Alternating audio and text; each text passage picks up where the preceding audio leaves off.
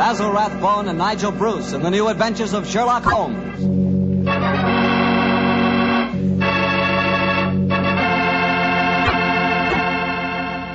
The Petrie family, the family that took time to bring you good wine, invite you to listen to Dr. Watson tell us another exciting adventure he shared with his good friend, that master detective, Sherlock Holmes. And I'd like to tell you about my favorite time of day. It's just before dinner. You know, when the family's all sitting around in the living room and wonderful things are cooking in the kitchen? That's for me. And boy, that's the time for a glass of sherry. Because Petrie California sherry really makes waiting for dinner a pleasure. That Petrie sherry is the perfect before-dinner wine. Just look at its beautiful amber color. And then taste that wonderful Petrie sherry. What a flavor. Petrie sherry has a rich, nutty flavor that's right from the heart of sun-ripened grapes. And if you like your sherry dry, you know, not sweet, you'll want to get Petrie Pale Dry Sherry. Or better yet, taste them both.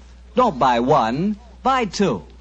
Those letters P-E-T-R-I on the label are the personal assurance of the Petrie family that Petrie sherry is truly good wine.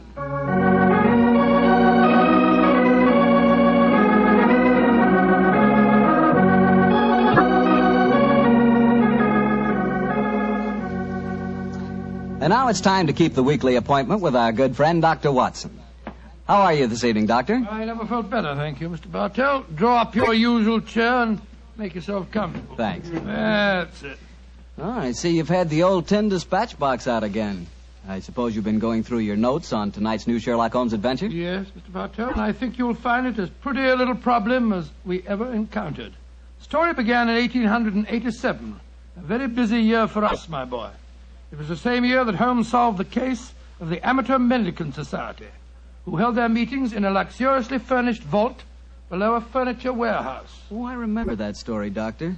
And wasn't 87 the year you both escaped from death in the Paradol chamber? It was indeed. You've got a very good memory, Mr. Bartell. The story I'm going to tell you tonight topped off this unusually exciting year. It was late in October, and the equinoctial gales had set in with exceptional violence. All day the wind had howled and the rain had beaten against the windows of our Baker Street lodgings. Finally, it was nearly midnight, as far as I remember. The storm grew higher and louder, and the wind in the chimney sobbed like a child. Suddenly, much to our surprise, the doorbell jangled, and a few moments later, our midnight visitor stood before us. He was a man of about 45, and as he looked about him anxiously in the glare of the lamp, I could see that his face was pale and that his eyes heavy, like those of a man who was weighed down with some great anxiety.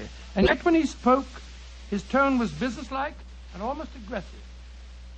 I've come to you for advice, Mr. Holmes. That's easily obtained. And help. That is not always so easy. Help the gentleman off with his coat, will you, Watson? Yes, indeed. Here you are, sir. Let me hang it up for you. Thank you, sir. I heard of you, Mr. Holmes, from Major Prendergast. Oh, yes. He said that you could solve anything. Oh, I'm afraid he said too much. But you've never been beaten. I've been beaten 4 times, sir. 3 times by men and once by a woman. But supposing you sit down and introduce yourself. My friend's name is Watson, Dr. Watson. How do you do, sir? How do you do, Doctor?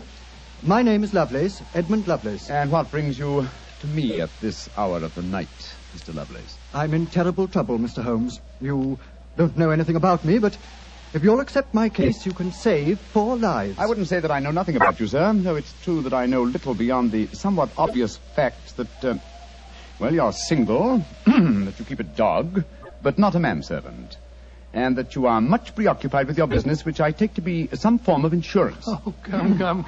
Oh, steady. Now, what is this? Well, magic? I'll wager that my friend's right, though. Isn't he, Mr. Lovelace? Perfectly. But I'll be hanged if I can see how he knows it. It's a practical application of logic, sir. The briefcase that you carry might at first indicate a barrister or some other professional man, but your brusque, businesslike manner counteracts that suggestion.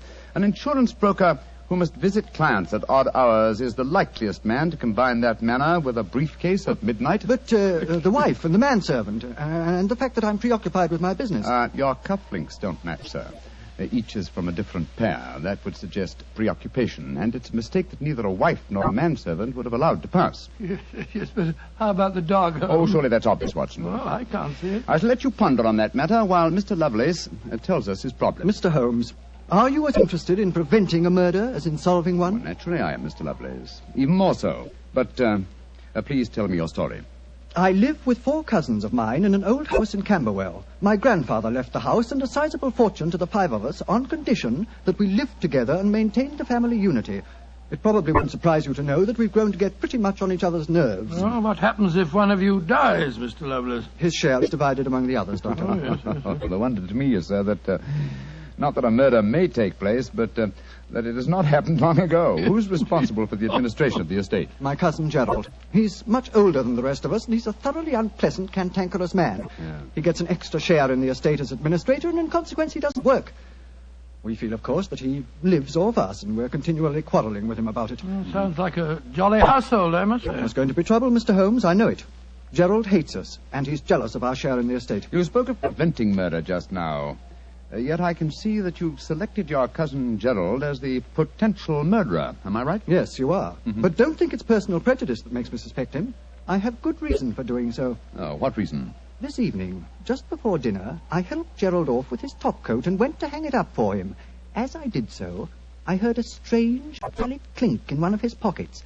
I slipped my hand inside it and found a hypodermic syringe and a small phial of liquid. I opened the phial and smelled it. Gentlemen, it reeked of bitter almonds. Bitter cyanide, eh? And what did you do? I thought of destroying it, but I realized that would put him on his guard, so I replaced it in his pocket. Of course, I warned the others, and we decided that I'd come to you.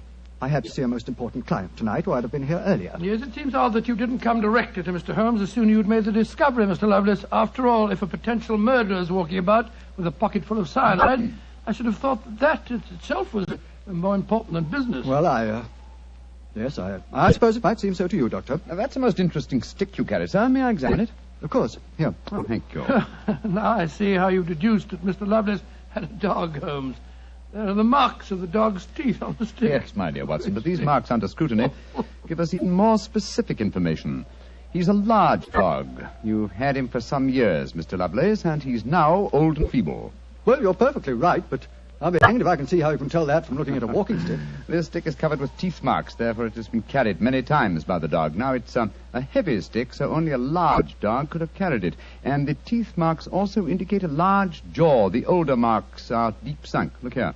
The fresh ones, where the wood is not yet darkened, are shallow. Yes, it's obvious that the jaws are losing their strength. That's very clever of you, Mr. Holmes, but I don't see what it has to do with the case in hand. Oh, neither do I, Holmes, I must confess. No, surely it tells us that your story, Mr. Lovelace, may bear a less terrifying implication than you think. On the other hand, its implication may be even more terrifying. Oh, it's late at night. I feel that any further delay in this matter would be extremely dangerous. I suggest that you get a cab and come to your house in Camberwell at once.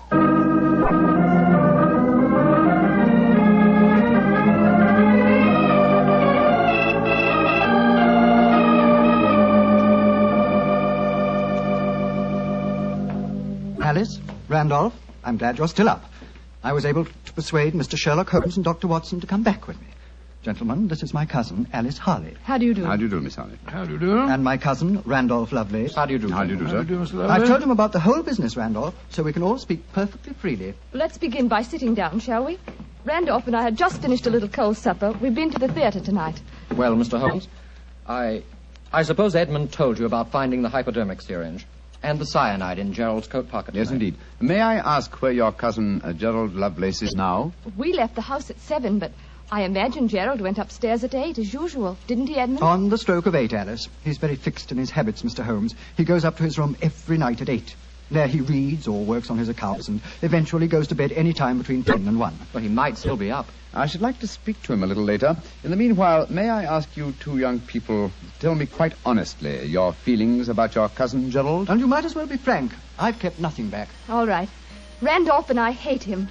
First of all, we're sure he's jealous of our shares in the estate, and then we... Alice and I want to get married, Mr. Holmes, and Gerald won't hear of it. But you're your cousins, aren't you? Only second cousins, Dr. Watson.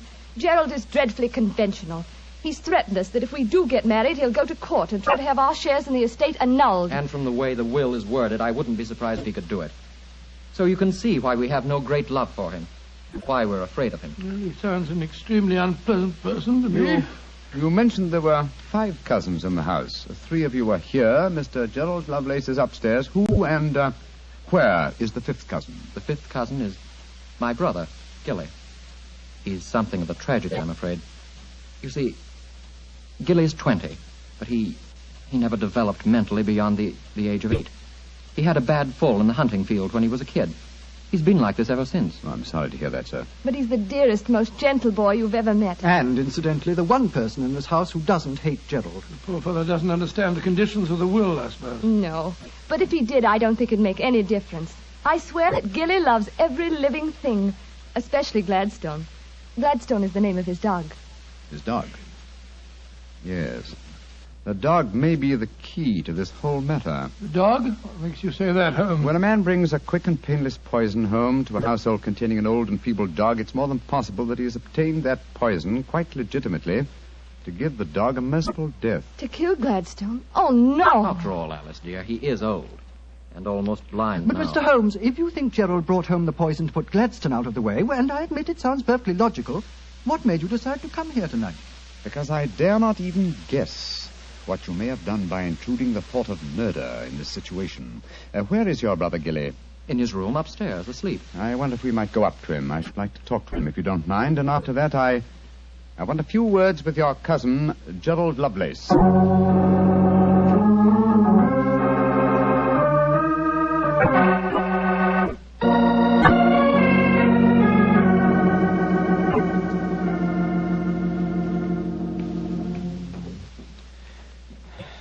He's asleep, Mr. Holmes. Yes, with a dog in his arm.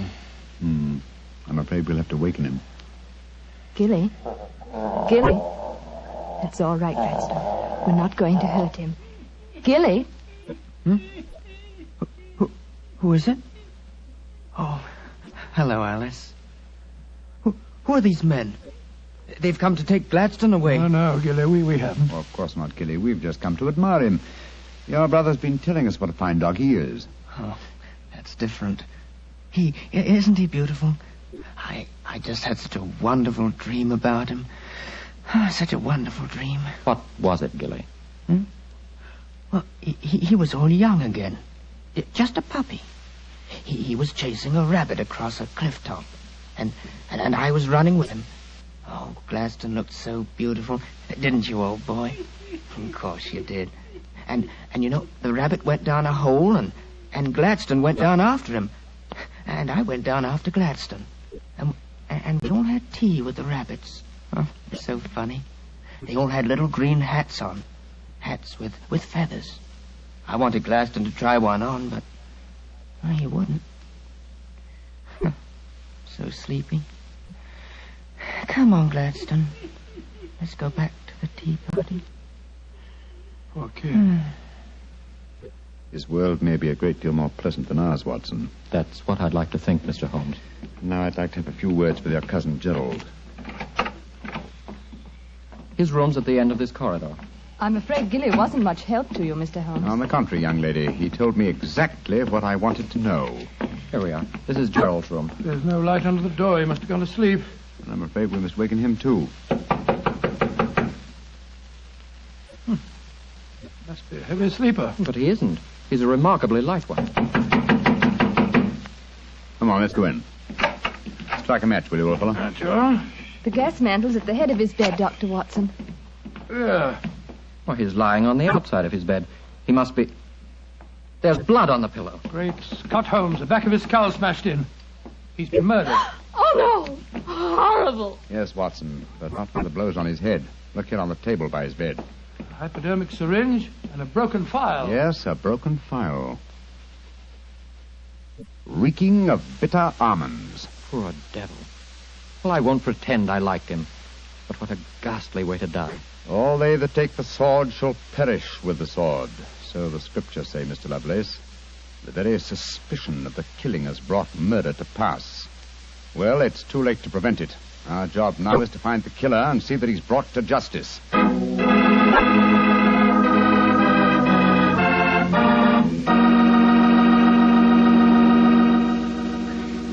Dr. Watson will tell you the rest of his story in just a few seconds.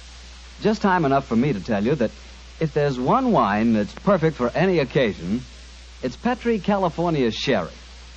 With a bottle of that rich, amber-colored Petri Sherry on hand, you can make that time before dinner a main event. And Petri sherry is the perfect answer to the question of what to serve when company comes. Serve Petri sherry alone and let its full, wonderful flavor speak for itself, or serve Petri sherry with hors d'oeuvres or party sandwiches. And remember, you can serve Petri sherry proudly, because Petri is the proudest name in the history of American wine. Well, Dr. Watson, so you found Gerald Lovelace dead in one of the bedrooms of the house in Camberwell. What did you do? Send for the police? Not at once, Mr. Bartell. Sherlock Holmes persuaded the remainder of the household to give him the opportunity of examining the scene of the crime carefully before the police were sent for. And so, a few minutes before 1 o'clock that October night, Holmes and I stood alone in the room of death. Turn the gas a little higher, will you, old chap? Right you are. You know, Holmes, I think you should have sent for the police right away. In a case like this, Watson, I prefer to be my own police. When I have spun the web, they may take the flies, but not before. What are the results of your medical examination, old chap? Well, it's exactly as you reconstructed it, Holmes. He was first beaten on the head with that poker lying on the floor. Then he had the full phial of cyanide injected into his left wrist. Can you estimate the time of death at all accurately? No, this room's confoundedly hot. He might have died any time from 1 to 5 hours ago. Yes. It's now 1 o'clock, and we know that he was alive at 8. Mr. Edmund Lovelace saw him leave for his room at that hour. Yes, if he was telling the truth. One thing we do know for a fact is that this man was murdered at the exact moment he was going to bed. He's wearing his nightgown and nightcap, but his bed has not been slept in. Well, isn't it possible that the murderer might have killed him shortly after 8 and then dressed him in his nightclothes to confuse us? No, my dear chap. You will notice that the hypodermic needle passed through the sleeve of his nightshirt. Here. Also, the nightcap is crushed and bloodstained from the blows of the poker. No, Gerald Lovelace had prepared for bed. Yes. Look at the glass of water on the night table and the prayer book and the watch. Yes. Signs of a prosperous and meticulous man. Mm-hmm. Very fine gold watch and in excellent condition. Aha. There's the answer, Watson. What do you mean, there's the answer, Watson? I just wound this watch 1 turn, and then it was fully wound. That provides us with a time schedule for our murder. Come on. We'll send a servant for the police, and while they're on the way, if you'll call everyone together, I should like to put a few more questions to this family.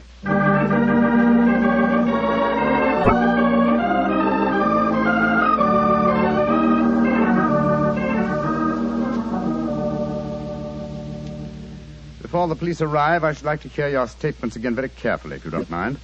Mr. Edmund Lovelace, what were your exact movements tonight? I left here shortly before 10. From 10 o'clock until the time I came to Baker Street, I was with my client. His name and address, please.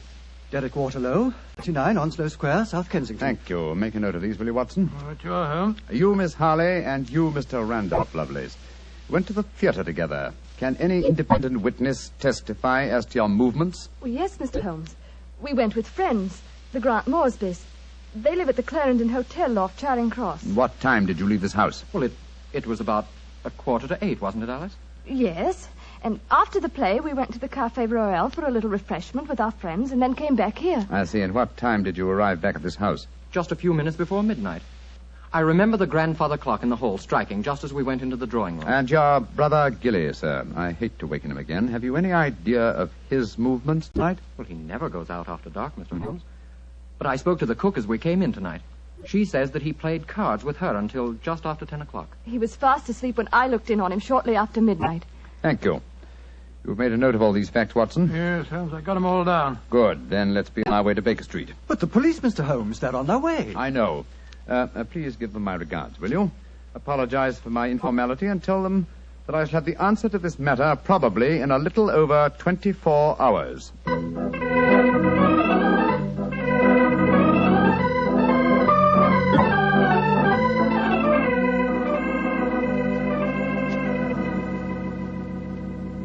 Holmes, here it is well after midnight. You haven't done a thing on the Camberwell case. No, but you have, old chap. You've checked on all the time alibis and found them valid. I'm much obliged to you. Yes, Inspector Lestrade was here tonight, you know, and he made some pretty caustic remarks, I can tell you. Oh, didn't you inform him that I'll have the answer to the problem before many hours have passed? Yes, I did, but you know, Lestrade, he wanted action. You shall have it.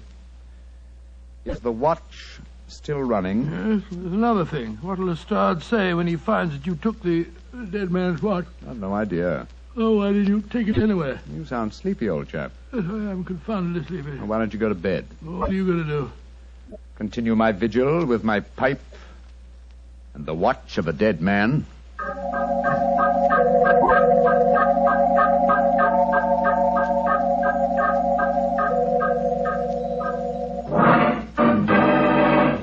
Watson, wake up! What time is it? 5 o'clock in the morning. Good Lord, what are you doing up at this hour? The watch has just stopped. I'm about to rewind it. What are you rewinding it for, Holmes? You waited over 24 hours for it to unwind. When I know how many turns it takes to wind it fully, I shall have the answer to the whole business. 10, 11... You're being confoundedly mysterious, as usual.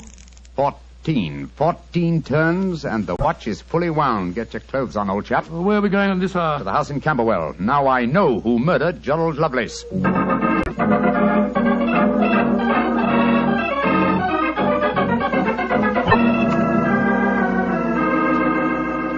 Mr. Edmund Lovelace, I'm glad you let us in. Please take us up to your young cousin's room at once. Gilly? What do you want with him? I'll explain in a moment. Please take us up to him. Oh, of course, but what brings you here at this hour of the morning? Mr. Holmes knows who murdered your cousin. Well, I'm glad to hear it. It's more than the police seem to know. They were here half the night cross-examining us. Here we are. I don't think we'll bother to knock.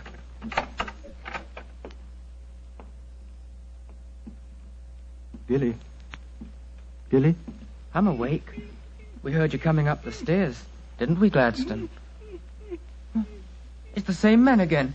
You're not going to take Gladstone away, are you? Please don't take him away. Don't worry, Gilly. We're not going to touch him.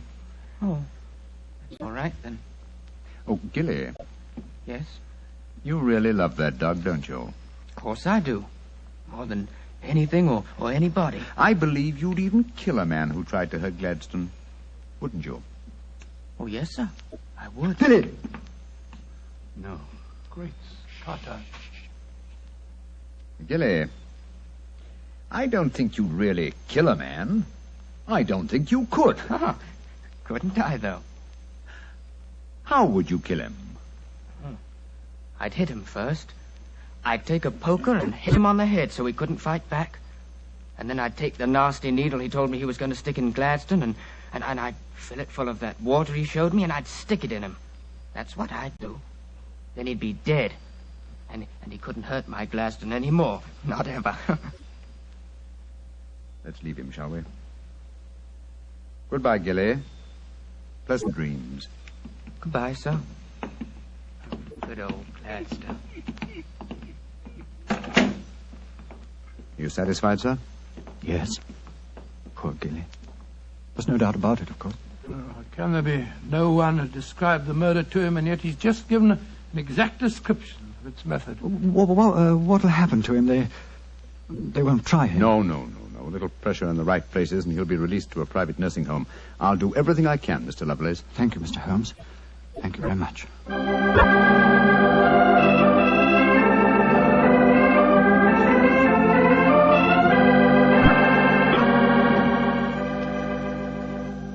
Well, Holmes, now that we're back in Baker Street and the whole depressing case is finished with, perhaps you'll tell me how you knew that Gilly had committed the murder. Well, consider the time schedules, old fellow. You checked the alibis of the other cousins and found them satisfactory. That meant that Alice Harley and Randolph Lovelace could have committed the crime only at midnight. Edmund only before 10. Gilly only around 11. You said that the time of death could have been at any of those hours. Yes, I did. So how did you pin it down to 11? The watch gave me the specific answer. When I picked it up, I unthinkingly wound it. Made one turn and was then fully wound. Now, when does a methodical, precise man like Gerald Lovelace wind his watch? Just as he's going to bed. Exactly, old fellow. So that it was obvious that he was killed precisely one watch stem turn before I wound his watch. Now I'm beginning to see daylight, Holmes. So you let the watch run down? That's what I did. It took 28 hours, from 1 o'clock the night before last until 5 this morning. Now, how many turns did it take to rewind it? 14, wasn't it? That's right. Therefore, one turn of the watch stem equaled 2 hours, proving that Gerald Lovelace had been murdered 2 hours before 1 o'clock at 11 p.m. When Gilly was the only one who could have done it. You know, Holmes, I still find it hard to believe that boy was capable of such a ghastly crime. He seems so gentle. Oh, he is. Except when his beloved dog's life was at stake, probably out of some mistaken notion of kindness. Gerald Lovelace warned the boy of his intentions regarding the dog. It's a sad business, Watson, a sad business. I hate to think of that boy spending the rest of his life in a mental home. I have one prayer for his future. What's that, Holmes? The dog Gladstone can't live very long. I pray that Gilly does not long outlive him.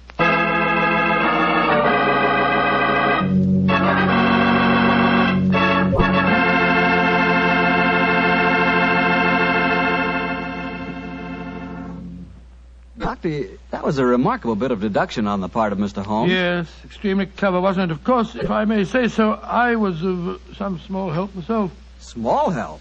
Why, Doctor, you practically solved the case by yourself. Oh, I wouldn't go as far as saying that. But, Doctor, you did check all the alibis, didn't you? Yes, I checked where each suspect was at various times. Yes, you checked time. And what's more important than time? Well, Why, Doctor, time is even vitally important when it comes to wine. I was wondering how you were going to bring that in. And one thing we do know, Petri took time to bring you good wine. So nobody can miss with Petri wine. It's just got to be good. You know, you can't be in the wine business as long as the Petri family without really learning all about the fine art of making wine. And don't forget, the Petri family has been making fine wine since way back in the 1800s. So, naturally, they've been able to hand on down, from father to son, the result of generations of experience at turning luscious, sun-ripened grapes into fragrant, delicious wine. No matter what type of wine you prefer, you'll like it more if it's a Petri wine, because Petri took time to bring you good wine. Well, Dr. Watson, what new Sherlock Holmes story do you plan to tell us next week? Well, now, next week, Mr. Bartell, I'm going to tell you a most unusual adventure that Holmes and I had when we were attending a performance at the Opera House in Rome. It concerns a famous singer who lost her voice, an understudy who was nearly lynched, and a murder that baffled the police. I call it The Adventure of the Terrifying Cat. Well, that's a story we've got to hear. Thank you, Mr. Bartell. And before you go, I want to talk to our friends about their war bonds. You know, during the war, the best investment we could find was a United States war bond. And for my money, they're still a great investment. They're called United States savings bonds now, and only the name is changed. Savings bonds are sold in the same denominations and give you all the same advantages. And you can buy savings bonds at the same places at your bank or your post office or through the payroll savings plan.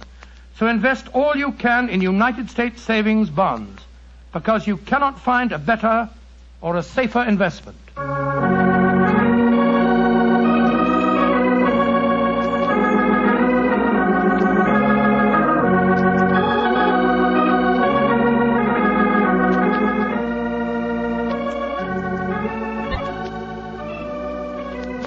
Tonight's Sherlock Holmes adventure was written by Dennis Green and Anthony Boucher and was suggested by an incident in the Sir Arthur Conan Doyle story, The 5 Orange Pips. Music is by Dean Fostler. Mr. Rathbone appears through the courtesy of Metro-Goldwyn-Mayer, and Mr. Bruce through the courtesy of Universal Pictures, where they are now starring in the Sherlock Holmes series. The Petri Wine Company of San Francisco, California, invites you to tune in again next week, same time, same station. Sherlock Holmes comes to you from our Hollywood studios.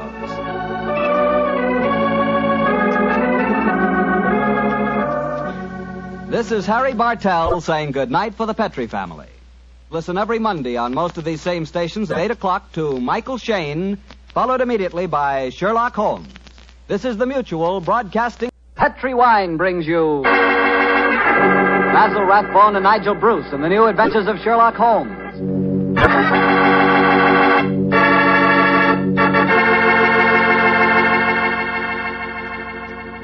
The Petri family, the family that took time to bring you good wine, invite you to listen to Dr. Watson tell us another story about his old friend, that master detective, Sherlock Holmes. And incidentally, I'd like to tell you about a swell American custom. The custom of serving sherry wine just before dinner. Petri California sherry. You know, especially when you have guests, while you're waiting for that call to the dinner table, there's nothing better than a good glass of that good Petri sherry. You don't need fancy glasses for Petri sherry. No, sir. That wine tastes good out of any glass. And it looks good, too. Beautifully clear and the color of precious amber. Just try that Petri sherry and you'll feel like smacking your lips after every sip. Oh, and say, Petri makes 2 kinds of sherry. The regular sherry and Petri pale dry sherry. Just to make sure you get the perfect sherry for the whole family, don't buy 1, buy 2. But do be sure the sherry you buy is Petri sherry. Petri, the proudest name in the history of American wines.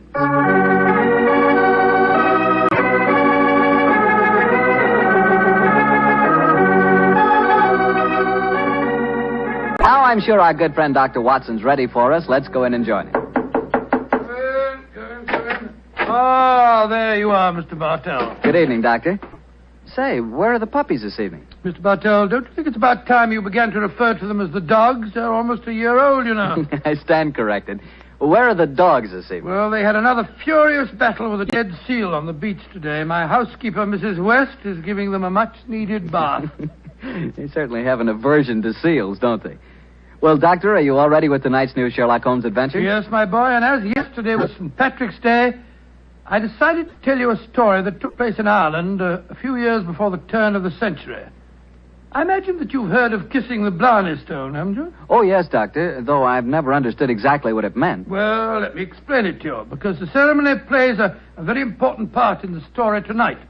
Blarney Castle is an imposing 15th century ruin a few miles outside the town of Cork.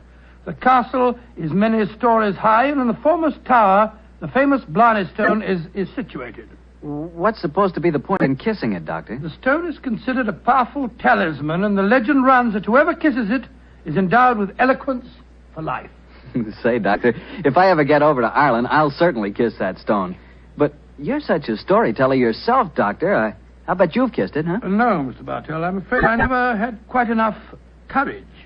Courage?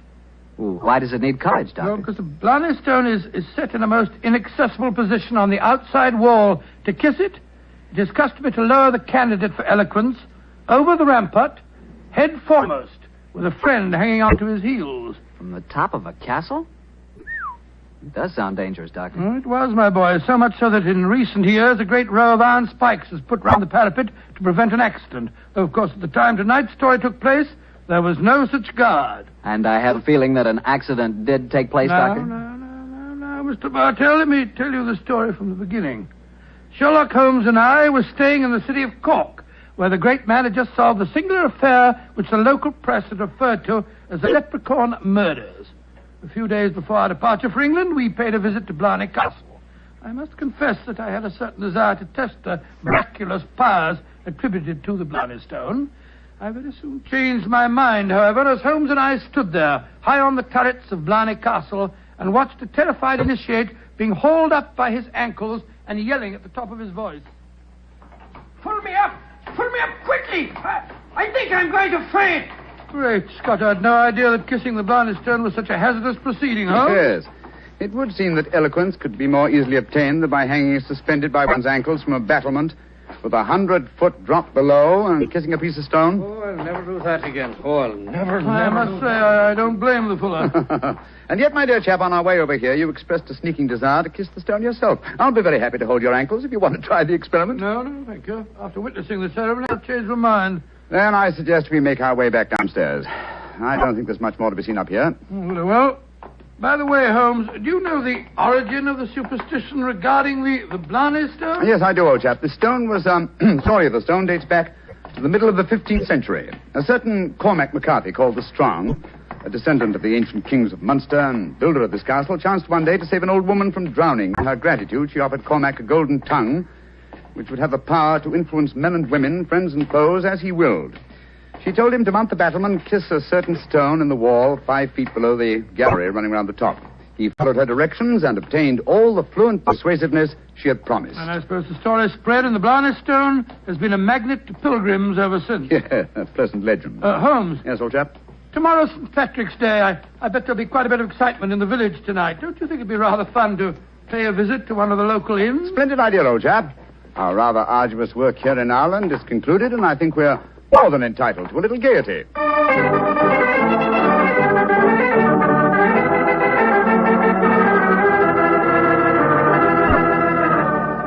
In Dublin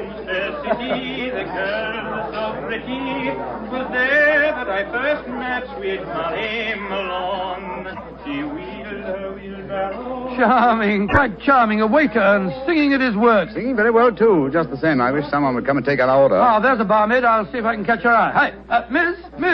Would you gentlemen be after wanting something? Yes, my dear. My friend and I would like a little refreshment, and what would you suggest? What would I suggest, Your Honor? Oh, begorra. There's but one drink a gentleman like yourself should be after pouring down you, and that's the cream of Connemara. Whiskey that'll soften your heart and make you glow with a good feeling, so that the little people will be after visiting you. It sounds delightful. Bring 2 glasses, will you? Yes, Your Honor. Yes, Your Honor. I must say I never heard an English barmaid go into such rhapsodies over a nip of whiskey. No, the Irish are distinctly more colourful in their speech. It's an interesting fact, though, Watson, that the Irish are curiously unrewarding in the criminal world. England, Scotland, America, Australia have all produced classics of crime, but the Irish murders, almost without exception, have been purely physical, affairs of hot blood. You say that rather regretfully, Holmes. No, my dear chap, no. Mr. Watson, look at this rather florid-looking gentleman coming towards our table. It looks to me as if he's a little under the weather. You fellas have got to have a drink with me. Oh, thank you, sir, thank you, but we've just ordered one. Well, you've got to have it with me. I went to the races at Cork today and made a killing. I'm going to buy all the drinks here tonight. I'm afraid that... But nothing to be afraid of. I'll sit down with you for a moment. There. My name's Hankin, Geoffrey Hankin. What's yours? Mine is Holmes, and this is my friend, Dr. Watson. How do you do, sir? How do you do? Your Honors, that'll be 1 and 6. Here, I'm paying for these. Here. Half a crown, and you can keep the change. Oh, blessings on you, Your Honor. Oh, well, if you insist on paying for our drinks, Mr. Hankin, here's your very good health. Yes, indeed. You're both English, aren't you? Yes, sir. So am I, and it's certainly a relief to hear an English voice again. Oh, you don't like the Irish lilt, sir? Can't bear it. Personally, I find it rather charming. Yes, indeed, so do I. Well, you wouldn't if you had to live with it all the time. Sometimes I think that if I hear one more Irish tenor singing Molly Malone, or one more reference to the little people, I shall go raving mad. You live in Ireland, sir? Yeah, I have to. I own a half interest in the Tweed mill here, you see. In any case, my wife's Irish, and she thinks there's no other country in the world, so I suppose I'm stuck here. See that couple sitting at the table over there? You mean the fellow with a very beautiful girl? Yes. Man's Michael Corcoran, my partner. Oh, the girl's absolutely ravishing. You'd like to meet her? I'd like to, by George, yes. What do you say, Holmes? Oh, very well, Watson. The combination of my natural curiosity and your taste for a pretty face would seem to suit the occasion admirably. I might as well warn you, Doctor, that the pretty face belongs to my wife. Your wife? Oh, good gracious me. I'm sorry. I didn't mean to... Oh, well, you better bring your glasses with you.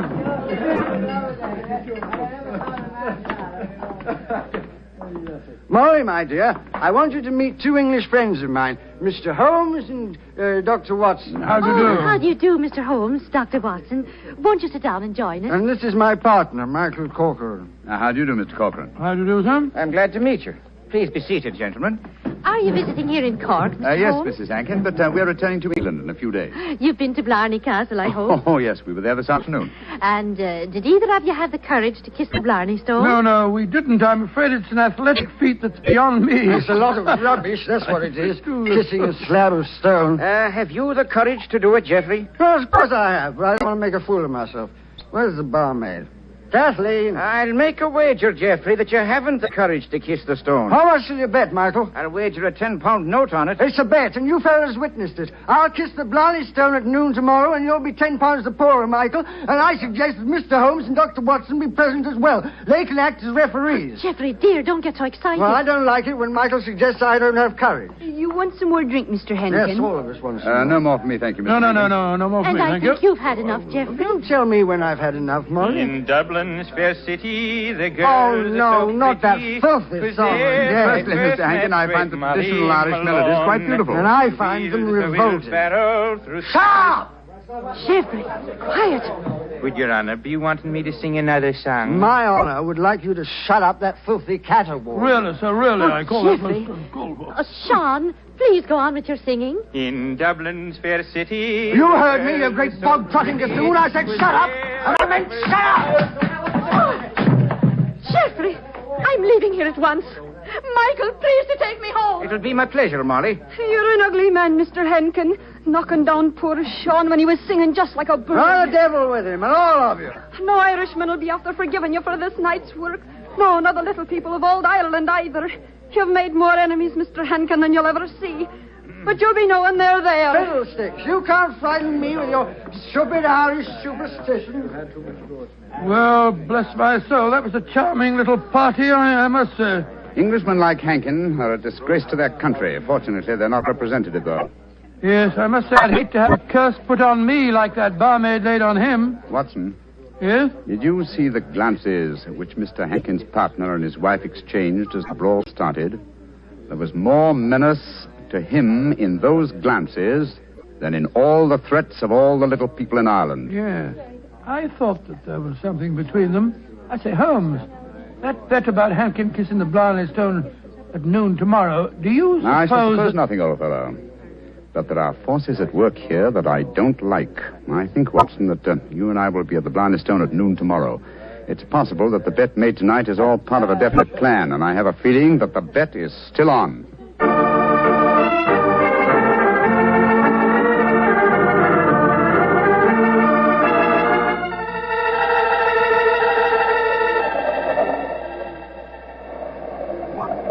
It's quite windy up here today, old fellow, at the top of the tower, isn't it? Yes, it's just past noon. I wonder if that man Hankin is going to keep to the terms of his bet. We shall soon learn. In the meanwhile, are you sure that you wouldn't like to change your mind and kiss the Blarney Stone yourself? I'm quite sure, thank you. Ah, here they come now. Yes. Hankin and his partner, Mr. Corcoran. The bet is on, Watson. Good day to you, gentlemen. Oh, hello. It's my friends from last night. Well, I see you're going through with the bet, son. Oh, yes. Geoffrey set his mind on the 10 pounds of mine. Your wife didn't accompany you, Mr. Hankin? No, she didn't. I'm afraid I'm rather in disgrace for my behavior last night. Molly made me go round and see that waiter fellow that I hit. I offered him money, but he wouldn't take it. Did you offer him an apology? Apologize? To a waiter? I should say not. Well, come on, let's get this stupid farce over with. Are you sure your nerves can stand it, Geoffrey? There's a drop of 100 feet or more below you. Oh, don't worry about me, Michael. Just hold on to my ankles tightly and don't let go. I'll climb onto the parapet. There we are. Now hold on to my feet, Michael, and lower me gently. I'm holding you, Geoffrey. Then lower away. Right you are, Geoffrey. Great Scott, I wouldn't do that for 100 pounds. Sliding head first down a vertical wall. That's enough, Michael. I can reach the stone. Oh, his boot. They're slipping through my fingers. I can't hold it. Let me help you. I'm slipping. Pull me. Hold on to him. Hold on to him. Oh, he's gone. I just couldn't hold him. Great heavens. No man could survive that drop. Mr. Corcoran, you deliberately let your partner slip to his death. This is murder. Yeah, but I don't understand. I'm a strong man, but he just vanished out of my hands like a greased pig. Let me see your hands, Mr. Corcoran. This is dreadful. Dreadful. There's grease on your hands. Grease. And with a faint trace of boot blacking. Good Lord, Holmes, that means... Watson, that someone, knowing that Hankin was going to kiss the Blarney Stone, smeared his boots with grease so that he would slip out of the grasp of whoever was holding him. As clever a method of indirect long-distance murder as ever I've encountered.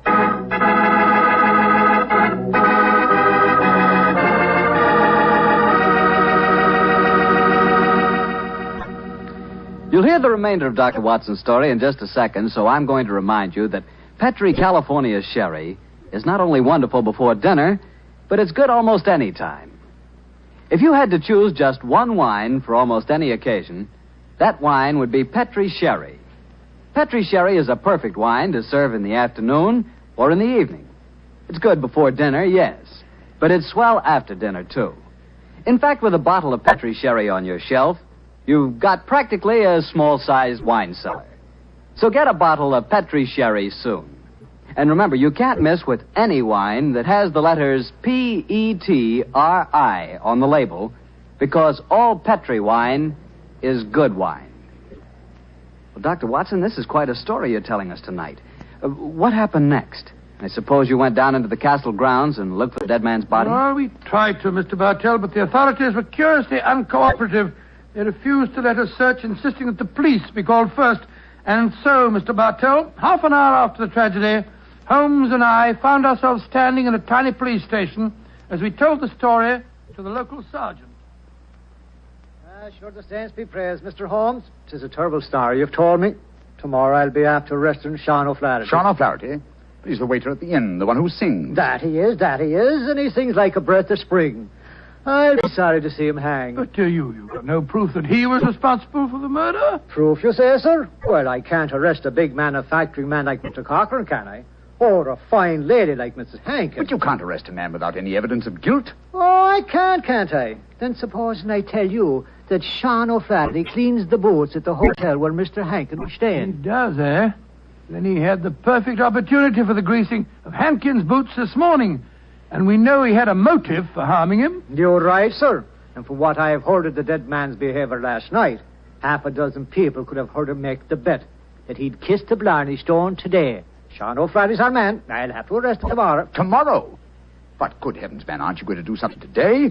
A murderer's at large. Today is blessed St. Patrick's Day. Oh, should let the poor fella have the day in peace. Oh, he won't run away. But my dear son... will you come back with me to the castle and search for the body? They refuse to let me do it alone. On St. Patrick's Day? That I will not. We would need a crew of helpers, and where will I be after getting them on blessed St. Patrick's Day? No, we'll do that tomorrow, too. No, today's a day for celebrating. Oh, your methods astound me, Sergeant. Do they now, sir? Don't be after fretting about me. Just enjoy yourself today. Tomorrow we'll see what can be done about it. Well, good day to you, gentlemen. Oh, bless my soul.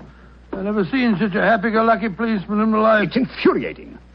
If only I were allowed to examine Hankin's body, I could get to the bottom of this. Well, what are you going to do now, Holmes? The police won't help us. Then we must take the law into our own hands.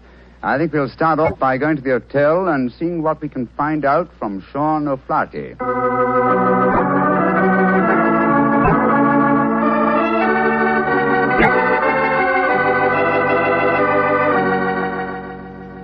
I was going to Ballinure a day, I well remember, for to view the lads and lasses on the 5th day of November with a murring-do-a-day and a murring-a-do-a-daddy. Oh, your honours would be after speaking to me, Sean O'Flaherty, perhaps? Yes, Sean. Did you know that Mr. Hankin, the man who struck you last night, was dead?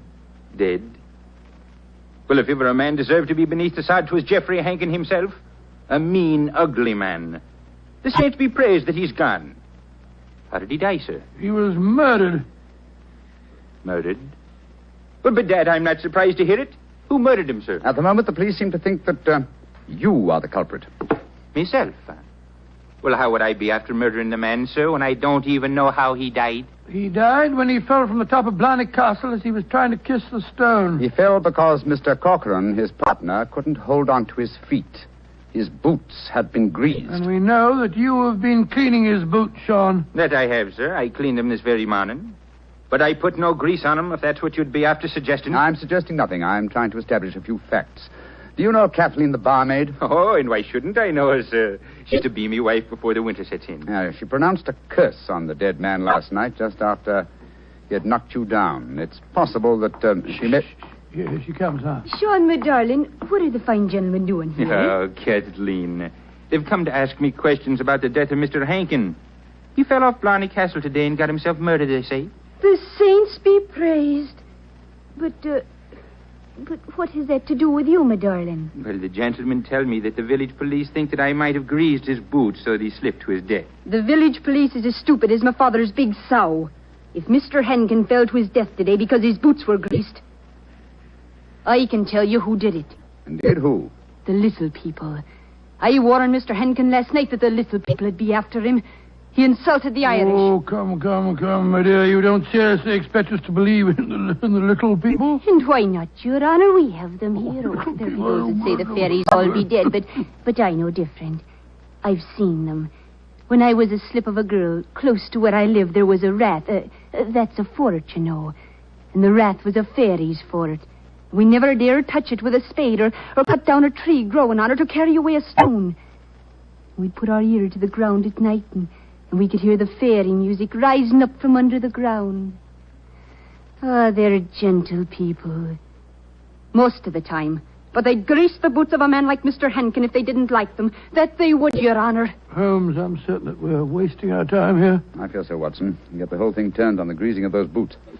If only I could have the boots in my hands. If only I could make laboratory tests. But until that dolt of a police... But of course! I have it, Watson. You have what, Holmes? The answer, I hope. Get hold of Mrs. Hankin and Mr. Corcoran. Have them meet me in the Blarney Stone Tower in half an hour. And you, where are you going? To the police station to try and convince the sergeant that even though it's St. Patrick's Day, it's his duty to help me trap a murderer.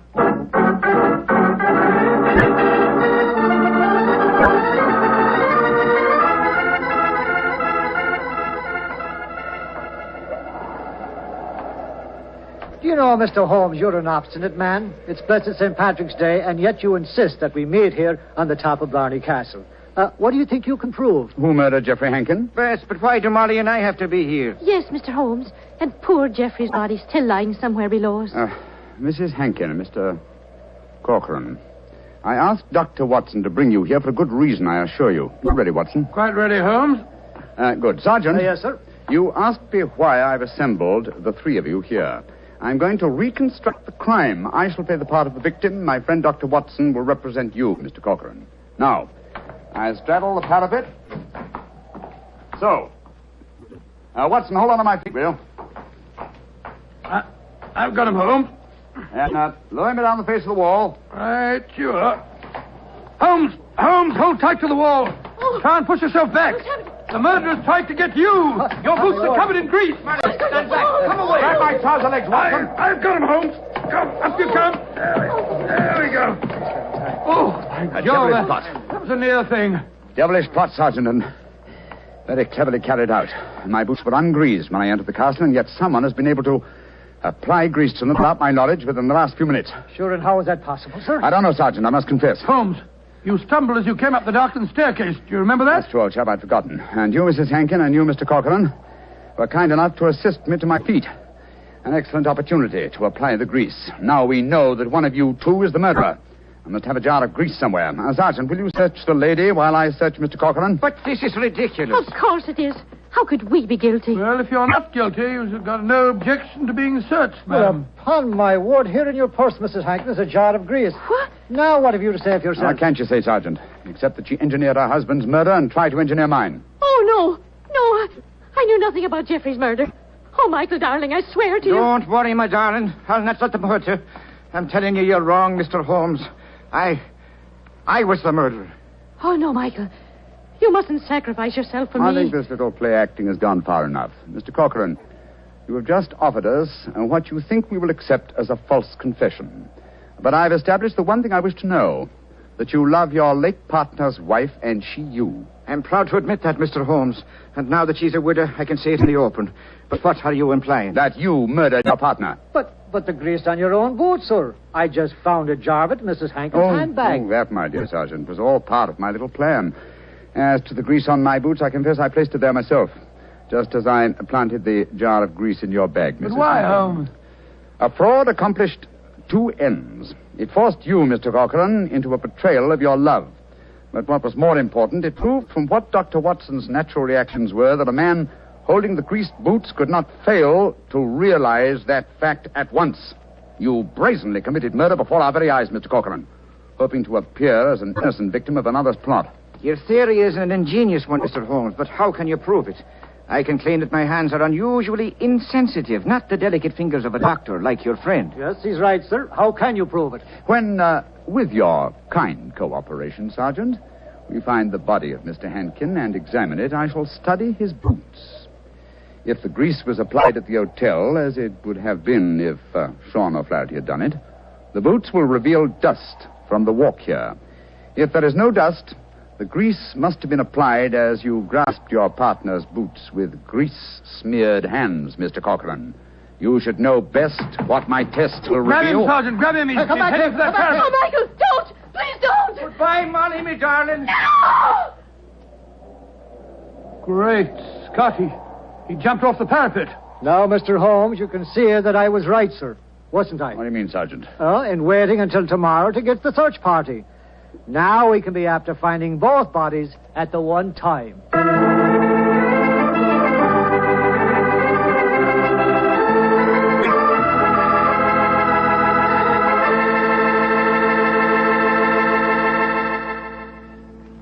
Well, Doctor, that was really an unusual story. Even now I get a bit of a shudder when I think of that afternoon at the castle. I don't blame you.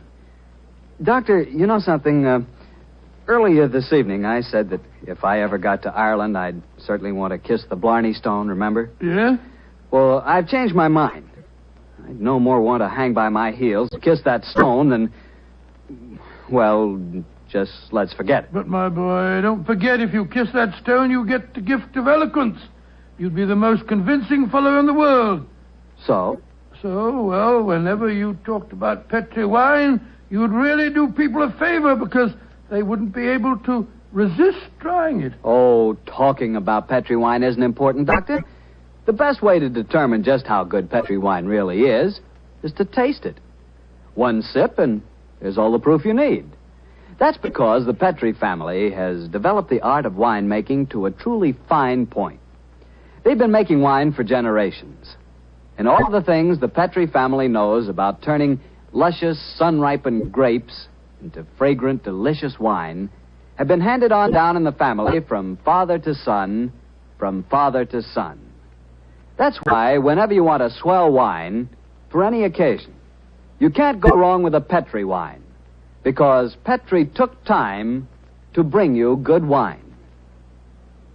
Well, Dr. Watson, what new Sherlock Holmes story are you planning to tell us next week? Well, now, let me see. Next week, Mr. Bartell, I'm going to tell you a story in which that arch-criminal Professor Moriarty played a most important part. It deals with the theft of a famous painting, of a strange night that Sherlock Holmes and I spent trapped in the interior of a giant metal vault, and of mysterious bloodstains in an empty room.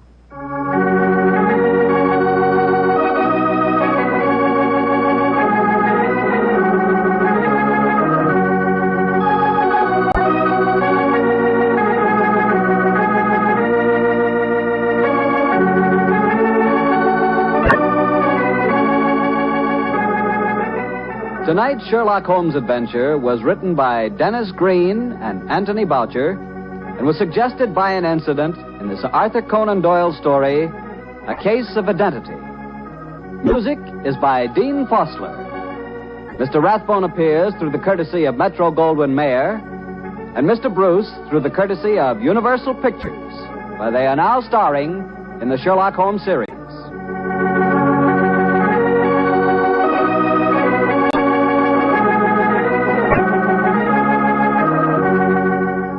Petri Wine Company of San Francisco, California, invites you to tune in again next week, same time, same station. Sherlock Holmes comes to you from our Hollywood studios.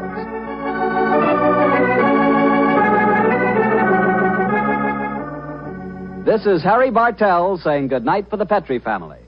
For a solid hour of exciting mystery dramas, listen every Monday on most of these same stations at 8 o'clock to Bulldog Drummond, followed immediately by Sherlock Holmes.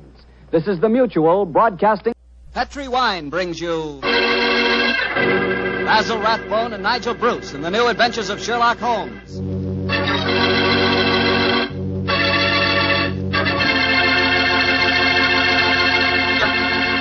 The Petri family, the family that took time to bring you good wine, invite you to listen to Dr. Watson tell us another exciting adventure he shared with his old friend, that master detective, Sherlock Holmes. And I'd like to talk about an adventure myself, an adventure in good eating. It begins with a good wine, Petri California Sauterne. You just serve that Petri Sauterne the next time you have fried chicken. You like fried chicken? Cooked so it's crispy and a beautiful reddish gold color on the outside and just as tender as all get out on the inside. Ah, that's chicken. But wait till you try it with Petri Sauterne. That's a wine. That Petri Sauterne is a pale, delicate golden color. You can just look at it and you know it's going to be one of the most delicious wines you've ever tasted, if not the most delicious. Petri Sauterne is not only wonderful with chicken, it's great with fish or any kind of seafood, too. Get a bottle of Petri Sauterne. When it's a Petri wine, it's a good wine.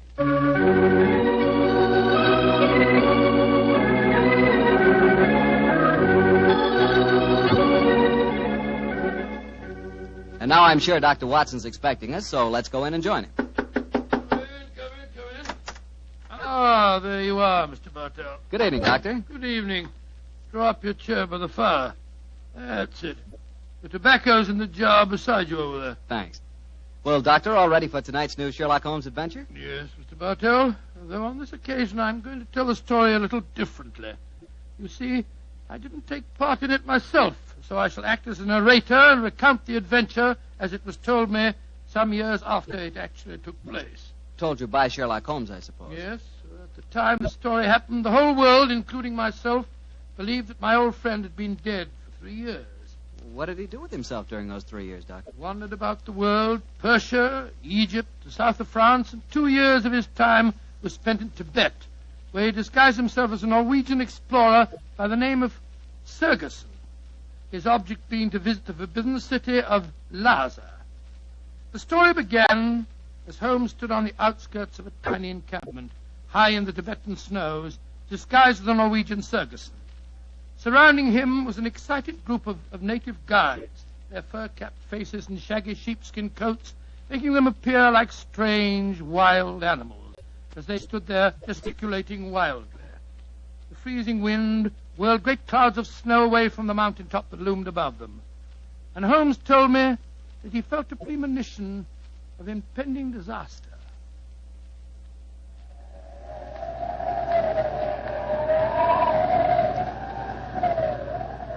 Sir, my men will go no further. They say the goddess of the mountain is angry. If we climb further, she will swallow us up. She will bury us. But we cannot go back now. We have come so far, 1,000 feet, 800 feet higher. We shall reach the pass. We shall be safe. I will not go. We can stay back there in the tents until the goddess of the mountain tells us we may go further. He is right. We can't go. We don't want to go anymore. It's too... Fools! If you stay here in the wilderness, in the village, and the avalanche comes, you will all be buried. You will be swept away. The only road lies upward. We will not go! Back to the tent! The wind is rising! Then I shall go on alone.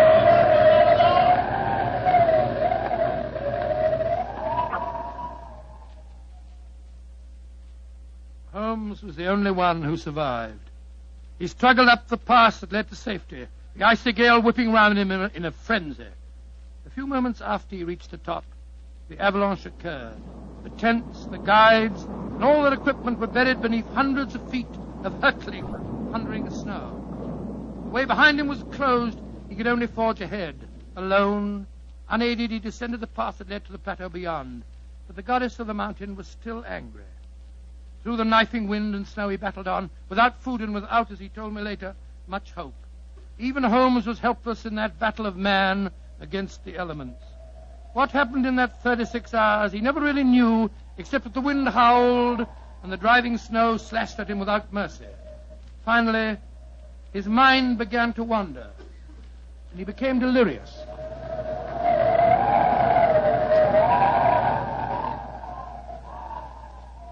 Watson, dear boy, hand me my violin, will you?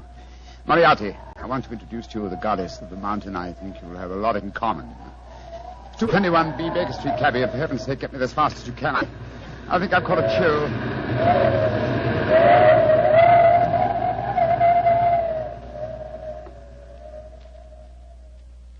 Though his mind was wandering, his great strength combined with instinctive urge for self-preservation must have kept him on his feet. But finally he returned to normal consciousness to find himself jogging along a rough road in a primitive cart drawn by 2 oxen. The sun shining on him, and a white girl feeding him warm broth from a cup. For a moment the girl looked at him with a comforting smile, and then she spoke. No wonder you look puzzled, poor man. You can't make up your mind whether you're in this world or the next. Who are you? And how did I get here, please? My name is Eileen Farley. I'm a medical missionary. I found you wandering out of your mind 2 days ago, and I've taken you under my wing. We're going to the monastery of Panchapushpa. I'm most grateful to you, Miss Farley. You have saved my life.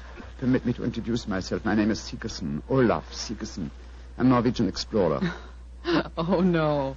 No, your name is Sherlock Holmes, and you're a famous English detective. Please, I don't understand you. Mr. Holmes, you've been delirious for the last 2 days.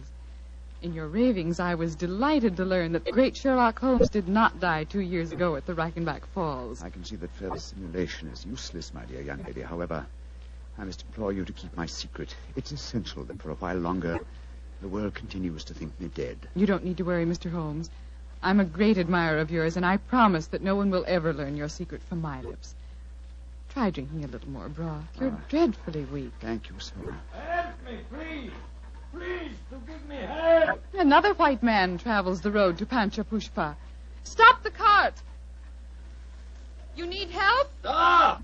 My own cart has broken the wheel. You're going perhaps to the monastery of Panchapushpa? We are? Ah, good. Fyodor Dmitrievich Borodin, Imperial Russian envoy, will travel with you. Please to make room. Spasibo. Remember my secret. The cart may proceed. Понимаешь? Your name, please, young lady. Eileen Farley. I'm an American medical missionary. I do not approve of missionaries, but you are very beautiful. So Borodin will forgive you. Who's this mujik lying on the floor? He looks half dead. I am half dead, Господин Borodin. My name is Sigerson. I am Norwegian. What is a Norwegian doing in Tibet? I have been exploring the mountains. And what, may I ask, is a Russian doing in Tibet, Господин Borodin? What is a Russian doing? You shall see, my friend. To Holy Mother Russia shall belong Tibet. But now let us be gay. We have some hours ahead of us. You like vodka, Miss Farley? I'm afraid I don't drink. Borodin will teach you to drink. Then he will sing you songs of his native Russia. We shall be happy.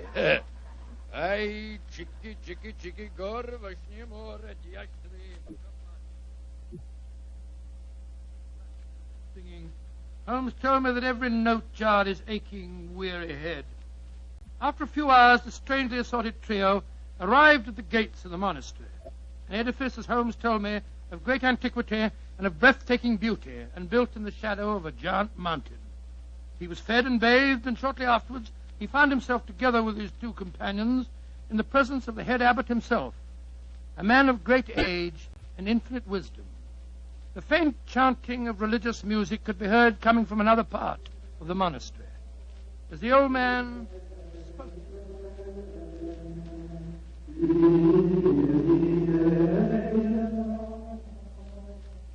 My dear Miss Farley, my dear gentlemen, I have welcomed you to the monastery, and yet each one of you has come to me separately and asked that he be given permission to go to the sacred city of Lhasa.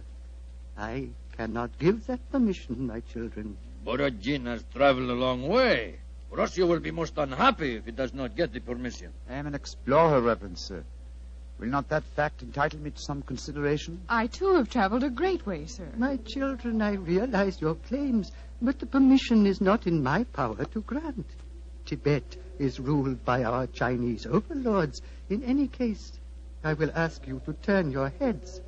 The gentleman approaching us has preceded you in residence here. He also wishes to tread the road to Lhasa. You have new visitors, I see. Yes, my son. Permit me to introduce you. Sir Harvey Forrester, and this is Miss Eileen Farley. How do you do? How do you do, Sir Harvey? Господин Borodin from Russia. How do you do? One cannot travel the world without meeting an Englishman. Как вы поживаете? And Mr. Olaf Sigerson from Norway. God dag, Sir Harvey. How do you do? Please be seated. My children, the Chinese ruler in this province has heard of your presence here. He has announced his intention of visiting you. Before he arrives, I should like to ask you each a question. 4 of you, all from different countries, have traveled here to the mountains of Tibet. At this monastery, I can offer you refreshment, the opportunity of acquiring wisdom and peace. What more do you seek in Lhasa? I shall ask you each that question in turn. You, Miss Farley, what do you seek? I seek the opportunity to bring both God and health to your Tibetan people. And you, Mr. Sigerson? I seek to chart the true course of your mountains, and so to bring knowledge to the world. And you, Господин Borodin? I seek to bring about complete understanding between the great peoples of Tibet and Russia. If I succeed, Tsar and his family may consider turning to Buddhism. Indeed. And you, Sir Harvey, as representative of the British government, what do you seek? I shall not join in this contest of wishful thinking. I merely remind you, sir, that your government has signed a treaty with mine. And was not that treaty forced upon us by our Chinese overlords? No, my children. You have advanced brave reasons, but I cannot help remembering Let the streams of Tibet bear gold nuggets the size of hazelnuts. You foreigners, in your pitiful ignorance, esteem gold. That signals the arrival of Watson, the Chinese emissary. Your problems will soon be settled, my children. I will acquaint him with your request. Why are you smiling, Mr. Holmes? At the name of the Chinese overlord, Watson. Must avoid falling into old habits and saying, elementary, my dear Watson. Shh. He's going to speak. Silence! Silence! The abbot has told me your wishes. I will hold conference. American lady and Norwegian will not be allowed. Only Great Britain and Russia have treaties with my country. I insist that I have prior right over the Russian representative. Short me. I represent the Tsar, and Russia is your neighbor. I demand my diplomatic privilege. Follow me. I will decide these things, not you. I shall inform the British consul in Peking if proceedings... This is an insult to the Tsar. Holy Mother Russia will never... Well, Mr. Holmes, it looks as if you and I, at any rate, don't get to Lhasa. No. You look worried. Does the journey to Lhasa mean so much to you? It isn't that. I'm worried about the potential danger that hangs over this monastery. Violent forces are at work. What do you mean, Mr. Holmes? As you know, Miss Farley, I have some specialized acquaintance with these matters, and I tell you that I have rarely seen more clearly exemplified that emotional tension which leads to one thing, murder. That is what I'm afraid of, young lady. Murder. That was what Holmes was afraid of. Later that day, as the sun was setting over the mountaintop, the old abbot walked slowly in the monastery gardens as he talked to the man who he thought to be Sigerson. Mr. Sigerson, what can I do to help you? Our conversation has pleased me. You are a man of rare perception and knowledge. I grant you one worthy to enter Lhasa, but I can offer no hope. Mr. Wa has already rejected the applications of both the Englishman and the Russian. He did that? He did, my son. He told me they were both very angry and threatened him. If anything were to happen to the Chinese emissary, would you have the right to grant permission for the journey to Lhasa? Yes, until the new envoy arrived from Peking. But what are you suggesting, my son? This monastery is a haven of peace, a backwater far from the troubled stream of life. No violence has ever occurred here. I hope it never will, and yet the Chinese envoy was threatened, you say, Reverend Sir? Yes, my son. He has left the monastery, of course. No, those who come here, even for a short visit, must break bread with us and sleep at least one night. Mr. Wa is quartered in the cell you see before us. Then do you mind if we call on him, Reverend Sir? Of course not, my son, though you will but waste your breath in talking to him. He will not give you permission to take the road to Lhasa. He sleeps, my son. Let us not disturb him. If you don't mind, Reverend Sir, I must waken him, if he can be wakened. What can be wrong? I think I know. I'm going in.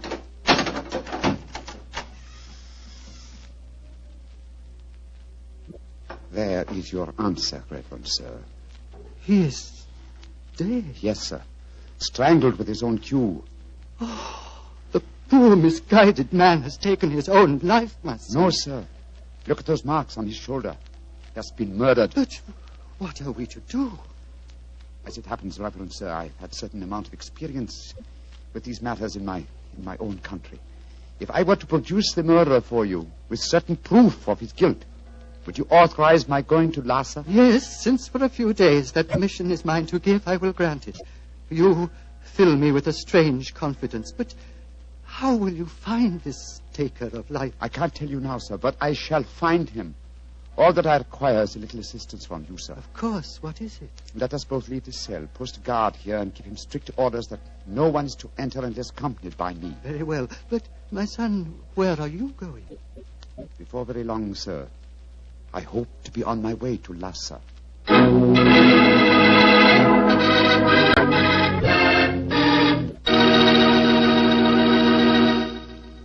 Dr. Watson will tell us the rest of his story immediately, so I'll just take a second to remind you that hamburgers, hamburgers, are practically an all-American food. We all love a good hamburger, but wait till you taste a juicy hamburger together with a glass of Petri California Burgundy. Boy, that Petri Burgundy is a hearty red wine. It's just the best friend a hamburger or steak or any kind of meat dish ever had. So remember, if you want a red wine for dinner, you want Petri Burgundy. If you prefer a white wine, you want Petri Sauterne. And if you can't make up your mind which you want, it's simple. Don't buy one, buy two. But always buy Petri. Petri. Petri. Well, Dr. Watson, it seems to me that Sherlock Holmes was in a tough spot. There he was, thousands of miles from England. A murderer was running loose. Holmes was in disguise. And he hadn't got you to help him on the case. Oh, thank you, Mr. Bartell. I must say I think that I always was useful to my old friend. But I wasn't there. So this time he enlisted the services of Eileen Farley, the American girl. Immediately after he'd left the cell of the murdered man, he'd gone to Miss Farley and told her of the tragedy. As they returned to the scene of the crime, he found that his instructions had been carried out and that a guard was barring the entrance to the dead man's cell. There's a guard in front of the cell. My instructions. The abbot gave you your orders. Yes, you may go in. Please close the door behind us. I'm sure your nerves are up to this, Miss Farley. It's not a pretty sight. I've seen sudden death before, Mr. Holmes. In any case, I wouldn't dare appear frightened. I'm so flattered that you asked me to help you. You were the only one who knew my true identity. That's why I suggest that you take my old friend's place.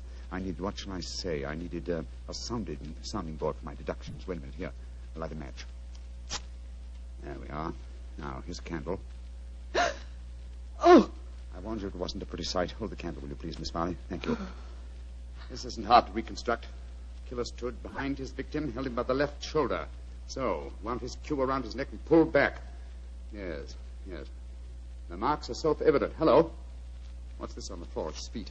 A cigarette. Dropped as it was burning, I should think. And now it's nothing but ash. Exactly, ash. Now, which of the visitors at the monastery smoke cigarettes? Yourself, the Russian, and Sir Harvey, the Englishman. I think we may justifiably omit myself from the list of suspects. So that narrows us down to two. Look, Miss Farley. What is it? There are clear traces here to the naked eye, not only of tobacco ash and paper, but of cardboard. But what does that signify, Mr. Holmes? The case is nearly solved. Come on, young lady. We must pay a visit to Borodin's cell at once.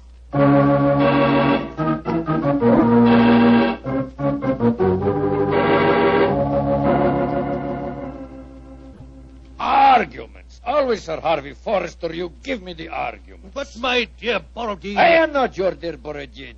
I'm Pyotr Dmitrovich Borodin, ambassador of Holy Mother Russia, and no friend of yours. Come in. The missionary girl and the sick Norwegian. Come in. We will drink vodka, and I will sing Russian songs for you. We haven't come here to listen to songs. The Chinese envoy was murdered tonight. So we have been told, my dear. And Sir Harvey and I are very happy because of his death, are we not? Well, I won't pretend I'm heartbroken. Rasputin Borodin. What is it, Norwegian? You were in the cell tonight at the time of the murder. Huh? That's a lie. I can prove it. In that cell, I've just found ashes, of totally burned cigarette ashes that included fragments of cardboard. Only a Russian cigarette has a cardboard mouthpiece. What you can or cannot prove is of no interest to me, Sigerson. He's very obstinate tonight, Sigerson. We've just been having a political argument. Couldn't agree on a single point, except on the danger of the common man. He was telling me of the most extraordinary revolution in his estates. Do you know they chopped off one of his hands? Dreadful. Your hand, Borodin. Which one? As God was merciful, my left hand. The one beneath your glove? Is made of wax, my good Norwegian. Is made of wax. Well, see for yourself. Extraordinary. It's more than that. It is conclusive proof. What do you mean, Mr. Sigerson? I cannot tell you now. I must leave you here. Let me warn you, the three of you will be well advised to keep an eye on each other. Meanwhile, I must see the abbot. Why, Mr. Sigerson? Because now I know who murdered Bat Sun.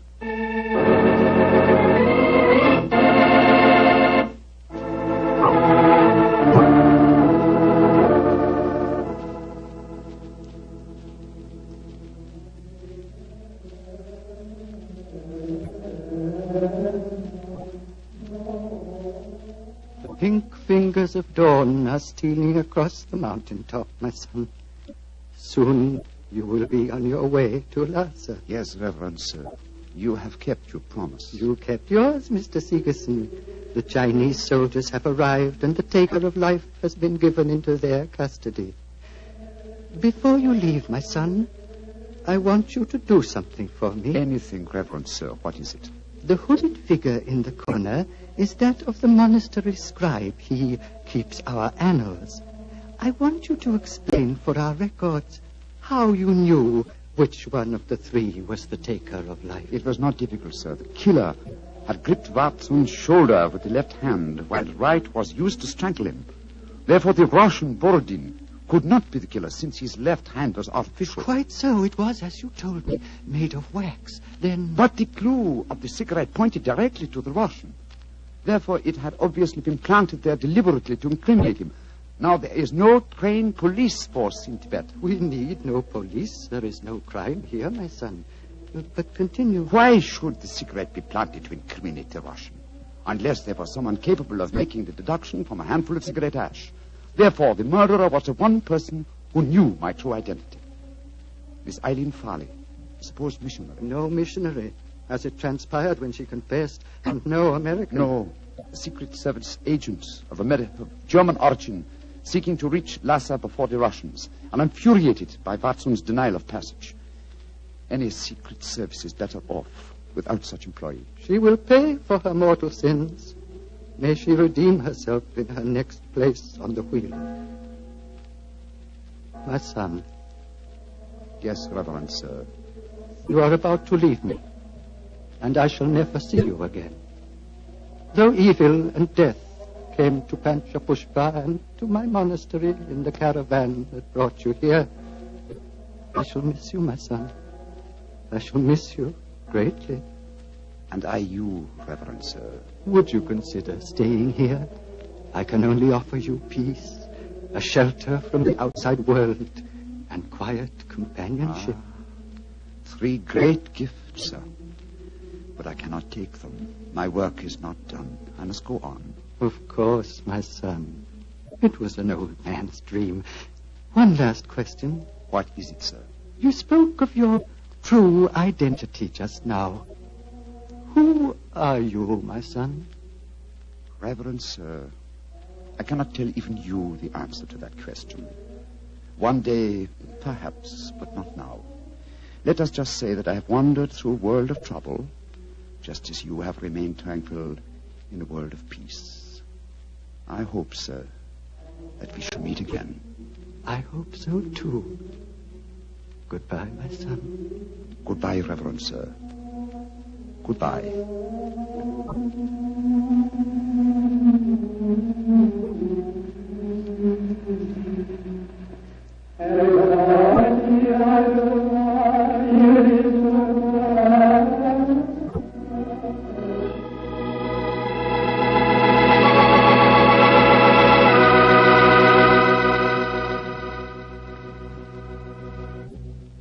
Doctor, that was really an unusual story.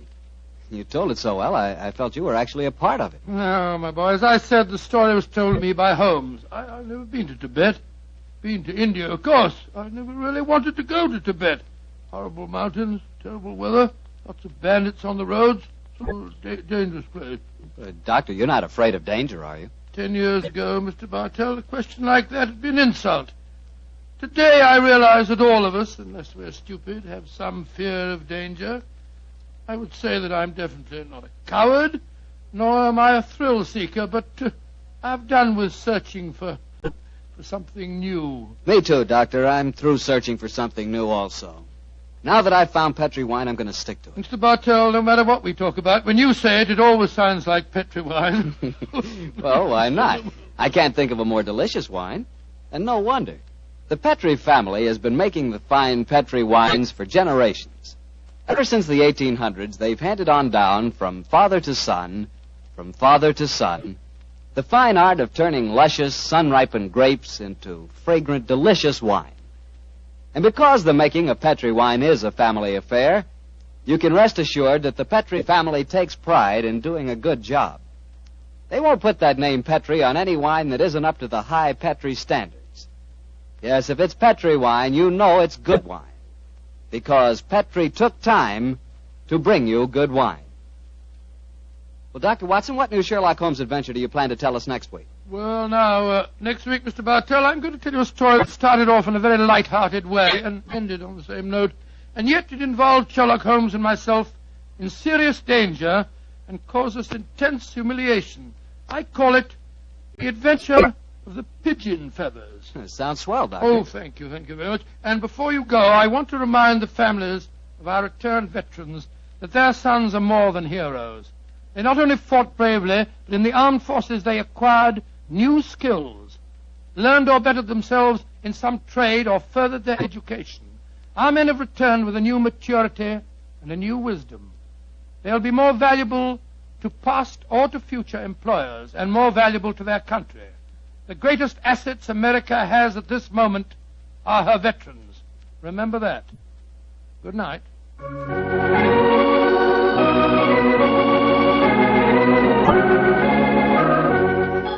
Tonight's Sherlock Holmes adventure was written by Dennis Green and Anthony Boucher and was suggested by an incident in the Sir Arthur Conan Doyle story, The Adventure of the Empty House.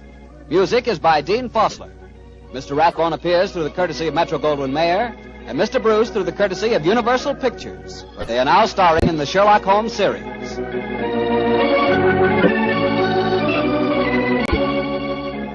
The Petri Wine Company of San Francisco, California, invites you to tune in again next week, same time, same station. Sherlock Holmes comes to you from our Hollywood studios.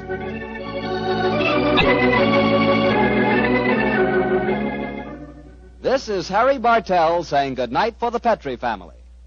For a solid hour of exciting mystery dramas, listen every Monday night on most of these same stations at 8 o'clock to Michael Shayne, followed immediately by Sherlock Holmes.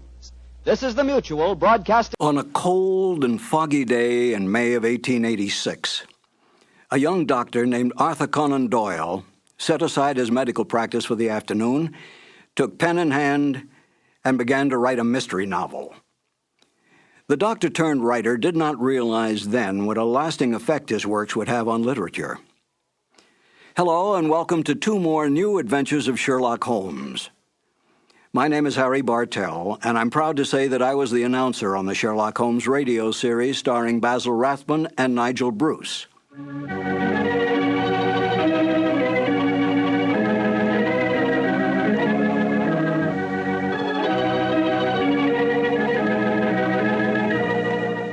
There are more true facts available about the real life of Sir Arthur Conan Doyle than all the fictitious conjectures on the written life of Sherlock Holmes. Yet it was Conan Doyle's great detective that brought the author worldwide fame. This saddened Conan Doyle, for he was really a romantic writer who wanted desperately to be recognized through his well-written historical romance novels. But it was not to be. The first short story to appear, A Scandal in Bohemia, was what made the name of Sherlock Holmes a household word. After writing but 6 short stories, Conan Doyle tired of the great detective. He wanted out. But Conan Doyle's agents, his book publisher, his reading public, and even the author's own mother continued demanding more and more Sherlock Holmes stories. Conan Doyle gave in, spending most of his time devising mystery plots for the great detective to solve, devoting only small periods of time on his other works, all of which he considered more important than Sherlock Holmes. Within months, the popularity of Sherlock Holmes spread worldwide. Conan Doyle was no fool. He knew which side his bread was buttered on, and he soon gave up his medical practice to spend all his time and energy on writing. Today, anyone can go into a bookstore and ask for a copy of Sherlock Holmes stories.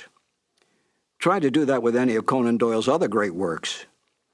Such is the power and attraction of the greatest detective of them all, Sherlock Holmes. Now, let's listen to Basil Rathbone and Nigel Bruce in one of the original Conan Doyle mysteries, The Adventure of Thor Bridge. This episode from the life of Sherlock Holmes will be transmitted to our men and women overseas by shortwave and through the worldwide facilities of the Armed Forces Radio Service. Petri Wine brings you Basil Rathbone and Nigel Bruce in the new adventures of Sherlock Holmes.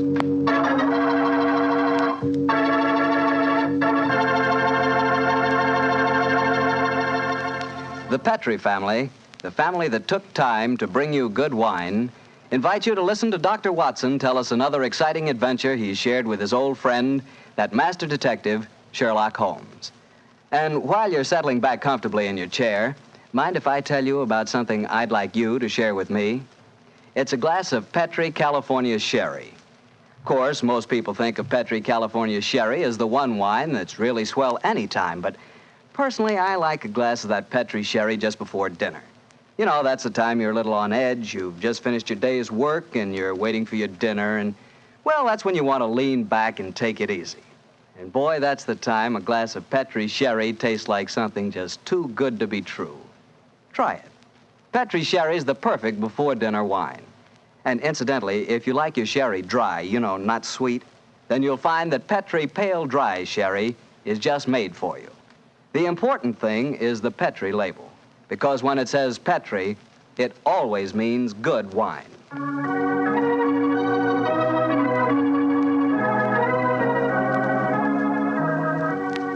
And now for our weekly visit with our good friend and host, Dr. Watson. Good evening, Doctor. Good evening, Mr. Bartell. You're a bit late. I've been keeping some dinner hot for you. Here, pull up your chair and join me. That's very nice of you. Thanks, Doctor. Are you all set with tonight's story? Yes, my boy, I'm all set, as you call it. As a matter of fact, I was going over my notes on the case just before you arrived. Last week, you hinted that a beautiful girl figured prominently in your adventure. That's quite right, Mr. Bartell. An extremely beautiful girl. In fact, I often used to say to Sherlock Holmes that if I'd been a little younger at the time, I might... Oh, well, you haven't come here to listen to my personal reminiscences. You want to hear the story that I called The Problem of Tor Bridge. That's what you promised us, Doctor. How did it begin? On a windy morning in October... In the 1890s it was. As I was dressing, I observed how the last remaining leaves were being whirled away from the solitary plane tree which graced the yard behind our Baker Street house. I descended to breakfast, prepared to find my companion in depressed spirits, for, like all great artists, he was easily impressed by his surroundings. But, to my surprise, he was in an unusually gay mood. As I entered the room, he looked up at me and, with a smile, my dear fellow. Hope you slept well. Splendidly, thank you, sir. I'm so glad. Well, you're very solicitous this morning. I think you must have got a new case. Am I right? The faculty of deduction is certainly contagious. Yes, I have a new case. After a month of trivialities and stagnation, the wheels revolve once more. Good. Tell me all about it. Well, as yet, there isn't much to tell. Have you ever heard of Neil Gibson? Neil Gibson? Oh, yes, yes, something to do with gold mining, isn't he? A great deal to do with it, my dear fellow. In fact, he's considered the greatest mining magnate in the world. About 5 years ago, he bought a large estate in Hampshire. Perhaps you've read of the tragic death of his wife. Oh, yes, of course, I remember the case now. She was murdered by a jealous governess who was in her employ, wasn't she? That point will be decided when the lady in question, Grace Dunbar, I believe her name is, comes up for trial at the forthcoming Winchester Assizes. In any case, it's hard for me to see what I can do for my client at this late date. Your client? Oh, yes, I forgot I hadn't told you. I'm getting into your involved habit of telling a story backwards. Better read this letter. Came this morning. Oh, let's have a look. Dear Mr. Sherlock Holmes, Miss Dunbar is innocent. I can't see the finest woman in the world go to her death without doing everything possible to save her. I shall call on you at 10:30 tomorrow morning to discuss the matter. Yours faithfully, Neil Gibson. Good gracious me. There you have it, Watson. That is the gentleman I await. Do you know anything about his dead wife? Only what I've been reading in the papers. Apparently she was past her prime, which was the more unfortunate as this Miss Dunbar, who superintended the education of the two young children, is reputed to be a very attractive young lady. The eternal triangle, eh? Well, where did the murder take place? On Gibson's estate in Hampshire. His wife was found in the grounds nearly half a mile from the manor house, late at night, clad in her dinner dress, with a shawl over her shoulders, and a revolver bullet through her brain. Any weapon found near her? No, there were no clues found at the scene of the crime. What made them suspect the governess? Well, in the first place, there was some very incriminating evidence. A revolver with one discharged chamber, the caliber corresponding with a bullet in the dead woman's head, was found on the floor in Miss Dunbar's wardrobe. Oh, was it? Pretty damaging evidence, Holmes. So the coroner thought.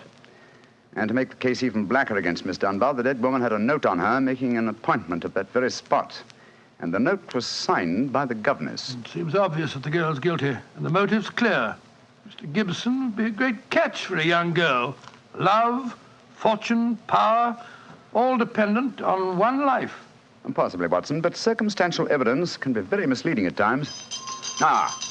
As the gentleman in question, unless I'm very much mistaken, considerably before his time. I can see him from the window here. Formidable-looking fellow. Must be well over 6 foot tall. Judging by the way he's wrenching at that doorbell, he's a man with a violent temper. Mrs. Hudson's opening the door to him now. Meet him on the stairs, will you, old chap? It'll save Mrs. Hudson a journey. Sure, Holmes. Up here, sir. Thank you, Mrs. Hudson. All right. Are you Mr. Sherlock Holmes? No, indeed. I'm his colleague, Dr. Watson. Come along in, won't you? Mr. Neil Gibson, I presume? That's right. So you're the great Sherlock Holmes, huh? The adjective is your own, Mr. Gibson. Sit down, won't you? By the way, you may speak quite freely in front of Dr. Watson. Well, I may as well begin by telling you that money means nothing to me in this case. You can burn it if it's any use to you in lighting the truth. Miss Dunbar is innocent, and it's up to you to prove it. Just name your fee. Mr. Gibson, my professional charges are on a fixed scale. I don't vary them except when I omit them altogether. Very well. I imagine that you've read the newspaper reports of the coroner's inquest. Yes, very thoroughly. I don't see that I can add anything that'll help you. But if there are any questions you'd like to ask, I'll answer them. Thank you. First, what were the exact relations between you and Miss Dunbar?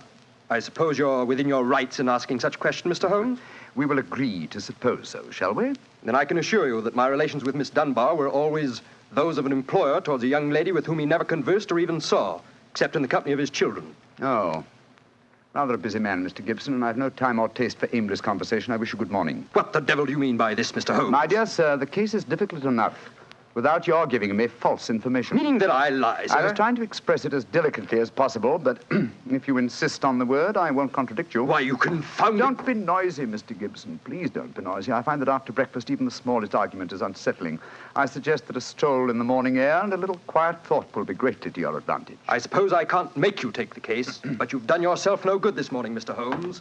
I've broken stronger men than you. No man ever crossed me and was the better for it. Good morning, Mr. Gibson. You've a great deal yet to learn. On my soul, Holmes, you were unusually severe with him. I dislike liars, Watson, and I cannot tolerate arrogance, particularly when it's coupled with great wealth. Well, how did you know about his relations with the governor? I didn't. It was pure bluff. Bluff? Well, it certainly worked. Think he'll come back? Oh, of course he will.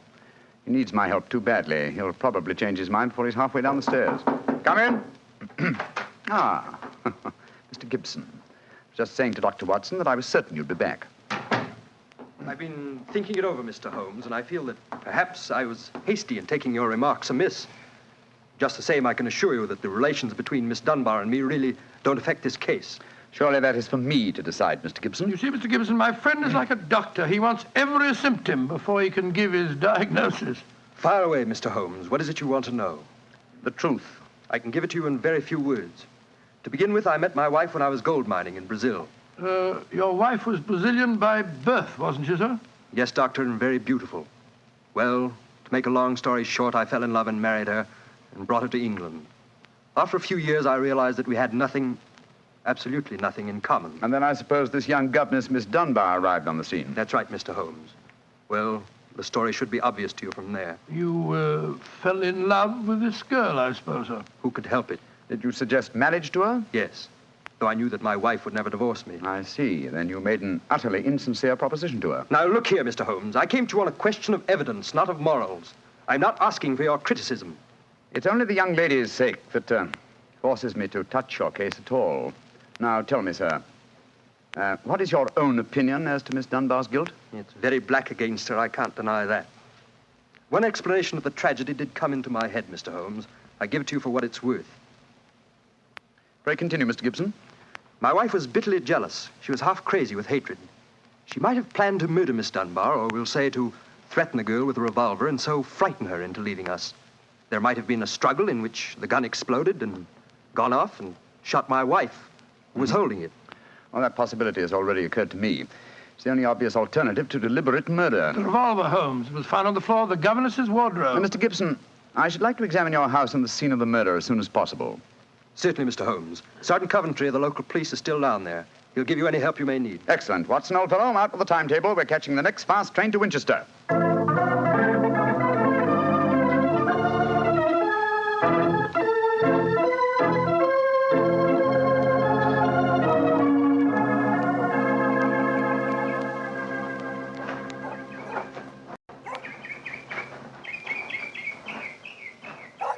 So if I have to have someone else on the case, I'd rather have you, Mr. Holmes.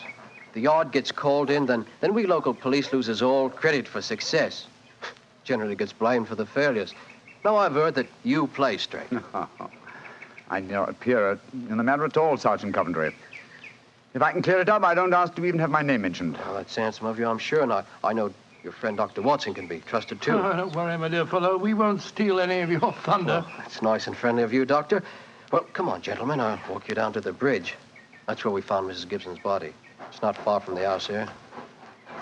Well, I must say, Mr. Gibson has a beautiful estate. It must be 60 or 70 acres. Oh, nearly twice that, Doctor. The woods back of the house there belongs to him, too. Mr. Holmes. Yes, Sergeant? There's a question I'd like to ask you. A question I wouldn't ask anyone else. Then please ask it. Don't you think there might be a case against Mr. Gibson himself, sir? I've been considering that possibility. That there Miss Dunbar's a bit of all right.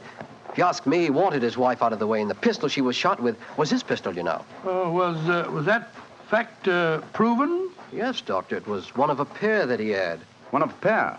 Where's the other? Well, Mr. Gibson has a lot of firearms. We never quite matched that particular pistol, but the box was made for two. Well, if it was one of a pair, surely you'd be able to match it. Well, we have them all laid out at the house if you want to look them over. And we'll do that later. This, I presume, is Tor Bridge. That's right, sir. Found Mrs. Gibson's body lying right here at the approach to the bridge. I see. I gathered from the newspaper reports that the shot was fired at very close quarters. Yes, sir, very close. Near the right temple, wasn't it? Just behind it, sir. How did the body lie, Sergeant? Oh, on its back, Doctor. No trace of a struggle, no marks, no weapon. The note from Miss Dunbar was clutched in her left hand. Clutched, you say? Yes, sir. We could hardly open the fingers to get at it. That's of greatest importance. It excludes the idea that anyone could have placed the note there after death in order to furnish a false clue. What did the note say, Sergeant? Little enough, Doctor. It just said, I will be at Tor Bridge at 9 o'clock, and it was signed Grace Dunbar. Miss Dunbar admit writing it? Oh, yes, sir. What was her explanation? She wouldn't say nothing. Said she was saving her defense for the trial. Yes, it seems odd that Mrs. Gibson was still clutching that note. Seems perfectly natural to me. Oh, come now, old fellow. Argue the thing out logically. If the letter is genuine, it was certainly received sometime before the tragedy, say an hour or two. Why, then, was the dead woman still clasping it in her left hand? Why should she carry it so carefully? She certainly didn't need to refer to the note at all at the interview. Doesn't it strike you as rather strange? Well, now you put it that way, it does seem a little peculiar. Hello. Did you notice this, Sergeant? Oh, you mean that chip out of that stone on the underside of the parapet of the bridge, sir?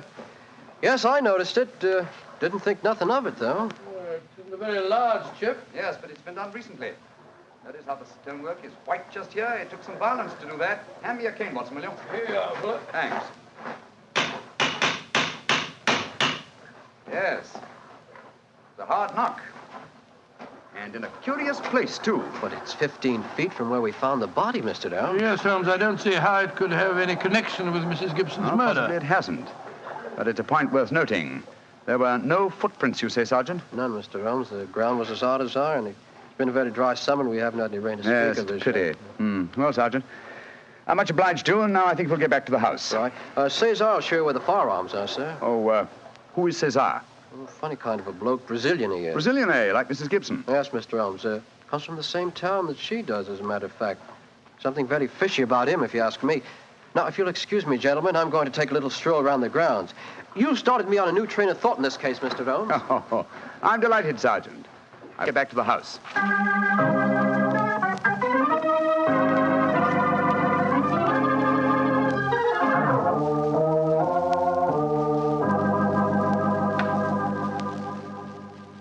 I see. And these are all the firearms in Mr. Gibson's possession, eh, Cesar? Except for the revolver that is missing from the case. Yes, so I say I've seen him. I've never seen such a collection of guns and revolvers in my life. Mr. Gibson had many enemies, senor. He always sleep with a loaded pistol beside his bed. He's a man of great violence. There have been times when all of us were afraid of him. Did you ever witness physical violence towards Mrs. Gibson? No, senor. I cannot say that I have. But I have heard him say many terrible things to her. He would taunt her in front of we servants. I have heard him do it many times. Thank you, Cesar. That will be all. Muito bem, senor. You know, Holmes, I still think the case against Miss Dunbar looks very black. I should agree with you if it were not for one fact. The finding of the revolver in her wardrobe. On the soul, Holmes, that seems to me the strongest evidence of all. I think not, old chap. Huh? We must look for consistency. Where there is a want of it, we must suspect deception. I don't quite follow you. Suppose for a moment that we visualize you in the character of a woman who in cold, premeditated fashion is about to murder a rival. You've planned it. A note has been written. The victim has come. You have a weapon. The crime is well done. It has been workmanlike and complete. Do you mean to tell me that after carrying out so crafty a crime, you'd be so stupid as to forget to fling the incriminating revolver to the bottom of the stream? Or perhaps in the dense reeds that border it? Would you carefully carry it home and put it in the first place that would be searched? Your wardrobe? Well, perhaps in the excitement of the moment, one... No, my dear chap, I won't admit that's even possible. When a crime is coolly premeditated, then the means of covering it are coolly premeditated also. Well, then if Miss Dunbar didn't shoot Mrs. Gibson, who the devil did? I hope I can give you the answer to that question, Watson, when we've made one further visit. Oh, Lord. Where are we going now? To prison, old chap. Prison? Yes, we're going to Winchester Prison to call on Miss Dunbar. I'm certain that the key to this strange mystery lies in her hands.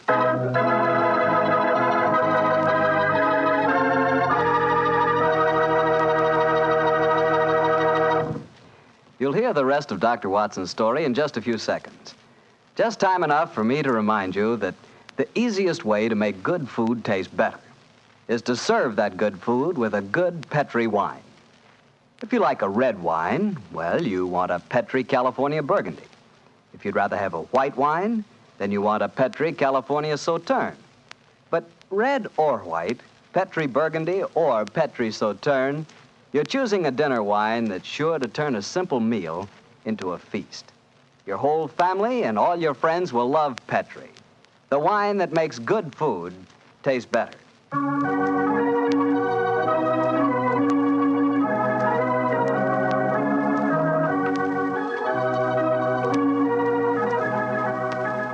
And now back to Dr. Watson and tonight's Sherlock Holmes adventure, The Problem of Tor Bridge.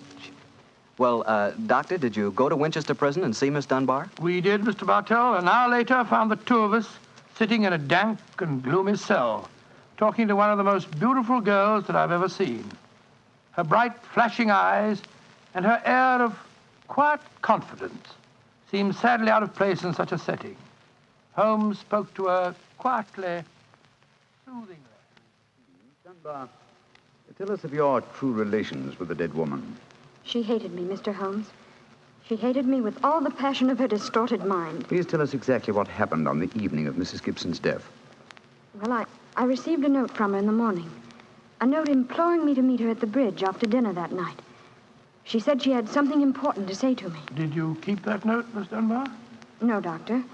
She asked me to destroy the note, so I burned it in the schoolroom grate.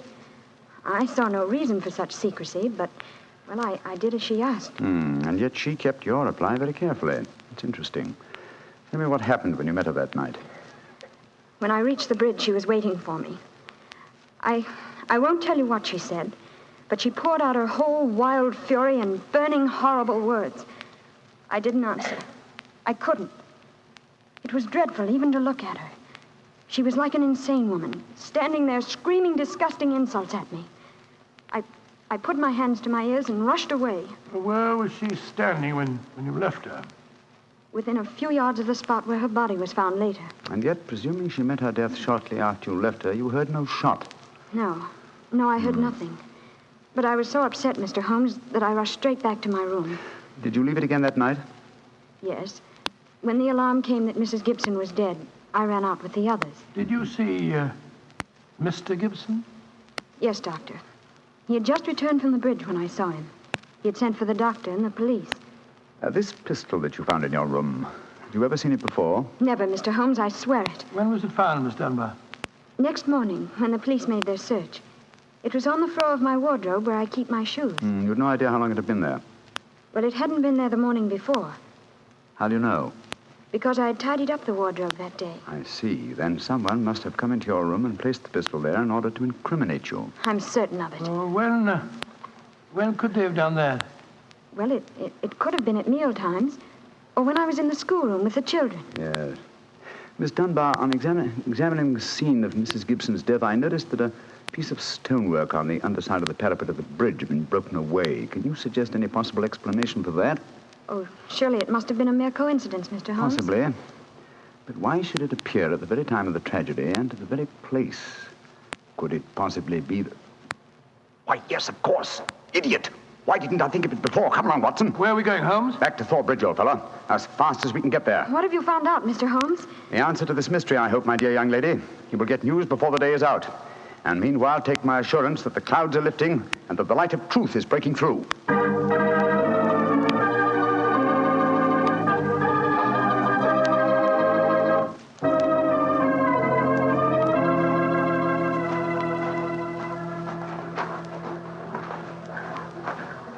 Well, Mr. Holmes, you're soon back here. What have you found out? Sit down in a few moments.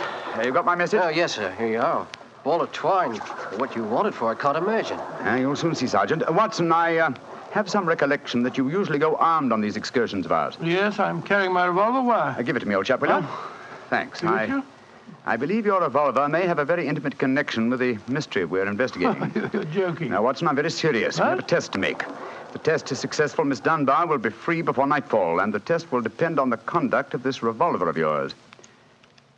Yes, I'll take the precaution of unloading it. There we are. Now, Sergeant, ball of twine, please. Wish I knew what you was up to, sir. I tie one end of the twine like this to the handle of the revolver. So. Sergeant, see if you can find me a heavy stone, will you? Oh, right, you are, sir. Holmes, what are you doing? Trying to reconstruct the killing of Mrs. Gibson. But you've seen me miss the mark before, Watson. I have an instinct for such things, and yet it has sometimes played me false. It seemed a certainty when it first flashed across my mind in Miss Dunbar's cell. But one drawback of an active mind is that one can always conceive alternative explanations which would make our scent a false one. And yet, oh, well, we can but try. Here's a nice stone, Mr. Holmes. Thank you, Sergeant. Yes, now, sir. I tie the other end of the twine to the stone. Wait a minute. Like that. Splendid.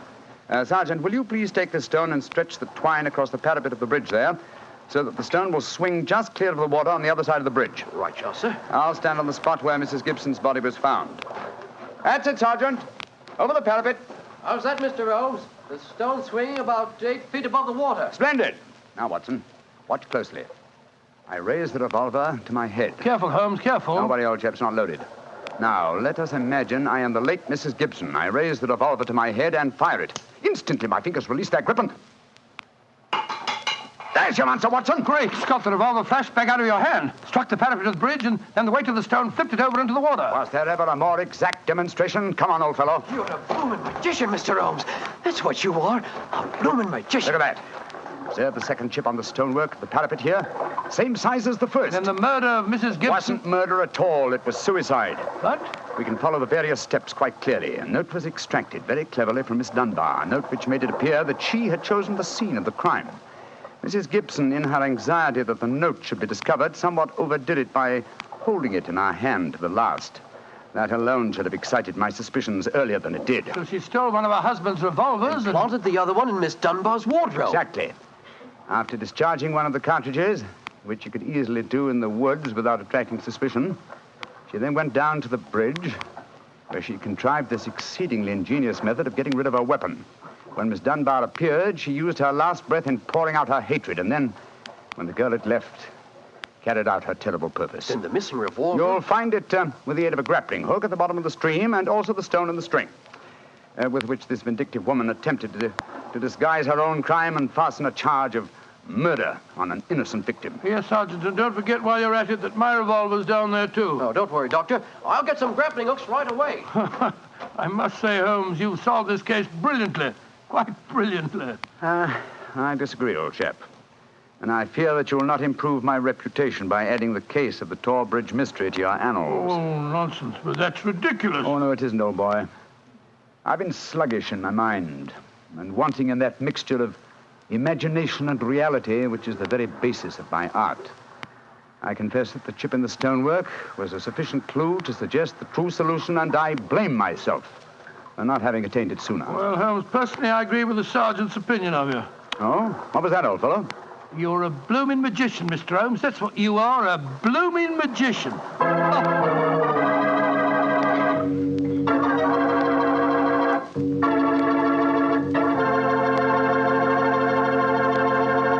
Well, Doctor, Holmes really was a magician. That is, if you did find Mrs. Gibson's revolver and your own in the stream. Oh, we found them all right. You don't think I'd tell you the story otherwise, do you? What do you take me for, anyway? Well, now that you ask, I'll tell you. I take you for a very charming gentleman, a wonderful storyteller, and a fine host. Oh, that's very nice. Really, Well, you are a gentleman of the old school. And you do tell a fine story. You flatter me, you... And you are a perfect host. That meal we had tonight was wonderful. Oh, it was, eh? And, that wine, what kind was it? It was Petri wine, and you know it. And I should have known that you were leading up to something. Mr. Bartell, you should be ashamed of yourself. You will do anything to get a chance to talk about Petri wine. Oh, I can't say I don't blame you. Well, honestly, Doctor, I meant everything I said. But you don't really want me to stop talking about Petri wine, do you? After all, it's worth talking about, isn't it? What other wine is made with the loving care that goes into Petri wine? Don't forget, Petri wine is made by the Petri family. Winemaking is their business. Why, they've been making wine for generations, handing down from father to son, all their skill and knowledge and experience. You can be sure the Petri family really knows plenty about the fine art of turning luscious grapes into delicious wine. That's why, whether you want a wine for before dinner, with dinner, or for any time, you can't go wrong with a Petri wine, because Petri took time to bring you good wine. And now, Dr. Watson, what new story are you planning to tell us next week? Well, next week, Mr. Bartell, I'm going to tell an adventure that Holmes and I had amid the oriental magnificence of a Maharaja's palace in India. India? Sounds intriguing. What were you and Sherlock Holmes doing out there, Doctor? Well, we'll have to wait till next week for the answer to that question, my boy. But I can tell you that it was one of the weirdest problems that we ever had to solve. I call the story The Vanishing Elephant.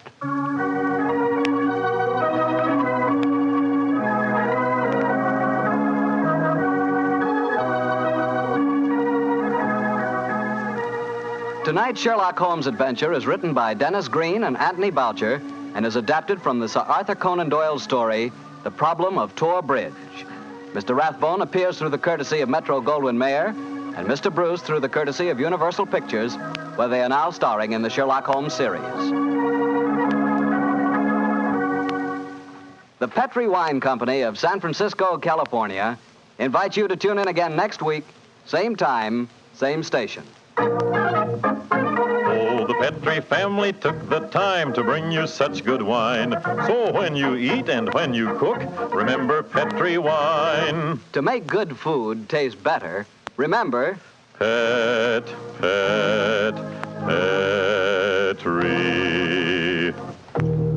wine. This is Harry Bartell saying goodnight for the Petri family. Sherlock Holmes comes to you from our Hollywood studios. This is the Mutual Broadcasting System.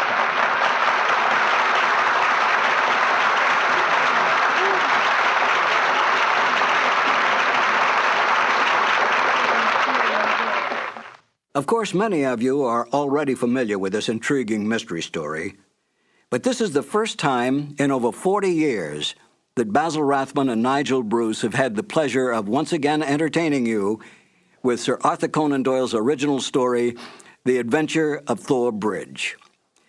This is Harry Bartell. I'll be right back with more notes on Sir Arthur Conan Doyle and another new adventure of Sherlock Holmes.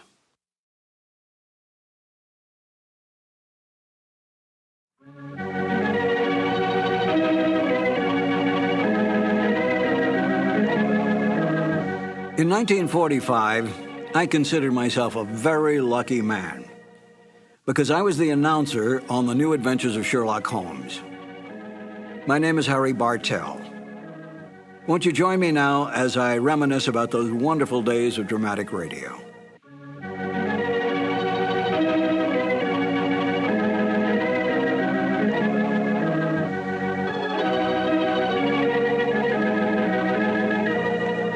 Glenn Hall Taylor was the producer of the show. He was the Young and Rubicam representative, Young and Rubicam being the advertising agency for Petri Wines. And Edna Best, in the season that I was on the show as the announcer, was the director. So that Glenn Hall would provide commercial material and so forth for Edna's use, and then Edna directed the show in the booth. She was the one who made all the line changes, all the timing changes, all the cuts, and so forth. I know that Glenn Hall, I think, directed it one year. I got the Sherlock Holmes show by accident. I came over to CBS Studios on Sunset Boulevard one day to rehearse for another show, and the lobby was loaded with announcers. Practically every announcer in Hollywood was there. I couldn't figure out what was going on, and as a secretary came out with her list and said, George or Sam or whoever, I said, what's going on here? And she said, they're auditioning for a new show. And I said, who's holding the audition? They said, Edna Best.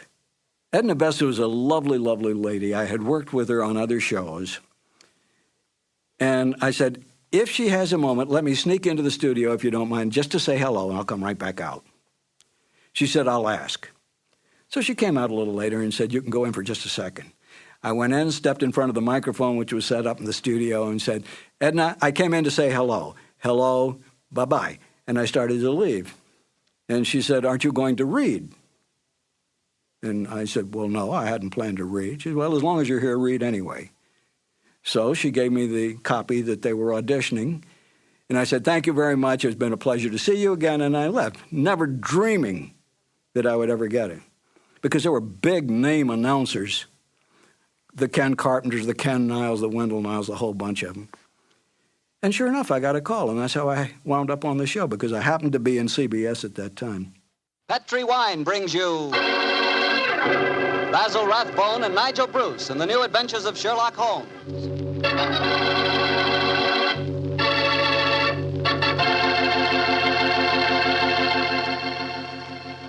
The Petri family, the family that took time to bring you good wine, invite you to listen to Dr. Watson tell us another exciting story about his good friend, that master detective, Sherlock Holmes.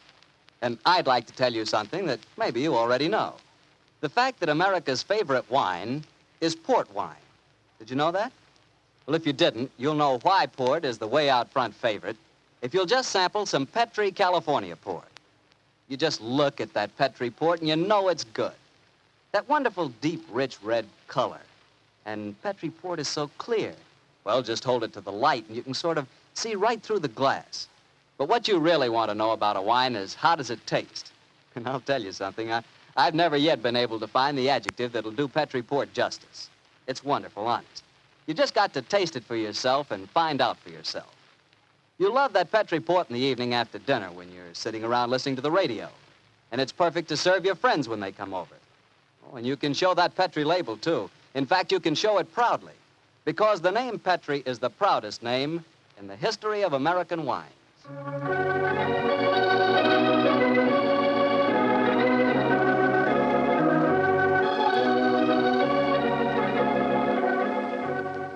And now I'm sure our old friend Dr. Watson's ready for us, so let's go in and join him.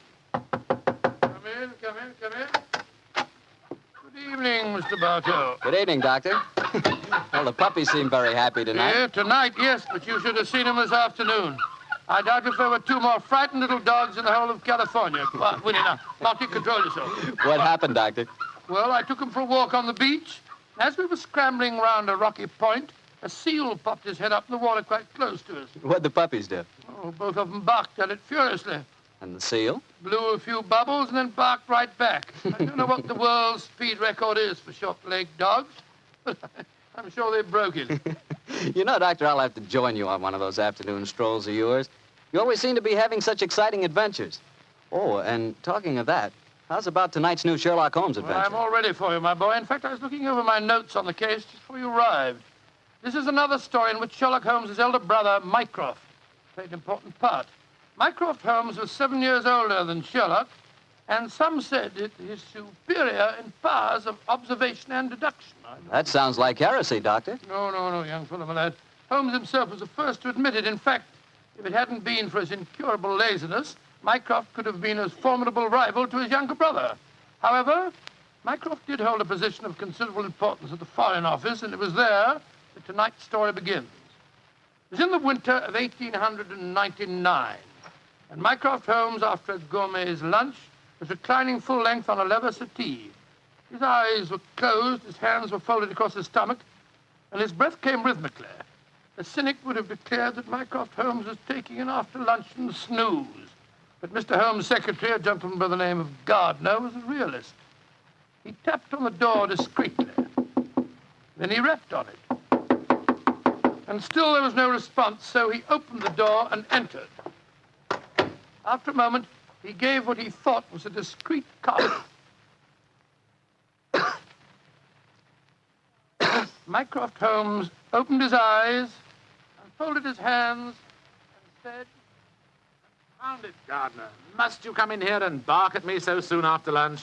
I'm sorry, Mr. Holmes, but I thought that... You thought that as I was lying down with my eyes closed that I must be bored, and so you came galloping in.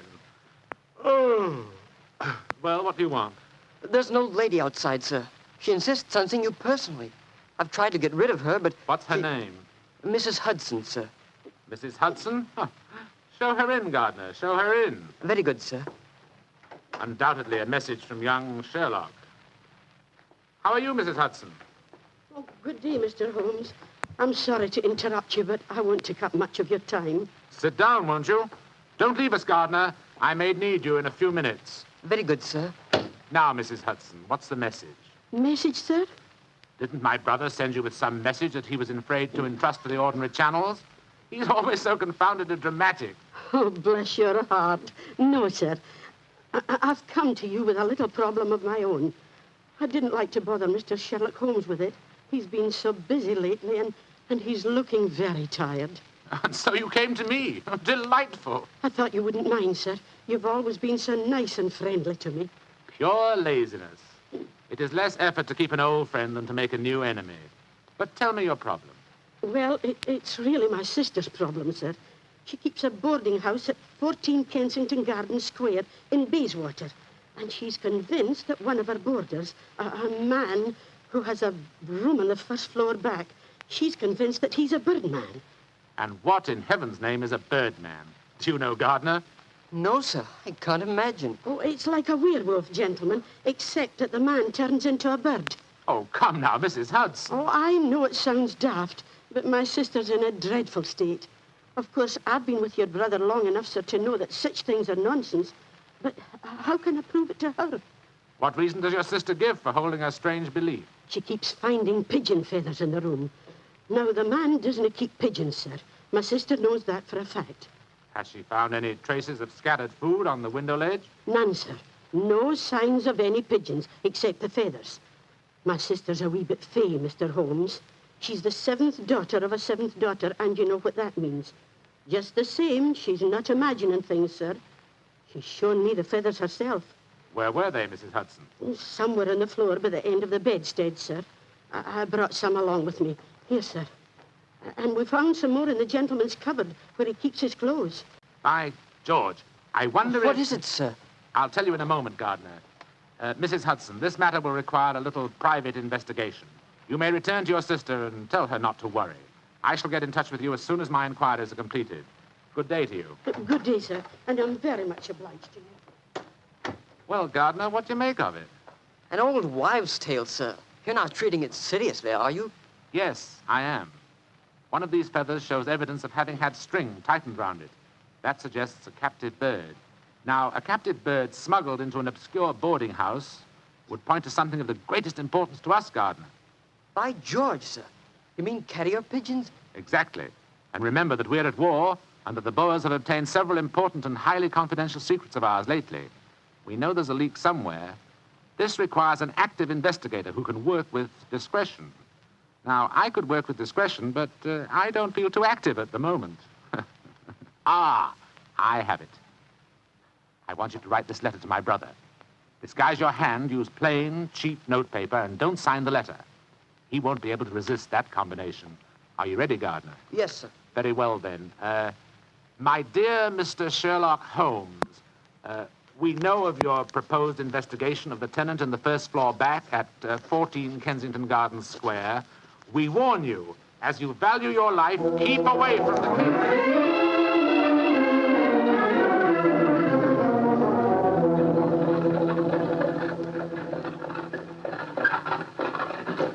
We warn you, as you value your life, to keep away from the case. And that, my dear Watson, is why we are driving towards 14 Kensington Gardens Square, disguised as building inspectors of the London County Council. Well, I must say it's a very challenging letter, Holmes. Unsigned, Yes. I notice. Written on cheap notepaper and in a disguised hand. No clue there, I'm afraid. Hello, we're entering the square, Holmes. Let's stop the cab here. You can drop us here, cabby. Right you are, Governor. It would seem a little incongruous in these costumes for us to arrive in a cab. Yes, I suppose so. Here you are, cabby. Oh, thank you, Governor. Supposing this mysterious tenant of the first floor back should be in his room when we get there. Then we must hope that our disguises are convincing and keep our wits about us. Now, this may be a trap. Yes, just what I was going to say. After all, you've never heard of 14 Kensington Gardens Square until you received an unsigned letter 2 hours ago warning you to keep away from it. I don't like the look of it. There we are, number 14.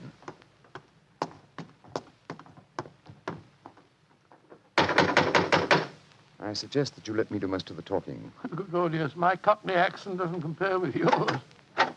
Who do you want to see? We're from the London County Council, we are. We've had complaints about a leaky gas jet in the first floor back. Oh, that's Mr. Green's room. He ain't home. Oh, that don't matter, my dear. We'll go up and take a look. Come on, Bertie. Right you are, Alfie. Want me to show you the way? The missus is out shopping. No, thanks, dearie. Me and Bertie can't get lost, can we, Bertie? No, of course we can't. Of course we can't. Oh, look at him laughing. Come on, Bertie. Oh, I do like to be beside the seaside. Oh, I do like to be beside the sea. Diddly-um-pa-pum-pa-pum, diddly-um-pa-pum-pa-pum. Nice house, Bertie, ain't it? Yes, Alf. Nice as can be, this house. Oh, I do like to be beside the seaside. I do like to be beside us. There we are. First floor back. Better make sure the bloke ain't home. Oh, I do like to be beside he ain't home, Alfie. Huh? No, well, all right, let's go in.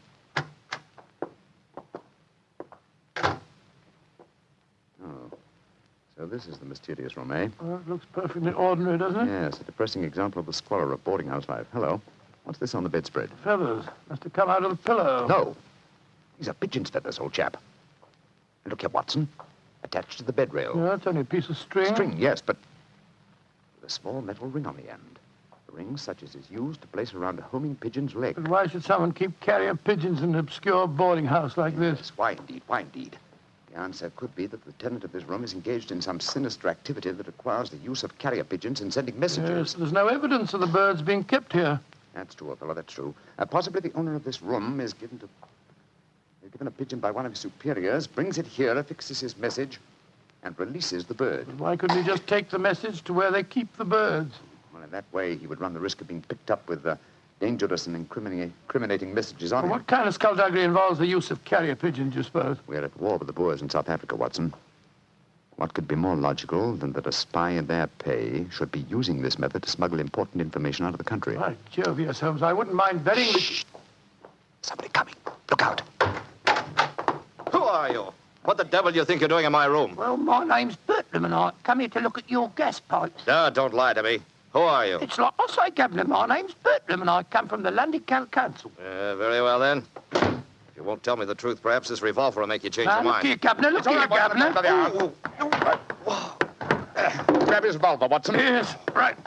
Holmes, where were you? I slipped behind the door as this gentleman opened it. Yeah, me, sir. Your overcoat coat seems extraordinarily well filled with chest, doesn't it? Why not slip it off? Yeah. It's a bit warm in here. Let me alone. Joe, you were right, Holmes. He had a pigeon under his coat. Yes. See if you can catch the bird, will you, old chap? All right, here. Come on, Pidgey. Pidgey, come on, little fella. Come along, Pidgey. There he comes. That's it. Look at the little fella. Snuggled up on my arm. Friendly little fellow, isn't he? Yes, Look out, Watson. The gentleman's revolver. He's going after and when I get it, I'll... A beautiful uppercut, Holmes. I'm afraid he'll be unable to talk to us for some time. How fortunate he told us where the message was hidden before we indulged in this little set, What do you mean? He didn't say anything about a message? No, not verbally, but I was watching his reflection in the mirror as he entered the room. His eyes first glanced at this top drawer on the dresser here to see if we'd touched it. It was obviously the most important spot in the room. Let's see. Aha! Here we are. A message already rolled up and in its container. Oh? What does it say, Holmes? It's in code, which is not surprising, but I don't think it'll be very difficult to decipher. Yes, and when you've done that? Then, my dear fellow, I shall compose a code message of my own and persuade this pigeon to lead us to its master.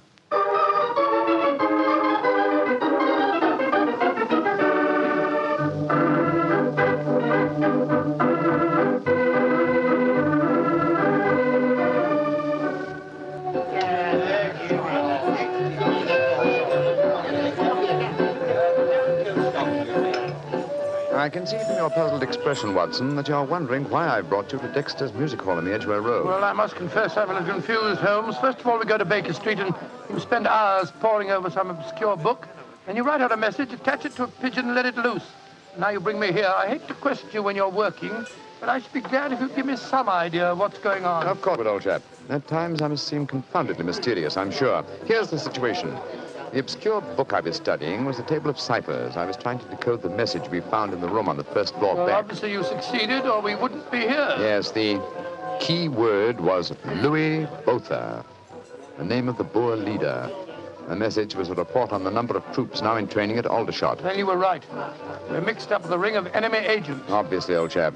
So I kept the original message and composed another using the same code and dispatched it by carrier pigeon. Well, what did you say in your message?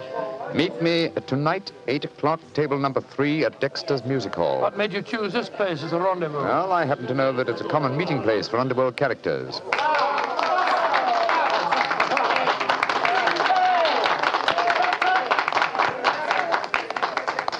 And which is table number 3? The one over there in the corner. I reserved it. Then why don't we go and sit down there instead of standing it here at the back? I thought we'd give our visitor the opportunity of showing his hand first. He won't be expecting Sherlock Holmes and Dr. Watson, I fancy.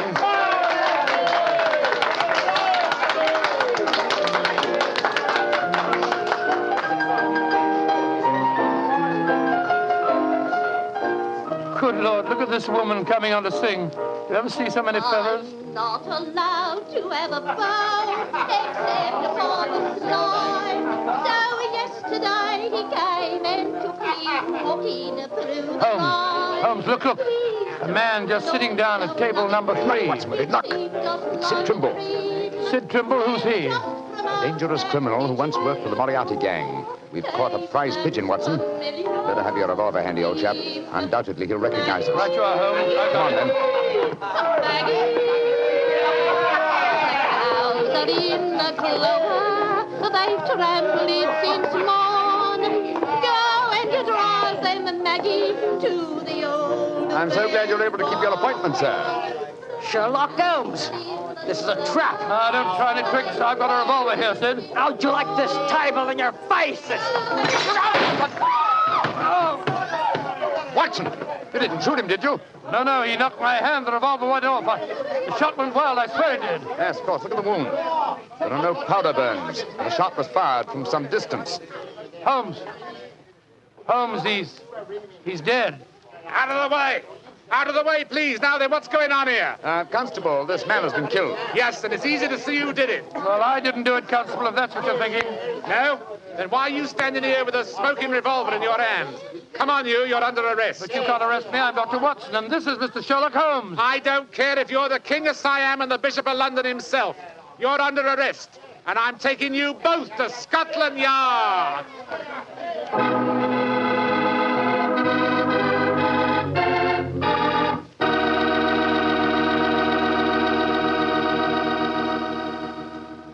You'll hear the rest of Dr. Watson's story in just a second. And if you don't mind, I'll take that second to say just one word to the ladies. And that word is muscatel. Petri California Muscatel. I want you women to know about it because Petri Muscatel is one wine that practically every woman likes. Maybe because it's such a beautiful color, like pale gold. But I guess really because Petri Muscatel brings you the wonderful flavor of luscious, sun-ripened Muscat grapes. And that's a flavor. Try Petri Muscatel after dinner or any time as a change from Petri Port. Have a bottle of each on hand. When you buy Petri wine, don't buy one, buy two. Remember, if it's a Petri wine, you know it's a good wine. Dr. Watson, that was really one for the books. So you got yourself arrested on a murder charge. Yes, Mr. Bartell. It's a very humiliating experience. I was taken off to Scotland Yard in the Black Maria. Just like any common criminal. The wretched constable wouldn't listen to a word that I'd got to say. Well, Sherlock Holmes went with you, of course. Naturally, but as we arrived at Scotland Yard, my mortification was complete, and I found that I was led into the presence of our old friend, Inspector Lestrade. Holmes spoke to him at some length, but I could see from Lestrade's expression that my position was a very serious one. Now can see what it is, Mr. Holmes. You see, I know you both. But I must say there are lots of them here at the Yard as don't like what they call your high-handed methods. But, Lestrade, personal likes or dislikes have nothing to do with this. No, of course they haven't. This is purely a matter of evidence. Well, I know that, Dr. Watson. And the constable's evidence was as clear as the nose on your face. The dead man was shot through the head, and you were standing in front of the body with a drawn revolver But, my in dear your hand. Lestrade, there were no powder burns on the wound. Yeah, that's what you tells me, Mr. Holmes. But I'll have to wait for the official report on that. The police surgeon's examining the body now. You understand, gentlemen, I'm not saying I'm sorry that Sid Trimble's dead. He's been a thorn in our side for a good many years. In fact, here's the police surgeon now. Dr. Hendricks, this is Mr. Sherlock Holmes and Dr. Watson. How do you do? How do you do, gentlemen? I'm a great admirer of you both, and I'm sorry to see you in such a very unfortunate plight. Thank you, Doctor. Thank you. What were your findings, Dr. Hendricks? Well, I just extracted the bullet, Lestrade, and I'm very much afraid it's the same make and caliber as the one missing from Dr. Watson's revolver. Yes, but that doesn't prove that I fired the fatal shot. A .45 Colt's a very common weapon, Doctor. It proves nothing. Dr. Hendricks, as I was just saying to Inspector Lestrade before you came in, the only fact that would show my friend guilty would be powder burns on the wound, thereby proving that the bullet had been fired from close range. I entirely agree with you, Mr. Holmes. Then, as there were no powder burns on the... but there are powder burns, Mr. Holmes. What? Very distinct ones, too. Lord, I don't understand, Holmes. I'm sorry, gentlemen, to be the bearer of bad tidings, but I have my duties to perform. Yes, and I'm sorry, too, Dr. Watson. Huh? I'm afraid I'm not going to be able to let you leave here. You must consider yourself under arrest.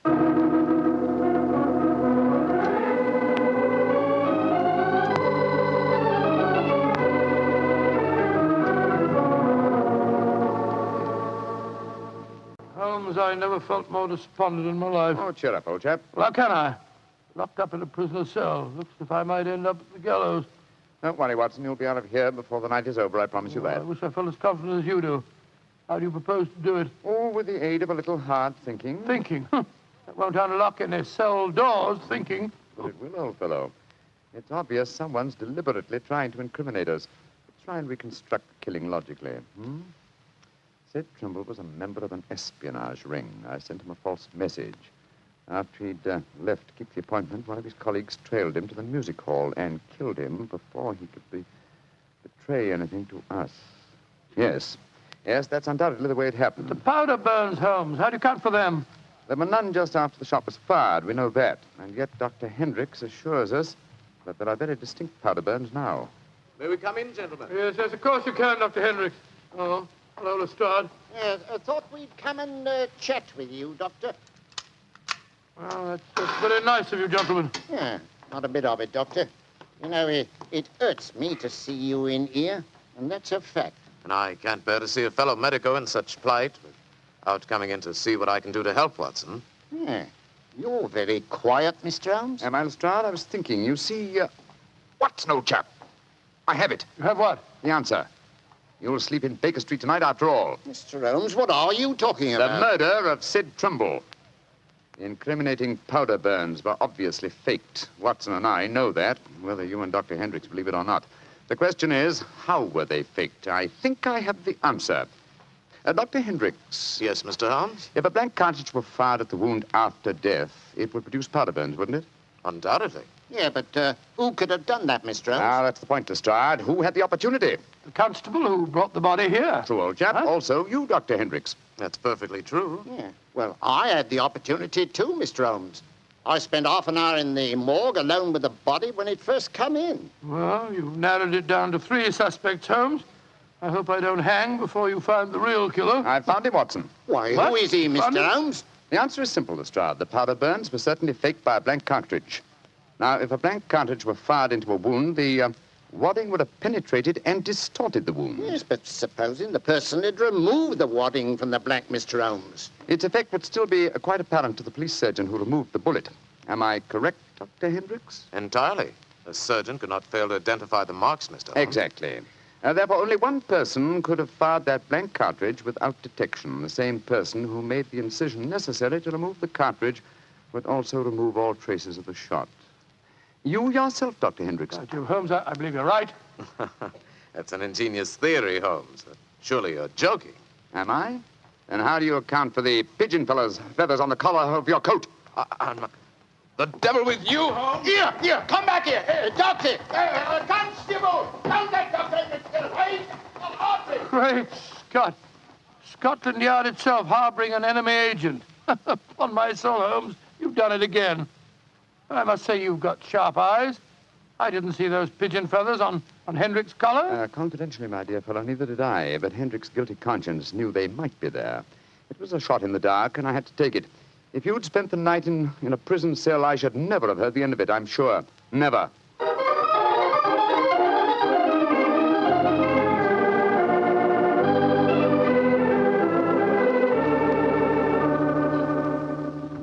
I want to see Mr. Mycroft Holmes, please.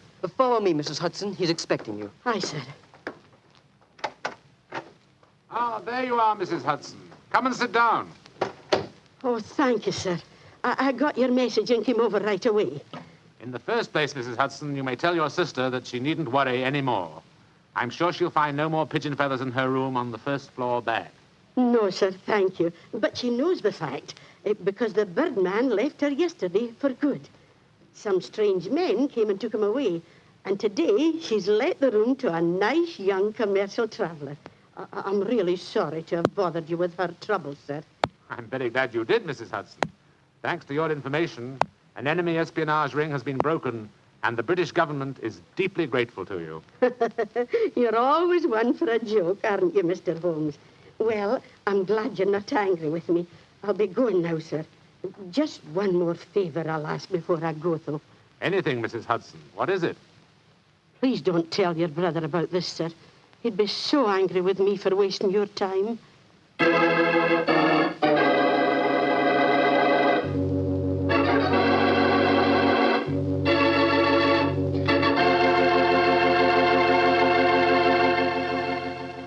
Well, Doctor, that was really a swell story tonight. Although it was a bit unexpected for you to have been arrested. Yes, indeed. Mr. Bartell, when you're a detective like Holmes or a doctor like myself, well, you've got to be prepared to meet the unexpected every once in a while. I suppose so. Of course, you wouldn't know about things like that, being a wine expert yourself. Oh, now, wait a minute, Doctor. From the way you talk, you'd think I spent every waking moment in a nice, cool wine cellar, tasting wine from morning till night. Well, don't you? Oh, now, Doctor, I'm no more a wine expert than you are. All I know about wine is that it either tastes good or it doesn't. And I know that Petri wine does taste good. And that's because the Petri family took time to make good wine. Generations of time. Why, the Petri family's been making wine ever since they started the Petri business way back in the 1800s. And since the business has always been family-owned and operated, they've been able to hand on down from father to son, all they've ever learned about the fine art of turning luscious, sun-ripened grapes into fragrant, delicious wine. And they've learned plenty. So no matter what type wine you want, for any occasion, you can't go wrong with a Petri wine because Petri took time to bring you good wine. Well, Dr. Watson, what story do you have lined up for us next week? Well, now, next week, Mr. Bartell, I'm going to tell you a weird adventure that Sherlock Holmes and I had in the East End of London. It concerns a most unusual stage play, a badly frightened actor, and a blood-stained razor. I call it The Strange Case of the Demon Barber.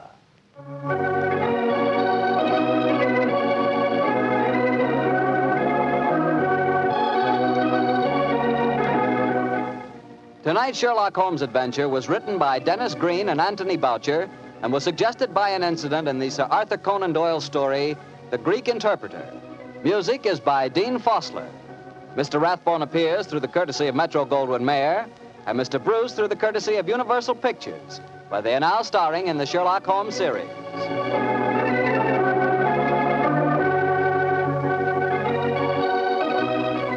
The Petri Wine Company of San Francisco, California, invites you to tune in again next week, same time, same station.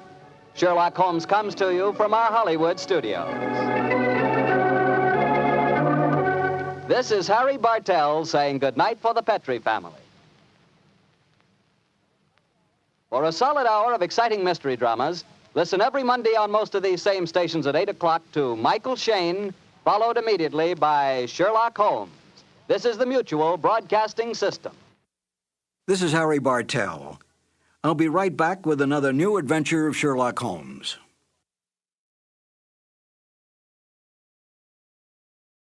Petri Wine brings you Basil Rathbone and Nigel Bruce in the new adventures of Sherlock Holmes.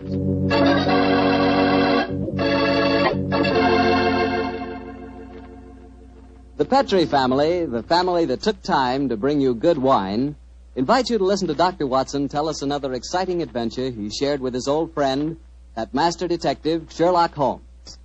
And if you will, I hope you'll listen to me for a second, because I want to tell you about a wine that can make waiting for dinner a pleasure. The wine is Petri California Sherry. Any evening, well, let's say tomorrow evening, right before dinner, pour yourself a glass of Petri Sherry. Just look at it. It's clear as crystal and a wonderful deep amber color. One sure sign of a good sherry. And if you need further proof of just how good Petri Sherry really is, taste it. What wine? That Petri Sherry has a flavor that you know comes right from the heart of the grape. And if you like your sherry dry rather than sweet, you'll really like Petri Pale Dry Sherry. There's no doubt about it. Petri Sherry is one of the most delicious before-dinner wines in this swell country of ours. Oh, and say, when you serve Petri Sherry, serve it proudly, because those letters, P-E-T-R-I, on the bottle, spell the proudest name in the history of American wine.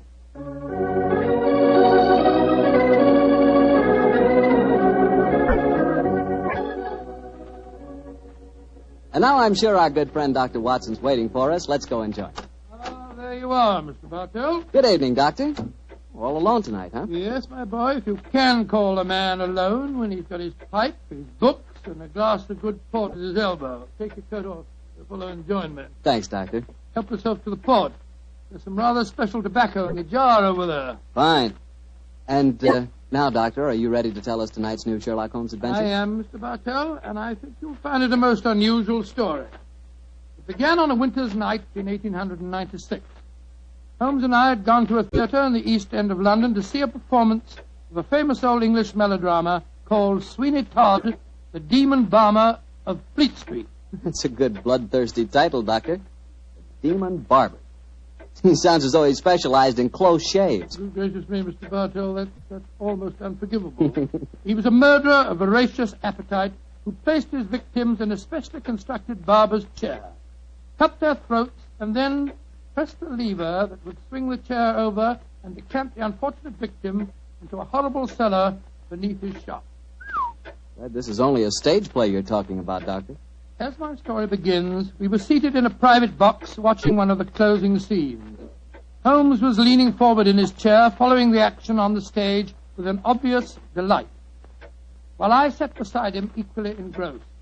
An actor by the name of Mark Humphreys was playing the part of Sweeney Todd, and no one could deny that he was playing it up to the Where are you going, Tobias? To the nearest magistrate, Sweeney Todd, to denounce you as a fiendish, cruel, cold-blooded murderer. You have pronounced your doom. Into the chair with you, and over and down into the depths below.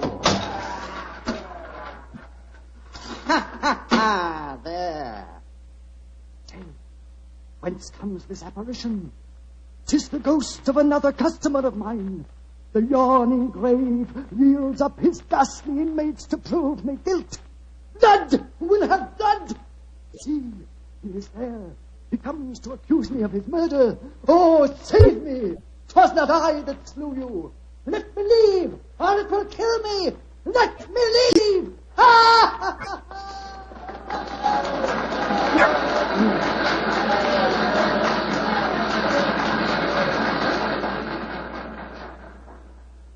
Well, upon my soul, Holmes, that fellow Mark Humphreys is the most florid actor that I've ever seen on a stage. I find him enchanting, Watson. It seems to me he's really caught the flavor of this murderous monster piece. After all, a restrained performance of the Barber Sweeney Todd would be unthinkable. Yes, I suppose it would. But I must say his makeup seems rather overdone. No barber would wear such an enormous beard. It'd be most impractical. Probably get in the customers' faces. By the way, I noticed from the program that Mark Humphreys, as well as being the principal actor, is also the owner of the company. Yes, the current trend towards the actor-manager is a pretty healthy sign, I think. Come in. Excuse me, but is one of you gentlemen Mr. Sherlock Holmes? Yes, I am. Oh, I was asked to give you this note. Thank you. Now, who on earth knows that you're at the theatre, Holmes? We'll soon find out. This note is from Mark Humphreys, our actor-manager. What's it say? Dear Mr. Holmes, I recognize you in your box. Please come to my dressing room after the performance. My sanity, and even the safety of London, perhaps, depends on your compliance. Good Lord, my sanity and the safety of London. I wonder what on earth he means. That, my dear fellow, we can only discover by going backstage to meet him. As it is, the curtain's going up in the last scene I see. For a little longer, we must possess our souls in patience.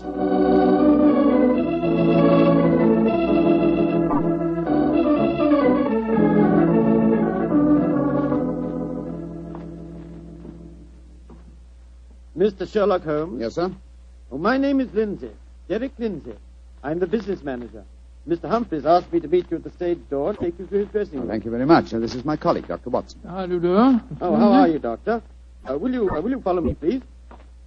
Excuse me asking, Mr. Lindsay, but surely you must be related to that distinguished actor of some years back, Lytton Lindsay. He was my father, Mr. Holmes. Indeed. The resemblance is extraordinary. With such a heritage, Mr. Lindsay, you must love the theatre. It'll probably sound like heresy, but I hate it. However, it's the only thing I was trained for, and there's good money to be made in it, sometimes, and money's a thing I both like and want. Oh, Mr. Holmes, I do hope you'll be able to help Mark Humphreys. He certainly needs it. Oh, really? What seems to be his trouble? Oh, he'll have to tell you that for himself. But his wife and I think... There's Mrs. Humphreys now. Maria! Maria, this is Mr. Sherlock Holmes and Dr. Watson. Mrs. Mark Humphreys. How do you do? Oh, Mr. Holmes, I'm so grateful that you're going to see Mark. He's in such a dreadful state. There have been times lately when Mr. Lindsay and I have been afraid he's going out of his mind, haven't we, Derek? Indeed we have. We're both dreadfully worried about him. In that case, I hope I can be of service. Which is his dressing room? Number 1, next door to mine. Derek, I think it'll be better if Mr. Holmes and Dr. Watson go in alone. I'm sure Mark will speak more freely if we're not in the room. I think perhaps that is a good idea, Mrs. Humphreys. We'll see you later on. Come on, fellow. That's all.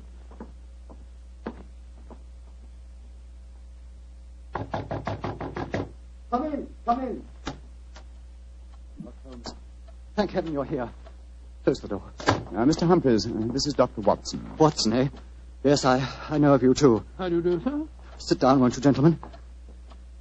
You're wondering why I asked you to come back and see me, of course. Naturally, sir. Well, I won't beat about the bush and waste your time. I'll come straight to the point. I'm going mad. Oh, come. I know. It sounds fantastic, but it's true. I've often heard of actors beginning to live their parts off the stage. They play on it. Well, it's happened to me. I'm turning into another Sweeney Todd. The character I'm portraying on the stage. Are you suggesting, sir, that you're a potential murderer? Yes, I am. What reason do you have for holding that belief? Reason? Listen to this.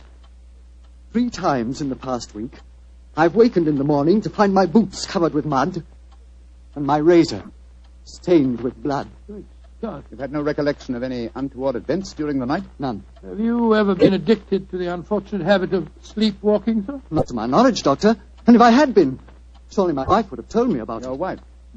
Where do you live, Mr. Humphreys? We We have a flat here, above the theatre. Above the theatre, eh? And Mr. Humphreys, you say that on 3 separate occasions on wakening in the morning, you have found a blood-stained razor and mud-covered boots. Can you show us this proof? No, I can't. I was always so frightened that my wife would see that I cleaned them before she had the opportunity of finding them. Pity, sir. They would have been very valuable clues in a case like this. I couldn't risk my wife seeing evidence like that. Doctor, she'd know the truth. That at night times, while she's asleep, some devilish, unconscious urge has overcome me. An urge that causes me to prowl the streets of London. Razor in hand, looking for a victim. Mr. Holmes, you've got to help me. I'm certain that without knowing it, I've been committing murder, and if you don't help me, I'll go on and on. Mr. Humphreys, please. I'll undertake the case. It's a very unique assignment. In effect, I'm being engaged by a possible murderer to prove him guilty.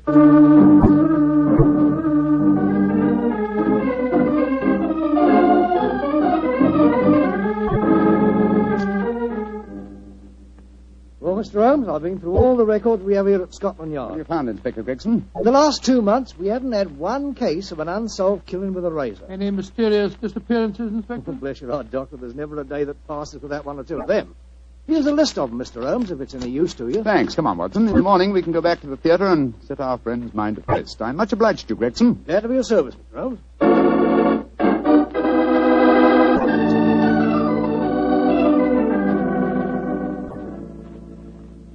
We examined the homicide records at Scotland Yard after leaving you last night, Mr. Humphreys. There have been no unsolved razor murders in London during the past fortnight. And therefore I think you may rest easy on that score, sir. But it proves nothing. Remember that in the play, Sweeney Todd's victims are never found either. Yes, thanks to his singularly horrible ingenuity in disposing of them. But this is real life, Mr. Humphreys. Then how do you account for the bloodied razors and the muddied boots? Well, now, are you sure that they aren't just in your imagination, sir? You admit that your wife's never seen them? The whole thing could be, or shall we say, an overdose of Sweeney Todd? Well, I admit that I'm suffering from a surfeit of that. And why not drop the play from your repertoire? Our manager, Derek Lindsay, won't let me. It's our best money-maker. He's always got a keen eye to business. Mr. Holmes, I can see that you still don't believe my story. So I've saved some evidence for you, evidence that I found this morning. Look at these. Now what do you say? You still think it's my imagination? Cutter, blood-stained razor, and boots covered with mud. Splendid. At last, some real clues to work on. How can you be so calm, Holmes? It happened again last night. Do you realize that I'm a murderer? I'm a menace to society? For heaven's sake, lock me up before I do some more damage. No, sir. Don't get so excited. Mr. Humphreys, I should like to take these objects back to Baker Street where I can perform some chemical tests. You have no objections, I hope? Objections? Good heavens, no. Excellent. You've told no one of this fresh discovery of yours? No one. Not even Derek Lindsay. Derek Lindsay, that's your manager, isn't it? Yes. The best friend I ever had. Except for his father before him. It was Derek who helped me back on my feet 2 years ago, when I put on that disastrous production of Macbeth. And where I'd be today if it went for him. You lost a great deal of money on that production, sir. Nearly every penny I had. Indeed. By the way, where is your wife, Mr. Humphreys? She's in her dressing room next door. We have a matinee today, you know. I'd like a word with her. Watson, old chap. Wait here for me, will you? I won't be a moment. Right you are, Holmes.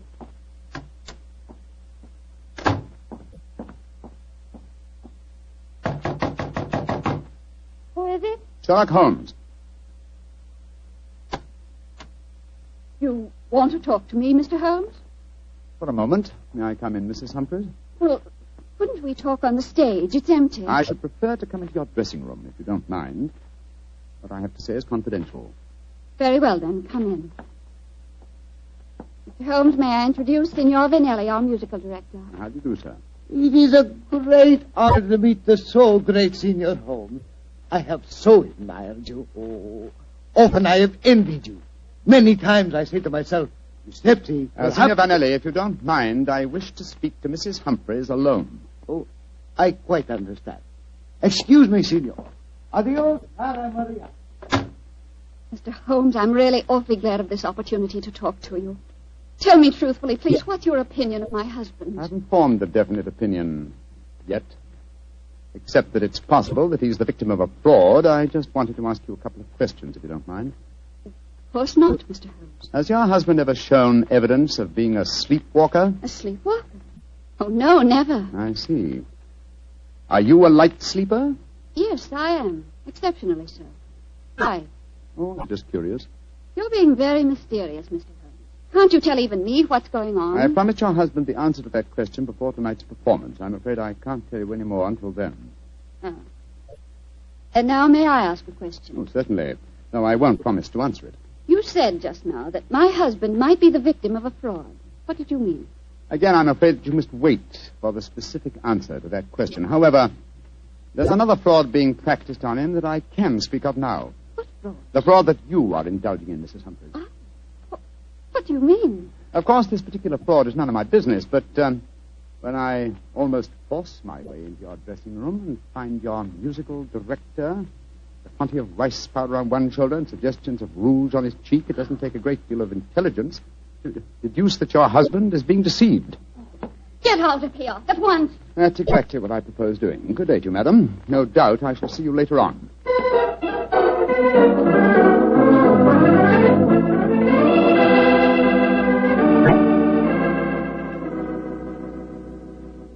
Well, Holmes, what does the microscope tell you about the mud on the boots and the blood stains on the razor? Drawn a blank on the mud, old chap. It's an extremely common type that is found in most parts of London. And the blood? I'm examining that now.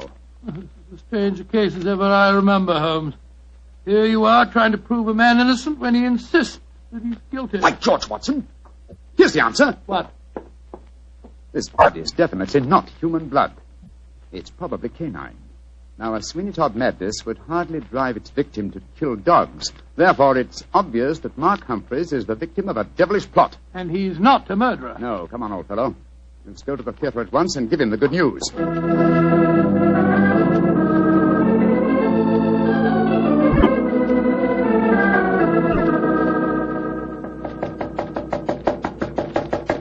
Why doesn't he answer? 3/4 of an hour before the curtain time. Oh, he must be in his dressing room. I'll knock again.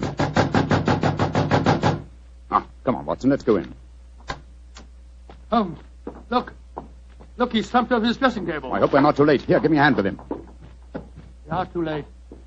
His throat's been cut. Poor devil. I promised him a solution to his troubles before the night was over. Little did I think that the solution would be death.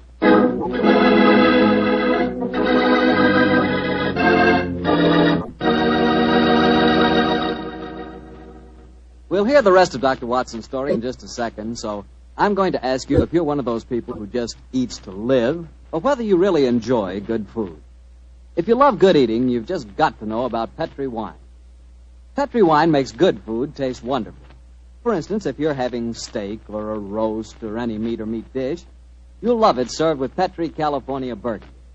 Petri Burgundy is the last word in delicious red wine.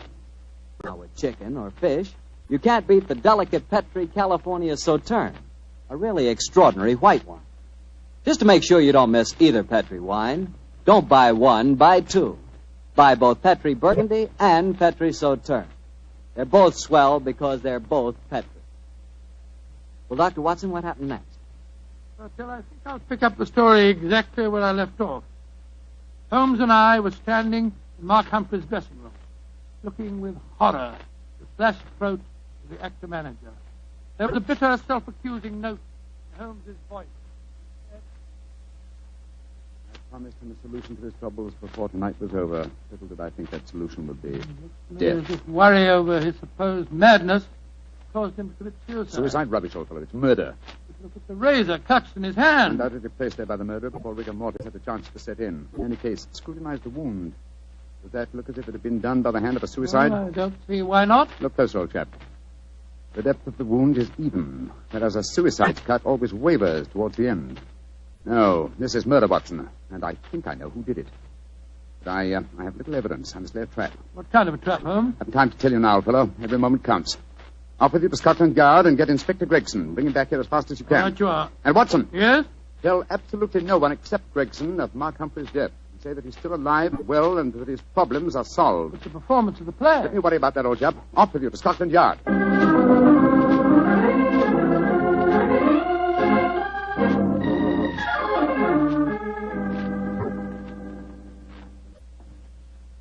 I'm sorry it took so long to find me, Dr. Watson. I was out on another case, you see. No, that's all right, Inspector. But the performance, if there is one, must be nearly over by now. Here's the stage door, sir. Yes, here we are. Here, you can't go on the stage. Who says I can't? I'm Inspector Gregson of Scotland Yard. Oh, sorry. Performance is going on. I wonder who the devil's playing Sweeney Todd. Come along. Let's just stand here in the wings. Quietly. It is only the wind whistling through this cellar. But this isn't possible. There's Mark Humphreys on the stage. I saw him with his throat cut. I don't believe in ghosts, Doctor. Great heavens, it's Holmes. Like that. Who's this? It's you, Mrs. Lovett. Somebody seems to cut your throat. What a pity. No more real pies. Tell Sweeney Todd who cut your throat, dearie, and he'll cut their throats, too. He'll revenge you while you burn down there in hell, dearie. He'll revenge you.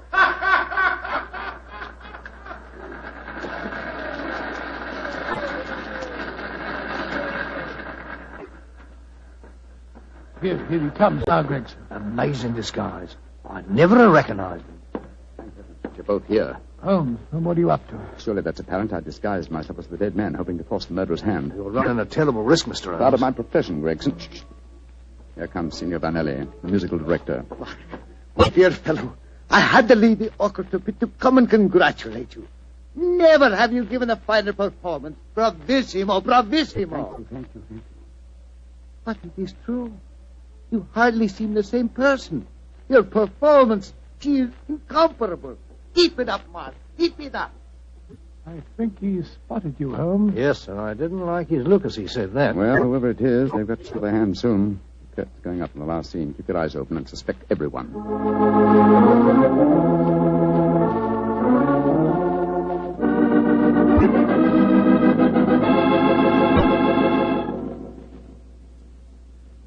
Look, my lord, Judge. He's by your side. Do not whisper. Your ermine robe is stained with blood. Sweeney Todd, what dark deed presses on your conscience? Was a dark, foul deed, but heed not what you hear, Lord Judge, nor what you see. Still the figure sits there. I fear it come to this. It is useless to deny my guilt. The very dead rise from their settlements to prove Sweeney Todd a murderer.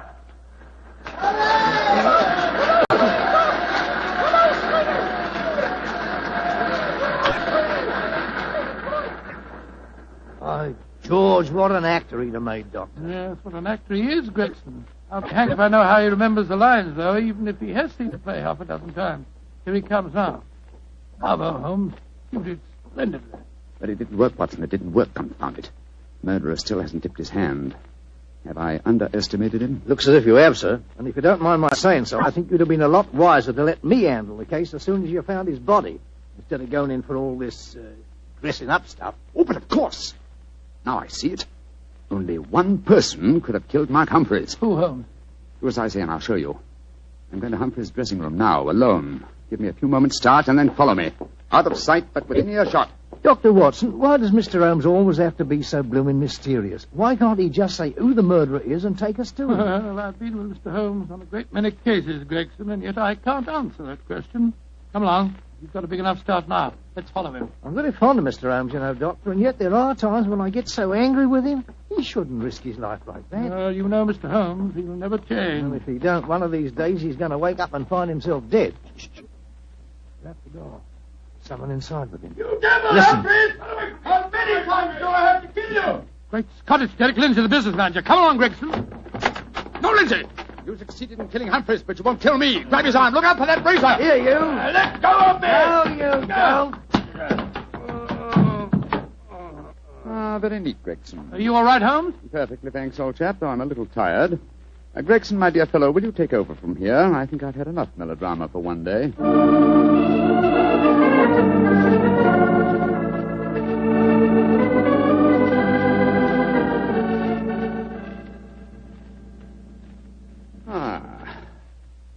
How pleasant, Watson, to be back at Baker Street again, a crackling fire, my dressing gown, and your company combined to make a soothing ending to a somewhat violent day. It's been a most unusual case, Holmes. I still don't entirely understand it. The original plot, of course, was to try and drive Mark Humphreys mad by making him think that he's a murderer. That accounts for the boots and the blood-stained razor. Precisely, my dear fellow. And the killer, having conditioned his victim by this trickery, then murdered him, trying to make it appear a suicide.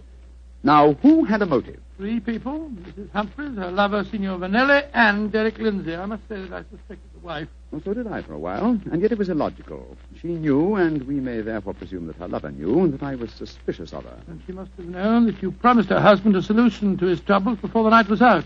It seems highly improbable that she or Signor Vanelli would have faked his suicide at that point. Quite right, my dear fellow. So I investigated Derek Lindsay's affairs, and I found that what Humphreys had referred to as the kindly act of a friend in helping him back onto his feet was in reality the mortgaging of his entire theatrical effects. Lindsay stood to inherit the theatre on Humphrey's death. Therefore, I was convinced that he was the killer. And then, after he'd murdered him, he saw what he thought to be Mark Humphreys on the stage. Ah, that's where I was slow and stupid, old chap.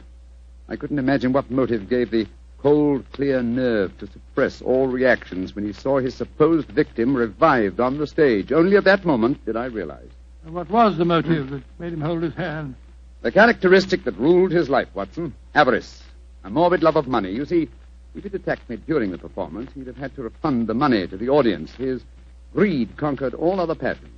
It made him wait until the performance was finished before he attempted my life. You know, Holmes, now that the case is solved, I'll tell you something in confidence. Please do, old fellow. What is it? At the end of the play tonight, I was afraid that you'd made a mistake, that you'd slipped up on the case.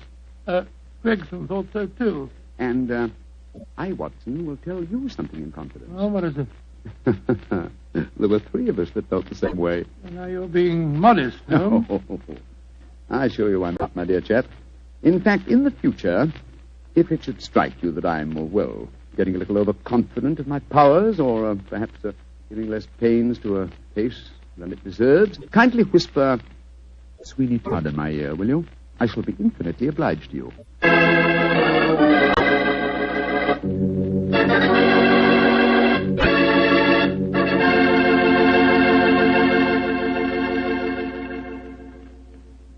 Doctor, that was a swell story. And a pretty narrow escape for Holmes. Yeah. He said he almost solved the case too late. Fortunately, it ended well. Mm-hmm. The thing that sticks in my mind is the fact that this was one of the very rare occasions when Holmes almost made a serious mistake. Well, we all make mistakes at times, don't we? Bartell, I said we all make mistakes at times. I suppose so. You mean to stand there and tell me that you never make a mistake? Well, not when it comes to choosing a wine, I don't, because I always choose Petri. Bartell, you trap me again. Could be. But honestly, Doctor, when you choose a Petri wine, you know it's a good wine. Because good wine is the only kind of wine the Petri family makes. And it's easy to understand why when you realize that ever since they started the Petri business way back in the 1800s, the Petri family has handed on down from father to son, the highly developed fine art of winemaking. Yes, the Petri family's been making wine for generations. That's why, no matter what type of wine you prefer, for any occasion, you can't go wrong with a Petri wine because Petri took time to bring you good wine. Well, Dr. Watson, do you care to give us a clue about next week's Sherlock Holmes Well, adventure? now, let me see. Next week, Mr. Bartell, next week now. Yes, I'm going to tell you a colorful story that took place in the Parisian circus in 1890. It concerns a very exalted personage, the Lady Bareback Rider, and a faint death that struck without warning. Oh, boy, I can't miss that one, Doctor. Good. Well, now, before you go, I want to say something to all our friends. I want you just to think for a minute. Think of how terrible it is to see helpless little children stricken by infantile paralysis. And then realize that infantile paralysis can be beaten. It can be beaten in very many cases. And your money, your dimes, can do it. Join the March of Dimes. Send your dimes to your local March of Dimes headquarters. Let's help little children walk. Let's help them live.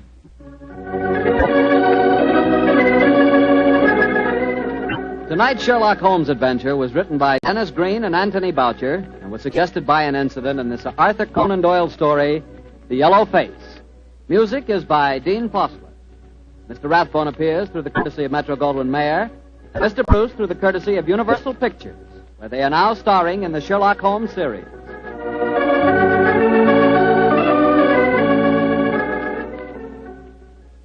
The Petri Wine Company of San Francisco, California, invites you to tune in again next week, same time, same station. Sherlock Holmes comes to you from our Hollywood studio. This is Harry Bartell saying good night for the Petri family. For a solid hour of exciting mystery dramas, listen every Monday on most of these same stations at 8 o'clock to Michael Shayne, followed immediately by Sherlock Holmes.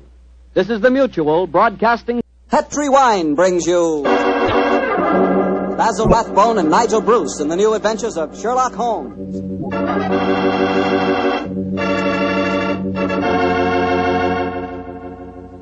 The Petri family, the family that took time to bring you good wine, invite you to listen to Dr. Watson tell us another exciting adventure he shared with his old friend, that master detective, Sherlock Holmes. And as for me, well, I'd like to talk about those few minutes you have while you're waiting for dinner every evening. That's the perfect time for a glass of Petri California Sherry. Petri Sherry is the best beginning a good meal ever had. You really feel like you're enjoying the good things of life when you take time for a glass of Petri Sherry. Hold that glass of sherry to the light. Look at it. It's a beautiful dark amber. Yes, and Petri Sherry is clear and fragrant, the way a good wine should be. Now taste it. You've got something. That Petri Sherry has a real heart-of-the-grape flavor. Oh, and look, if you like your sherry dry, not sweet, Petri makes a fine dry sherry. It's called Petri Pale Dry. And if you don't know yet which you prefer, the regular sherry or the dry, why not try both? Don't buy one, buy two. But just be sure you always buy Petri.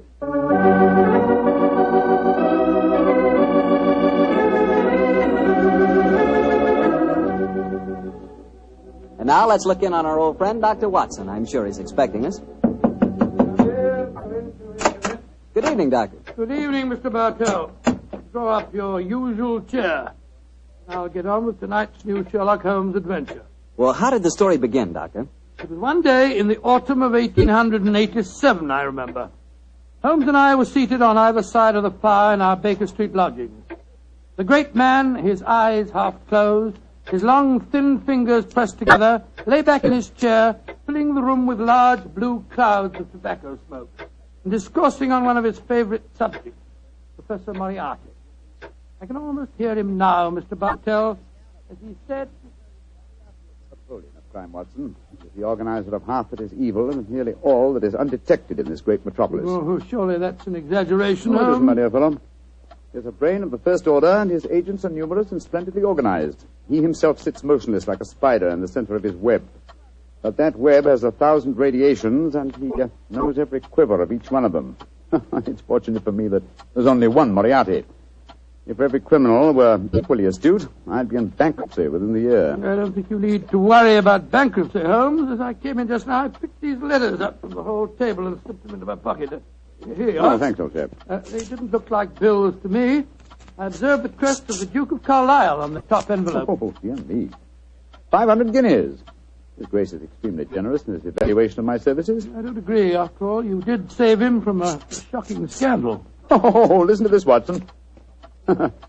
I seen you yesterday when you come to the cricket match. You wasn't watching the cricket. If you value your life, keep your filthy long nose to yourself. And it's signed Joe the Butcher. Long nose. Who on earth, Joe the Butcher? No minor criminal that I was instrumental in sending to prison for a short term. He flatters himself, though. I was watching the cricket. No idea that Joe was back in practice again. I must keep an eye on him. Hello. Letter on Carlton Hotel stationery. Now, I say, this is interesting. Very interesting. Oh, what's it say, Holmes? Dear Mr. Holmes, I've been informed that you are a man of ability and discretion. My life is in grave danger, and I need your help. Upon receipt of this letter, come to my hotel at once. I shall be expecting you. And it's signed, Francois Dulac. Oh, it's rather peremptory, isn't it? No, please, just come to my hotel at once. Who is this Dulac, anyway? Watson, old fellow. Yeah? We were talking of Moriarty just now. I have a feeling that this letter may lead us to him. Well, what makes you say that? Francois Dulac, the writer of this letter, is recognized in France as the one indisputable authority on the paintings of Jean-Baptiste Greuze. Well, I still don't see the connection with Moriarty. If there is one thing Moriarty loves, more than the dazzling abstractions of mathematics and even more dazzling achievements of crime, it is the paintings of Greuze. The suggested combination of impending danger and a Greuze expert spells Moriarty to me. Get your hat and coat, old fellow. We're off to the Carlton Hotel to see Monsieur Dulac at once. This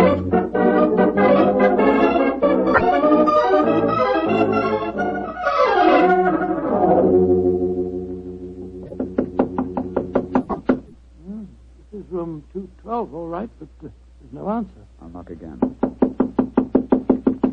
Shall I go and get someone to unlock the door? No, chap. Huh? We don't want to attract attention to our prospective client. Hotel lock shouldn't be very hard to pick. Here. The skeleton key should do the trick quite easily. Well, the man at the desk downstairs said that Monsieur Dulac was in his room. You know, Watson, he said he thought he was in his room. Uh-huh. Easier than I anticipated. Come on, let's go in. Doesn't look as if anyone's occupying this room. No signs of any personal belongings. No clothes hanging in the wardrobe, no luggage. Yet he is still registered here. Hello. What's this stain on the carpet by the bed here? Great Scott, is it... It's a blood stain, Watson. Blood stain? And the stain is still damp. I'm afraid we're too late. Come on. We can do no more good here. You're not giving up, Holmes? No, of course not, my dear fellow.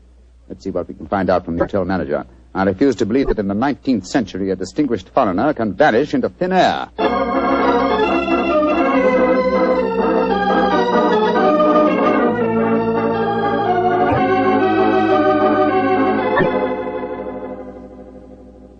Yes, Monsieur Dulac did have a visitor early on today, Mr. Holmes. You remember his name? I think it was Perkins or Parsons, but I'm not sure. Can you describe his appearance?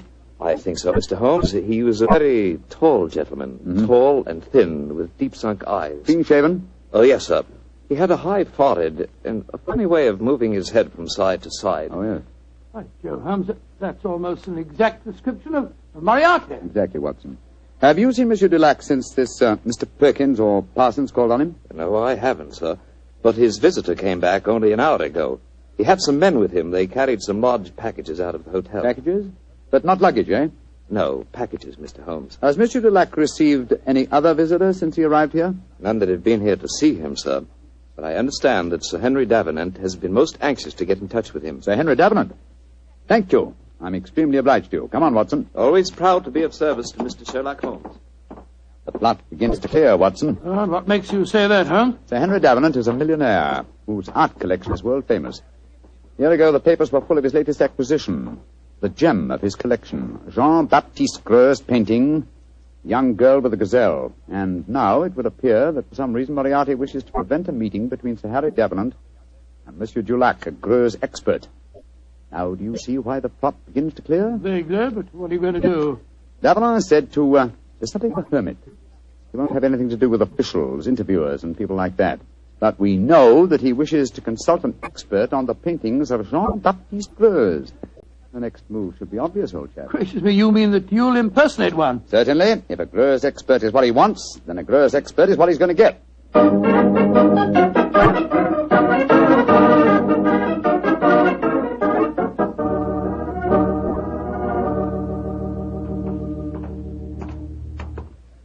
Holmes, I must say your disguise is amazingly effective. Monsieur, you do me the great honor.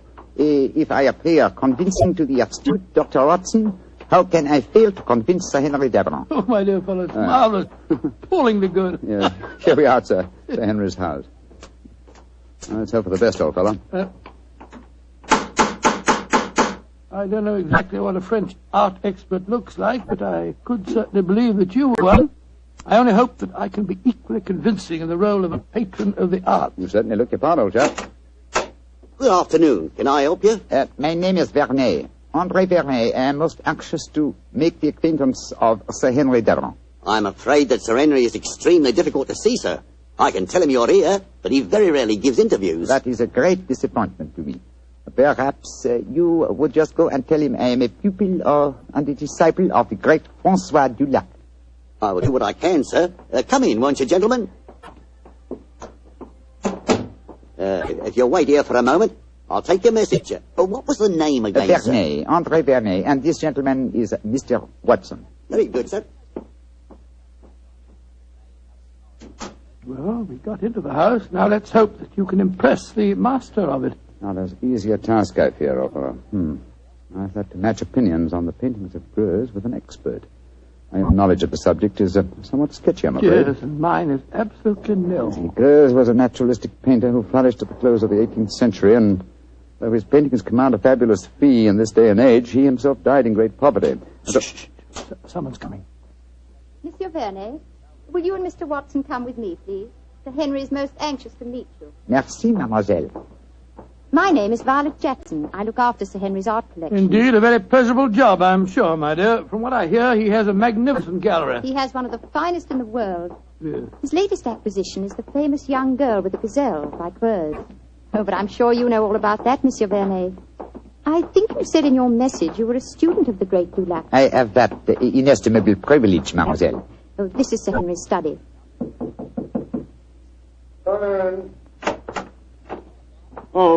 Thank you, Violet. You may go. Yes, Sir Henry. You're Vernet, I'm sure, and this is Mr. Watson? That's right, Sir Henry. Mr. Vernet is staying with me. I see. Well, sit down, won't you? Look, Vernet, you're a friend of Dulac's, aren't you? I think I may claim that honor, monsieur. Then why in thunder can't I get in touch with him? He's staying at the Carlton Hotel, isn't he? He was, or has been staying there, monsieur. Oui. I've left half a dozen messages for him, asking him to come and see me, and he hasn't answered one of them. I can't understand it. It's most important that I see him. Monsieur is in some trouble, perhaps? Perhaps. Now, you fellows are familiar with the painting by Greuze, the young lady with the gazelle, aren't you? Oh, yes, Sir Henry. Yes, indeed. Oh, you are, eh? What do you think of it? Well, one of the greatest works, in my humble opinion, monsieur. Of course, I have only seen a reproduction, but it seemed to me to have a freshness and vigor of the flesh tints, a great firmness and brilliance of line. You are indeed fortunate to own it, monsieur. Don't know about fortunate. It cost me £40,000. I still say you are most fortunate, monsieur. Would you grant me the honor of to examine the original? Well, I don't know whether I ought to. I've had to guard it very carefully ever since this... Well, but perhaps in your case I can make an exception. You received threats regarding the painting, Sir Henry? Yes, I have, Mr. Watson. And they've worried me so much that I've even thought of engaging the services of a private detective. Oh, indeed, monsieur. Very interesting. The Duke of Carlisle strongly recommended a fellow by the name of Sherlock Holmes. I was seriously thinking of going to him. Instead of which? He has come to you, Sir Henry. A fact that will save us all a lot of time, I'm sure. Well, what kind of horseplay is this, sir? Who the devil are you? My name is Sherlock Holmes. Then why do you come here masquerading as a French art expert? Because I'd heard of your aversion to giving interviews, and I wanted to see you urgently. I felt that in the character of a supposed Greuze expert, I was most likely to gain immediate admission. Well, then, your friend here? Dr. Watson, my colleague. Well, it's all turned out for the best, Sir Henry. You wanted to consult Mr. Holmes, and he was most anxious to see you. Yes. Well, I'm glad you fellows are here. You see, I'm devilish worried about that Greuze of mine. Oh, why, Sir Henry? Well, I bought it at an auction. There was another man bidding against me all the time, and when it was finally knocked down in my name, he became most insulting. He seemed unable to bear not owning the picture himself. He told me bluntly that I wouldn't enjoy it long. Well, I didn't think much about it at the time, but lately I've been receiving postcards repeating the threat. I don't like it, that's a fact. Well, you've kept those postcards, I hope, Sir Henry? No, threw them in the fire where they belong. Oh, that's a pity, sir. Can you recall the name of this bidder at the auction who threatened you? No, didn't know his name. Can you describe his appearance? Well, let me see. He was tall, clean-shaven, and a curious habit of moving his head from side to side. Moriarty again. Yes, old chap, my supposition was correct. Now, tell me, Sir Henry, is the painting safely guarded? Well, I'd say that it was impregnable, Holmes. It's not in my regular galleries. I had a special strong room built for it when I started to receive these threats. It has a lock to which only I know the combination, and a special clockwork device that so controls the room that even I can only enter it during certain daytime hours. And yet, Sir Henry, with such thorough precautions, you appear to be frightened. Why? Well, I hardly dare trust my own shadow, Holmes. Well, as you possibly know, one of Greuze's pupils, a certain Madame Ledoux, imitated his paintings most successfully. Several of the experts were fooled. I confess that I've been frightened lately, since I received the threat, that a clever man might try and substitute a fake painting for the original, if indeed he hasn't already done so. That's why I was so anxious to get in touch with Dulac. He'd know a fraud at once. A substitution would be impossible if you're the only one that knows the combination to the lock of the strong room. Well, that's what my logic tells me too, Doctor. Yet I'm very uneasy, I must confess. It's still daylight, Sir Henry. Would it be possible for us to examine the painting now? Well, certainly. By the way, what happened to Francois Delac? Did he leave the Cotton Hotel? He did, sir. The circumstances of his departure made us distinctly uneasy. In what way? His room was empty. There were no signs of luggage, and yet... Come in. Miss Violet, what is it? This note was just left for you, Sir Henry. I was asked to deliver it at once. Who left it, Violet? Well, he didn't give his name, Sir Henry. But he was a tall, thin man with deep, sunk eyes. Oh. What does the note say? Why, it's the same fellow again. Listen to this. I told you you wouldn't enjoy the painting for long. You didn't, did you? Great Scott, it's Moriarty. Holmes, I don't see anything funny about this. What makes you laugh? It's obvious that my painting has been stolen. I find nothing funny about it either, Sir Henry. But I must admit a certain pleasure. Once again, I'm crossing swords with an adversary who was more than worthy of my steel.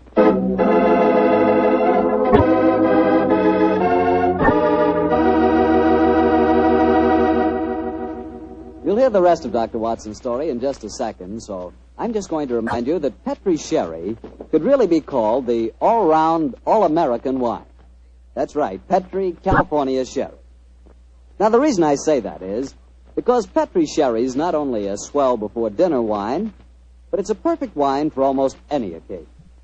When company drops in, serve Petri Sherry. After dinner, when you're just sitting around chatting, Petri Sherry again is just right. Believe me, you couldn't ask for a better all-round wine than Sherry. You couldn't ask for a better tasting Sherry than Petri. Petri Sherry. Well, Dr. Watson, you've kept me on the edge of my chair so far with your story. What happened next? Did Sir Henry Davenant take you to see his famous painting? He did, Mr. Bartell. Together with Miss Violet Jackson, we descended countless flights of stairs. Doors opened where no one expected a door to exist. Finally, after walking down a narrow stone staircase that turned and twisted, we came up against a blank wall. It seemed that we could go no further. But a time clock, a combination of numbers, and a hidden door slid back. We stood in the interior of a small room. A room with no windows and hardly any light. An oil painting stood on an easel before us. It was the incomparable Greuze painting of a young girl with a gazelle.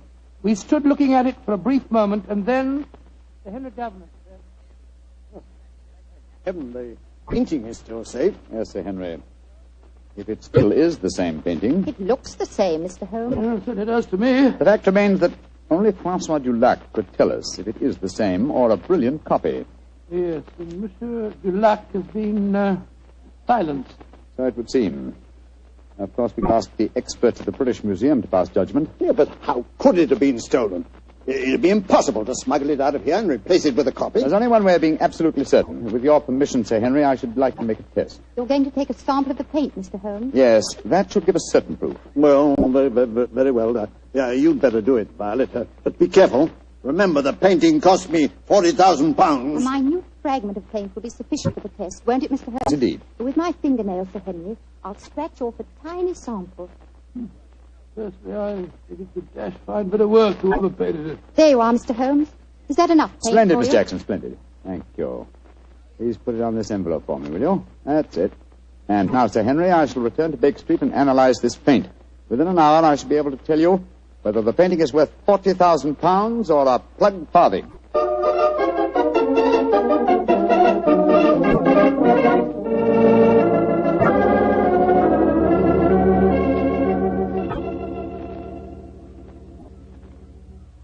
Well, Holmes, did you make the test?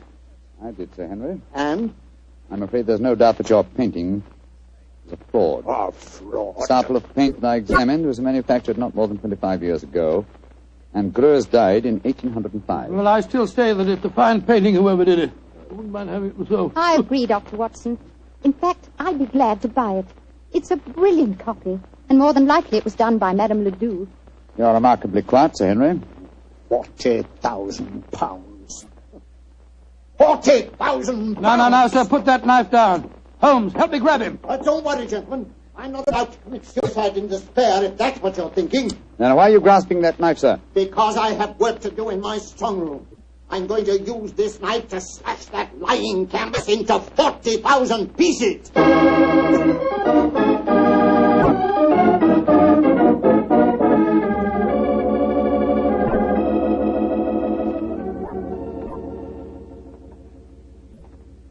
Yes, well, I suppose you're right, Violet. It is childish to mutilate this daub. It's a brilliant fraud, Sir Henry. I'd like to have it. I'll buy it from you gladly. Buy it from me? You can have it. Go and make arrangements to have the wretched thing taken away at once. I don't want any frauds in my collection. Yes, Sir Henry, and thank you. Now, Mr. Sherlock Holmes, I'll pay you any fee you name if you can tell me how the original painting was stolen. Well, Sir Henry, the how must here precede the who. And the how, I must confess, seems impossible. Yes, I agree. This is the sealed metal room. The only entrance is through the door. That has a combination that only you know, Sir Henry. Perfectly true. It's impossible for anyone to enter this room without my being present. Or I would have sworn it was. Let's examine these walls, Watson. Might be a secret tunnel. Ventilator.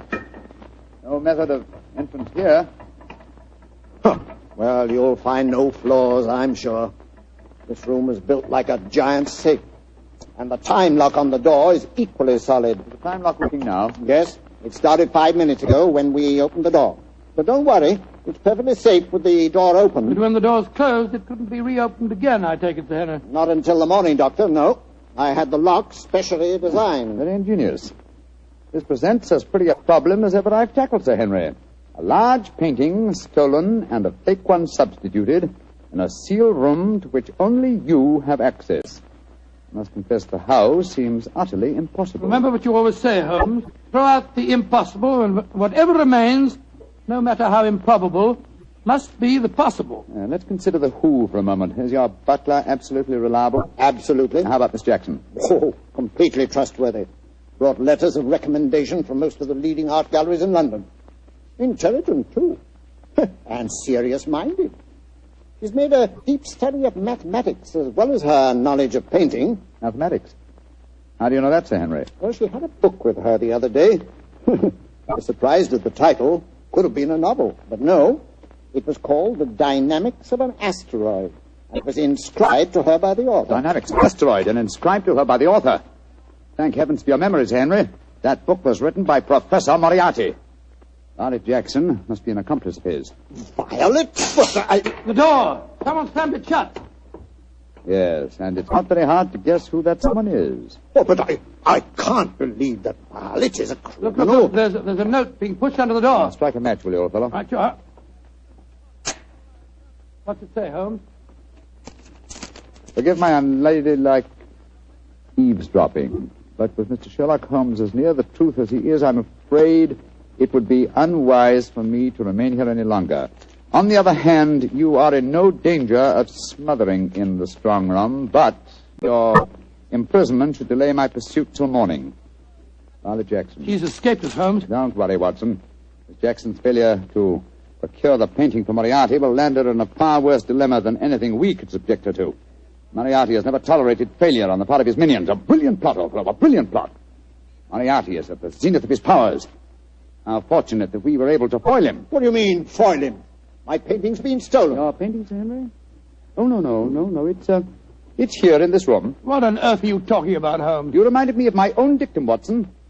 I discarded the impossible. It was impossible that the picture had been stolen, therefore it had not been stolen. You mean that this painting is the original, Grose? Yes, of course, sir. Surely the whole plot is crystal clear now. Just about as clear as porridge to me. Well, then let me explain. The whole episode of Francois Dulac, the note to me, the empty hotel room, and the significant bloodstains and the apparent disappearance of Dulac were all part of Moriarty's plot. The real Dulac never left France. Moriarty created him in England to lure me into the case. Why in thunder should he want to do that, Holmes? Yes. I should think you're the last person he'd want on the scene. Oh, on the contrary, sir. He knew that I'd grab at his bait, the apparent murder of a Greuze expert who would make it seem likely that your painting had a substitute, Sir Henry. He wanted me to test the painting, which I did. I fell into his trap very neatly. The paint, Holmes, you said that it was no more than 20 years old. Yes, my dear fellow, the answer should be obvious. I see it. Violet was his accomplice. had prepared the painting beforehand and carefully scraped off a piece of modern paint. Exactly, Sir Henry. And Moriarty had assumed, quite correctly as it turned out, that as soon as you thought your painting was a fraud, you'd want to get rid of it. And that girl was going to take it out of this house with your full approval. And, of course, turn it over to Moriarty. What a fantastic scheme. A devilishly clever one, old chap. If it hadn't been for your chance remark about the book on mathematics, Sir Henry, I'm very much afraid the young lady with the gazelle might even now be on her way out of your house. Holmes, I can't tell you how grateful I am. And I'm going to express that gratitude in a very material manner, I assure you. Thank you, Sir Henry, but I wouldn't dream of accepting a fee for this case. I've been shockingly obtuse. I might easily have let them walk away with your treasure right under our noses. We locked in here for the night, sir? I'm very much afraid so, Dr. Watson. Oh, I shouldn't be surprised if the butler notices our disappearance and comes looking for us. But he won't be able to open the door.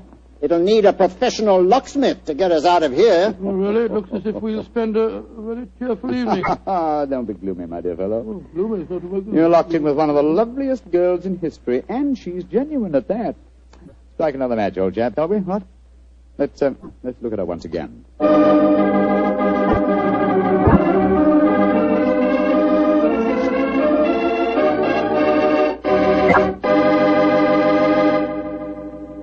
Doctor, that was not only a swell story, but I really learned something. Oh, good, Mr. Bartell. And just what did you learn?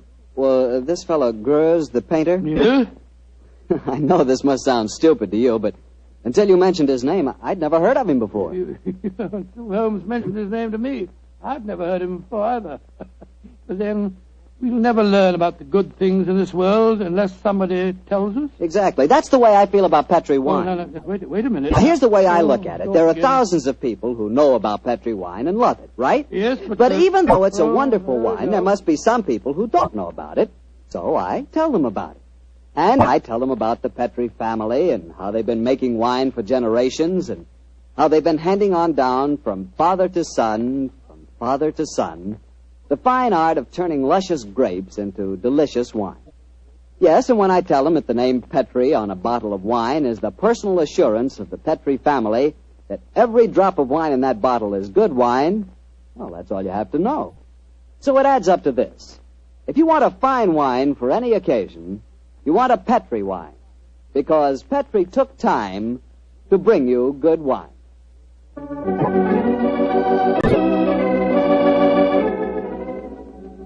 Tonight's Sherlock Holmes adventure was written by Dennis Green and Anthony Boucher and was suggested by an incident in Sir Arthur Conan Doyle's story, The Final Problem. Music is by Dean Fossler. Mr. Rathbone appears through the courtesy of Metro-Goldwyn-Mayer and Mr. Bruce through the courtesy of Universal Pictures, where they are now starring in the Sherlock Holmes series. The Petri Wine Company of San Francisco, California, invite you to tune in again next week, same time, same station. Sherlock Holmes comes to you from our Hollywood studios.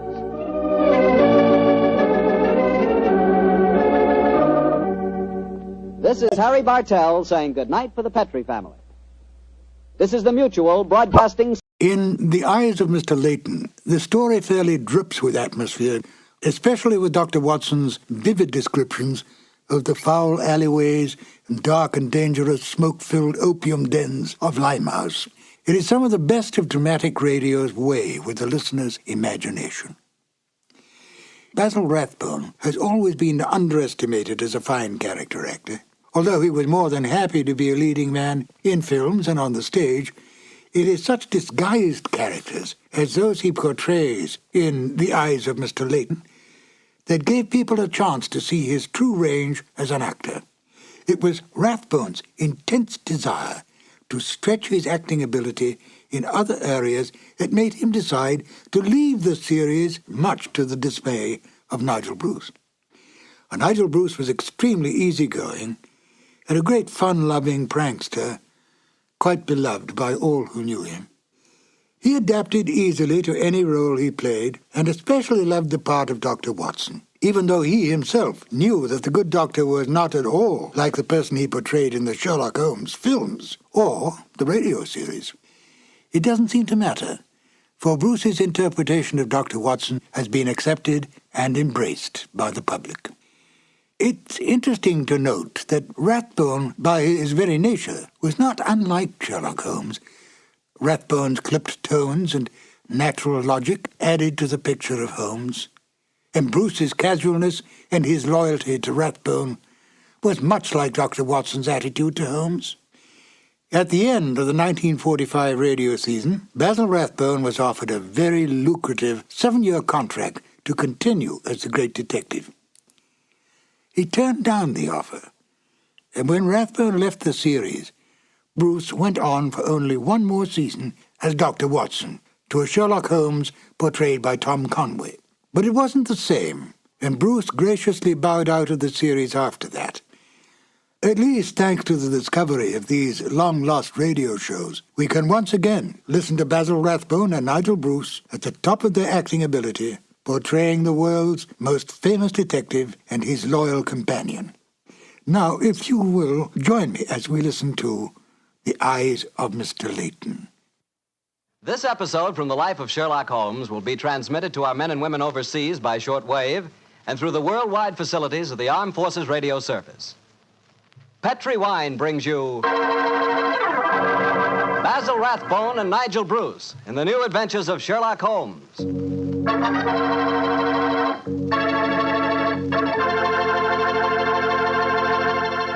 The Petri family, the family that took time to bring you good wine, invites you to listen to Dr. Watson tell us another exciting story about his good friend, that master detective, Sherlock Holmes. And I'd like to tell you something that maybe you already know. The fact that America's favorite wine is port wine. Did you know that?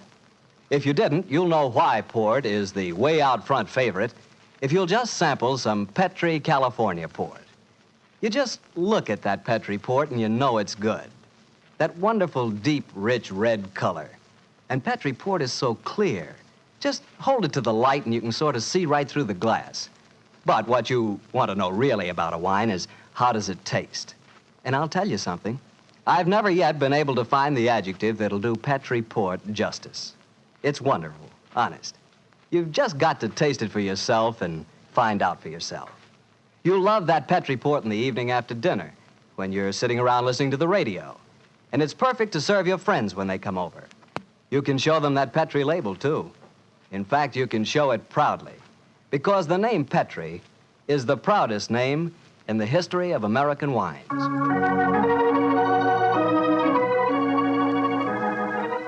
And now for our weekly doctor's visit. Let's see. No, Mr. Bartell, don't say let's see if he's expecting us. You know I always expect you at this time on Monday evenings, my boy. So draw up your usual chair and settle down. Thanks, Doctor. That's it. All alone this evening, Doctor? Where are the puppies? Out on the patio. They had a most unfortunate encounter with a dead seal on the beach this afternoon.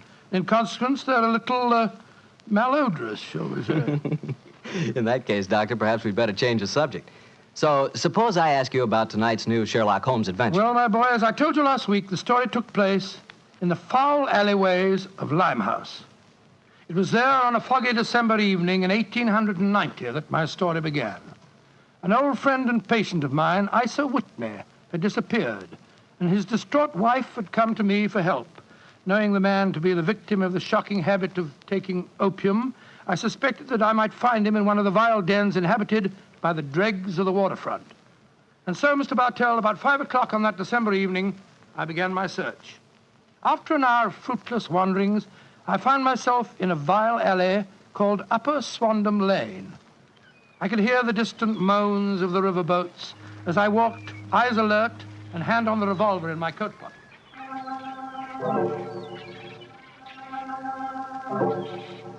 Suddenly, I saw a steep flight of steps leading down to a black gap, like the mouth of a cave. I walked down them.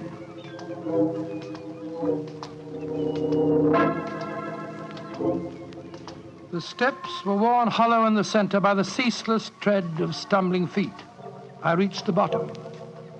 A door faced me, and above it, a flickering oil lamp winked warnings at me. I found the latch and lifted it. The door squeaked open protestingly. And I entered.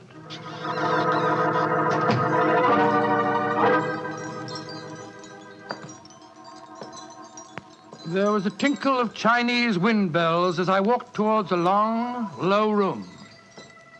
A strange sight met my eyes.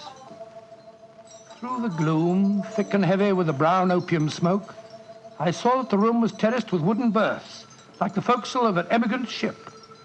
Out of the shadows, there glimmered little red circles of light, now bright, now faint, as the burning poison waxed or waned in the metal pipes. Bodies lay in strange, fantastic poses. Bowed shoulders, bent knees, heads thrown back. The attendant came up to me with a pipe and beckoned me to an empty berth. I haven't come here to smoke your filthy drug. I'm looking for a friend, Mr. Isa Whitney. No, Mr. Whitney here. Oh, I'm going to search the place. You must not disturb the priest. I'm carrying a revolver, so you'd better not argue with me, my good man. Out of the way. I searched that filthy den, but found no trace of my missing friend. As I was leaving in despair, a long, shaking hand reached out and plucked at my sleeve. I turned, and there, sprawled in a berth, was the wreckage of a man, his gaunt face yellow and twitching, his clothes filthy and ragged, and the pupil of his eyes like pinpoints. He spoke to me in a thin, quavering voice. For heaven's sake, get me out of here. Now, look here, my man. Don't say you won't help me, Governor. Ain't you got an heart? Please help me, Governor. Take me out of here. Strike me pink, I'm going to bomb you, I tell you. Oh, what must you expect if you indulge in this filthy habit? Take me out of here, Governor. I'll go straight this time. Cross me out, I will. Oh, very well. Come along with me. I suppose it's my duty to help you. Ah, bless you, Governor. Here you are. Here, now, give me your arm. You cannot take him away. He owe me money. That's a bleeding lie. I paid him when I come in, I did. He cannot go with you, mister. You remember what I said about my revolver, you blackguard? If I have any more trouble with you, I'll fetch the police. Come along. He owe me money. He owe me money. Infernal scoundrel, owe me money. You tell him all proper, Governor. And off you didn't.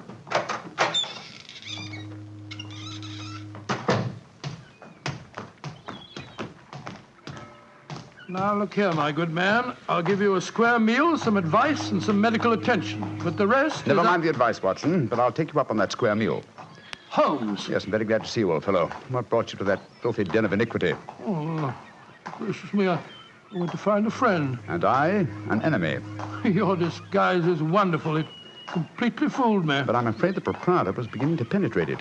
That's why I staged the little rescue scene. Had I been recognized, my life wouldn't have been worth an hour's purchase. Well, how long had you been there? Why were you there? Come on, Holmes. Tell me all about it. With pleasure, old chap. But first, let's find a chop house. I want that square meal you promised me.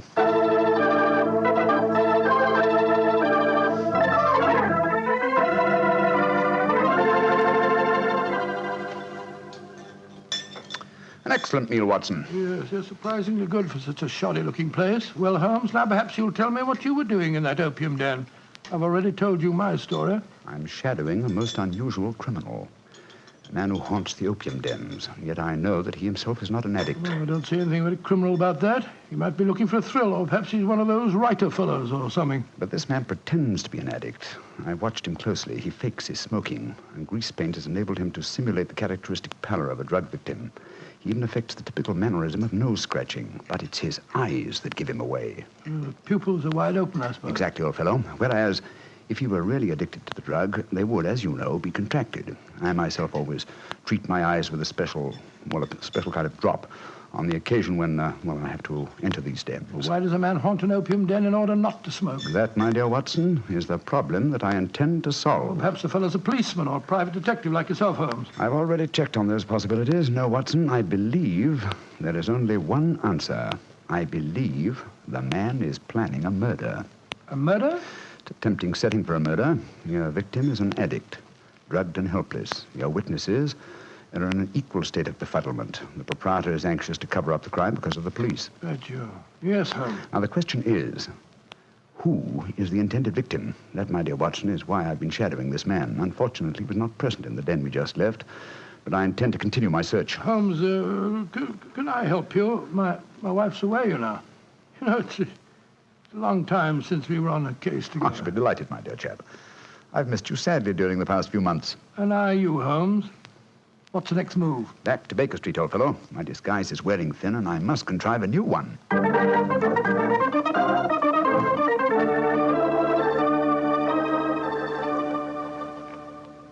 New disguise, eh?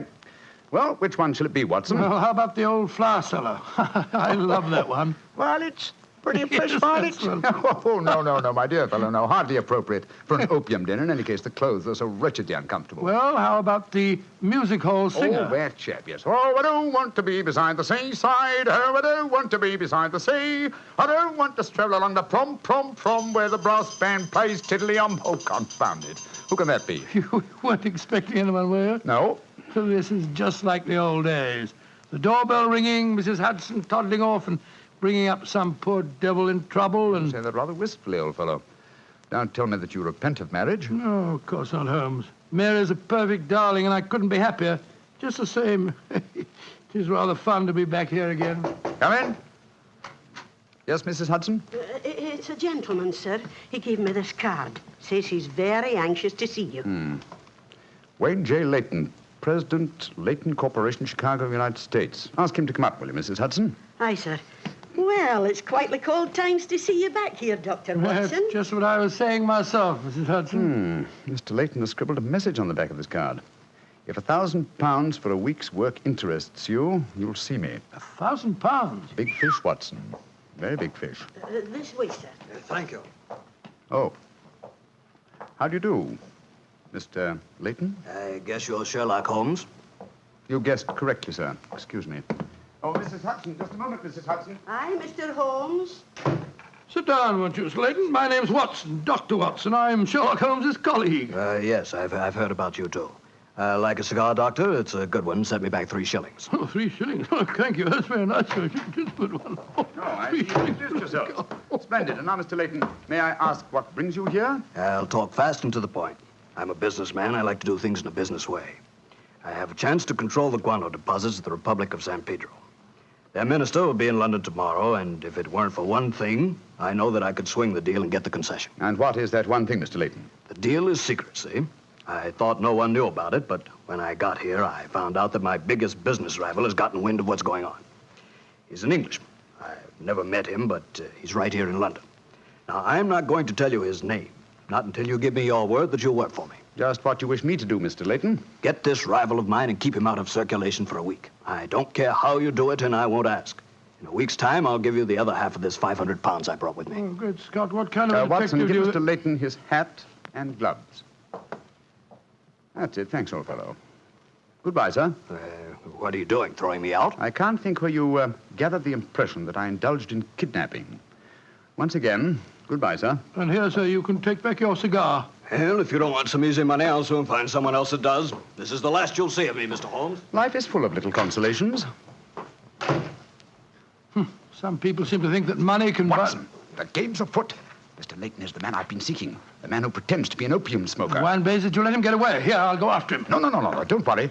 I've already arranged for that. Oh, how? When I left the room just now to talk to Mrs. Hudson, I was intending to tell her to summon some of my band of street urchins. You know, the Baker Street irregulars.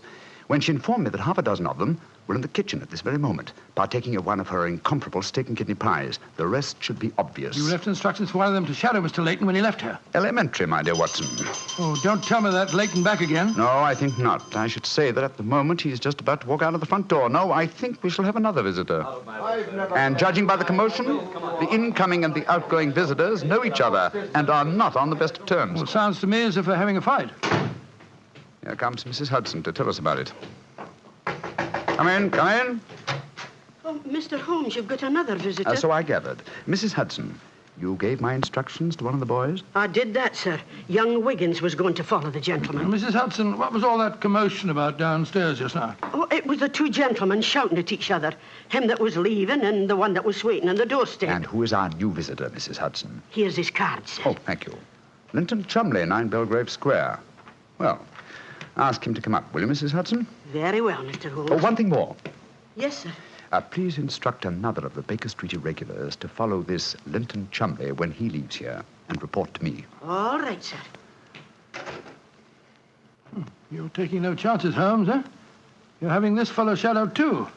Layton is a potential murderer. Of that I'm convinced. This Mr. Chumley might possibly be his intended victim.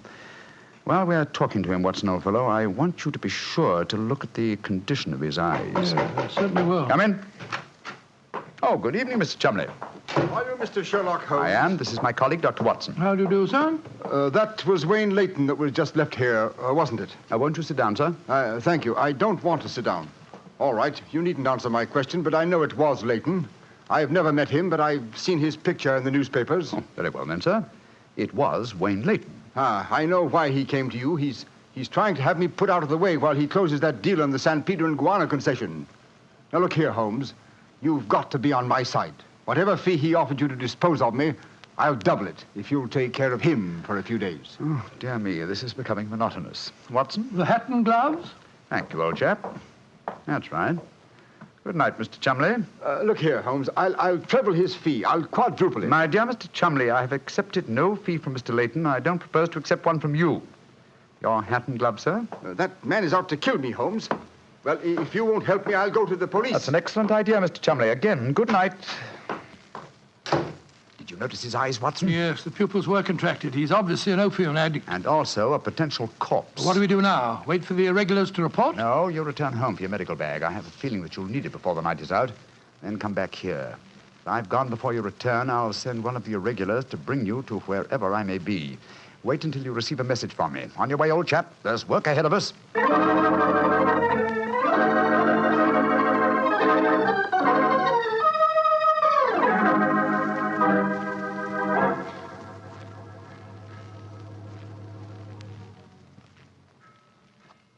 Wiggins, you're certain that this is the place that Mr. Holmes told you to bring me to? Oh, yes, Dr. Watson. The corner of Swanham Line and Brixell Street, Mr. Holmes said. Yeah, well, this is the spot, all right. I don't see any sign of him. Hello? This old woman coming towards us. So that's the disguise he chose. Oh, spare me a few coppers, will you, mister? My feet hurt something awful, and I ain't had a bite of food all day. No, you don't, Holmes. You can't fool me this time. As a matter of fact, your makeup isn't very convincing. You hardly look like a woman, and nobody's nose could be quite as red as that. Don't look like a woman, don't I? My nose is too red, is it? I'll take that. Oh, no, steady, look here. Making fun of a poor old woman who's plighted me. I'm sorry, madam. I didn't mean to insult you. Well, matey, she gave you a bit of what for, all right, didn't she? Box your ears. No mistake about it. You mind your own business. And anyhow, why aren't you aboard your ship at this time of night? Because I'm not a sailor, Watson. It's Mr. Holmes. Great heavens, Holmes. I wish you wouldn't confuse me like this. I'd never recognized you. My dear Watson, when you're able to recognize me, it will indeed be the beginning of the end. When your eagle eye penetrates my disguise, I shall realize that my retirement is imminent. But enough of this. See that house opposite? You mean the ramshackle place with the broken tiled roof? Yes, I gave the irregulars instructions to let me know at once if our two quarries ever enter the same house at the one time. They're inside there now, and I'm going in after them. Be careful, Holmes. I better come along with you. Can't I come too, Mr. Holmes? No, certainly not. Both keep watch outside. If I need any help, I'll smash one of the windows, and then you can come in after me. Wait here for me. I don't expect I'll be very long. I'll be here, Holmes. Don't worry about me. Just take good care of yourself.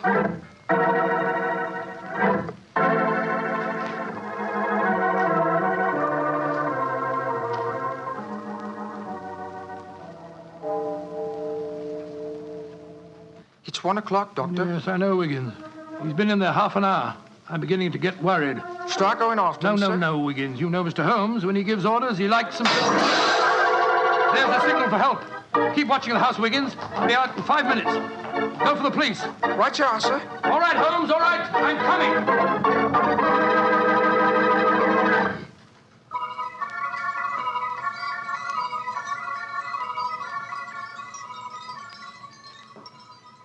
You have searched my house from basement to attic. Why do you not give up?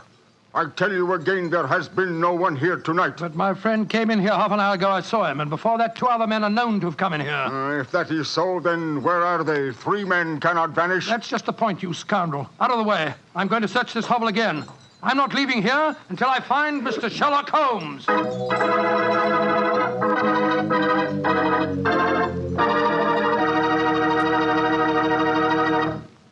You'll hear the rest of Dr. Watson's story in just a second.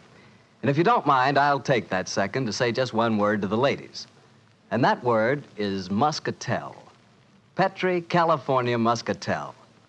I want you women to know about it because Petri Muscatel is one wine that practically every woman likes. Maybe because it's such a beautiful color, like pale gold. But I guess really because Petri Muscatel brings you the wonderful flavor of luscious, sun-ripened Muscat grapes. And that's a flavor. Try Petri Muscatel after dinner, or any time as a change from Petri Port. Remember, if it's a Petri wine, you know it's a good wine.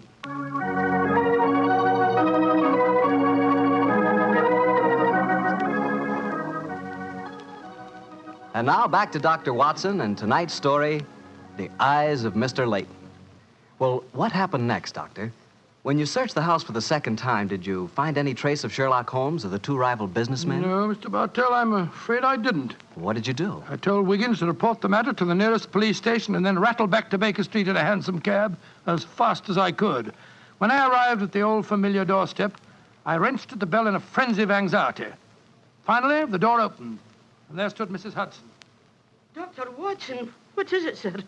Why, you're as white as a ghost. Mr. Holmes, is he here? Aye, sir, came in half an hour ago. He was dressed as a sailor and was half carrying some drunken friend of his. Oh, thank heavens he's safe. I'll go up. All right, sir.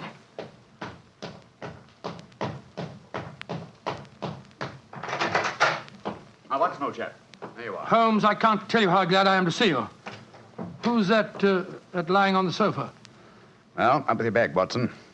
Though I'm afraid the poor devil's done for. Great Scott, it's Wayne Layton, the American fella. With a knife wound between his ribs. See what you can do for him, will you? All right. This is extraordinary, Holmes. You said that Layton was a potential murderer, and now he's a victim himself. The biter bit, eh, old chap? Yes, he's still breathing, but he hasn't a chance. I'll try him with an injection of strychnine. Holmes, how did you get his body out of the house? I searched the place from top to bottom. I found no trace of any of you. When I went in, I found the stabbing had already taken place. The proprietor then bribed me, or rather the broken-down sailor he took me for, to smuggle the body out through the secret stairway leading to the wharves at the back of the house. Well, there's no trace of Chumley there? No, he must have left before me by the same exit. Then you smashed the window and bolted? Yes, I knew that I could count on you to hold the fort while I was getting the body away. Just try to say something, Watson. Yes, the injection's beginning to take effect. Yes, Mr. Layton? What are you trying to say? Tell us, who stabbed you, sir? Shh. Lips are moving.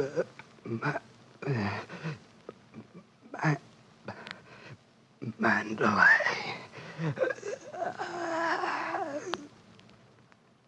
He's dead, Holmes. Yes, but he gave us the clue to the murderer's identity.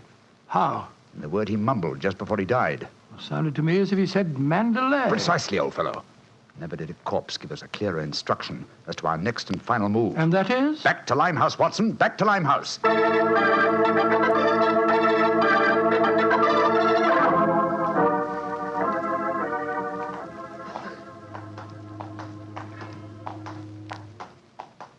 Here we are. This must be the place. What's this? Another opium den? Yes, I knew that since Chumley refrained from smoking earlier on in the night, in order to keep his faculties alert for murder, that an enormous reaction would set in. You'd have to find a den at once, and beyond question a different one from that in which the murder was committed. But how do you know that he's inside here? Well, just before you returned to Baker Street tonight, I had a message from one of my irregulars. He tracked him here after he escaped from the scene of the stabbing. That was a couple of hours ago. He might have slipped away again. No, Watson, tonight he came to drown his senses with a wretched drug. He'll be here. Come on.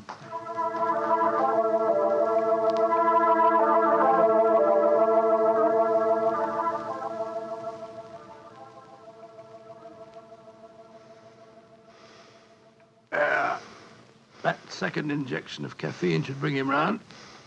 He's heavily drugged, but I think it'll work. Surprising what a £5 note will do, isn't it? Yes, the proprietor let us bring Chumley into this private room, and Look, he's coming too.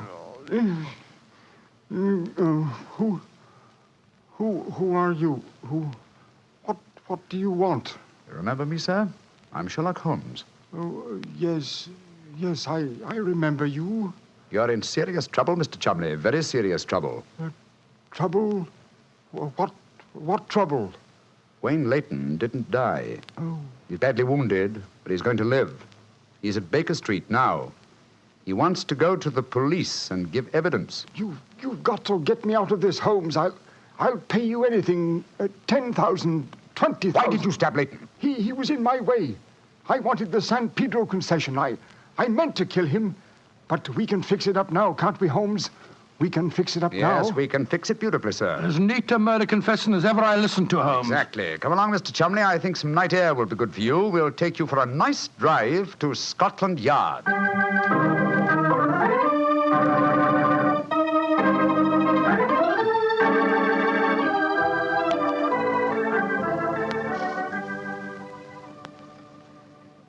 I brought you some kippers, gentlemen. You've both been up all night, and I'm sure you can do it. It's very thoughtful of you, Mrs. Hudson. Yes, indeed it is. What is Mrs. Watson going to say when she finds you've been out all night? Oh, don't you worry about that, Mrs. Hudson. She's very understanding. It's lucky for you that she is. Well, I'll go and leave you to your breakfast. Holmes. Yes, dear fellow? There's only one thing that puzzles me about this case. Oh, what's that? When Leighton was dying, he muttered the word Mandalay. How did that give you the key to the murderer's identity? Oh, the dead American had never met Mr. Chumley, you remember, except when they bumped into each other in our hallway. Yes, he told us that he recognized him from the newspaper photographs. And being an American, he had no reason to know that the name Chumley is in no way pronounced the way it is spelt. But I never thought of that. Chumley. That name's spelt C-H-O-L, Chol, M-O-N, Mon, D-E-D, L-E-Y. Chol Mondele. Mondele. Precisely, old fellow. What you thought to be Mandalay was really Chol Mondele, the name of the murderer. Amazing case. You did a remarkable job, Holmes. I'm beginning to be confoundedly sleepy. Why not sleep, old chap? Your old room's all ready for you. Are you going to take a nap? Oh, dear me, no. I have much too busy a day ahead of me. Let me look at my engagement book. Baxter Square murder. I've put the police on the track. The Duchess of Ferrers. I've got her material. The princess who was about to run away from home. Good gracious me, let her run. The Pope's cameos. Ah, yes. His Holiness must not be kept waiting. Can I help you again, Holmes? Mary doesn't return until tomorrow. Well, I thought you were sleepy, old fellow. Sleepy rubbish. I never felt more wide awake in my life.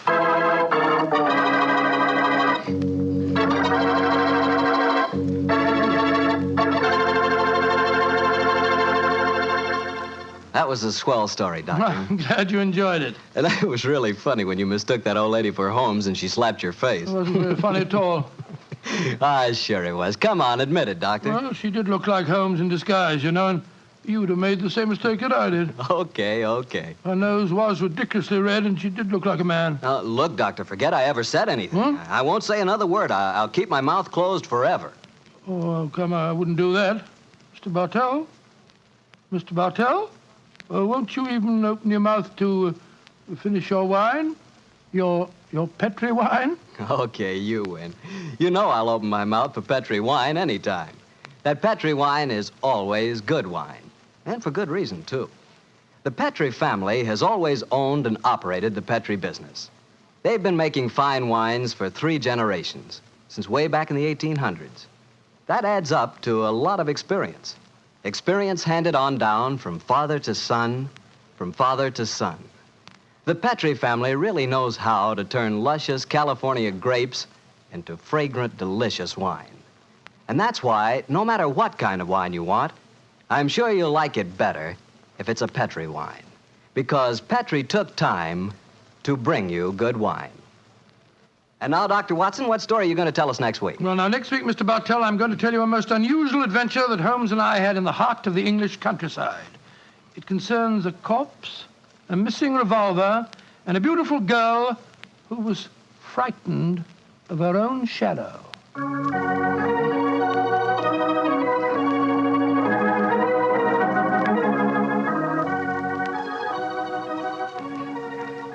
Tonight's Sherlock Holmes adventure is written by Dennis Green and Anthony Boucher and is based on an incident in the Sir Arthur Conan Doyle story, The Man with the Twisted Lip. Mr. Rathbone appears through the courtesy of Metro-Goldwyn-Mayer, and Mr. Bruce through the courtesy of Universal Pictures, where they are now starring in the Sherlock Holmes series. The Petri Wine Company of San Francisco, California, invites you to tune in again next week, same time, same station.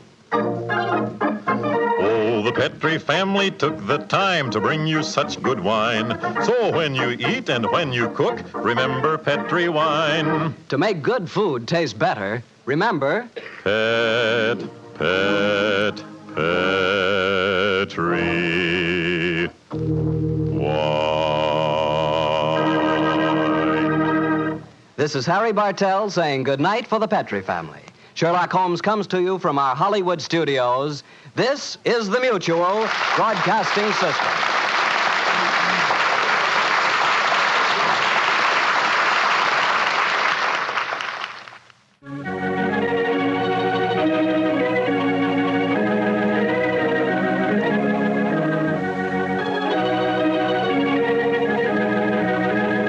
The two episodes you have just heard, In Flanders Fields and The Eyes of Mr. Layton, are part of the new Adventures of Sherlock Holmes, starring Basil Rathbone and Nigel Bruce, and are a 1988 copyrighted production of 221A Baker Street Associates. The Sherlock Holmes stories and the characters of Sherlock Holmes and Dr. John H. Watson were created by Sir Arthur Conan Doyle and are used with the kind permission of Dame Jean Conan Doyle. I'm Ben Wright. I hope you will join me again for more new adventures of Sherlock Holmes. Thank you for listening.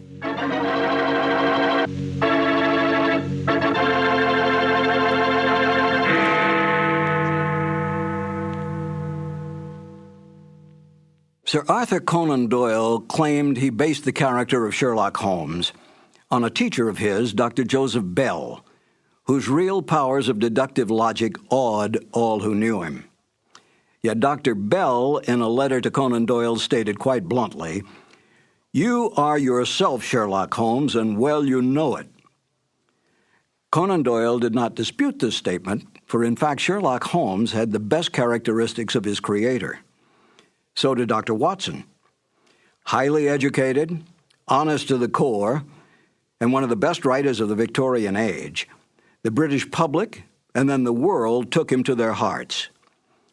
It was not long before the doctor-turned-writer found himself a well-established man of letters and friend to such countrymen as Oscar Wilde, Rudyard Kipling, and H.G. Wells.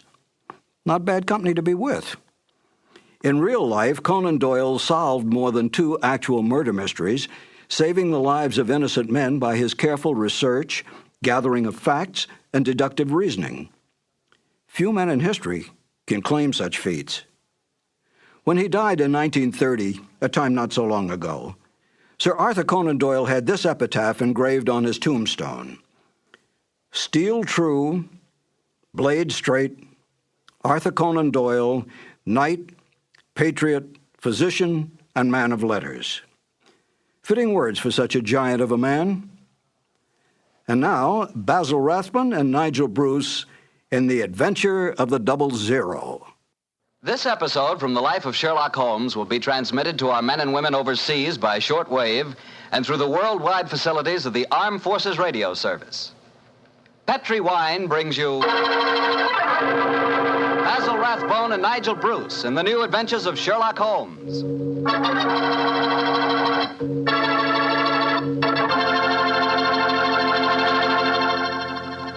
The Petri family, the family that took time to bring you good wine, invites you to spend the next half hour listening to Dr. Watson tell us another exciting adventure he shared with his old friend, that master detective, Sherlock Holmes.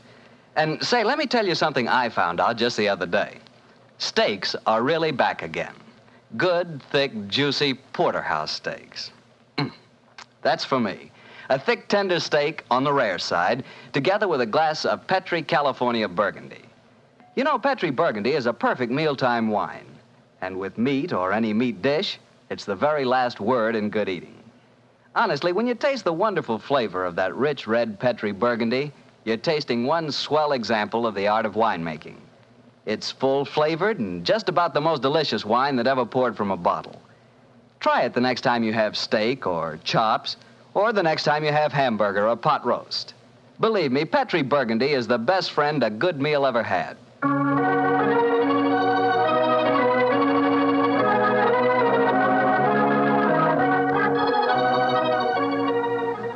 And now let's look in on our good friend and host, Dr. Watson. Come in, come in, come in.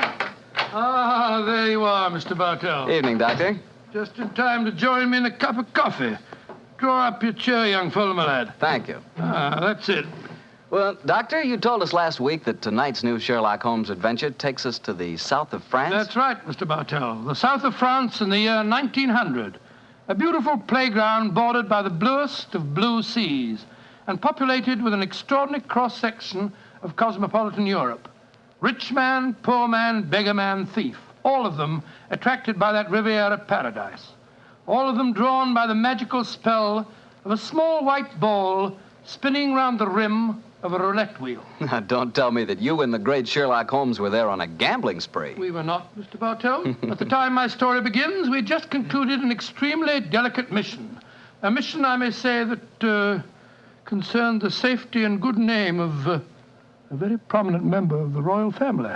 Say, Doctor, you don't mean... One story at a time, Mr. Bartell. In any event, my boy, I'm afraid that's a case about which my lips are sealed for all time. But to return to tonight's adventure, one June evening, I persuaded Holmes to accompany me to the gambling casino at Fréjus, not far from Cannes, where we were staying. It wasn't quite as fashionable as the casino at Monte Carlo, but as I intended to do a little modest gambling myself, it seemed an establishment more suited to my means.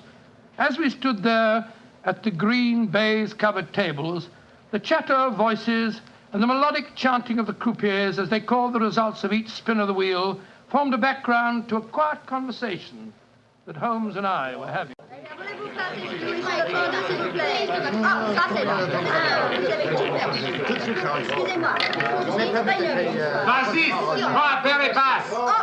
Lost again, Watson? Oh, confound it. That number 10 must come up soon. Oh, why not cut your losses, old fellow, and come for a stroll with me on the waterfront? Well, just a big wait. A couple more bets, Holmes. I have a feeling that 10 is bound to come up in a minute.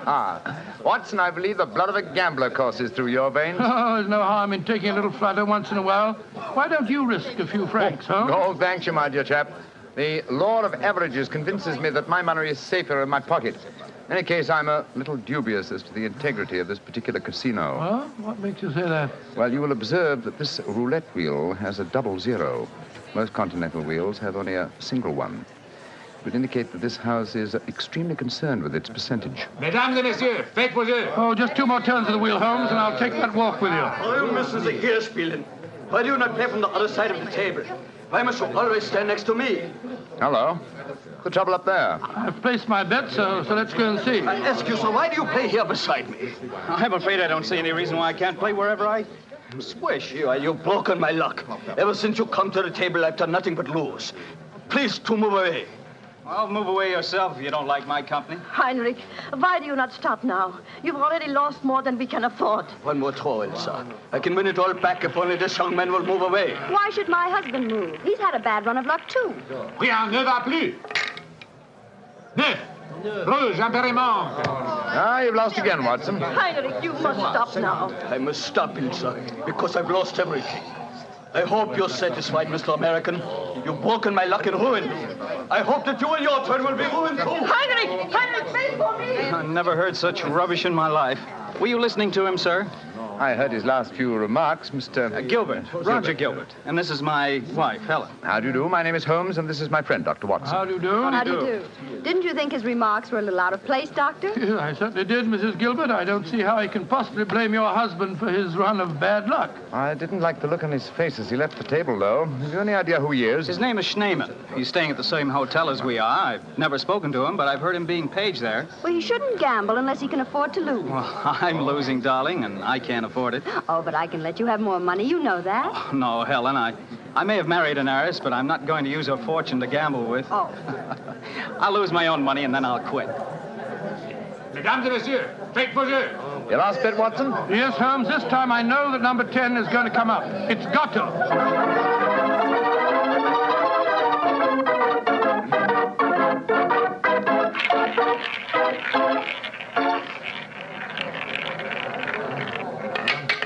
Numéro 10. 10 at last. I've lost again, darn it.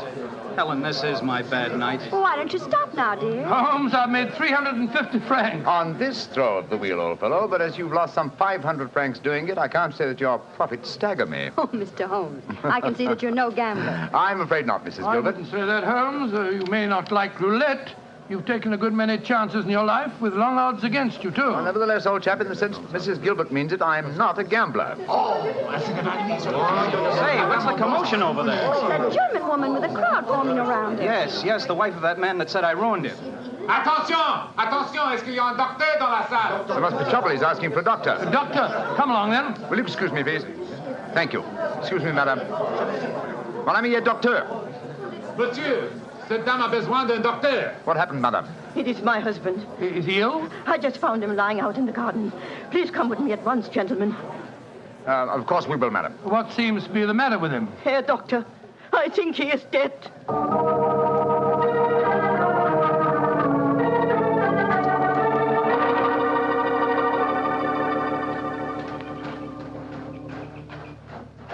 He's lying by that tree, Doctor.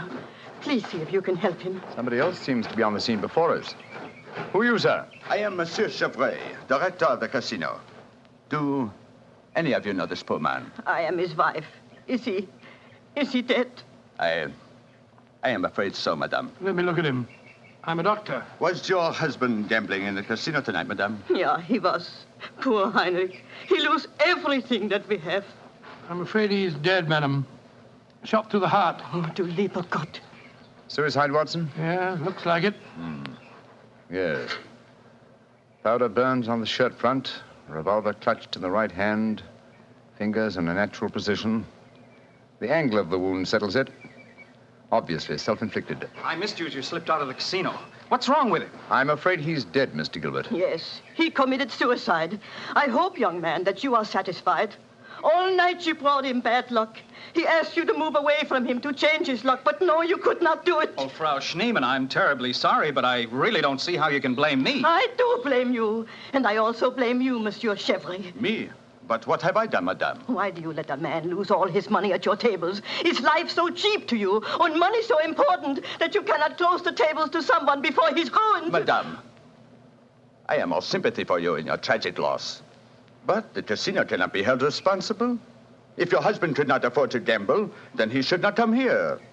How are we to know the financial limitations of our customers? You said that your husband lost everything you had tonight, madam. Yeah, everything. Then how do you account for this sheaf of banknotes in his breast pocket? Good Lord, must be several thousand francs, sir. Then he wasn't ruined. And his suicide, therefore, cannot be blamed on his losses at my casino, madame. How do you account for this money, Frau Schneemann? Well, I do not understand. Heinrich kept nothing from me. I know that he had not so much money on him when he started tonight. Well, why do you all look at me like that? Is it that you think? You think... Quick, Watson, she's fainted. I've got her. Let's get her to her room. You can take her to my suite in the casino. No, let's take her to the hotel. My wife will look after her. Poor woman, she's had a dreadful shock. She can probably do with another woman's company. That's very considerate of you, Mr. Gilbert. Where are you staying? At the Hotel Crillon. It's quite near here. I'll get a cab, and while I'm doing that, Watson, see if you can revive her, will you? Yes, then we'll take her to the Hotel Crillon.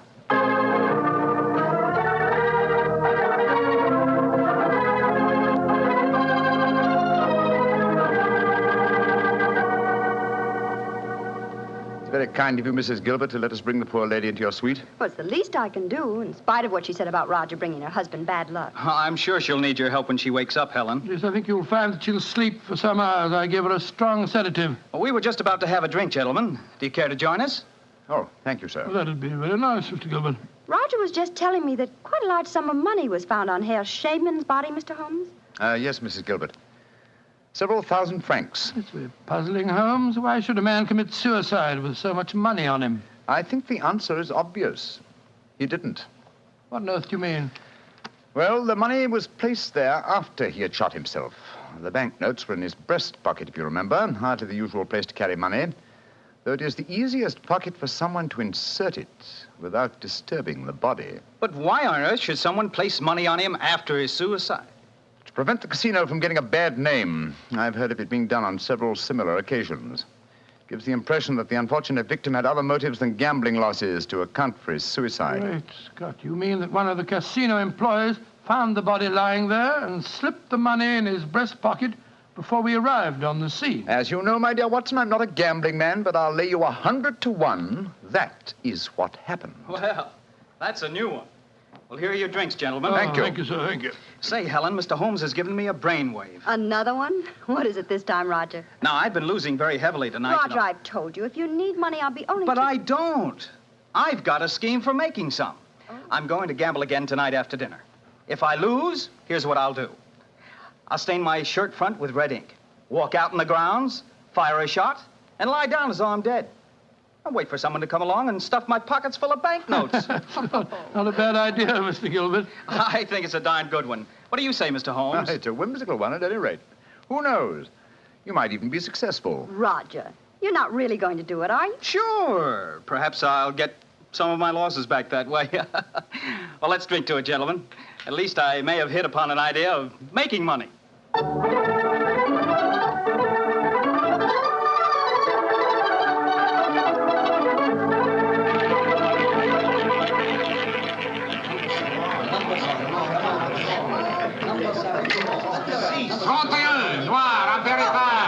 My dear Watson, you'll have to work hard at your practice when you get back to England. Your infallible system appears to be extremely fallible. And yet the fellow who told me about it said it couldn't miss. It's just a matter of doubling the stakes each time you lose, and then... Oh, my dear fellow, I've been studying your system, but I can tell you a really infallible way of making money at roulette. You can? What is it? Well, own the gambling house and operate the tables yourself. The odds would be all in your favor. Oh, what a brilliant suggestion. Own the gambling house and operate Not gambling for tonight, Watson? It's nearly 11 o'clock. Yeah, I think so. Let's take a stroll round the other table, shall we? By the way, old fellow, the young American, Mr. Gilbert, was losing heavily again tonight. He was? I wonder if he'll try that trick that he threatened, the one with the red ink and the shot in the night. I shouldn't be at all surprised. As a matter of interest, I saw him leave the tables about half an hour ago. Here comes his wife, on the arm of Monsieur Chevrier, the director of the casino. Good evening, Mrs. Gilbert. Monsieur? Bonsoir, monsieur. Hello, Mr. Holmes, Dr. Watson. Monsieur Chevrier is giving me a personally conducted tour of the casino. It's quite fascinating. And it is quite fascinating for me to have so beautiful a woman on my arm, mademoiselle. I know that I am the envy of all the men in the room. Oh, stop flattering me so much. I'm not used to it. Mrs. Gilbert, how is Frau Schneemann? She seems much better. She wakened an hour ago and insisted on going back to her own room. I wanted her to spend the night with us in our suite, but she wouldn't hear of it. I think I should drop in and see her before I go to bed. Oh, you have finished the gambling for tonight, perhaps, Doctor? No, perhaps about it, Monsieur Chevrier. I've had a bad run at the tables. Oh, I am so sorry. Has anyone seen Roger? He left the tables about half an hour ago, Mrs. Gilbert. After doing as I did and losing quite heavily. So he lost again, did he? I wonder if he'll try that new system he was talking about. We were just discussing that possibility ourselves, Mrs. Gilbert. Mrs. Gilbert! Mrs. Gilbert! Frau Schneemann, you shouldn't have left your hotel, you know. It is too late to worry for me, Herr Doctor. It is for Mrs. Gilbert now that you should worry. What do you mean, madame? Well, I went back just now to where poor Heinrich died. And there, lying in the grass, I saw another body. I was too shocked to go too close. But I am quite sure that I recognize your husband, Mrs. Gilbert. Oh, Dr. Watson, she's ruined Roger's trick. And he'll have taken fright and bolted by the time we get there. Possibly. Let's go at once and find out, shall we?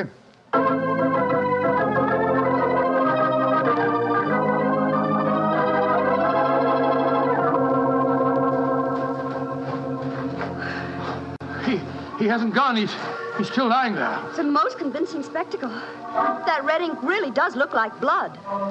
Yes. And blood sometimes looks like red ink. Mr. Gilbert. Roger, get up. The joke's spoiled. Roger, get up! I'm afraid that's impossible, Mrs. Gilbert. He's dead.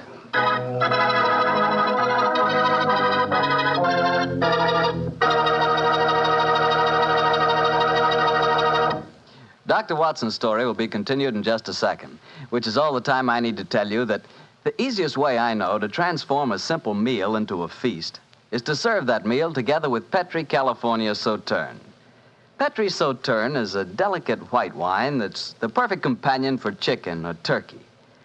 Turkey, ah, yes. Turkey and Petri Sauterne. That's the heart of any Thanksgiving dinner. Look, why not make this Thanksgiving dinner the best one you ever had? Give it the air of a banquet. Serve it with Petri Sauterne. And when you buy that Sauterne or any wine for your Thanksgiving dinner, whatever you do, look for the letters P-E-T-R-I, because a Petri wine is always a good wine. Well, Doctor, so the young American's joke turned out to be another tragedy. Yes, Mr. Bartell. The poor fellow was lying there dead, with a bullet wound in the heart and a great splash of blood staining the whiteness of his shirt front. What happened next? Monsieur Chevre, director of the casino, took the distraught widow away from the scene, while Holmes and I examined the body closely. Within a few minutes, we were joined by Inspector Ganivet of the French police. As we stood there in the moonlight, the sounds of music could be heard from the casino. It was hard to believe that two men had died in that lovely garden since the moon had risen.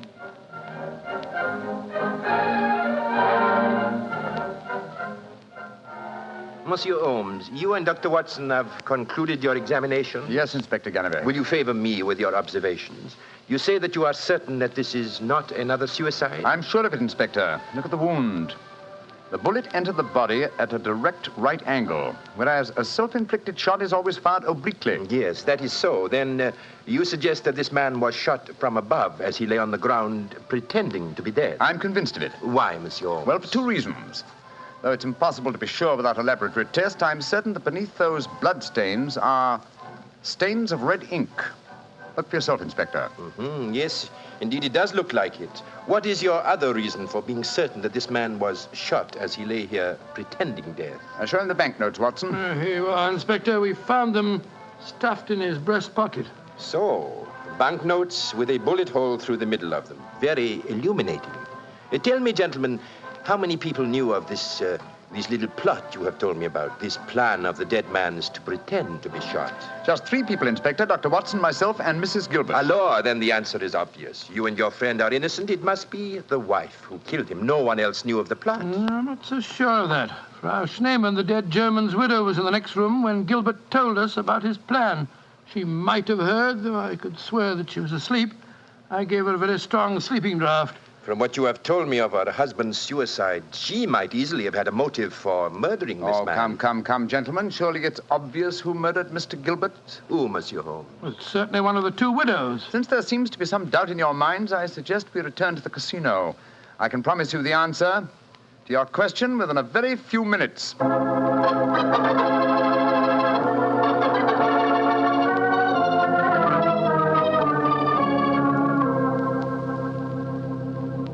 Well, Monsieur Chevre, now that we're all assembled in your office, I shall sit down quietly and let Inspector Ganivet conduct his examination. No, Monsieur Holmes. No, you have handled the case so far. Please to continue it to the end. Yes, Mr. Holmes. I should appreciate it. On behalf of the casino. Very well, gentlemen. It won't take me long. Frau Schneemann. Ja, Herr Holmes. What time did you leave your hotel tonight? Well, I do not know what time it was. Well, what made you leave it? I could not sleep. I knew that they had taken poor Heinrich's body away, but I felt that I must walk back there. It was the last place I saw him alive.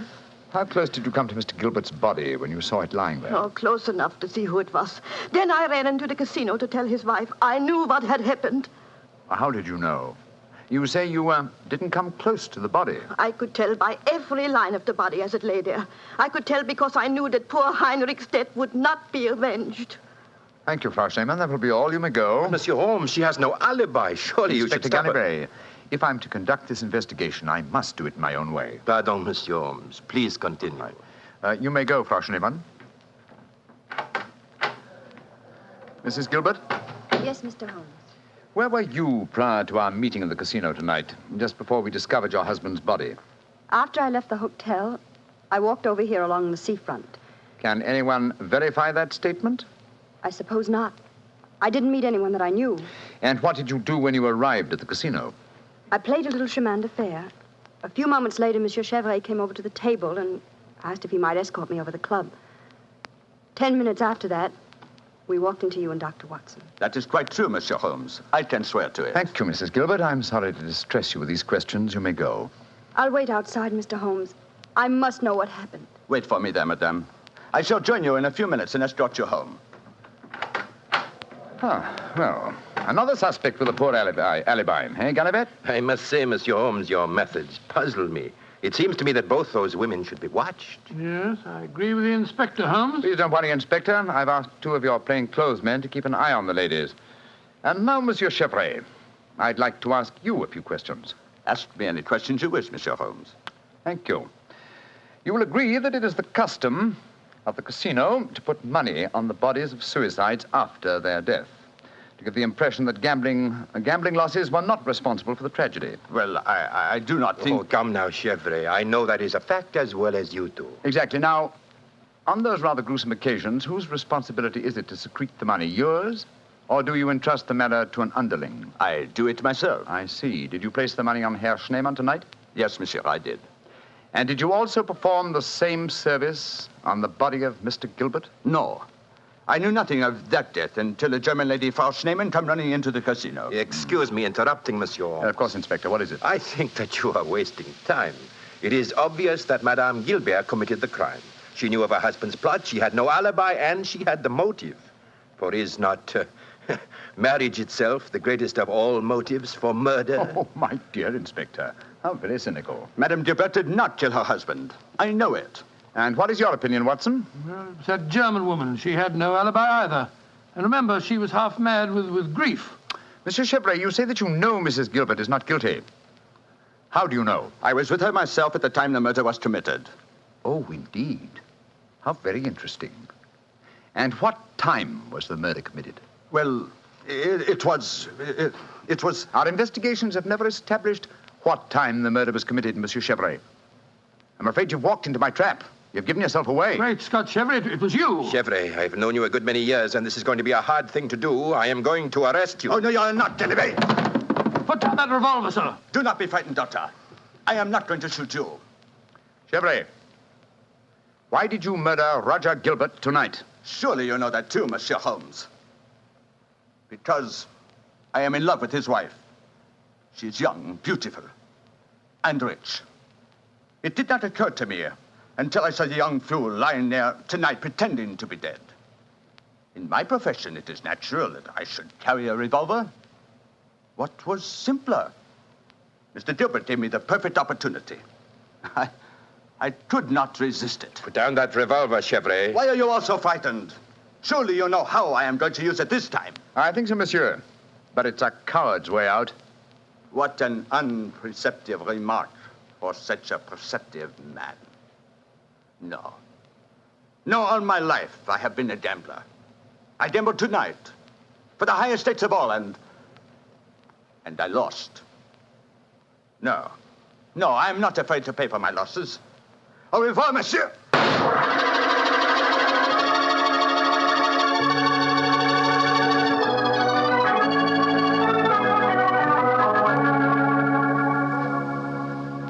An extraordinary case, Holmes. I never suspected Chevre. And I, old chap, suspected him from the beginning. Well, I wasn't the only one who was stupid anyway. Inspector Ganivet thought it was the wife. True. Very puzzling conclusion for a detective inspector to arrive at. Well, it seemed logical enough to me at the time. No, my dear Watson. Cold logic should have told you otherwise. Roger Gilbert had been losing heavily and had planned this hoax. He obviously had no money on him. Therefore, the money was planted in his pocket by Chevre. After he shot him? No, my dear fellow. Before. Before? The bullet hole through the banknotes provided that.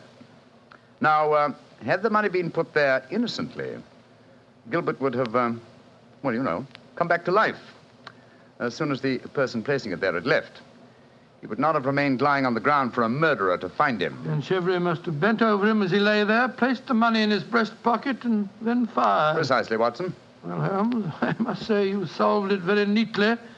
You've told Inspector Ganivet that you wanted no credit in the case. Naturally, publicity would be unfavorable. If you remember, no one is supposed to know that we're in the south of France. I'm certain that the inspector learned a few tips about detection tonight. Possibly, old fellow. And I hope that you have learned a few things about gambling. How do you mean, huh? Well, you're backing the wrong color. A gambler is usually superstitious, and superstition... Well, I should have told you what color to follow tonight. I still don't understand you, Holmes. I was playing number 10. Exactly. Number 10 is black. You should have followed a red color tonight, old fellow. The color of red ink. Red ink. And blood.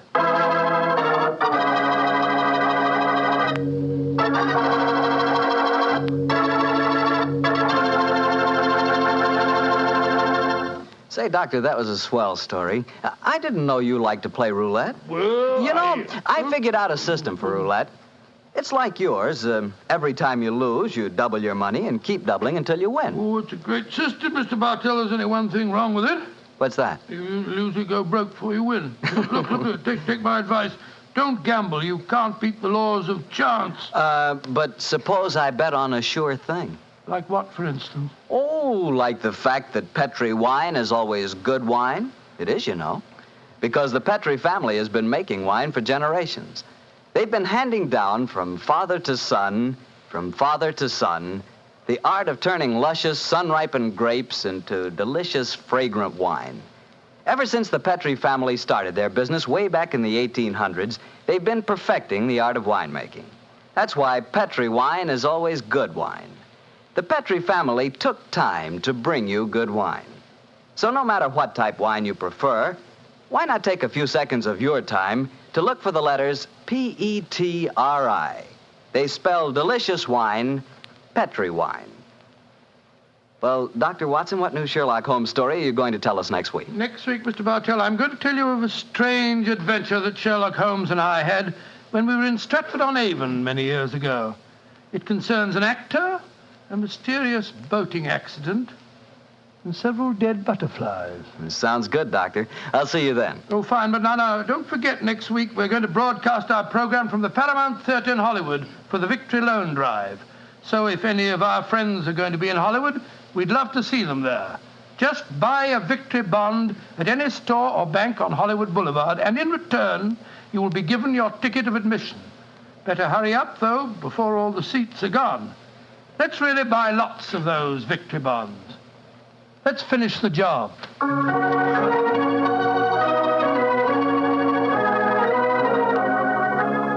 Tonight's Sherlock Holmes adventure is written by Dennis Green and Anthony Boucher and was suggested by an incident in the Sir Arthur Conan Doyle story, A Study in Scarlet. Music is by Dean Fosler. Mr. Rathbone appears through the courtesy of Metro-Goldwyn-Mayer and Mr. Bruce through the courtesy of Universal Pictures, where they are now starring in the Sherlock Holmes series. The Petri Wine Company of San Francisco, California, invites you to tune in again next week, same time, same station. This is Harry Bartell saying goodnight for the Petri family. Sherlock Holmes comes to you from our Hollywood studio. This is the Mutual Broadcasting System.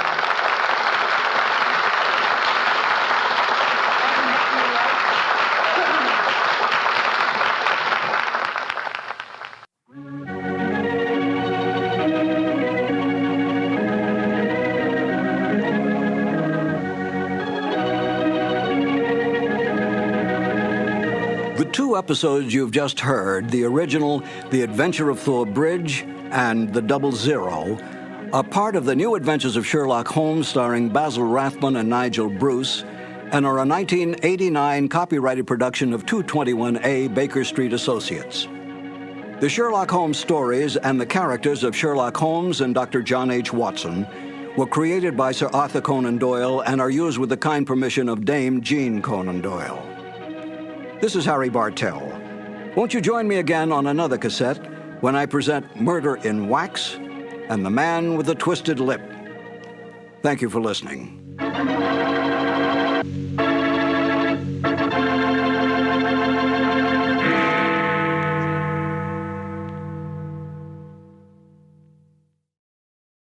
This has been a presentation of Simon & Schuster Audio. Petri Wine brings you Basil Rathbone and Nigel Bruce in the New Adventures of Sherlock Holmes.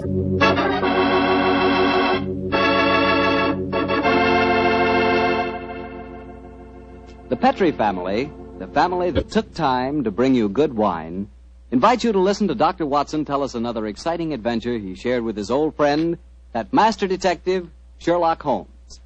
And as for me, well, I'd like to tell you the easiest way I know to get the reputation of being the perfect host.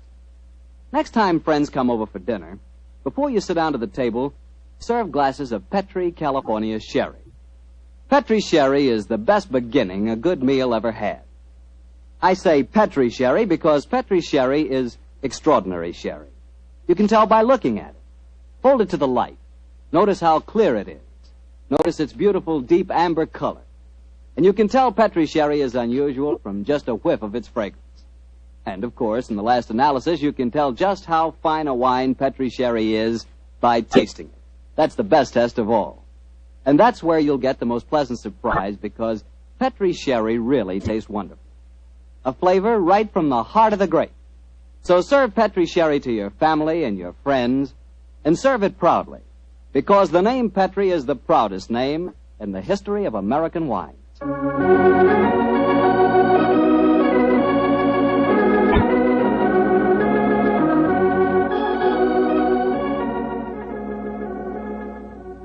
And now I'm sure our good friend Dr. Watson's expecting us. Let's not keep him waiting. Come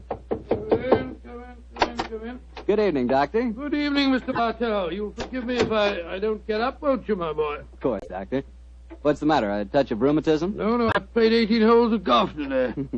I hope that when I'm your age, Doctor, I can be half as sprightly. Oh, it's nice of you, but if you don't mind, we won't discuss the question of my age. So draw up your chair, make yourself comfortable. I'll get on with tonight's new Sherlock Holmes adventure. Well, from the hint you gave us last week, it sounded like quite a spooky story. It was, Mr. Bartell. It certainly was. Towards the end of November in the year 1895, a dense yellow fog had settled down over London. For 4 or 5 days, it was impossible from our rooms in Baker Street to see the outline of the houses opposite. A real London pea souper, huh, Doctor? Yes, my boy, and it became most depressing. The first day, Holmes had spent in cross-indexing his huge book of criminal references. The second and third had been patiently occupied with a subject which he had recently made his hobby, the music of the Middle Ages. But when on the fourth day, pushing back our chairs after breakfast, we saw the greasy, heavy brown swirl still drifting past us and condensing in oily drops upon the window panes, Sherlock Holmes' impatient and active nature could endure this drab existence no longer. He paced restlessly about our sitting room, chafing against the inaction. After several minutes of these perambulations, he turned to me and spoke. Anything of interest in the paper, Watson? There's news of a revolution, of possible war, and of an impending change in the government. Nothing to interest you, though. No crimes of any importance. The London criminal is certainly a dull and unenterprising fellow these days. Look out of the window, Watson. See how the figures loom up, are dimly seen and then blend once more into the foggy depths. What a day for a thief or a murderer. He could roam London as the tiger does the jungle, unseen until he pounces, and then evident only to his victim. That's a cheerful thought, I must say. Hello. I wonder who that is. Probably a visitor for Mrs. Hudson, or perhaps the local plumber has finally condescended to pay some attention to the faulty gas jet in our hallway. I don't think you're right on either count. I can hear Mrs. Hudson's footsteps on the stairs. Come in. Come in. Yes, Mrs. Hudson, what is it? Oh, excuse me, Mr. Holmes, but there's a gentleman to see you. Says it's most important, and he asked me to give you this card. Oh, thank you. Oh, Mortimer Harley, eh? Show him up, please, Mrs. Hudson. Very good. Mortimer Harley, and who's he? I've not had the pleasure of meeting him personally, but I'm quite familiar with his scientific reputation. Scientific? In what does he specialize? Oh, I suppose one might refer to him as one of the greatest authorities on all matters connected with the occult. You mean the fellow dabbles in supernatural stuff and all that sort of thing? I mean, my dear Watson, that Mortimer Harley is an extremely intelligent man with a thoroughly comprehensive and scholarly knowledge of his field and an intense belief in the existence of the supernatural force. Now, here he is to speak for himself. Oh, come in, Harley. Thank you, Mrs. Hudson. You're Mr. Sherlock Holmes? Yes, sir. This is my colleague, Dr. Watson. How do you do, Mr. Harley? How do you do, Doctor? Won't you sit down, sir? Thank you. Well, you fellas are probably wondering who I am and what's brought me here. Well, we're not wondering who you are, Mr. Harley. My friend Holmes was just telling me of your scientific eminence. I'm flattered that you know of me, Holmes. Just the same, you're wondering why I'm here. Naturally, sir. Well, since you know I'm a student of the occult, I'll get right down to my problem. Mr. Holmes, have you ever heard of the headless monk of Trevennis Chapel? Oh, yes, indeed, Mr. Harley. An apparition to be counted among our more intangible national treasures, I should say. I'm sorry to appear stupid, but I have never heard of the headless monk of whatever it is, Chapel. Well, then, let me tell you about it, Doctor. Yes, I wish you would. Trevennis Manor in Cornwall was once an abbey. It was expropriated during the reign of Henry VIII, and several of the monks were killed in some of the minor difficulties attendant on such an act.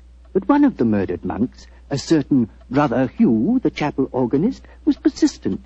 He still haunts the chapel today. He still plays the organ, And since he was beheaded, he always appears headless. It's a charming little legend, Mr. Harley, but you don't expect us to believe it's anything but a legend, surely. Ah, skeptic, eh? How about you, Mr. Holmes? I'm extremely curious to know why you've come to see me, Mr. Harley. I'll tell you why. I have a rare opportunity to investigate the phenomena. You see, the son of an old friend of mine, a young fellow by the name of Leonard Miles, is secretary to the owner of Trevennis Manor. He asked me to stay there, and I find the invitation irresistible, particularly since the phenomena have curiously increased of late, Mr. Holmes, almost as though some more mortal agency were motivating them. Oh. Now I see why you've come to me, Mr. Harley. I knew you would, Holmes. You see, I'm like my good friend and fellow investigator, Carnacki. I believe in being prepared to meet phenomena on either the natural or the supernatural plane. If the phenomena are real, then they fall legitimately in my field. Whereas if, as I'm sure you suspect, they are being contrived by human forces, then you think that's more in my department, eh, Harley? Exactly. Well, what do you say, Holmes? A little trip to Cornwall would be a nice few days. We'd probably escape the fog down there. Oh, the place is with the weather, Watson. What? I'm much more concerned with the fog that surrounds the appearances of the headless monk of Trevennis Chapel. And Mr. Harley, I accept your invitation with pleasure. There's still time to catch the Cornish Express. We can be at Trevennis Manor before the moon's up.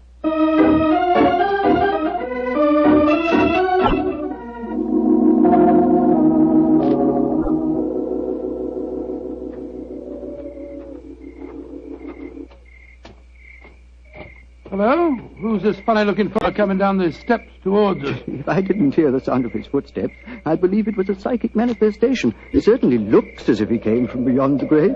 Who be ye, gentlemen? Where be ye going? Well, supposing you tell us who you are first, my good man. Who be I? I be David Pendragon, sir. That's who I be. Stable hand here at the manor. And I ask you gentlemen again where you be going. We're staying at the manor, and we're just going to take a look at the chapel. Oh, don't he do that, sir. People that go in there don't often come out the way they go in, sir. Don't he do it, gentlemen? What are you talking about, my good fellow? I be talking about the ghoulies and the ghosties and the organ music that comes out of the nowhere. You heard it? Of course I heard it, sir. Just like I seen the poor monk walking around without his head on. Take us into the chapel, will you? And show us where you saw the figure. Aye, that I will not, sir. Not for all the gold in Porthcawl will I go back and chance seeing the poor lost soul wandering about without his head on. You gentlemen know what's good for ye. You'll not go in there either. Mark my words. Don't he go in that chapel. Extraordinary chap. Seems really frightened of the place. Yes, but it's more than blind superstition that accounts for his reluctance. Let's go in, shall we? Well, I suppose it's all right.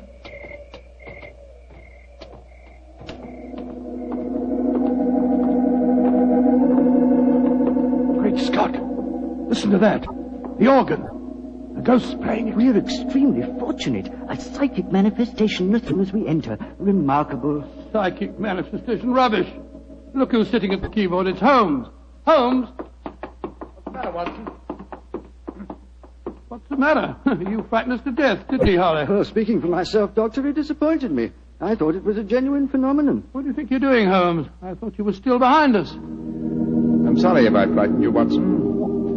I was curious about this organ. I slipped in by the side door ahead of you and tested the instrument. It's in astonishingly good condition for a disused chapel, don't you think, Harley? Yes, I do, Holmes. One might reasonably presume that someone tends it with great care. In fact, I would go further and say... What are you doing in here? We are guests at the manor house, and we decided to pay a visit to the chapel before we paid our respects to our host. Oh, my father is your host. I'm Dorothy Brownlee. How do you do, Dorothy? My name is Holmes, and these gentlemen are Dr. Watson and Mr. Harley. How do you do, Dr. Watson? Mr. Harley. I heard the organ music, and I was terribly frightened. You've heard of the legend, I suppose. You mean about the headless monk and the ghostly organ and music, Miss Brownlee? Yes, Doctor.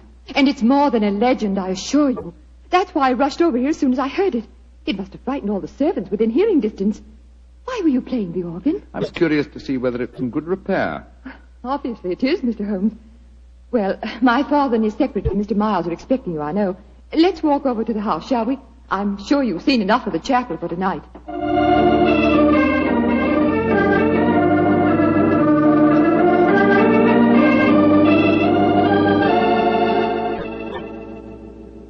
Father, this is Mr. Sherlock Holmes and Dr. Watson. How do you do? How do you do, sir? Brownlee? How do you do? This is my secretary, Leonard Miles. How do you do, Mr. How do you Miles? do, Mr. Brown? Dr. Watson? I'm afraid Mr. Brown is rather angry with me. I hadn't told him that you were an expert on psychic phenomena, Mr. Harley. I fail to see why the knowledge of that fact should make you angry, Mr. Brownlee. I don't want you ferreting about into this so-called ghost business. There's been enough trouble in the neighborhood already. It's almost impossible to keep servants, and these Cornish people are incredibly superstitious. You haven't seen the ghost yourself, Mr. Brownlee? Oh, of course not. There isn't any ghost, I tell you. You heard the mysterious organ playing? No, I haven't. And I don't want to talk about it anymore. Yes, what is it? David Pendragon at the door. He's very anxious to see you, sir. Pendragon? Oh, very well. Tell him to come in. Yes. David? What does he want, I wonder? Pendragon, that's the fellow we met outside the chapel, isn't it? Yes. Quite a colourful character. Oh, he's a superstitious old fool, if you ask me. But he is a good groom. Yes, Pendragon, what is it? Begging your pardon, sir, but there be trouble at the chapel again tonight. I says to myself, David, 'tis your duty to go to the master, I says. Never mind. What's the trouble? As the moon was hanging low tonight, sir, I hears the organ a-playing. But that was Mr. Holmes, my good man. Aye, that's what he thinks, maybe. But what I says to myself is, what made him play the organ? And then this very night, I saw the headless monk. With my own eyes, I saw that poor soul with his head off, wandering in the moonlight. I saw that, sir, with my own eyes, I did. Oh, get out of here, you blithering old fool. And I'm warning you. If I hear any more nonsense about this ghost, you'll lose your job, you understand? Now come along, be off with you. Aye, sir, begging your pardon, sir. Come on, I'll give you chaps a drink. Mr. Brown seems absolutely rabid on the subject of the ghost, eh? Yes. Suspiciously so. Wonder what he's trying to hide. Whatever it is, I don't think he'll be successful. In your profession, Holmes, you know that murder will out. It's true in my profession also. Try to suppress them as you may, gentlemen. Ghosts will out.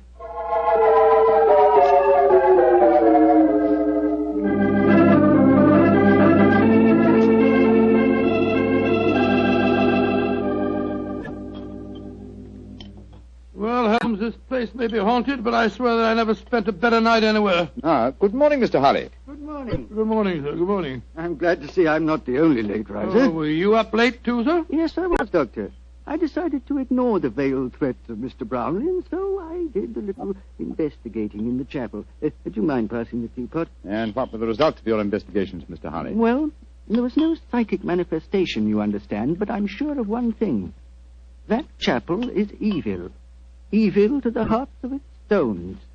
And I'll swear that evil does not stem from the hapless monk who was murdered there. You confirm certain suspicions aroused by my own investigations last night. There is evil here, Mr. Harley, and I think I know its nature. Unless I mistake every sign and reaction, someone has been initiating the local peasantry into the evils of the Black Mass. Mass? Good Lord, what a shocking thought. My own sensations last night confirm your theory, Holmes. There is a coven here, I swear it, hiding its own obscene practices under cover of the haunting. Well, that sounds quite feasible. After all, the people are so superstitious that they'd keep as far away as possible from the chapel when they heard the organ playing. This problem falls into both our fields, Harley. The practice of black magic is a criminal offense. Perhaps it's just as well the old laws against witchcraft are still in force. I imagine, Mr. Harley, that you have your own methods of combating such forces as we're up against? Oh, yes, Holmes. Though mine are not connected with the legal aspect of the case. May I ask what you plan to do, sir? Well, I have several rather elaborate preparations to make, Doctor. It'll take me most of the day, I'm afraid. However, I shall explain them to you all after dinner tonight.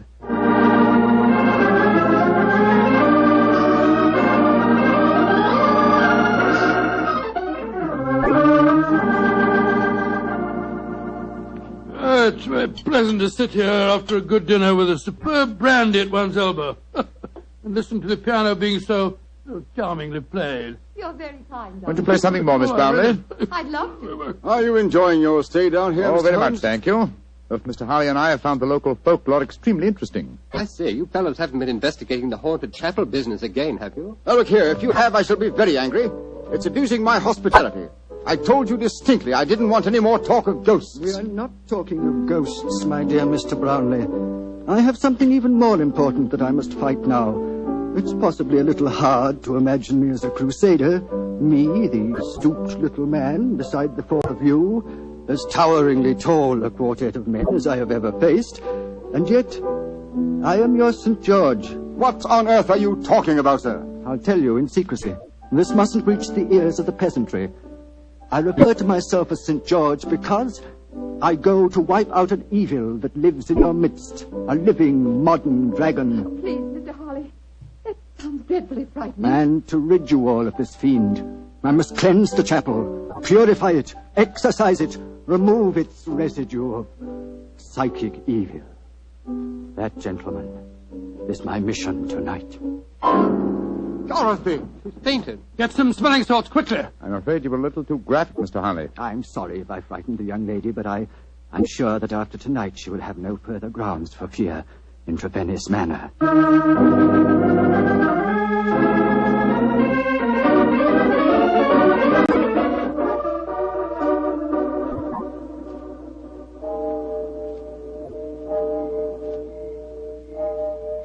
Holmes. Yes, old chap? Did you hear anything? Nothing but the owls and the clock striking midnight. I'm getting off the jumper. What do you suppose Harley's up to?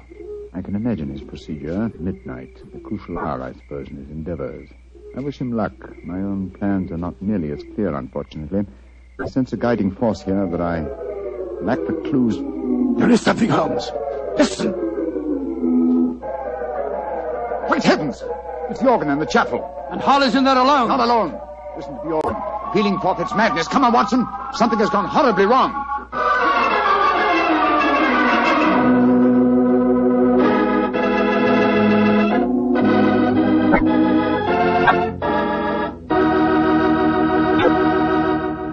You'll hear the rest of Dr. Watson's story in just a second. You know, a moment ago I told you how much I thought you'd like Petri California Sherry. But I didn't tell you that Petri Sherry is the all-round, all-American wine. You can not only serve Petri Sherry before dinner, it's good after dinner, too. And, of course, later in the evening, when you're listening to the radio with some friends, a glass of Petri Sherry is just the thing. And say, Petri makes two kinds of sherry, the regular and Petri Pale Dry. To make sure you get the one that you like best, do what I do. Don't buy one, buy two. But remember, always buy Petri. Dr. Watson, that was a heck of a place to break off your story. Then let us continue it as speedily as possible, my boy. As soon as we heard that devilish organ music, Holmes and I rushed out of the house and raced in the moonlight down the path leading to the ruined chapel. By the time we reached the entrance, the organ music had ceased, and the tall, gangling figure of David Pendragon was standing in our path. You gentlemen be wanting at this time of night. What are you doing here? I be here because the gentleman gave me 5 shillings to stand outside here and see that no one disturbed him. That's why I be here. And nobody did come or go. He still be there, he be. But when you heard that organ music, why the devil didn't you go in? Organ music? I heard no organ music, come on, sir. Watson.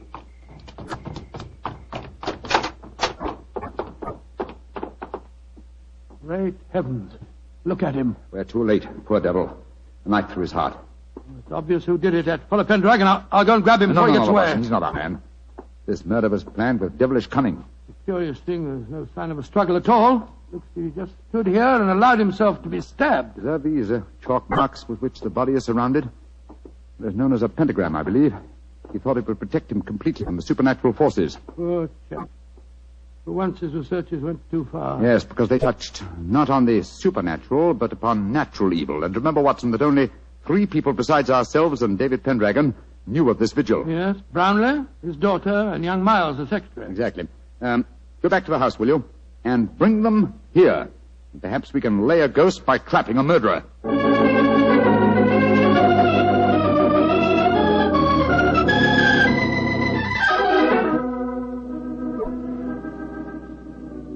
And that's all I know, Mr. Holmes. Well, you've not established much so far, Holmes.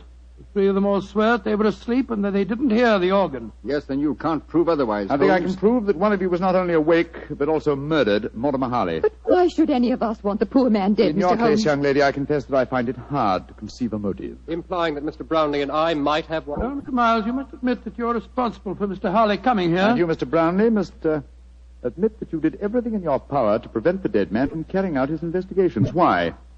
What were you trying to hide? Nothing. It's just that I wanted to sell the manor house. All this talk about ghosts was giving the place a bad name. And if it had gone on, I'd never have disposed of the property. Well, speculation can get us nowhere. Let's get down to facts. Is there any other entrance to this chapel besides the 2 doors? None. Oh, there was an old smuggler's cave which came out near the organ loft. But Father had it bricked up some years ago. I had to. The tourists kept crawling in. Go and examine it, will you, Watson, old chap? Right, you are, Holmes. If you don't mind my saying so, Mr. Holmes, it seems obvious who did this murder. You told us David Pendragon admitted that no one went in or out as he stood guard. He must have done it himself. Oh, the man's half-witted. And superstitious. He might have killed Mr. Harley because he was attempting to interfere with a ghost. And then played the organ to celebrate the occasion? I think you overestimate David Pendragon's capabilities, Miss Brownlee. Mr. Miles. Yes, Mr. Holmes. Pendragon is waiting outside. Would you be kind enough to ask him to come here for a moment, please? Certainly. What did you find out, Watson? Well, it's easy to see where it was bricked up, but it's a solid wall now, so no one could get in that way. But if no one came in or out, who else could have killed Harley except Pendragon? The ghost, or rather the person disguised as a ghost. The dead man expected a psychic manifestation. When he saw the supposed ghost coming towards him, he offered no resistance. He believed that the magical pentagram would protect him. Ah, there you are, David. Aye, here I be, sir. But I don't know nothing more than what I told thee. Oh, don't be frightened, Pendragon. All we want is the truth. That's what I told thee, sir. And tell us a little more, will you? When you said no one had entered the chapel tonight, you meant that no mortal man had entered, didn't you? That I did, sir. But how could I say I'd seen the ghost when Mr. Brownlee here had told me I'd lose my job if I spoke of the ghost again? Oh, now we're getting somewhere. So you did see the ghost? That I did, sir. The poor soul walking through the moonlight with no head on his body. You saw it quite clearly? Just as clearly as I sees you now, sir. How tall was he? He was... Would you mind standing against the wall, sir? Yes, of course. He was as tall as... Well, his shoulders come to just where your shoulders come now, sir. A tall man, then, so we narrow it down to either you, Mr. Brownlee, or you, Mr. Miles. But this is utterly ridiculous. Of course it is. On the contrary, gentlemen, the case is solved. Which one of them was it, Holmes? Neither.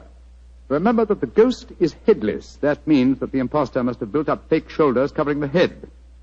On either of these men, it would have brought their shoulders to the level of my head. Great Scott, it was... Bravo, Mr. Holmes. I didn't think you'd catch me. Dorothy! No, I don't believe Miss it. Brownlee, I must warn you that... Get back. Don't any of you come near me. As you see, I have a revolver. Dorothy, for heaven's sake! Don't speak to me of heaven! You thought I was a sweet little girl, didn't you, Father? You didn't know your dear, demure daughter could murder a man, did you? Why did you kill Mortimer Harley? Because he was a meddler. For months I've been practicing black magic here. For months I've been building up the legend of the headless monk and the organ music. It made me so wonderfully alone, so gloriously free to practice the rites. And then he came here. I let him live that first night because I thought he was a fool. But on the second, when he said he was going to exorcise this chapel, to purify it, as he said, he signed his death warrant. If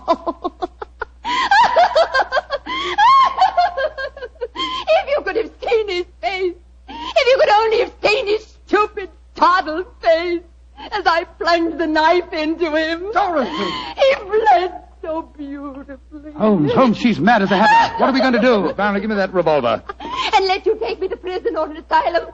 No, you'll never catch me. She's backing up the stairs leading to the organ loft. Dorothy, come back! Don't try and follow me. Look out! The railing's behind you.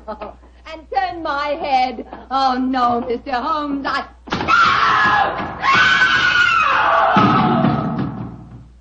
Dorothy!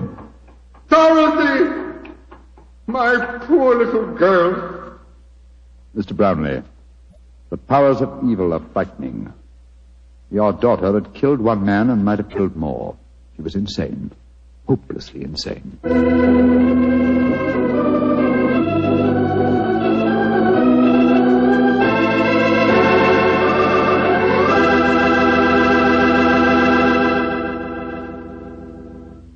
Well, Doctor, that was quite an exciting story.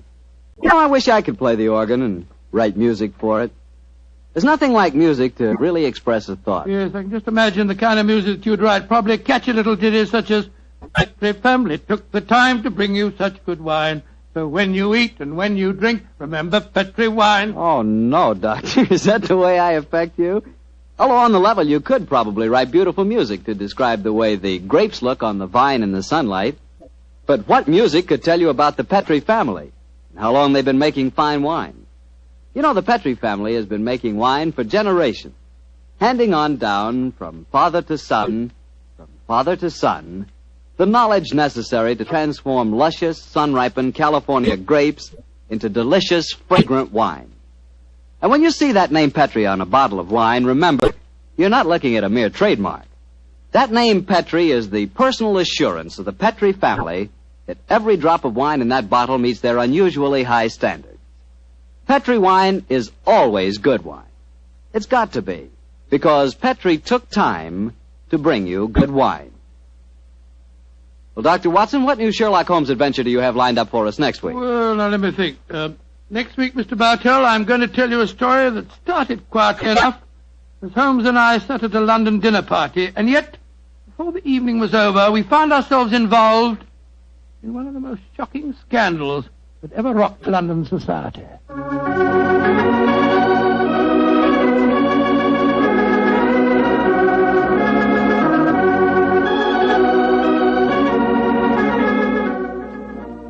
Tonight's Sherlock Holmes adventure was written by Dennis Green and Anthony Boucher and was suggested by an incident in Sir Arthur Conan Doyle's story, The Adventure of the Devil's Foot.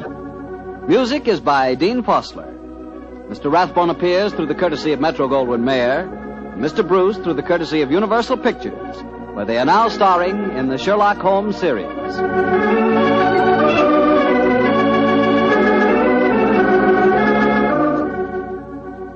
The Petri Wine Company of San Francisco, California, invites you to tune in again next week, same time, same station. Sherlock Holmes comes to you from our Hollywood studios.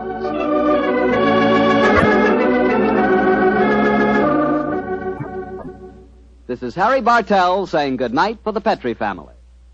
This is the Mutual Broadcast. Petri Wine brings you Basil Rathbone and Nigel Bruce in the new Adventures of Sherlock Holmes.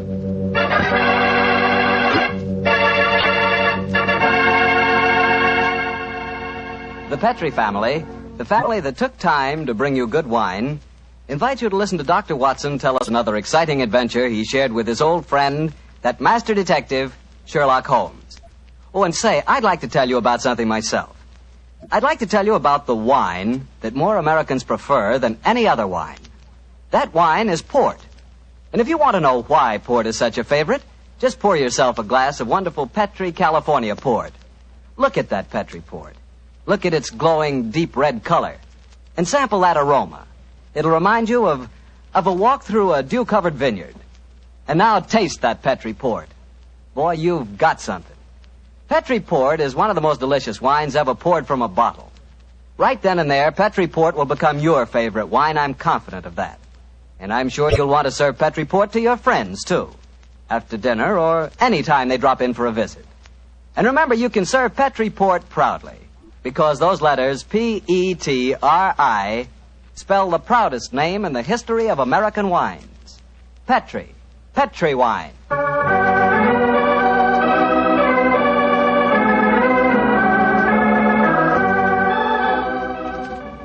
And now I'm sure our good friend Dr. Watson's ready for us. Let's go in and join him. Come in. Ah, there you are, Mr. Bartell. Good evening. Excuse me, Dr. Watson. I didn't know that you had company. Shut the door, my boy, and come in and join us. Let me introduce you, Mr. Bartell. This is my friend, Mrs. Campbell. How do you do, Mrs. Campbell? How do you do, Mr. Bartell? Mrs. Campbell is a very old friend of mine from England, and when she called on me today, I persuaded her to stay and have dinner, and then join us in this little session of storytelling. You see, Mr. Bartell, she's really what you might call the star of the Sherlock Holmes adventure that I'm going to tell you tonight. Oh, come now, Dr. Watson. I actually played a very small part in the story. In any case, I was much too young at the time to know what was really going on. Say, this is a great idea, Doctor. One of the characters out of your fabulous past here in California in 1946 and helps tell her own story. Oh, no, Mr. Bartell. I'm no storyteller. That's the doctor's department. I'll just listen. No, my dear. I'll set the scene, but you must ring up the curtain, as it were. In any case, my memory isn't too clear on some of the early points in connection with the case. You will have to help me out. Oh, but you're talking to millions of listeners on the radio. I'd be terrified to speak over the air. We're on the air now, Mrs. Campbell. Oh, we're not, are we? Oh, dear. No. Don't worry, Cynthia. If they're kind enough to listen to me week after week, I'm sure they'll be delighted to hear you. And now, to get on with the story. The title, The Adventure of the Living Doll. The setting, the Sussex Downs, near the bee farm to which Sherlock Holmes retired. The period, 1910. And now, Cynthia, my dear, the curtain's going up, and the first scene belongs to you. Supposing you set it for us. Well, I'll try. We were living on the Sussex Downs also, Mr. Bartell, at that time. My name was then Cynthia Browning. My father, Arthur Browning, had been dead for some years, but my mother kept up the estate with a manager, Mr. Hugh Tanner. I was away at school most of the year, of course, but the happiest times of my childhood were spent during those long summer months in Sussex. I lived in a small world, knowing only a few people and loving all of them, or almost all. First of all, there was Mother herself. She was the most beautiful woman in the world, and the sweetest. I remember she gave me a puppy on my 12th birthday. His name was Dusty, and he was so sweet. I talked to Mother about him one day. I must have sounded terribly young. Mommy, darling, I do love Dusty. Very, very much. He's a lovely puppy, and you gave him to me. You love him, Cynthia. I know that. But I've been feeding him. That's your job, darling. It's good for grown-up people to have responsibility. Oh, Mommy, I'll feed him. Of course I will. I'll feed him so full, he'll burst. Then there was the estate manager, Hugh Tanner, such a pleasant man, and so willing to tell a 12-year-old all the things that a 12-year-old has to know or die. But, Mr. Tanner, why did you have to shoot the horse? He'd only broken his leg. Cynthia, horses aren't like human beings. Their legs won't mend. Now think of a horse that couldn't brisk and run and gallop across the downs. We're actually being kind to him. Honest we are, Cynthia. And then there was Frank King, the painter who lived on the downs. He taught me to open my eyes and really see things. No, Cynthia. That sunset isn't red. It's gold and rust. And the water, child, look at it. It's almost rose in this light. Rose flecked with cobwebs of eggshell blue. Cynthia, darling, a sunset's never just one color. Do try and remember that, won't you? And then there was Mr. Pound from the city. I gathered that he was terribly rich, and he wanted to marry Mother. But he certainly didn't understand little girls. Cynthia, I'm going to give you half a crown for being a very good little girl. Now, tell me, what will you do with it? I'll buy something for Mommy. Oh, no, my dear. This is your own money. You put it in the savings account at the post office, and it'll make more money for you.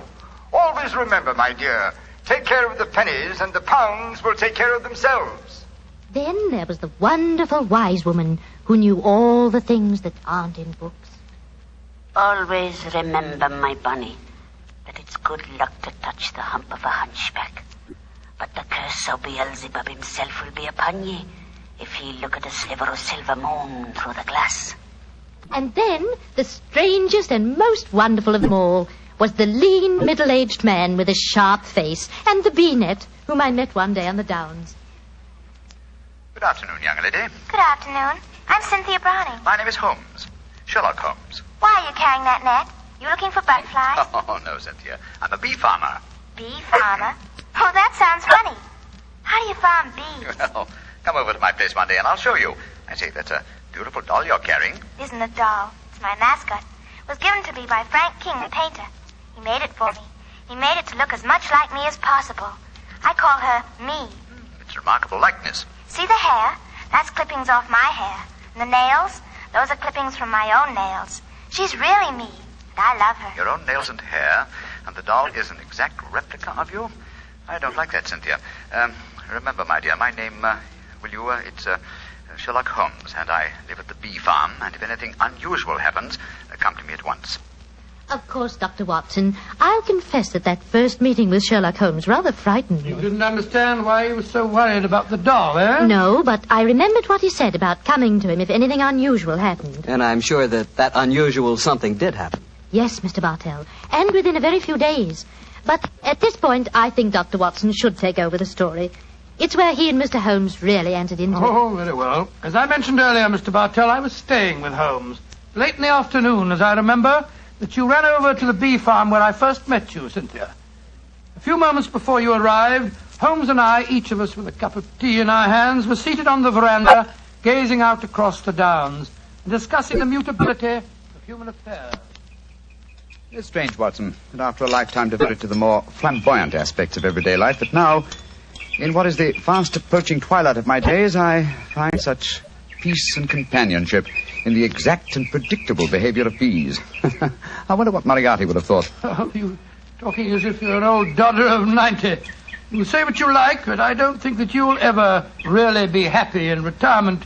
You miss the danger, the excitement of the case, the public acclaim. What are you talking about? My work was never for the public. What did the public, the great unobservant public, who could hardly tell a weaver by his tooth or a typesetter by his left thumb, care about the finer shades of analysis or deduction? In any case, Watson, I chose a happy time to sink into oblivion. In comparatively recent years, the criminal seems to have lost all his originality and enterprise. My own little practice, when I gave it up, seemed to be in danger of developing into an agency for recovering lost lead pencils or giving advice to young ladies from boarding schools. Oh, talking of young ladies, who's this little girl running up your driveway? Oh, great Scott, it's little Cynthia Browning. Oh, and who's she? Oh, a charming young neighbor of mine. Hello, Cynthia. Hello, Mr. Holmes. You've come to see how I farm bees, haven't you? No, Mr. Holmes. You told me to come to you. Something unusual happened. It has. Something that's frightened me. Well, now, sit down, my dear. This is my old friend, Dr. Watson. Oh, how do you do, Cynthia? How do you do? Now, Cynthia, dear, what has frightened you? It's my mascot. My me. Look, somebody stabbed her through the heart. Great Scott, a doll that's an exact replica of her, with a penknife thrust into it. Good gracious me. When did you find your mascot like this? Just after tea. Mommy had some gentlemen calling on her, and afterwards I went up to my room and found poor me on the bed. I remembered what you told me about anything unusual, and so I came over here as fast as I could. Yes, I'm glad that you did, Cynthia. But did you tell your mother where you'd gone with her? No, I didn't. She was still talking to the gentleman. Well, she'll worry about you when she discovers your disappearance. No, don't worry, Watson. I shall go over and talk to her at once. Cynthia, my dear. Yes, Mr. Holmes? Who were the gentlemen calling on your mother? Well, there was Mr. Tanner. Yes. He's the man who looks after the estate for Mummy. Mm-hmm. Mr. King, the painter. Mr. King is the man who made this doll, eh? Now, who else was there? Mr. Pound. He's a businessman from London that's staying with Mummy. And they were all present in your house when you found the mascot lying on the bed. Yes, Mr. Holmes. What's no, chap? Yes, sir? I'm going over to see Cynthia's mother at once. I want Cynthia to stay here with you. Guard her, old chap, as you would your life.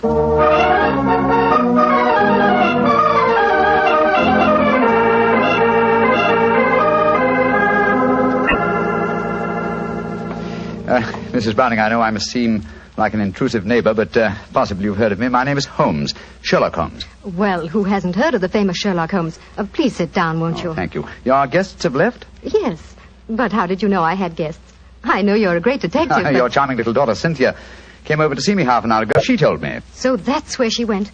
Did she come back with you? No, Mrs. Browning. I felt it safer that she remained at my place for a while. My friend, Dr. Watson, will look after her. I'm afraid she may be in danger. In danger? Mr. Holmes, what makes you say that? You know your daughter's doll, the one fashioned in her own likeness and with her own hair and nails? Of course. Frank King made it for her. While you were at tea this afternoon, your daughter found the doll lying on her bed with a penknife stuck through its heart. That's very peculiar. But I don't see that she should be in any danger because of it, Mr. Holmes. Mrs. Browning, certain practitioners of magic believe that if a doll-like effigy is made of a human being, and the effigy is then mutilated, that a similar fate will befall the living original. But, Mr. Holmes, that's black magic. You can't possibly believe in it. Not in the results of stabbing a doll, Mrs. Browning, but well, it's possible that someone is trying to kill your daughter. To kill Cynthia? Oh, no. It may be more than a possibility, I'm afraid. And when these magical means fail, they will turn to more direct methods. But who could possibly want her death? You have not remarried, Mrs. Browning? No, I feel it my duty to devote my life to Arthur's child, Cynthia. Yes, then anyone wishing to marry you might feel that Cynthia stood in the way. But that's absurd. But logical, Mrs. Browning. Do you mind if I ask you a very personal question? With Cynthia's safety at stake, you may ask any question. Are any of the three men who were present at tea this afternoon desirous of marrying you? Well, I... Please be completely honest, Mrs. Browning. At different times, they've all asked me to marry them, yes. And you won't contemplate marriage because of your dead husband's child, Tell me, Mrs. Browning, have you seen this penknife before? It was the one found stuck through the doll's heart. I don't think I've ever seen it before. One final question.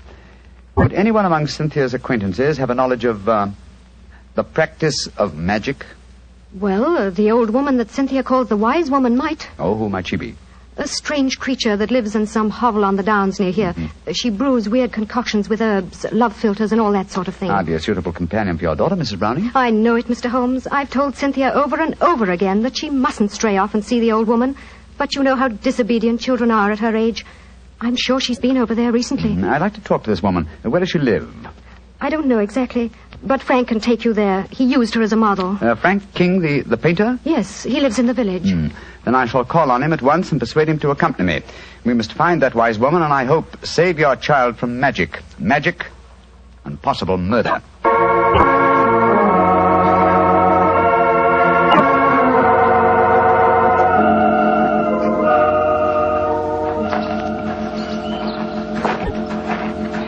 Much further, Mr. King? Only a few more yards, Mr. Holmes. A little cottage is just behind the trees there. It's a pretty broken-down place. Poor old girl has only a few pennies to her name, I imagine. Mrs. Browning was telling me that you used this old woman as a model. Yes, she was a fascinating subject. I painted her. She was mixing up some devil's concoction of herbs and spices. I had her standing over a smoking cauldron with the firelight playing on her. It was quite effective. Yes, it must have been. The subject of witchcraft appeals to you, Mr. King? Well, I don't know anything about it. It was just that she was such a wonderful subject for a painter. Here we are. I'll knock on the door.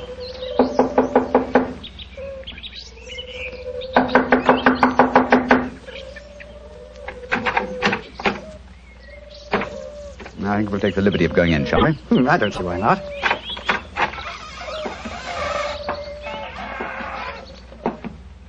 Shh. What is it? Listen. It came from that room. Someone is here. Come on. Look at her.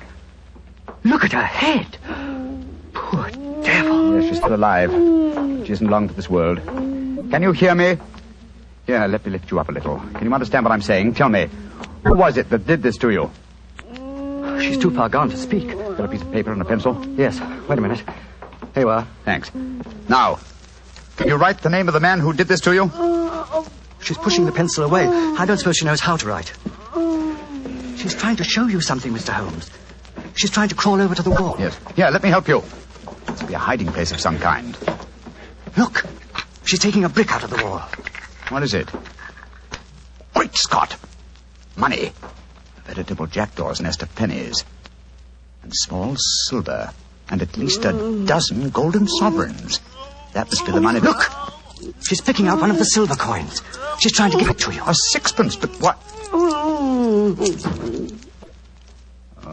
poor woman, she's dead. And just as she was trying to tell me something. I can't understand it. Golden sovereigns in this hovel, and she was showing you a silver sixpence as she died. Mr. Holmes, what are you going to do? First, check on the young girl's safety.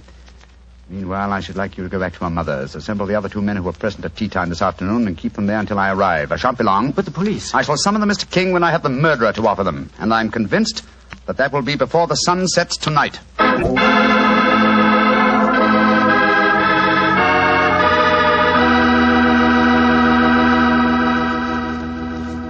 We'll hear the rest of Dr. Watson's story in just a second. Time enough for me to mention another wonderful Petri wine. Petri California Muscatel. If you like that subtle muscat flavor, who doesn't, you really like Petri Muscatel. Petri Muscatel is a clear golden wine. It is just as much a hit with the ladies as Petri Port is with the men. But I don't mean by that only the ladies like Petri Muscatel. In fact, if you want to be sure to please everybody, get both Petri Port and Petri Muscatel. In other words, don't buy one, buy two. But do be sure you always buy Petri. Now back to Dr. Watson and his guest tonight, Mrs. Campbell, who played a most important part in the story herself. Oh, not nearly as important a part as that played by Mr. Holmes and Dr. Watson. Well, Dr. Watson, what happened when Sherlock Holmes rejoined you at the bee farm? Well, first of all, he made sure that the little girl was safe. Then he told me of finding the dead woman and of his theories as to the killing. I can almost hear him now, Mr. Bartell, as he said... Watson. Someone wanted the little girl out of the way because they knew the mother would never marry while the child was alive. And that someone persuaded the old woman to do the job for him, I suppose. Undoubtedly. And she, believing in the powers of black magic, mutilated the doll, firmly convinced that in so doing she was destroying the young girl it was fashioned after. And then I suppose when the potential murderer discovered the woman was merely indulging in stupid folklore, he killed her, realizing she was only a hindrance to him, and with her knowledge of the plan, a dangerous hindrance. Exactly, my dear fellow. But how do you suppose we account for the hoard of money? Golden sovereigns, don't forget, that we found in the hovel. Well, no doubt it was a sum that she was already being paid for the murder that she was going to commit. As she died, she tried to give me the clue to her murderer by selecting certain coin. Now, in her possession, she had gold, silver, and copper. She chose a silver coin. And yet I can't see its significance, I must confess. Well, at the moment, possibly not. And yet, before the evening's over, I bet you that... What did you say, Watson? I said before the evening's over, I bet you... Thank you, old fellow. That's the clue. You bet me. What on earth are you talking about, Holmes? I was just saying... You've just given me the answer to the whole problem, Watson. What? I'm much obliged to you. Stay here, will you, old chap? And look after Cynthia a little while longer. Within a very short time, I shall have her intended destroyer under lock and key.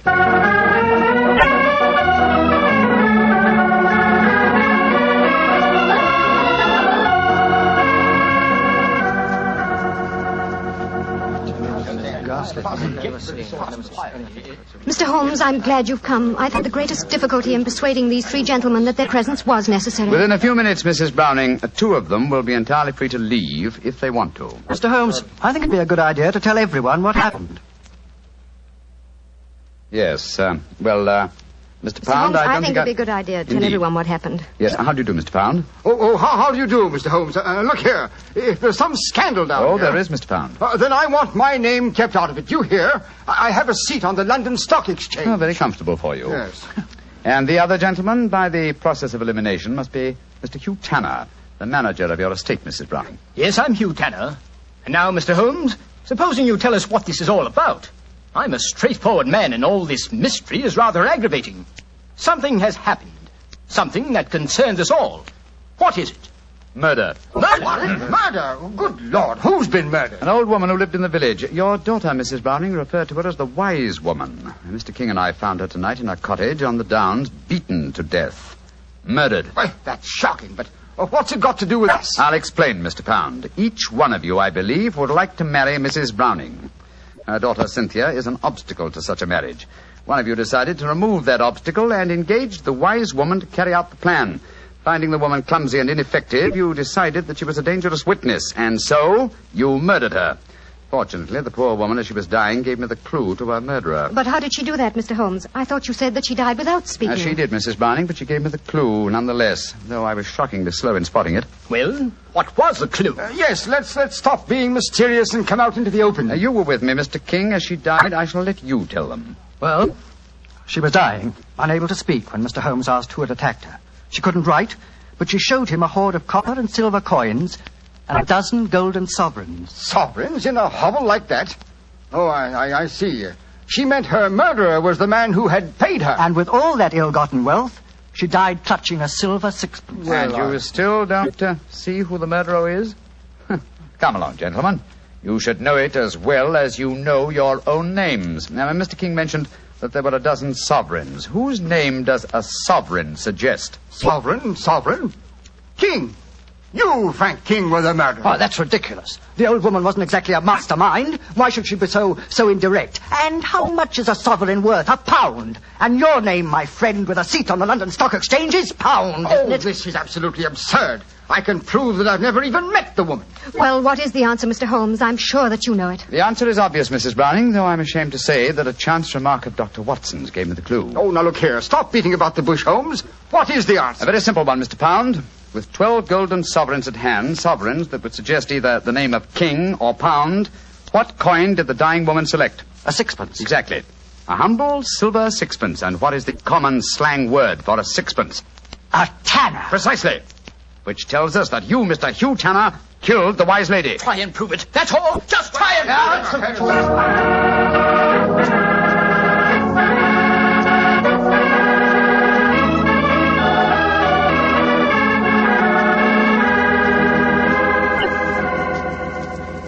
Holmes, what happened? I found the murderer, old chap, thanks to you. What do you mean, thanks to me? Well, I was thinking of a sixpence, the coin the dead woman clutched in her hand, as a sixpence. When you said, I bet you, I thought of the much-used expression, betcha Tanner. That gave me the clue to the whole business. The dying woman was obviously trying to indicate that Hugh Tanner was her murderer. He confessed, you say, before the police arrived? Yes, after Frank King, the artist, had started to give him something of the thrashing he deserved. Oh, I take no particular pride in the case, Watson. Without your chance remark, I might easily have overlooked this obvious clue that the dying woman gave me. As I've said before, old chap, I should not attempt to emerge from my retirement. Yes. It's obvious that my reflexes are shockingly slow. Rubbish. The police would never have solved it. Oh, my dear Watson, when you compare me with the police, I realize that my retirement should be permanent. By the way, where is Cynthia? Well, I arranged with your housekeeper for her to have an early supper. Some kippers, a poached egg or two, a piece of that treacle tart we had last night, and a pot of tea. Oh, for a 12-year-old girl, my dear Watson, this is an occasion when I might accuse you of being a potential murderer. Oh, come now, Holmes, you know perfectly well, Here she comes now. Hello, Cynthia. Did you enjoy your supper? It was lovely. Thank you, Mr. Holmes. Is everything all right? Can I go home now? Yes, Cynthia. Everything's all right. Tell me, my dear, did you ask Mr. King to make that mascot for you? Yes, Mr. Holmes. The wise woman told me it would bring me luck. Oh, yes, I thought so. Mr. Holmes, will everything be just like before? No, not quite, Cynthia. Mr. Tanner and the wise woman have gone away. You won't see them again. Oh, dear. But you have new friends here, haven't you? Yes, and nice ones. Remember that, Cynthia. We'll always be your friends. I will, Dr. Watson. I like you both so much. Ah, I'm glad. And tell me, Cynthia, do you like Mr. King, the artist? Oh, yes. Almost as much as I used to like my daddy. Uh-huh. He's like my daddy, a little. Oh, I'm glad to hear you say that, Cynthia. Tell your mother the same thing, will you? I think it might change a peculiarly foolish notion of hers.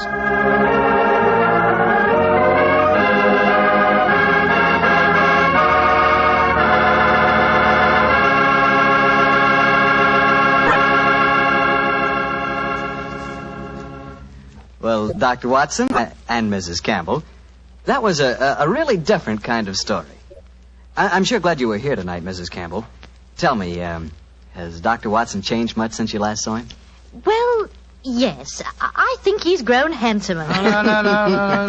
And what about Mrs. Campbell, Doctor? Has she changed? Well, she is more grown up than the last time I saw her, but she hasn't changed much in one respect.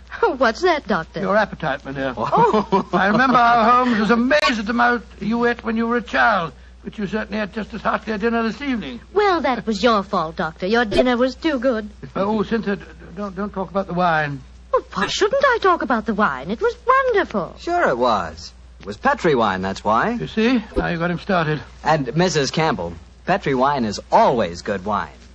That's because the Petri family has been making wine for generations. Ever since long ago when they started the Petri business, winemaking has been an art with the Petri family. It's a tradition, a heritage that they've handed on down from father to son, from father to son. Believe me, when it comes to turning luscious, sun-ripened California grapes into fragrant, delicious wine, well, you can bet your last dollar that the Petri family really knows how. No matter what type wine you prefer, for any occasion, you just can't miss with a Petri wine, because Petri took time to bring you good wine. Well, Dr. Watson, what new Sherlock Holmes adventure are you planning to tell us next week? Well, as next week, as St. Patrick's Day is only about 6 days away, Mr. Bartell, I thought next week that I'd tell you a rather unusual story that took place in Ireland at the turn of the century. It concerns the famous ceremony of kissing of Blarney Stone, St. Patrick's Night Revel, and an old Irish ballad that led directly to one of the most devilish murders that Sherlock Holmes and I ever encountered.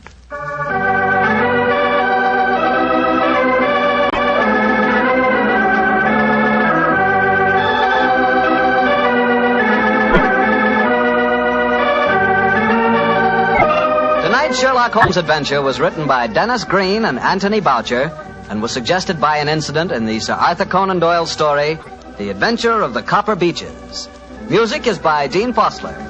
Mr. Rathbone appears through the courtesy of Metro-Goldwyn-Mayer, Mr. Bruce through the courtesy of Universal Pictures, where they are now starring in the Sherlock Holmes series. You can read about the stars of our broadcast in the April issue of Everybody's Digest. The Petri Wine Company of San Francisco, California, Invite you to tune in again next week, same time, same station. Sherlock Holmes comes to you from our Hollywood studios.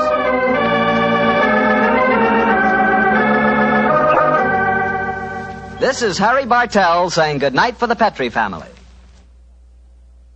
For a solid hour of exciting mystery dramas, listen every Monday on most of these same stations at 8 o'clock to Michael Shayne, followed immediately by Sherlock Holmes. This is the Mutual Broadcasting System.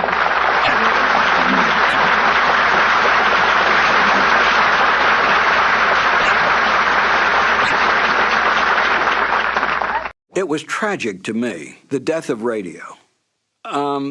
Radio was sold down the river. It needn't have disappeared. It didn't disappear in England. It didn't disappear in France. And it needn't have disappeared in the United States.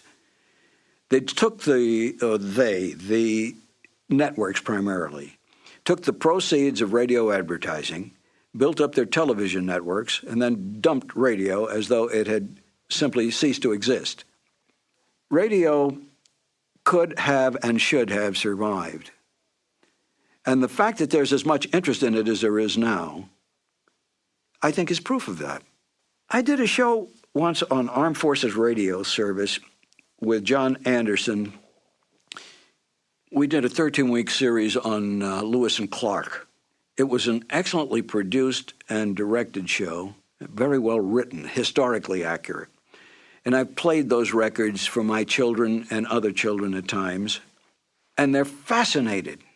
The idea that they create the scenery, they create the action.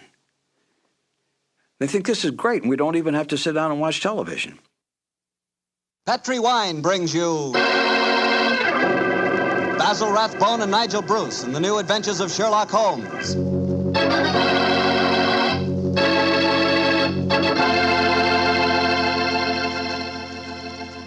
The Petrie family, the family that took time to bring you good wine, invites you to listen to Dr. Watson tell us another exciting adventure he shared with his old friend, that master detective, Sherlock Holmes. You know, the lives of Holmes and Watson were not always filled with action. They spent many a quiet evening at home in Baker Street, discussing the problems of the world over a glass of port. You know, it seems that no wine is more expressive of friendship and hospitality than port. And I'm sure there's no port wine more enjoyable than Petrie California port. Try a good glass of Petrie port after dinner some evening, or any time you get together with your friends. You'll love the rich, ruby red color of that Petrie port. You'll love its smoothness and full body, its remarkable and wonderful flavor, a flavor that comes straight from the heart of luscious, hand-picked grapes. Serve that Petrie port alone, or serve it together with cake or cookies or with fruit. Yes, and serve it proudly. You can, because the name Petrie is the proudest name in the history of American wines.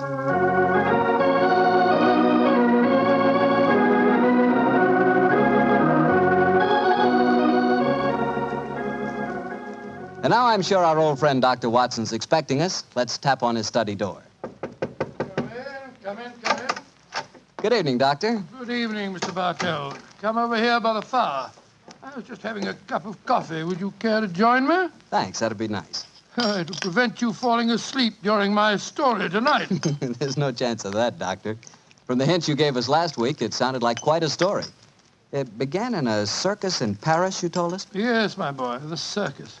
A colorful world of sawdust and spangles. A world, Mr. Bartell, that I may tell you confidentially, always held an irresistible fascination for me when I was a youngster. Me too, Doctor. In fact, when I was 8 years old, I fell desperately in love with a lady bareback rider, a stunning creature who wore pink silk tights with gold sequins on them. Unfortunately, my mother caught me writing her proposal of marriage, and I'm afraid that, that's another story, and one that you probably wouldn't find very interesting. I'm sure I would, Doctor, but I think it would be safer to stick to your Sherlock Holmes story. Yes, you're probably right, my boy. Well, it was a winter in the 1890s, and Holmes and I were in Paris. On our second day there, Holmes suggested we attend that night's performance of the Cirque Royale. Needless to remark, I was delighted, Mr. Bartell. And shortly after 9 o'clock that night, I found myself seated beside Holmes in a box near the ringside. It was an incredibly vivid scene, even for that city of color and light. The gay costumes of the women and the gaudy trappings of the ringmasters and clowns looked like a giant kaleidoscope under the blazing glare of the arc lamps. As we sat there, a brass band nearby blared forth some popular music of the day, and yet he didn't appear to be enjoying himself, and so I leaned across and touched his arm.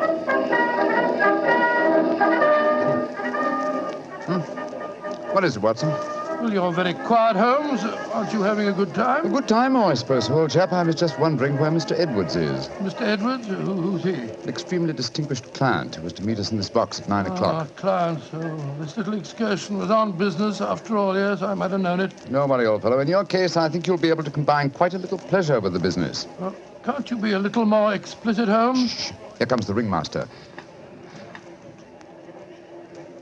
Mesdames et messieurs, j'ai l'honneur de vous présenter ce soir la grande vedette du cirque, Mademoiselle Gisèle Girondet, équestrienne incomparable.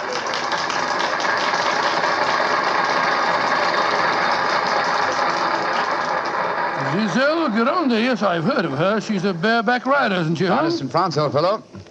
She also has quite a reputation as a femme fatale. 3 duels have been fought over her. A young English officer in the Grenadier Guards committed suicide last year because of her. And a famous French banker is at present languishing in prison because her extravagances drove him to appropriate funds that did not belong to him. Yes, Watson, she's an extremely colourful personality. You know, Holmes, it's a funny thing. When I was 8 years old, I fell violently in love with a lady bareback rider. She wore pink silk tights with golden sequins on them, but unfortunately... Here she is, old fellow. Here she is.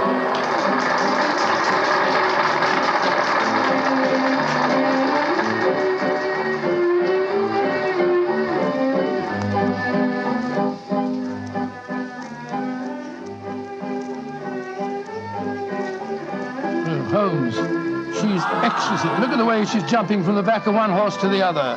Sheer poetry of motion. The lady appeals to you, Watson. By George, yes, indeed she does. In fact, Holmes, I don't mind telling you that if I weren't a married man and a poor man... you'd like to court the lady, eh? Yes, I should Excellent, indeed. old fellow, excellent. That's the very reason for our attendance at the Well, circus. what in heaven's name are you talking about, Holmes? Ah, there you are. Good evening, Mr. Edwards. Holmes, my dear fellow, how are you? I haven't seen you since that little affair at Windsor Castle when Mother... Excuse me, sir. I am Mr. Mycroft, and this is my friend, Sir William Nigel. Sir William Nigel? Of course. And I am Mr. Edwards. We must respect each other's incognitos, eh? How'd you do, Sir William? Well, I'm extremely honored to meet you, Your Royal... Mr. Edwards. How'd you like Giselle? Isn't she a stunning creature? Yes, indeed she is, sir. The four of us to have supper together after the performance tonight, I understand, Mr. Edwards. Well, unfortunately, I can't be there, Mycroft. There's some stupid affair at the embassy which I have to attend. We must postpone the dinner until tomorrow night. Oh, very well, sir. Come over to my hotel a little early and we can discuss the whole business.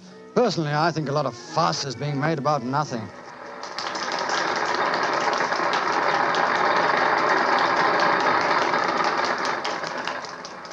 Now, if you'll excuse me, gentlemen, I must go back and see Giselle for a moment and tell her that I can't keep our appointment for tonight. I'll see you tomorrow, Mycroft. Good night, Sir William. Good night. Good night, sir. Et maintenant, pour votre plaisir, les frères Salini, les jongleurs internationaux. Holmes, what's all this mystery? That wasn't Mr. Edwards, it was the Prince of... Shh, Watson, please. Discretion, old fellow. Mr. Edwards, as you know, is extremely democratic. Too much so, possibly, when one considers his position and responsibilities. He's become quite seriously involved with Mademoiselle Giselle, the lady bareback rider who has just left the ring. Oh, so that's it. The Foreign Office, quite naturally, I suppose, is deeply concerned over the matter, and I've been entrusted with the delicate mission of protecting Mr. Edwards. Oh, does Giselle Girondet know that his true identity, do you suppose? That's the first thing that we have to find out. It's possible that she is simply captivated by having a rich Englishman at her feet. If, on the other hand, she knows who Mr. Edwards is, then we may be in for a great deal of trouble. Yes, but how are you going to find that out? By tempting her with a richer Englishman. And one with a title. That, my dear fellow, is why you are Sir William Nigel. You mean that... your job, old fellow, is to do your utmost to steal Giselle Girondet from Mr. Edwards. But, I don't even know the girl. We shall remedy that defect in a few minutes. As soon as the performance is over, my dear chap, I shall take you to her dressing room and arrange an introduction.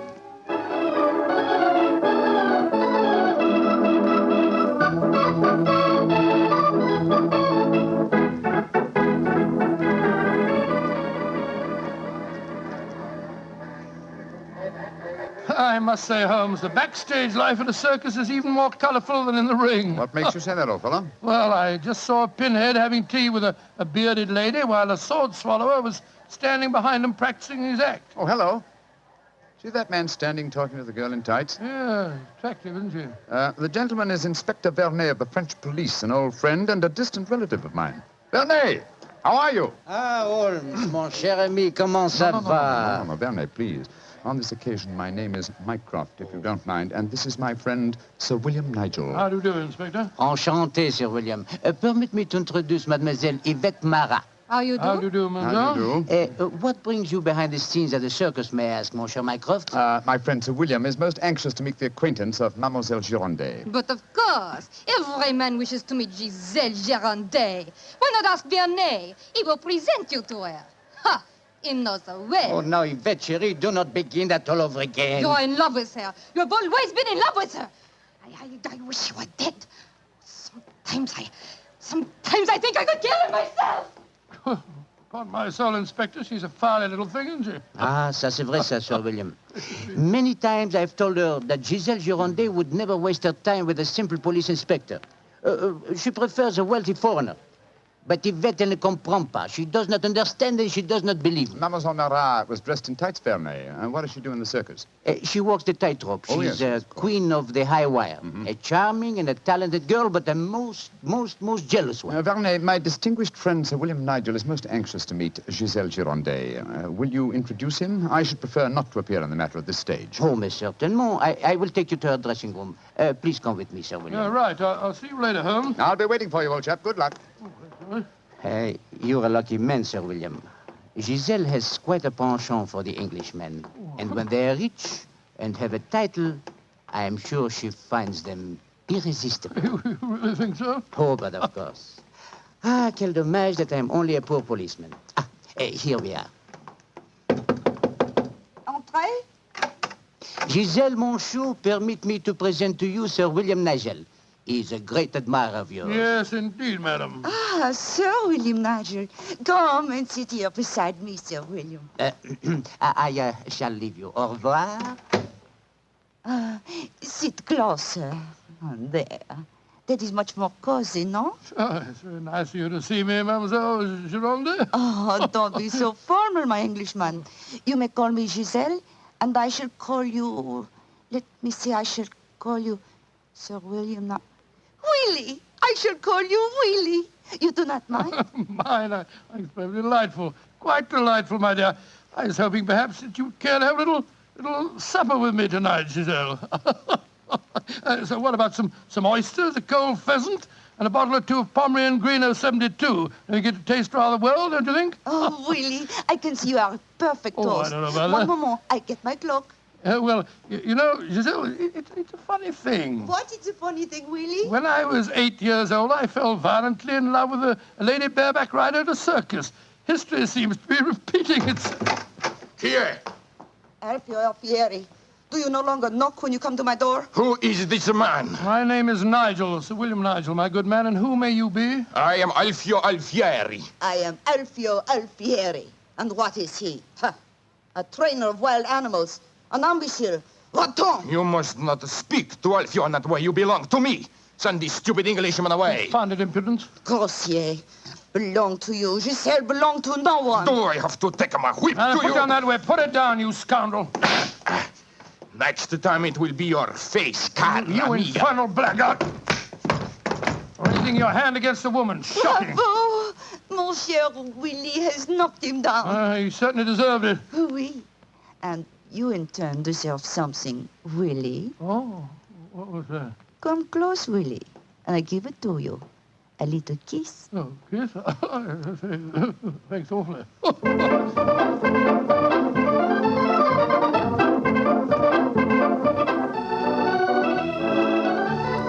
Oh, Willie, you are so strong, so resolute, so brave. Oh, it was nothing, my dear Giselle. Nothing at all. Here, more champagne, gosh. More champagne. Oh, Willie!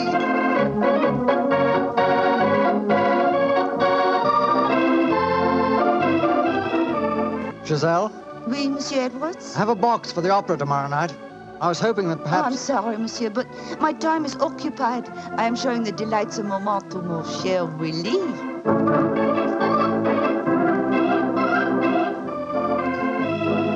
Mademoiselle aime mieux le collier de perles à 5 rangs ou celui à 3 rangs? He says, which do I prefer, the 5-string color pearls or the 3-string color pearls? What does my Willie think? So that you can't hang too many pearls on a pretty neck like yours. I'll take the 5-string collar, my good fellow. You're doing splendidly, Watson, splendidly. Yes, but Holmes, I felt such a blasted fool handing that jeweler fellow a check signed by Sir William Nigel. Are you quite sure that it'll be honoured? Don't worry, old fellow. Remember who our client is. Money is the least important concern in this matter. On with the masquerade, old fellow. On with the masquerade.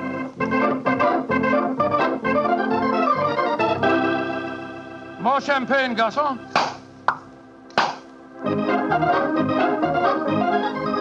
Willie, you are such a headstrong boy. More champagne.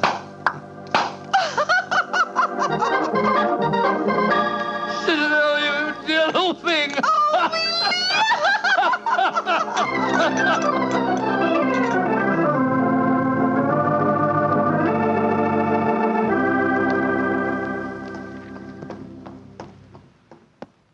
Good evening, Vernet. Has Mademoiselle Girondet come in for the evening performance yet? Yes, Monsieur Holmes. I escorted her to her dressing room half an hour ago. Monsieur Edwards is in there with her now. At last, it seems, she has use for a poor policeman. Last night, she found a threatening letter on her makeup table. Since then, she has been most grateful for my company. A threatening letter, eh? Any idea who might have sent it? Oh, yes, of course. I'm afraid I have, Monsieur Holmes. I told her to pay no attention. By the perfume of the notepaper, I recognized the sender. A jealous tightrope walker called Yvette Marat. Oh. Poor Yvette. She would make a very inferior criminal, I'm afraid. Still, Giselle asked me to stay outside her dressing room till the performance starts. You wish to see her? Yes. Oh, good evening, Mr. Edwards. Evening, Mycroft. Evening, Inspector Vernet. Comment ça va, Monsieur Edwards? Look here, Mycroft. I think this little game's gone far enough. Giselle has just refused another invitation of mine. Now, I know who Sir William Nigel is, and I swear I'll tell her. Don't you think, sir, that the lady is hardly worth bothering about? Surely this whole incident with Sir William proves that she's a scheming little adventuress. A fictitious title and an apparently bottomless purse have shown her up in her true colors. I could have told you the same thing without such an experiment, my friend. Well, I suppose you're right, Mycroft. I've been a fool. An idiot who lets a pretty ankle turn his head. A conceited dolt. Let us just say, monsieur, that you have been a man. Good evening, sir. Good evening. Good evening. Just going back to see Giselle for a moment, I brought us these flowers for her. I'll be back in a jiffy. Just a minute, Watson. I hate to dampen your ardor, old chap, but the masquerade is ended. Ended? What do you mean it's It is no longer necessary for you to impersonate Sir William Nigel or to pay court to Giselle. Oh, really? Really? Really? Well, that's a great relief, sir. Great relief. I've hated the whole business. Oh, yes, I'm sure you have. We appreciate the sacrifices that you've made, don't we, Sir Edward? Yes, indeed. Well, I must go back and see her once more, though. We had a rendezvous for tonight, and I must cancel it. A gentlemanly thing to do, you know. I won't be a minute. Never have I seen a man more downcast. Obviously, with him, my dear Holmes, business was a pleasure. Alfieri, where are you going? That Englishman. I just saw him go into Giselle's room. To whom are you referring? That man that called himself Sir William Nigel. 2 days ago, he struck me. I have to settle with him. No man may strike Alfieri. Do not cause any more trouble, Alfieri. From what I've been told, you thoroughly deserved what happened to you. Here he come now. You, English, you! Alfieri challenge you to a duel. Holmes! What's old chap? What is it? You're as white as a ghost. It's Giselle. What's wrong with her? She's dead. She's lying there in her dressing room. Strangled. Strangled? And only half an hour ago I spoke with her myself. Since then I've been standing in this corridor, guarding her door at her own request. Only 2 men have entered Giselle's dressing room since then. You, Monsieur Edwards, and you, Sir William Nigel. What are you suggesting, Vernet? I am suggesting nothing. I am stating that these 2 gentlemen are under arrest for suspicion of murder.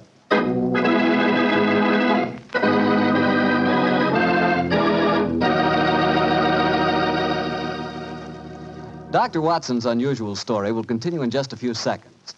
time I'd like to take to remind you that one wine that seems to be the outstanding favorite among the ladies is Petri California Muscatel. That's probably because, like a beautiful woman, Petri Muscatel is subtle and intriguing. Petri Muscatel is the color of burnished gold, and its flavor, well, it's the flavor of big, plump Muscat grapes, picked by hand carefully and tenderly when they're just full of wonderful, delicious juice. If you want to show that you really know the wine that women prefer, serve Petri Muscatel. Serve it after dinner or later in the evening. It's wonderful. And why shouldn't it be? It's a Petri wine. Well, Dr. Watson, so you and the mysterious Mr. Edwards got yourselves arrested on suspicion of murder, huh? Yes, Mr. Bartell. Holmes did everything in his power to persuade Inspector Vernet to release us, but it was useless. And so, while Mr. Edwards and myself were languishing in detention cells at the local Sûreté, Holmes and the French inspector were examining the dressing room of the dead woman. I'm sure, Inspector Vernet, that being as keen a detective as you are, you must suspect the true identity of Mr. Edwards. Of course, Monsieur Holmes. But that is the danger of incognitos. If he chooses to assume the identity of plain Monsieur Edwards, then he must run the risks of plain Monsieur And Edwards. you're convinced that either he or my friend strangled Mademoiselle Girondet? It is obvious. Then I'll have to prove to you that they didn't. Let me examine the body again, will you? If she had been strangled by either of my friends, why would her body be lying here under the window? It's as far away from the door by which they left this room as possible. That proves nothing. No, but it's odd. Giselle was a strong girl. There might easily have been a struggle. Perhaps she tried to get away through the window. And yet there are no marks of violence on her throat. Just this piece of very fine cord that did its deadly work so cleanly. Cut with a knife. Please do not remove the cord, Monsieur Holmes. The body has not yet been photographed. Dear me, Vernet, you're making it very hard for me, aren't you? You notice, of course, that the window is open. Yes, but we have examined the snow outside. There were no footprints within 3 yards of the window. The murderer must have entered by the door that I was watching. Yes, it would be hard, even for a professional acrobat to jump in. An acrobat? Vernet, your young friend, Mademoiselle Yvette Marat, is a tightrope walker. Yvette, but... Yes, she certainly had a motive. She'd even sent a threatening letter. I heard her express hatred and jealousy for this dead woman. It's conceivable that she could enter a room by a window without leaving footprints in the snow. Where was she at the time of the murder? I do not know. I was waiting for her in the corridor. Then I suggest that we investigate her alibi at once. And after that, Inspector, I must pay a visit to the Sûreté. I don't want my friends to think that I've deserted them.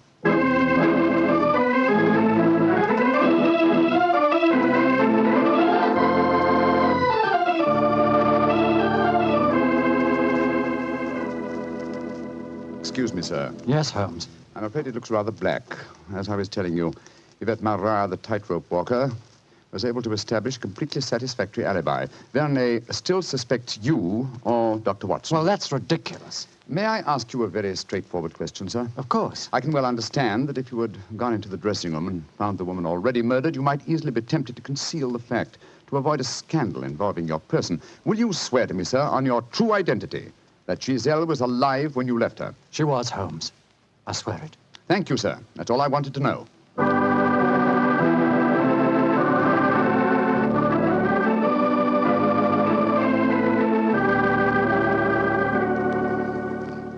Holmes, I'm glad to see you. You know, I've been thinking. All this depends on Vernet's evidence. But supposing he was the murderer? He told us that Giselle had turned him down, you know. I'd thought of that, but Mr. Edwards swears that Giselle was alive when he left the room. And yet that means that Mr. Edwards... Oh, no, it's unthinkable. Holmes, you're not suggesting... Holmes, if I thought that were possible, I'd confess to the murder myself. My life wouldn't matter if it had saved a scandal like that. Great Scott, it'd shatter the empire. Dear old Watson, you shall not sacrifice yourself. You're as valuable a British institution as the Lion himself. No, my dear fellow. We shall never sacrifice you, not while my mind is still capable of... My mind? That's it. Thank you, Watson. You've given me the answer. Holmes, what are you burbling Be about patient, now? old fellow. In half an hour, you'll be out of this cell, and the real murderer will be in it.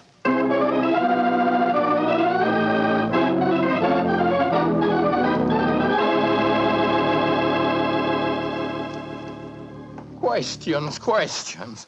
Why must Alfieri answer so many questions? Because he will not yet tell the truth. You murdered Giselle Girondet. How many times I have to tell you I did not kill her? Why should I want to harm her? Because you were jealous.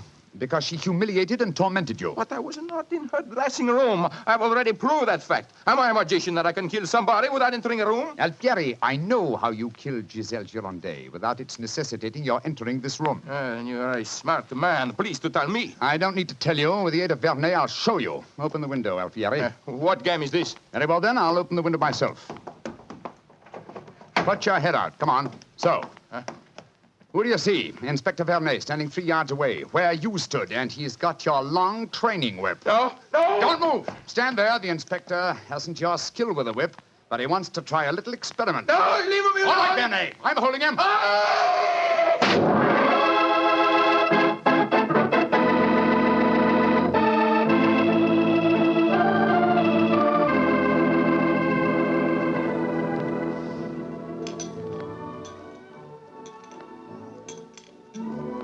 Well, Mr. Edwards, I mean, well, sir, this is a pleasant change from a prison cell, isn't it? It certainly is. Holmes, I can't tell you how grateful I am. I still don't quite understand how you did it. Watson, in rather a roundabout way, was responsible for giving me the clue. Oh, how was that, Holmes? Well, on more than one occasion, old chap, I've had cause to deplore your rather florid style of writing. Tonight, I was very thankful for it. When I began to speak of the capabilities of my mind, suddenly I remembered a phrase of yours in which you referred to its whip-like rapidity and accuracy. That, of course, made me think of Alfieri, the animal trainer. Exactly how did he kill the poor girl? Well, sir, he stood outside the window, far enough away to leave no incriminating footprints. Called to Giselle, probably persuaded her to lean out, then snapped the whip around her neck, pulling it tight and strangling her. And then I suppose he cut the cord and let the body fall back into the room. Precisely, old fellow. We found a whipstock among his tackle, a whipstock from which the lash had been cut. The stub of lash left matched the cord around the dead girl's throat. Amazing business. And I don't mind telling you, fellas, I'm very thankful to be through with it. Yes, so am I, sir. In fact, I wouldn't be at all surprised if this whole incident cures me of my love of circuses. Oh, I didn't know you had a predilection in that direction, Watson. Oh, yes, sir. Yes, if you don't mind my saying so. When he was 8 years old, he fell in love with a lady bareback rider. Didn't you, Watson? Indeed. What happened? Well, sir, I don't remember her name, but she wore pink silk tights with golden sequins on them. And I wrote her a rather hot-headed letter. Unfortunately, my mother...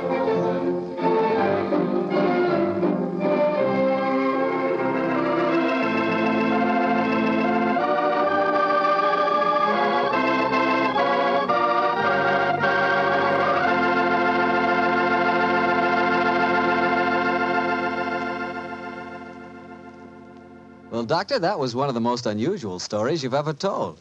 And I might say you played a very prominent part in that case yourself. Oh, I suppose I did at that, Mr. Bartell. Giselle was a beautiful girl. Beautiful. Boy, I sure love that nickname she gave you. Wheelie. Yes, I thought it was rather nice myself. Well, that is, I mean... Don't get embarrassed over a nickname, Doctor. You should hear the nickname I had. Well, when I went to school, all the girls called me Bottles. Bottles? Oh, I see, from Bartell. Bartell. Oh, Some nickname, like a prophecy. What do you mean? Well, they called me Bottles, and now that's what I like to talk about most. Bottles. Bottles of Petri wine. Oh, I should have known. And I'd like to talk about Petri wine because, as far as I'm concerned, it's the swellest wine that ever poured from a bottle. That's because the Petri family really knows how to make good wine. Well, they ought to. They've been making good wine ever since they started the Petri business way back in the 1800s. And since the Petri family has always personally owned and operated their business, they've been able to keep that fine art of winemaking right in the family, handing it on down from father to son, from generation to generation. So it's no wonder, whenever you want a good wine, you want a Petri wine, because Petri took time to bring you good wine. Well, Dr. Watson, what new Sherlock Holmes story are you going to tell us about next week? Well, now, next week, Mr. Bartell, I'm going to tell you of a strange adventure that Holmes and I had in the swampy fenlands of Norfolk. It concerns a gypsy encampment, a child that vanished, and a horrible death in the murky depths of a fearsome quagmire.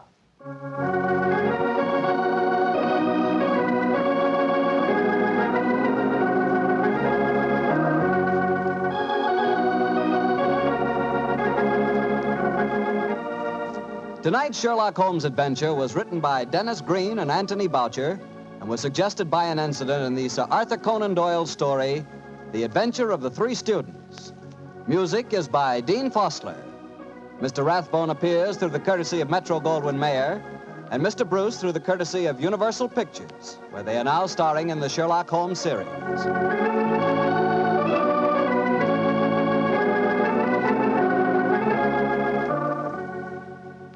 The Petri Wine Company of San Francisco, California, invites you to tune in again next week, same time, same station. Sherlock Holmes comes to you from our Hollywood studios.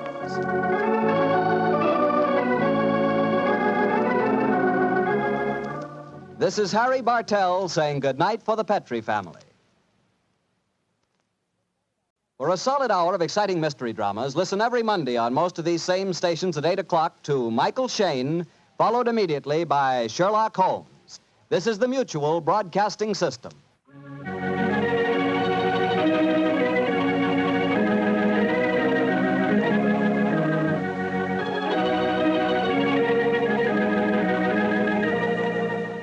The two episodes you've just heard, The Telltale Pigeon Feathers and The Indiscretion of Mr. Edwards, are part of the new Adventures of Sherlock Holmes starring Basil Rathbone and Nigel Bruce, and are a 1989 copyrighted production of 221A Baker Street Associates.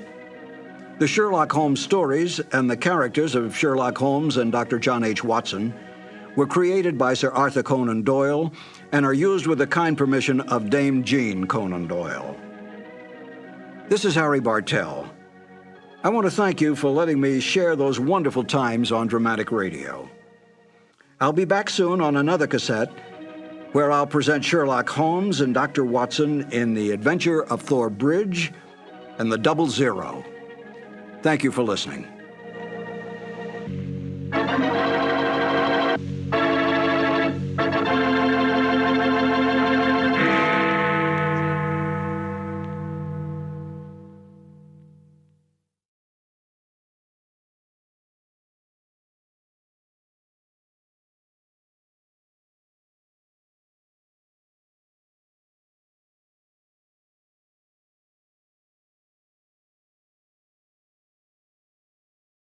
I only caught a glimpse of her at the moment, but she was a lovely woman with a face that a man might die for.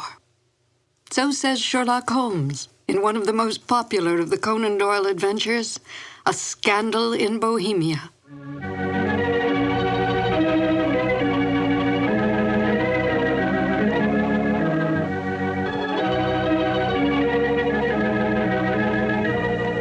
Hello, and welcome to 2 more new adventures of Sherlock Holmes. My name is Peggy Weber, and I had, as a young actress, the good fortune to perform with Basil Rathbone and Nigel Bruce on some of their Sherlock Holmes radio broadcasts. To Sherlock Holmes, Irene Adler was the woman. A great deal has been made of this over the years in many a pastiche, and even in some recent feature films, implying that Holmes was in love with Miss Adler. But we must not lose sight of the true nature of Sherlock Holmes. As Dr. Watson writes, Holmes was a man to whom all emotions, particularly that of love, were abhorrent to his cold, precise, but admirably balanced mind. It would not be in Holmes' nature to be in love with such a woman. We must also bear in mind that outward signs of love in the Victorian era were suppressed. Women were considered second-class citizens, creatures who stood behind their men, bred and raised their children, and stood by silently and supportively. Such forward women as Irene Adler were considered loose women, a woman who was, in the words of the King of Bohemia, an adventuress.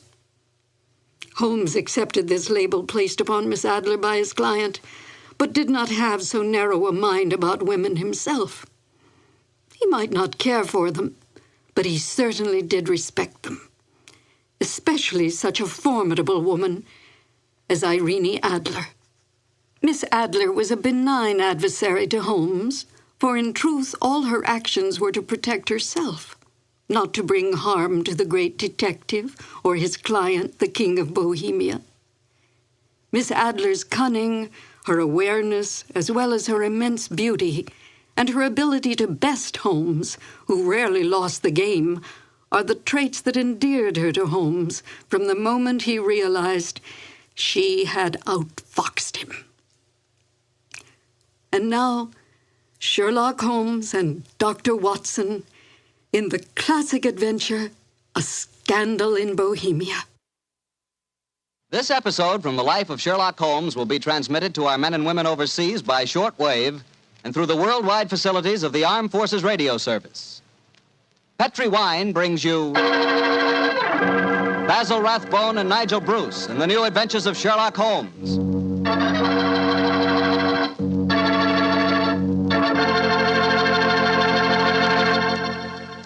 The Petri family, the family that took time to bring you good wine, invites you to listen to Dr. Watson tell us another exciting adventure he shared with his old friend, that master detective, Sherlock Holmes. And you know something? I had an adventure tonight I wish you could have shared with me. I had a steak about, an inch and a half thick, tender, juicy, and with it I had a glass of Petri California Burgundy. Now there's a combination, steak and Petri Burgundy. That Petri Burgundy's a perfect mealtime wine. It's a rich red wine that's hearty and full of flavor. Flavor that comes right from the heart of the grape. And don't think that Petri Burgundy is only good with steak. It'll make a hamburger sandwich taste like a feast, too. Try Petri Burgundy with any meat or meat dish. It's just wonderful. And serve it proudly, too, because after all, the name Petri is the proudest name in the history of American wines.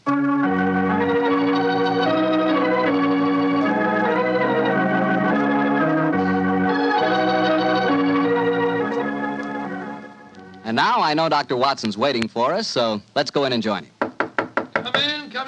Come in. Good evening, Dr. Watson. Good evening, Mr. Bartell. You're quite muffled up tonight, I see. Overcoat, scarf, and gloves. Slip 'em off and come and join me by the fire. Thanks, Doctor.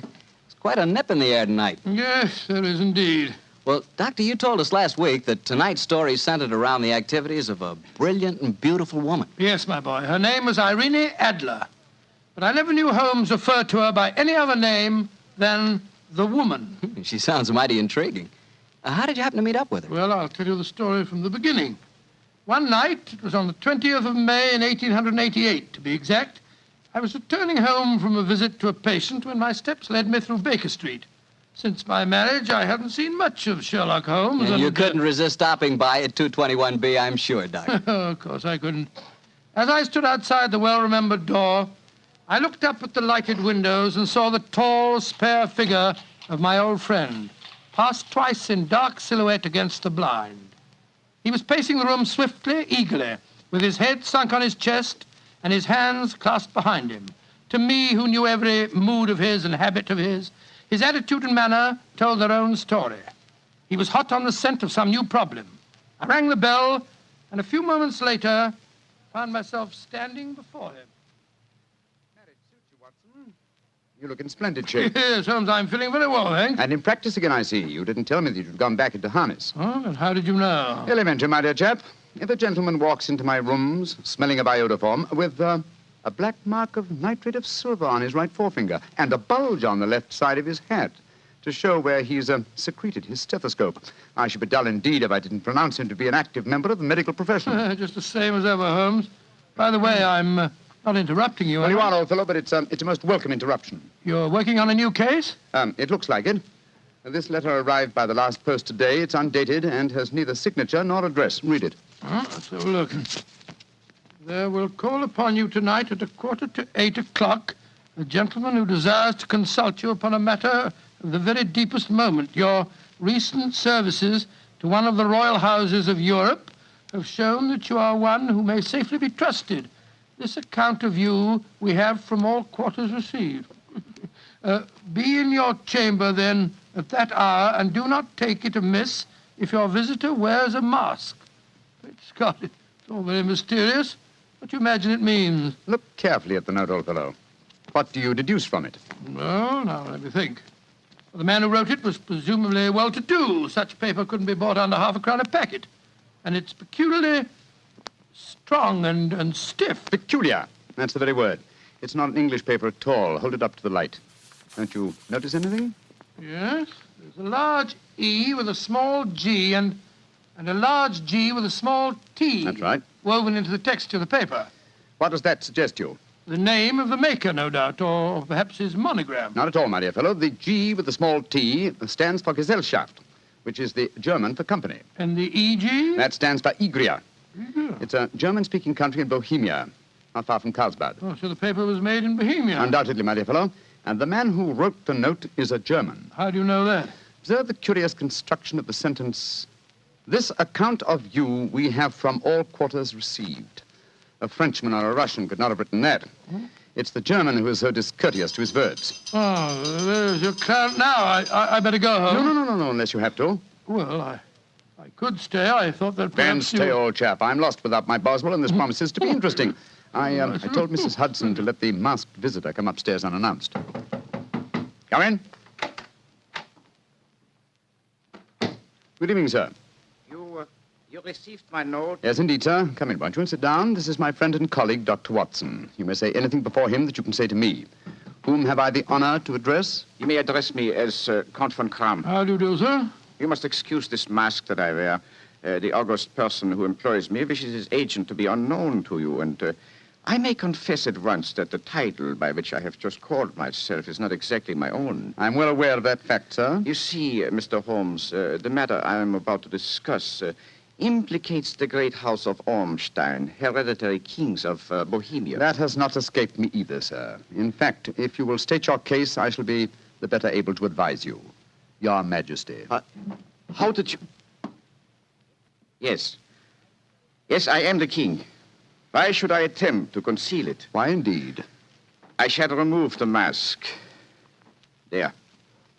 Mr. Holmes, I have traveled incognito from Prague for the express purpose of consulting you. Then pray consult. Briefly, the facts are these. Some 5 years ago, during a visit to Warsaw, I made the acquaintance of the well-known adventuress Irene Adler. Irene Adler? We know of her, Your Majesty. Look her up in the index for me, will you, Watson? Yes, it's right beside you on the desk there. I imagined that the name would not be unfamiliar to you. Here we are. Abrahams, Acton Green, Hatchet Murders, Adler. Splendid, old fellow. Hand me the file, will you? Yeah. Thank you. Irene Adler, born in New Jersey in the United States in 1858, contralto. Prima donna Imperial Opera of Warsaw. Retired from the operatic stage, living in London. Quite so. And here's a recent notation. Your Majesty, as I understand, became entangled with this young person, wrote her some compromising letters, and is now desirous of getting those letters back. Precisely so, but how did... Was there a secret marriage? None. No legal papers or certificates? No. Then I fail to follow, Your Majesty. If this young lady should produce her letters for blackmailing purposes, how is she to prove their authenticity? There is the handwriting. Well, that could be a forgery, Your Majesty. But it was private notepaper. Stolen. My own seal. Imitated. My photograph. Bought. What? They were bought in the photograph. Oh, dear. That's very bad. Your Majesty has indeed committed an indiscretion. Did you inscribe the photograph, Your Majesty? Yes, Dr. Watson, I'm afraid I did. Gracious me. Mr. Holmes, it must be recovered. Perhaps if you were to pay enough, the photograph might be bought. She refuses to sell. Oh, stolen, then. 5 attempts have been made. Twice burglars in my pay ransacked her house. Once we diverted her luggage when she traveled. Twice she has been waylaid. There has been no result. Oh, dear. It's quite a pretty little problem. It is a deadly serious one to me. Your Majesty, what does Miss Adler intend to do with the photograph? To ruin me. Oh, how? Well, I'm about to be married to the second daughter of the King of Scandinavia. She is the soul of delicacy. A shadow of a doubt as to my conduct would bring the matter to an end. And Irene Adler threatens to send the photograph to your fiancé, I suppose. Yes, and she will do it. Rather than let me marry another woman, there are no lengths to which she would not go. None. Are you sure that she's not already sent it, Your Majesty? I am sure. Now, why, Your Majesty? She said that she would send it on the day my betrothal is publicly announced. That day will be next Monday. Splendid. Then we have still 3 days yet. Your Majesty will, of course, stay in London for the present. Certainly. You will find me at the Langham Hotel, registered as Count von Kram. Just 2 questions before you leave, sir. What are they? Is the photograph large or small? Quite large. And it was in a heavy frame. I see. And what is Miss Irene Adler's London address? Brioni Lodge, Serpentine Avenue, St. John's Wood. Thank you, Your Majesty. Good night, and I trust we shall soon have some good news for you. I am placing all my hopes in you, Mr. Holmes. Good night. Good night, Dr. Watson. Good night, Your Majesty. Fascinating problem, Holmes. I wish I could help you with it. You can, my dear chap. Huh? I shall be glad of your company. Oh, splendid. What's our first move, Holmes? Well, a good night's rest, I think. We'll meet here at 10 o'clock tomorrow morning. And then? Then, my dear fellow, we will see what we can find out about Miss Irene Adler, late of the Warsaw Imperial Opera Company and at present residing at Briony Lodge, Serpentine Avenue, St. John's Wood.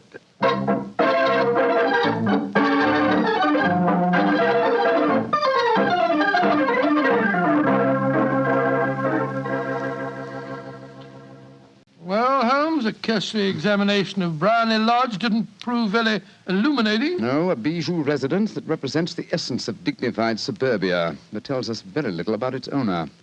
I think a visit to the local public house might prove more instructive. Come on, old chap. I see the door to the Coach and Horses inviting us from across the road. Well, our disguises shouldn't cause any suspicion, Holmes. That's why I suggested them. In the character of a couple of stable hands, I felt that we might inspire confidence. This is a horsey neighborhood. There's a wonderful sympathy and freemasonry among the fraternity. There we are. Better let me do most of the talking. Yes, I will indeed. I'm sure that your accent will be more convincing than mine. Let's go in, shall we?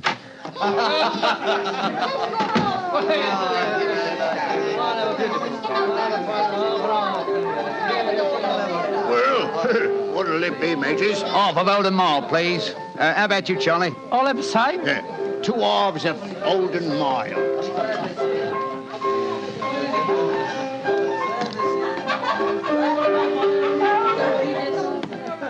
Well, here you are, mateys. That'll be a tenner. Have a drink with us, Governor. Oh, don't mind if I do. I'll have a Guinness. You blokes new round here? Yes, that's right. Came over from Clapham. Clapham, eh? Well, here's looking at you. Hunting for jobs? That's right. We was told that Miss Adler across at Briony Lodge needed a new coachman and a groom. Well, it's the first I've heard of it. It might be true. Have you been over there to ask? No, not yet. We thought we'd find out something about the old girl first. She ain't no old girl, matey. She's the prettiest young thing you ever saw under a bonnet, and that's a fact. You know her, Governor? Why, of course I know her. Used to drive her carriage, I did. Before I came to work here. Oh, what's she like? Oh, nice little lady, as you'll find, chum. Work you hard? No. She lives quiet, like. Goes out singing at concerts once in a while. The rest of the time, it's money for jam. She goes out for a drive in the park every day at 5 and comes back to dinner at 6:30. The rest of the time's your own. She ain't married, you say? No. But she's got a bloke what comes to see her all the time. He's a barrister. Nice gentleman. Mr. Geoffrey Norton is his name. Good-looking fella. Wouldn't be surprised to see him get spliced. Sounds like a cushy job to me. Come on, Charlie. Let's get over to the house and see what's what. Much obliged to you, chum. Well, good luck, mateys, and thanks for the Guinness.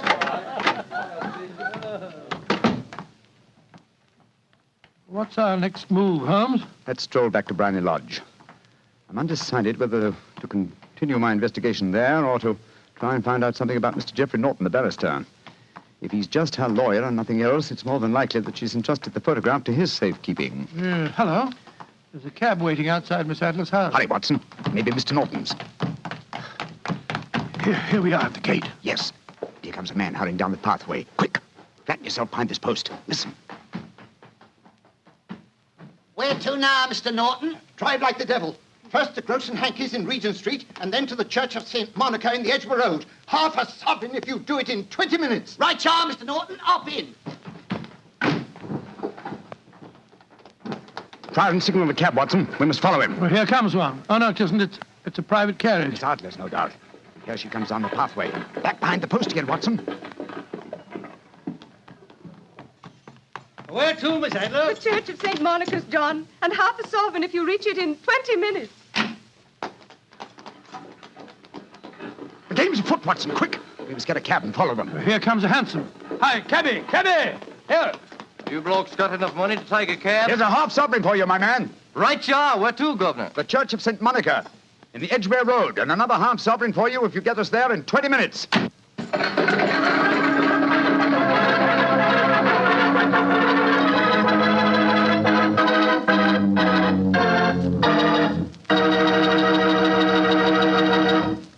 We'll hear the rest of Dr. Watson's story in just a second, but let me tell you something.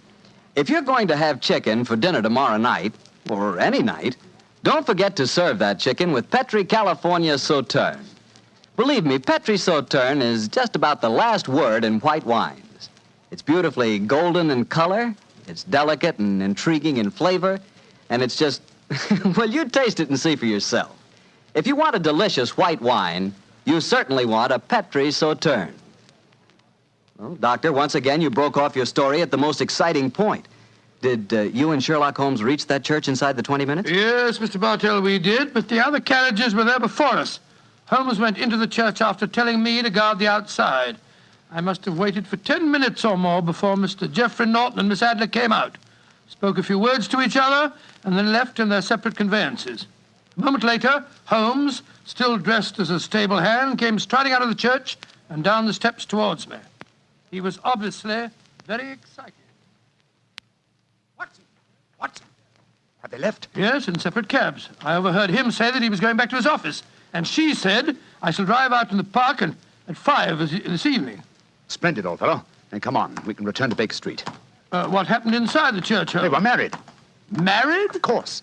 The ceremony would have been illegal if it had been performed after noon. That accounted for their wild dash to the church. Jump into the cab. Where to now, Governor? 221B Baker Street. Oh, so they got married, eh? Yes, and it may amuse you to know that I acted as witness at the ceremony. Oh, you did? But how did that happen? Their own witness had failed to appear, and I was dragged into the breach. The bride gave me this sovereign as a memento. I think I'll wear it on my watch chain in memory of the occasion. What an amazing situation. Things begin to look better for the king, don't they? Yes. Now that she's Mrs. Norton, the chances are that she won't want to expose His Majesty after all. I hope so, Watson, I hope so. But we can't afford to take any chances. I think the time is ripe for us to come to closer grips with the lady.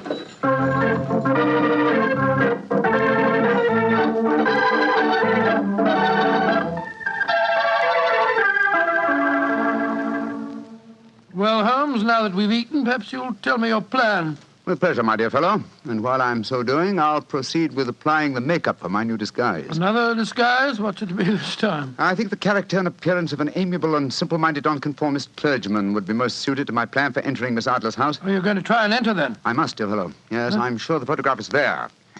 Miss Adler, or rather Mrs. Norton, will return from her drive in the park at 6:30. We must be at Bryony Lodge to meet her. And what then? You must leave that to me. I've already made my arrangements. There is only one point on which I must insist. You must not interfere, come what may. You understand? I'm to remain neutral. Yes, there will be some small unpleasantness. Don't join in it. It will end in my being conveyed into the house. As soon as I'm able to, I shall open one of the windows. You're to watch from the outside. When I raise my hand, you will throw an object which I shall give you through the window and at the same time cry, fire. Follow me? Entirely, but what am I to throw? Oh, it's nothing very formidable. Here it is. Looks like a great big cigar. What is it? Just an ordinary plumber's smoke rocket, fitted with a cap at each end to make it self-lighting. Your task is confined to throwing it through the window. When you raise the cry, fire, it will be taken up by quite a number of people. You will then walk to the end of the street, and I'll rejoin you in 10 minutes. I hope I've made myself clear. Perfectly. Good. And now, old fellow, as soon as I've donned my clerical attire, let's be on our way. There's no time to be lost.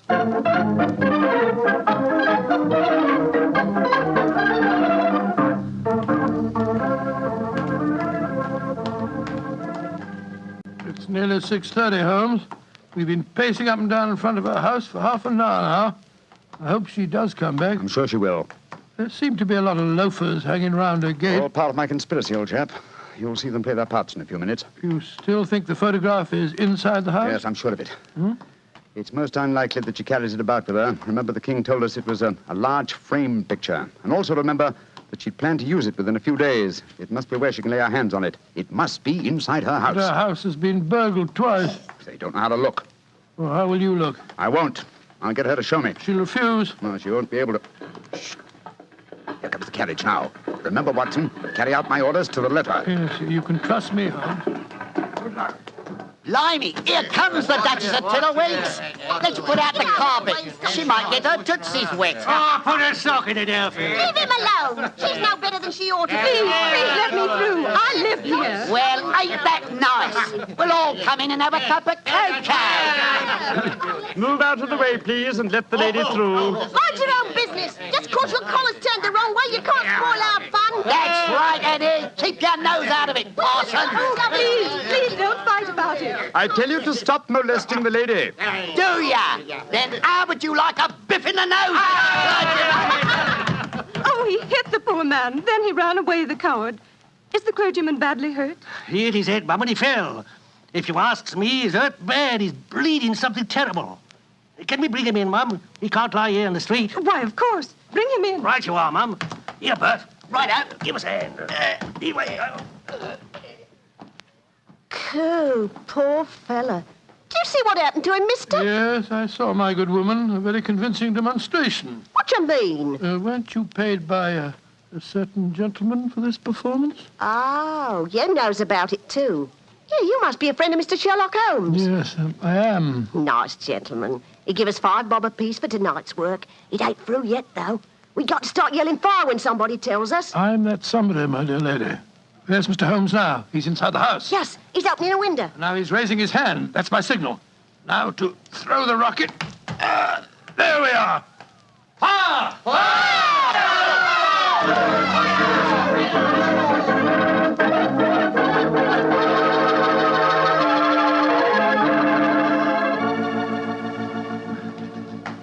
Holmes, there you are. You have the photograph? No, but I know where it is. She showed me, as I told you she would. I'm still in the dark. There's no mystery, old chap. When my accomplices started the round the street, I had a little moist red paint in my hand. As my good friend Alfie pretended to strike me, I clapped my hand to my head and fell down. It's an old trick. Yes, I understand that, but how did my throwing the rocket help you? It was all important, my dear fellow. When a woman thinks her home is on fire, her instinct is at once to rush to the thing she values most. A married woman grabs her baby. An unmarried reaches for her jewel box. In this case, of course, it was the photograph. Where was it? In a recess in the living room, just above the right-hand bell pull. I caught a glimpse of it as she half drew it out. When I made it known that the fire was a false alarm, she replaced the photograph. As soon as I was able, I assured her that I was feeling well enough to leave. You didn't take the photograph, then? No, I felt that over-precipitance at this stage might ruin everything. And what do we do now? Drive to the Langham Hotel and inform His Majesty of what has happened, then return with him here. After that, my dear chap, the case will be ended.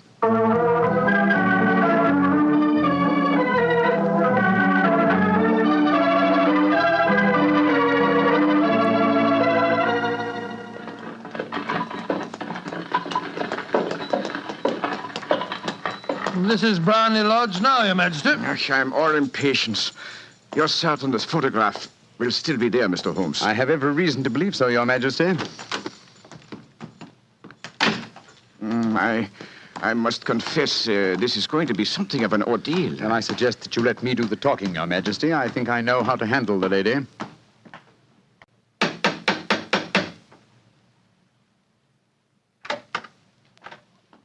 Mr. Sherlock Holmes, I believe. Yes. I am Mr. Holmes. How did you know? My mistress told me that you would be likely to call. She has left for the continent with her husband. You mean she's left England? Never to return. Then the papers, the photograph. All is lost, Mr. Holmes. We'll soon see. Follow me. She said you've been looking for something. I hope you find it. This was the bell pull. There's a sliding panel behind it somewhere. Ah, here it is.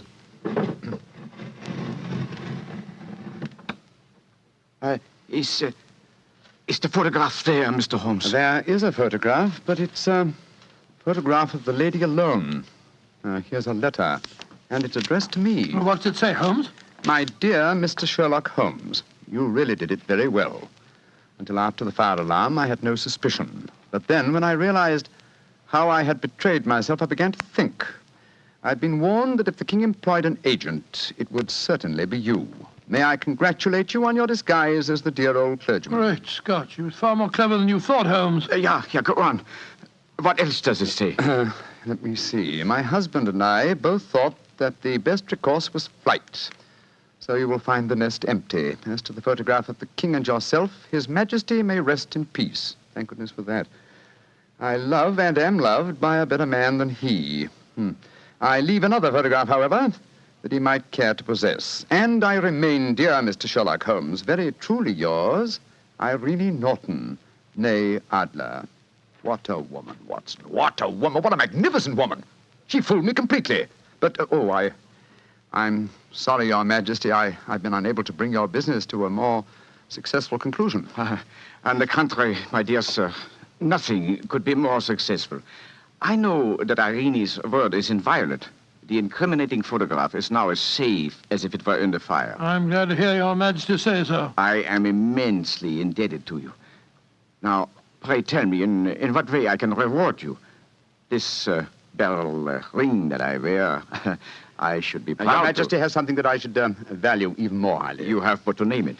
This photograph. Irene's photograph? But certainly. However, you must let me give you something more substantial. Oh, no, Your Majesty. This is something I shall treasure all my life. This and a golden sovereign I received from the lady's hand. They will remind me that I was once tricked by a woman.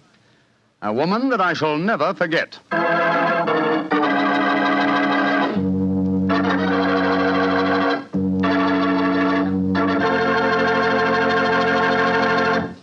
What a woman, that Mrs. Adler. Or should I say, Mrs. Norton.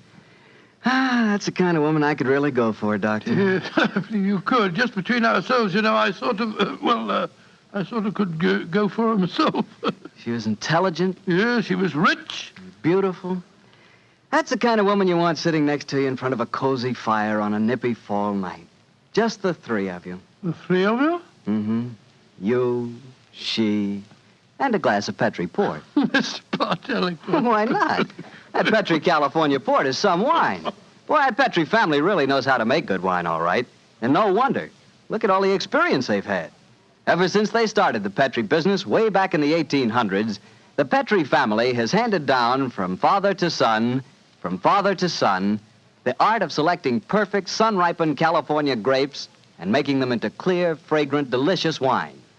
Those letters, P-E-T-R-I, on the label of every bottle of Petri wine are the personal assurance of the Petri family that every drop of wine in that bottle is good wine.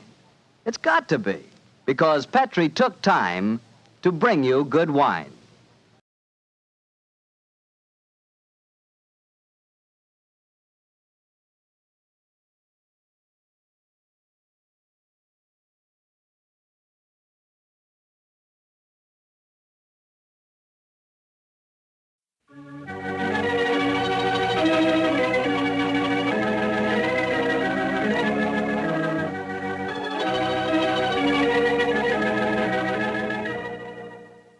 Once again, it's time to walk down Baker Street with its swirling fog, its passing hansom cabs, and bustling London life. Hello, this is Ben Wright, welcoming you to two more new adventures of Sherlock Holmes, starring Basil Rathbone and Nigel Bruce. At the end of each broadcast, the announcer says, tonight's episode was written by Dennis Green and Anthony Boucher. Both men, although they are no longer with us, were married. Dennis Green's widow, Mary Green, lives in New York and is still active in theater and dance. And Phyllis White, Anthony Boucher's widow, lives in San Francisco and makes numerous guest appearances at Mystery Club gatherings and at the meetings of the Baker Street Irregulars. Well, tonight it is my pleasure to present Phyllis White, as Green did for the Sherlock Holmes radio series. Phyllis? I've been asked to give an account how it happened that my husband got involved with the Sherlock Holmes show. The way his career developed was not according to any underlying plan. Whenever he turned a corner and moved into a new field, it was brought about by chance. And this was a good example of that. He was at the time a mystery reviewer for the San Francisco Chronicle. Well, this time he went over to the book department office, got his books in his mail, and found among the mail an invitation to a cocktail party. It was in honor of Basil Rathbone and Nigel Bruce, who had come to San Francisco to do a war bond promotion. The party was going on right then, so he could quite easily have learned about it too late. But he trotted right over. And aside from meeting Rathbone and Bruce, there were other people who had come along from the radio program. There was Glenn Hall Taylor, who was the producer. And there was Dennis Green, who was one of the writers. He was writing in collaboration with Leslie Charteris. Well, as it turned out, the Greens were staying on a little longer in the Bay Area. My husband invited them to come over to Berkeley and have dinner with us and see his Sherlock Holmes collection. Well, they went back to Hollywood, and not long after, it turned out that the program was in need of a new writer. Dennis suggested Boucher. Well, it turned out that it meshed just beautifully as a collaboration. Here was a noble project working with gifted colleagues, something that they could all feel affection for and respect, and a lot of fun along the way, too. Thank you, Phyllis. And now, Sherlock Holmes and Dr. Watson in Colonel Warburton's Madness. Petri Wine brings you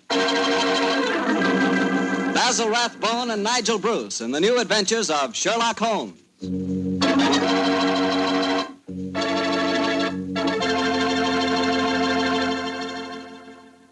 The Petri family, the family that took time to bring you good wine, invites you to listen to Dr. Watson as he tells us about another exciting adventure he shared with his old friend, that master detective, Sherlock Holmes. And you know what I wish I could share with you sometime? A bottle of Petri California sherry. Have you ever tasted Petri sherry? It's just perfect before dinner. Why, that Petri sherry can change the usual before-dinner lull into a special event, and that's a fact. Just look at the clear color of Petri sherry. It's a deep, rich amber, clear and cheerful-looking. And wait till you taste it. That's when you find out for sure just how good a wine can be. That's when you find out just what I mean when I say that the flavor of Petri sherry comes right from the heart of the grape. Try Petri sherry by itself, or with hors d'oeuvres or canopies or whatever you call those little cocktail sandwiches, and say, if you like your sherry dry, well then Petri California Pale Dry Sherry is the sherry for you. Just be sure the label says Petri, the proudest name in the history of American wines.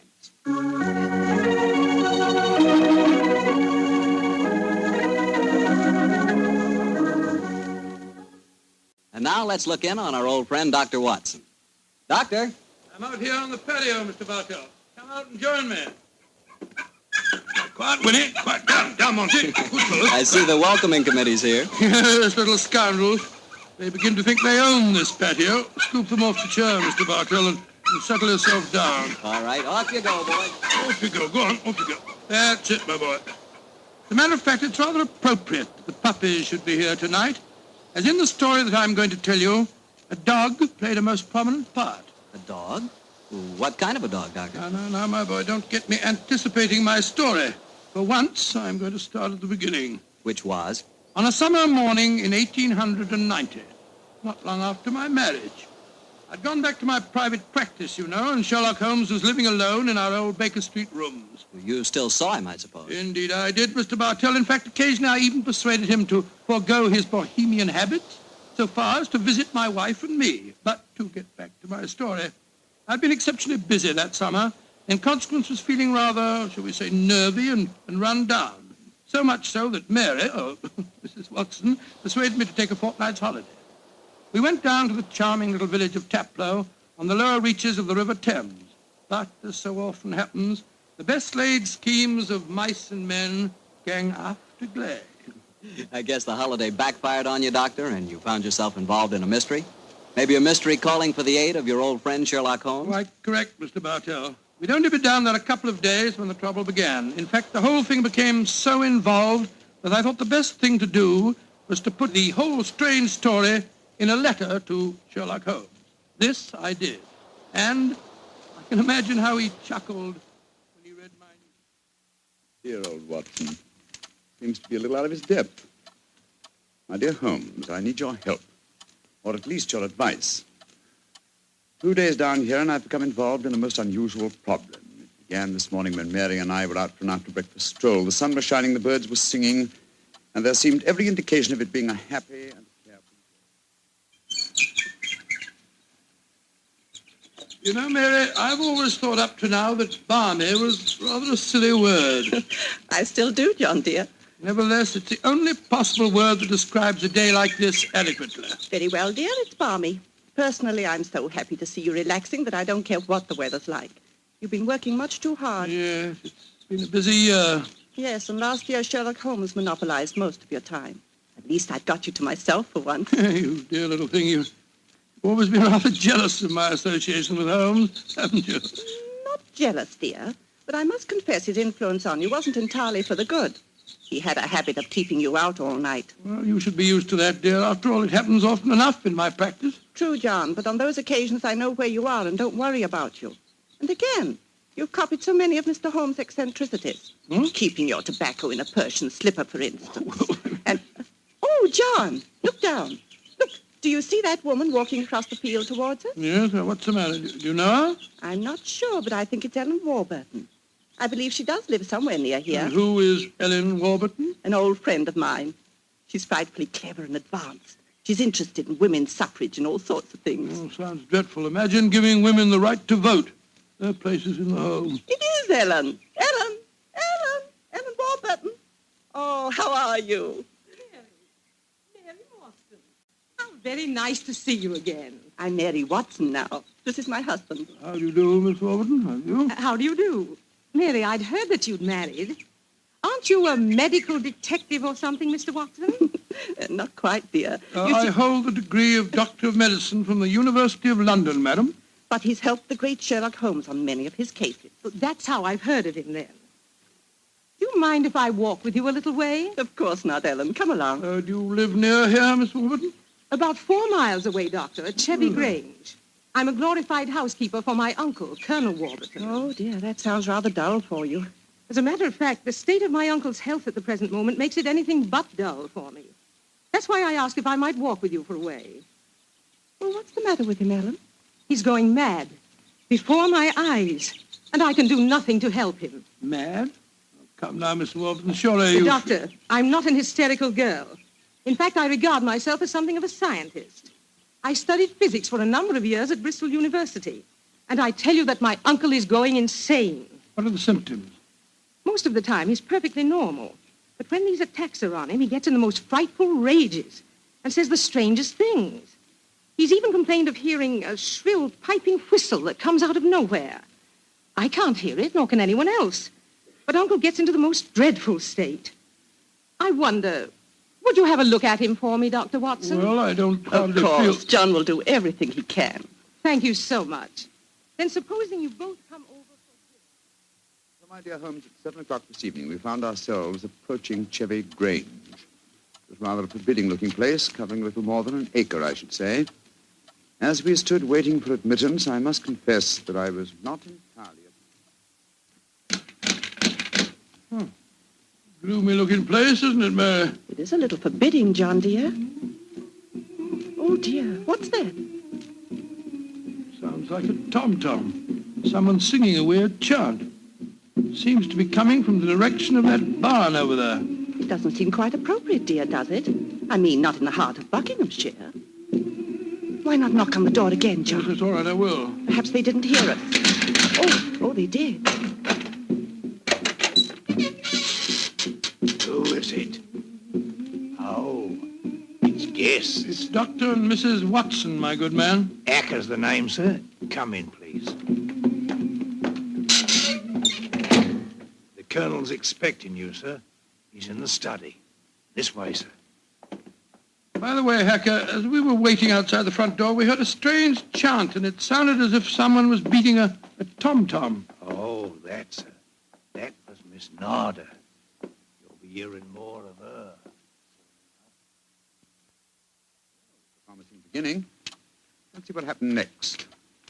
This very unpleasant fellow Hacker showed us into the study where we met Colonel Warburton. First, it was hard to believe that he was a sick man. He looked well enough, and his conversation was sprightly. spent most of his army life in Africa as military governor in a Zulu district. The African spears and other trophies that lined his study walls bore mute evidence to his past life. He encouraged me to tell him some of my own army experiences. Oh, dear, poor fellow. It was really rather clever. There I was, Colonel Warburton, on the howdah of this wretched elephant. The river was a raging torrent, and I couldn't get the confounded animal to budge. Well, I'm a pretty strong swimmer, you know. Won several cups of swimming, as a matter of fact. Of course, I was a much younger man then. and John, dear. Yes, ma'am? You interrupted Colonel Warburton's story, Oh, dear. sorry. I thought this little incident would be interesting. Do go on, Colonel. Yes, Your please story don't. was All so right, interesting. all right. You were telling us that you were intercepted by an African drum code message. Oh, yes. Well, I don't want to sound conceited, but I doubt if there was another Englishman in the world who could have told you what those particular drum beats meant. Oh, I don't doubt that, Colonel Warburton. Well, I'd spent a good number of years studying the native customs. I spotted the code right away. It meant that an uprising was planned to start throughout the whole province at noon the next day. Of course, there it is again. The devilish whistle. Can you hear it, Dr. Watson? Mrs. Watson? I can hear nothing, sir. Nor can I. Of course not. No one can hear it but me. Now, Colonel Warburton, don't get so excited, It's sir. black magic, that's what it is. Oh, really, sir, black you magic. must realize that the powers of jungle witchcraft are completely unknown in this country, Dr. Watson. But I know of them, and I can think of many people who might wish to employ them against me. Come in. Oh, it's you, Nada. Great Scott, she's very beautiful. Nada, I want you to meet some friends of Ellen's, Dr. and Mrs. Watson. I am very pleased to meet both of you. How do you do? How do you do, Miss Nada? Nada's father was a Chagajula, one of the greatest Zulu chieftains I ever had the privilege of knowing. He did me the rare honor to swear blood brotherhood. So when the missionary sent Nada to England to complete her education, I insisted that she spend her first few months here under my wing. Listen.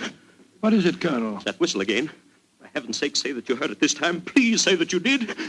I didn't hear a thing, sir. Well, I did, and I know where that sound came from. Now, put down that spear at once, will you, Colonel Warburton? The devils are trying to kill me. I'll kill them first. No, don't throw it, sir, don't throw it. Someone's opening the door. Uncle! It's Ellen. Great Scott, the spear missed her by an inch. Uncle, what is it? Whistle. I heard it again, Ellen.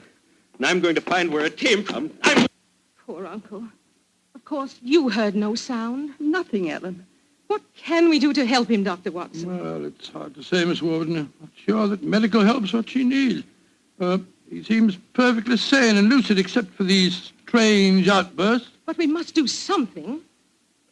Propose to, madam. As soon as I get back to the inn, I think I'll write to my old friend Sherlock Holmes and ask his advice.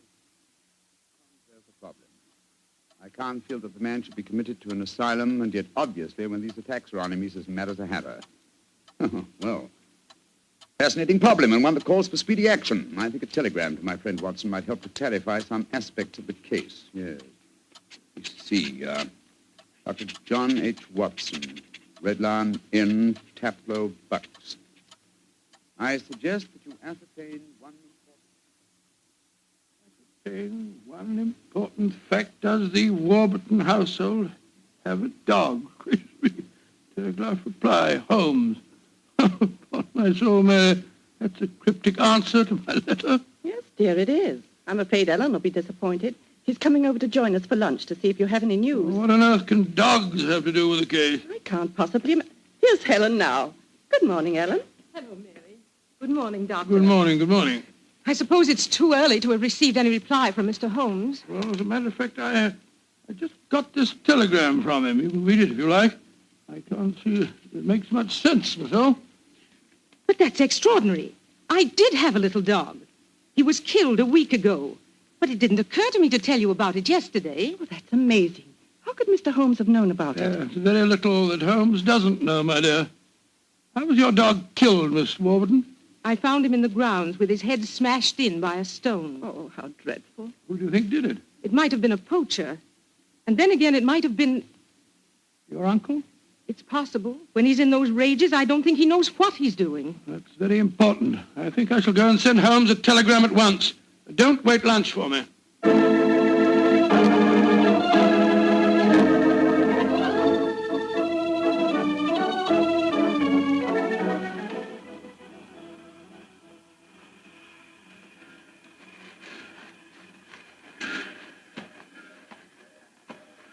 Why did we have to walk over to the station, John, dear? To see if there was an answer at the station telegraph office to the wire that I sent Holmes. Oh, but it's only 4:30, dear. It's hardly possible for him to have answered as quickly as that. In any case, they deliver the telegram to the hotel, you know. Well, it was a nice walk, my dear. Hello, there's a train in the station now. I wonder where it's from. Why don't you ask that porter, dear? It's not a bad idea. Porter, what train is this? Oh, it's the London train, sir. Right on time.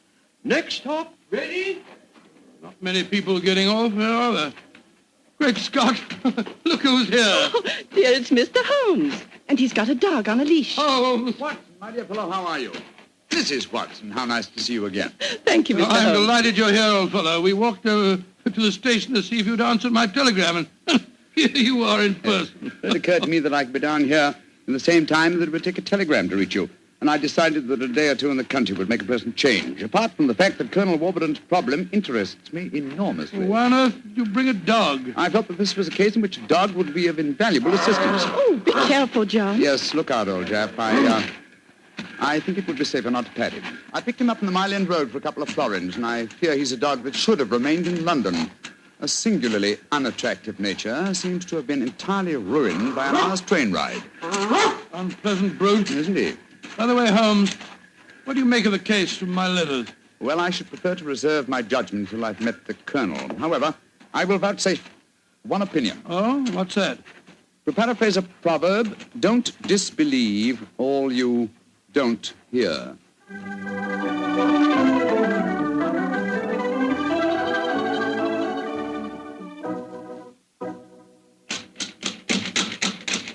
I can't think why someone doesn't answer. They can't all be out.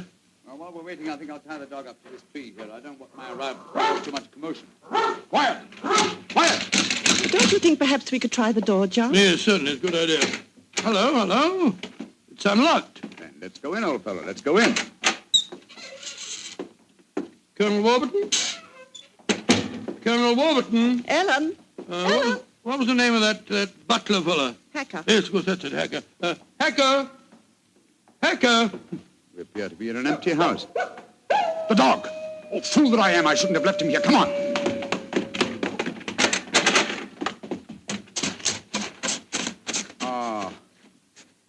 We're too late. Oh, the poor dog. He's been killed. Yes, poor brute. Stabbed to death by one of the Colonel's spears. That proves it, Holmes. The man is mad. I think not, Watson. I think it proves that Colonel Warburton is a great deal more sane than some of the members of his household.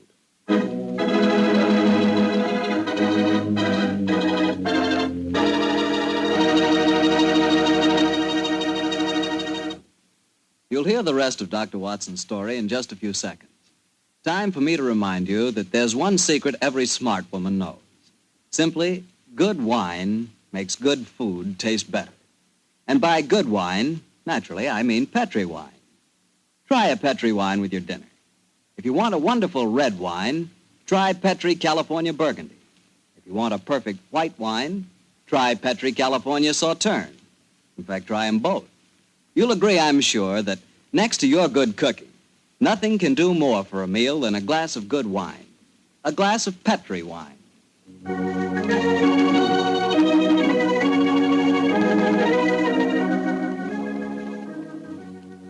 And now back to tonight's new Sherlock Holmes adventure, the story of Colonel Warburton's madness. Holmes, why are we heading for this barn? Seems to me we should be back in the house. Why, old chap? Found the house empty. Besides, I thought I heard. Shh. What is it? Listen. It's the same sound that Mary and I heard yesterday. Oh, once more, it's coming from the barn. Come on, Watson, but quietly.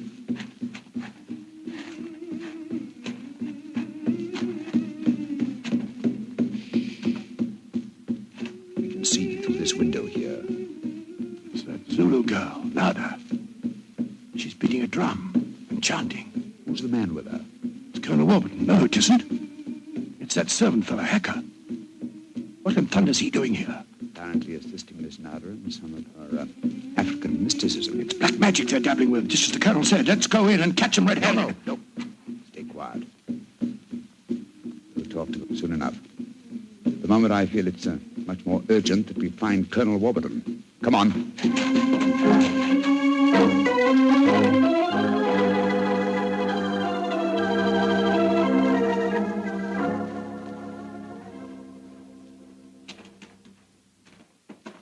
There's the Colonel, pacing up and down in front of the house with Mary and his niece, Miss Warburton.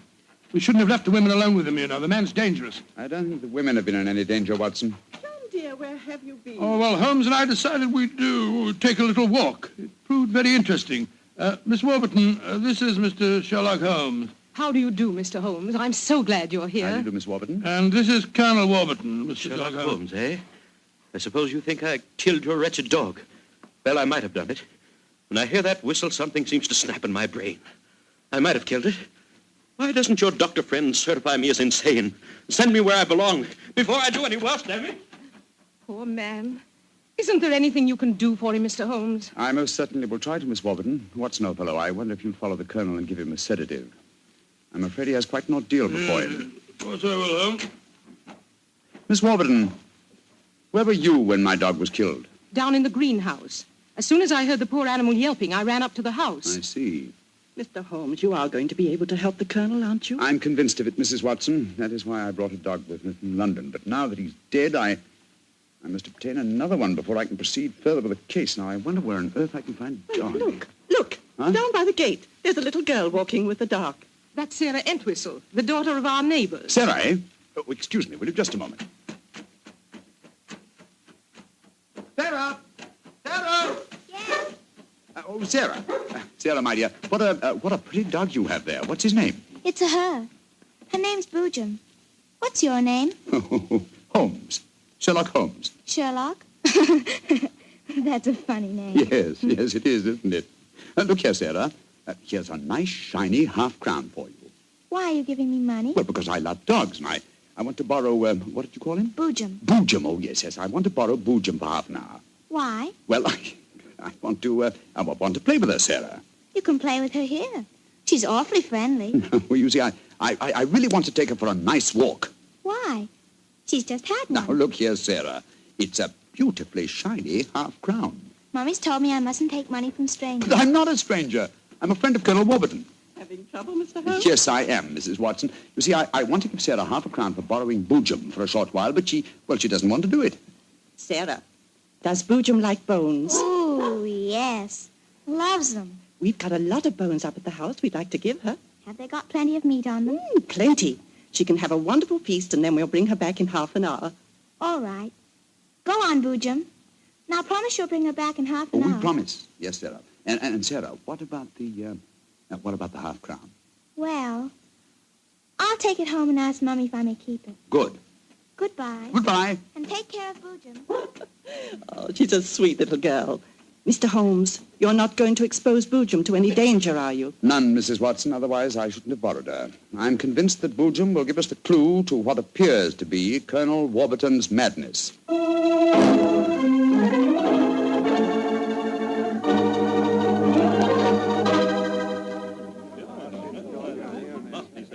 Now, let me see. We're all here. Miss Warburton, the Colonel, Miss Nada, Hacker, and the dog Boojum. Yes. Now, ladies and gentlemen, I propose to conduct an experiment. Before I conduct it, I should like to point out the chronology of the events in this case. First, Miss Nada arrived here. Mr. Holmes, you're not suggesting Please let me finish, Miss Nada. First, Miss Nada arrived here. Second, the Colonel first heard the mysterious whistle. Third, your dog was killed, Miss Warburton.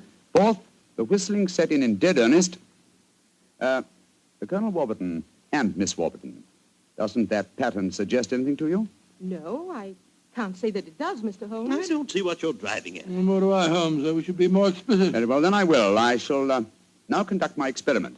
I want you all to watch Colonel Warburton and the dog Boojum. Excuse me while I turn my back.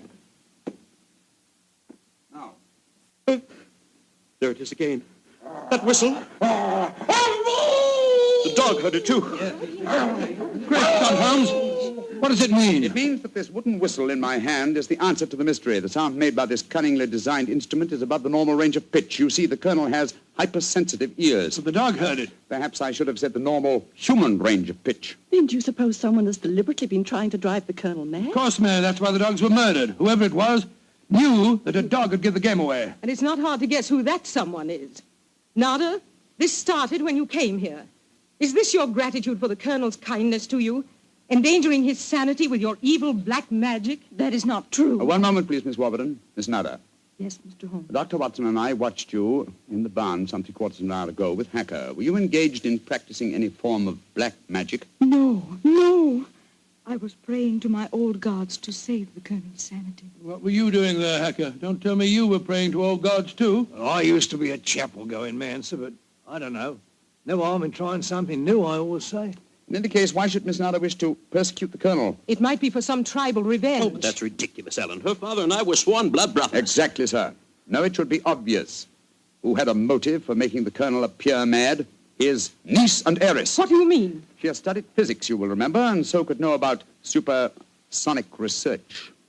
Possibly she was afraid the Colonel might leave his estate to Miss Nada, and so wished him to appear insane and thereby invalidate a new will. In any case, I found this whistle in a drawer in your room, Miss Warburton. Ellen, how could you? I did it for your sake, to save you from Nada. She's just an adventuress, only you won't see it. Colonel Warburton, what action do you wish me to take regarding your niece, Miss Warburton? My niece? I have no niece, Mr. Holmes. Come, Nada, my dear.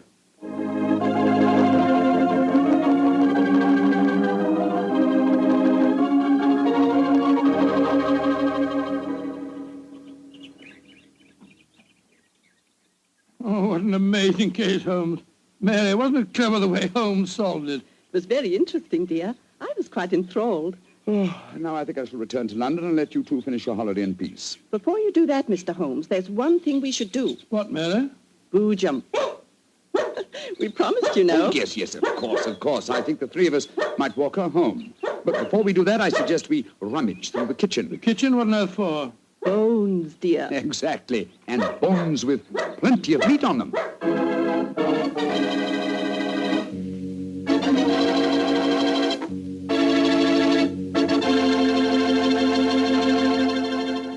Say, Doctor, that was a swell story. And look, you mean there really is a whistle that only dogs can hear? I thought you'd ask me that question, so I've got one of those whistles to show you. There. Well, there's nothing unusual about it. Blow it, Doctor. Well, listen, Mr. Bartell, if I want you to come quickly, I don't just have to whistle. All I have to say is, would anybody like a glass of Petri wine? And hey, presto, there you are. Well, can you blame me? I know a good wine when I hear it. And Petri wine sure is good wine. It ought to be. The Petri family's been making wine for generations. As you know, ever since they started the Petri business way back in the 1800s, that business has always been family-owned and operated. So just think of all the experience the Petri family's gained. They've been able to hand on down from father to son, all they've ever learned about the art of turning luscious California grapes into fragrant, delicious wine. So whenever you're choosing a wine to serve before dinner, with dinner, or at any time, you can't go wrong with a Petri wine. Because Petri took time to bring you good wine.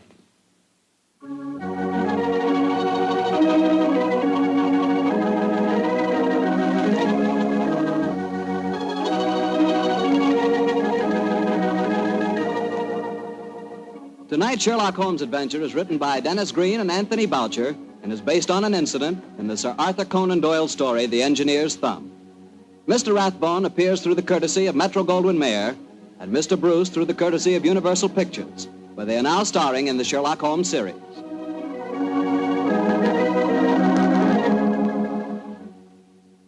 The Petri Wine Company of San Francisco, California, invites you to tune in again next week, same time, same station. Oh, the Petri family took the time to bring you such good wine. So when you eat and when you cook, remember Petri wine. To make good food taste better, remember... Petri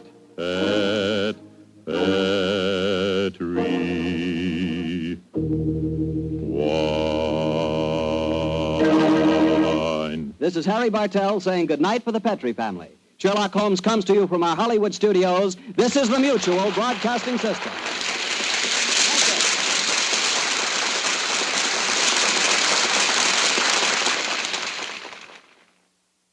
I remember one instance when the culprit was not Willie. It was really Dennis's fault. He'd been naughty about putting an in-joke in the script. Holmes and Watson had to meet someone at a hotel, and he gave the hotel a name which was recognized by all the former denizens of London as that of a house of ill repute. Well, there were various comments about that, and Edna said, oh, but it's a very high-class one. Order was restored, and the rehearsal continued. They read on. Holmes and Watson were making their way through the fog to this rendezvous, until Watson exclaimed, there it is now, I see the red light. Edna used to permit a certain amount of this, but she would clamp down firmly because it was a tight schedule. This is Ben Wright. Phyllis White and I will return shortly with another new adventure of Sherlock Holmes.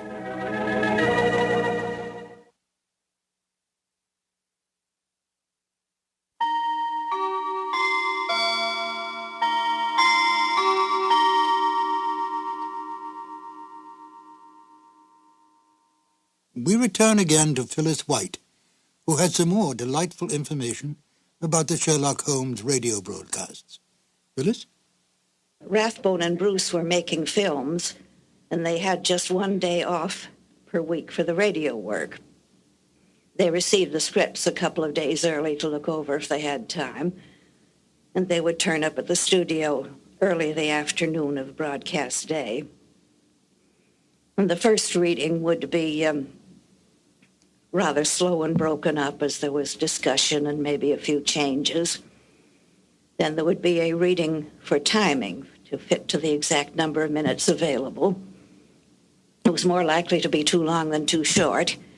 Edna would flip over a few pages and knock out a couple of words here and a couple on another page, and it would miraculously come out exact to the minute.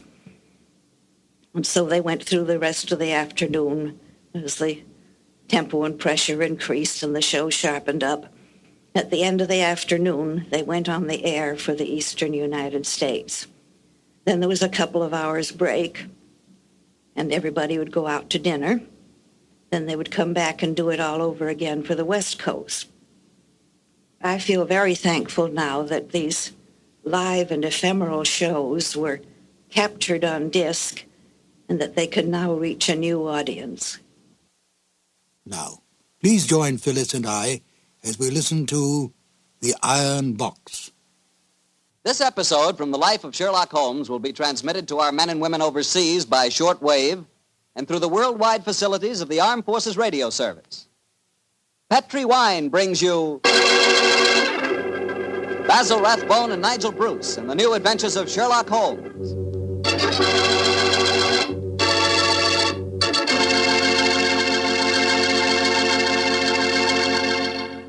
The Petri family, the family that took time to bring you good wine, invites you to listen to Dr. Watson tell us another exciting adventure he shared with his old friend, that master detective, Sherlock Holmes. Well, this is it, New Year's Eve. And I wish you could be here with us this evening so we could toast each other with a glass of Petri California port. As you know, port wine has long been a favorite wine for celebrating a happy occasion. That's because port is a wine rich in tradition. And you couldn't ask for a more delicious port than Petri port. Petri port is a deep, glowing red color, beautiful to look at and wonderful to taste, with a hearty, full flavor that's right from the heart of the grape. And when you serve Petri port to your friends tonight or any time, remember you can serve it proudly because the name Petri is the proudest name in the history of American wine.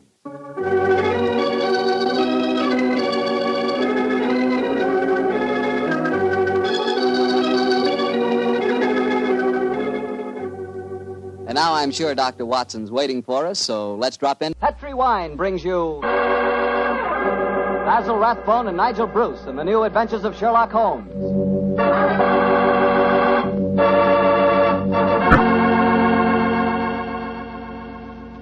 The Petri family, the family that took time to bring you good wine, invites you to listen to Dr. Watson tell us another exciting adventure he shared with his old friend, that brilliant detective, Sherlock Holmes.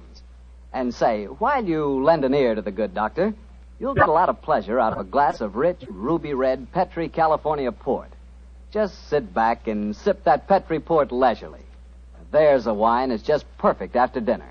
A wine that really goes with storytelling and conversation. Petri port is as rich in flavor as it is in color. And what a flavor. Full, hearty, and delicious. Well, I can't think of a better way to express your hospitality than to offer your friends a glass of good Petri port. Serve that Petri port alone, or serve it with fruit or nuts, or with cake or sandwiches. No matter how you serve it, you can serve that Petri port proudly. Because the name Petri is the proudest name in the history of American wine.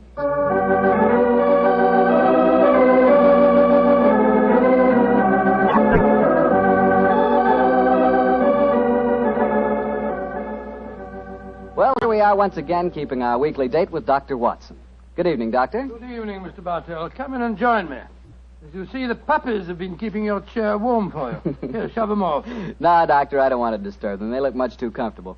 I'll sit over here, thanks. There's tobacco in the jar beside you, cigarettes in the box, and some excellent port on the sideboard, so make yourself at home. Thanks, Doctor. Are you all ready with tonight's new Sherlock Holmes adventure? Yes, Mr. Bartell, though I'm afraid after all these years, it's going to be a little hard for me to recapture for you the spirit of the story. Last week you told us that a band of gypsies played a prominent part in the adventure. Yes, they did indeed. And it was amid that colorful atmosphere that my story begins. It was in the autumn of 1890. My old friend Sherlock Holmes had persuaded me to leave the comforts of my domestic fireside for a few days and to accompany him to the tiny village of Bragston-on-the-Marsh in the heart of the Norfolk Fen district. What took Sherlock Holmes up there, Doctor? I'm afraid that at the time we left London, Mr. Bartell, he concealed his true purpose from me, saying only that he wanted friendly companionship and a strong right arm. Not until later did I learn that he was then on the track of one of the last clues that led to the confining of the Moriarty gang. But to get on with my story. We arrived at Bragston-on-the-Marsh and settled ourselves in the village inn. And after an early dinner, we strolled across the fields to the gypsy fair that was encamped nearby. It was a colorful sight, Mr. Bartell. Naphtha flares lighted a group of tents and caravans dotted round the edge of the marsh. And as gold-earring gypsy girls told fortunes and danced, swarthy gypsy men played on their violins the haunting melodies of their ancestors. We watched the side shows for a few moments and then strolled towards the center of the gypsy encampment. It seems only like yesterday, Mr. Bartell, as Holmes turned to me and said... Far cry from Baker Street, isn't it, Watson? Yes, indeed. Just the same, Holmes, I'm convinced that you're not here purely for a holiday. You're on the trail of some criminal. No, chap, I'm on the trail of a clue. A clue, if I find it, may lead to the confounding of the Moriarty gang. Holmes, can't you be a little more explicit? After all, I left my wife and my practice without asking any questions. Surely now we're up here, you can let me know what's afoot. Very well, old fellow. I'm searching for a young gypsy by the name of Pyramus Hearn. He disappeared recently from London, and it's vital that I find him. I know that he can give me some essential information on our old enemy, Professor Moriarty. And you're expecting to find the gypsy here? I hope to get news of him, at least. His father, Jasper Hearn, is head of this particular encampment. Well, why don't you ask if you can see him? Just what I'm about to do, my dear fellow. Well, here comes the gypsy. Now, I'll ask him. All right. Oh, excuse me. You speak to me, Gorgio? Can you tell me where I may find Mr. Jasper Hearn? What you want with Jasper Hearn? I have a message for his son, Pyramus. That is different. Jasper Hearn stands in the booth yonder. He is the Timberlangro.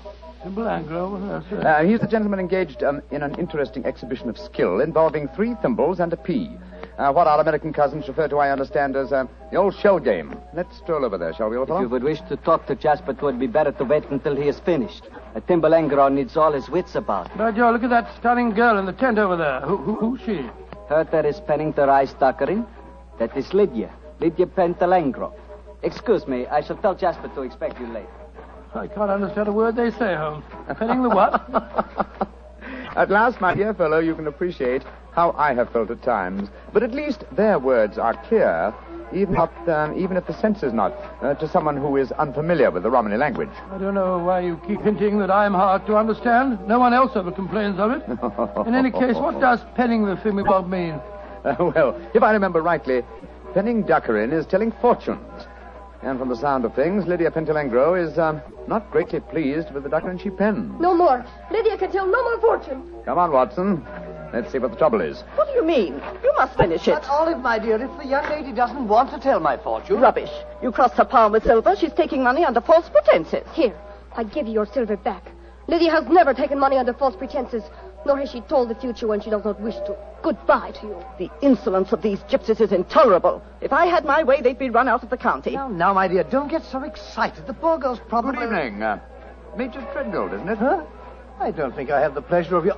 Oh, dear me. It's Mr. Sherlock Holmes. Yes, sir. Well, bless my soul. Haven't seen you since that last meeting of the Geographical Society.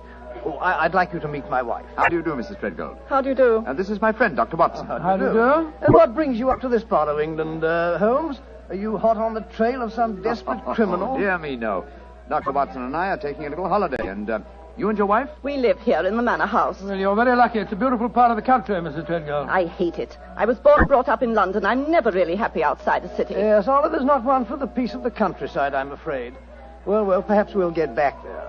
It's a little difficult these days, you know. We've got the boy to consider. Boy? Your son, sir? My dead brother's son, Doctor. We have no children. My little nephew's only 4 years old, you see, and I'm his guardian as well as being executor of his estates up here. So you can understand it would be difficult for us to get back to London. It's only difficult because you put the child's happiness before mine, Arthur. Oh, now, Olive, you know I have to watch his interest up here. After all, when he comes of age, he'll be one of the richest young men in Norfolk. Yes, and with money that should have come to us. In any case, Arthur, if we do have to live up here, I'd find it more tolerable if you'd keep this gypsy scum off the estates. You seem to have taken a violent dislike to the gypsies, Mrs. Treadgold. May I ask why? Oh, they persecute us. They steal our sheep, they break our windows, and just the other day they wantonly led our prize pig into the Bragstone quagmire and let the beast perish. Why should they single you out for persecution like this, do you suppose? Oh, I can't imagine. I've always tried to be nice to them. Too nice, Arthur. That's your trouble. Well, I have a very good reason for humoring them, my dear. You see, Holmes, I've always been afraid they may carry this feud so far that they'll even hurt the baby. Olive, my dear, I wonder if you'd go ahead and wait for me in the carriage. It's getting rather chilly. I'll join you in a moment. Very well, Arthur, but don't keep me waiting long. Good evening. Good evening. Good night, Mr. Treadgold. Let's stroll away from the camp, shall we? I've got something very important to tell you. Something I didn't like to say in front of Olive. The gypsies have threatened to kidnap our boy. How shocking. What form did their threat take, sir? This letter. I found it pinned on the frame of my dressing room mirror when I went up after dinner tonight. Let me see it, will you, please? Well, what does it say, Holmes? A Romany Rye... A Romany Rye? Won't take your insults forever, Major and Mrs. High and Mighty. Watch out for the Treadgold heir. The Bragstone quagmire would make a nice finishing school for him. Romany Rye? What's that mean? Well, it's their own term, meaning gypsy. Mr. Holmes, what shall I do? Major Treadgold, I should say... Great heavens! That shot just missed me. Where the blazes did it come from? I can't see a soul. They have come from behind any one of those caravans ahead of us. If you wanted direct evidence, gentlemen, this is it. That is the first open attempt on my life. Holmes, what extraordinary luck for me that you're in the neighborhood. I'll pay you any fee you name to handle this business. It seems to me that this is a job for the police. I don't want to go to them. Oh, why not, sir? Well, I'm afraid that these attacks may stem from some injustice to the gypsies committed by my late brother. If that were so, I wouldn't wish to expose the fact. I want this kept private. What do you say, Mr. Holmes? Very well, sir. I'll accept the case. It shall be kept private, and I promise to do everything in my power to protect the safety of the Treadgold heir. We are staying at the Rose and Crown in the village. Please get in touch with me if there should be any further developments. The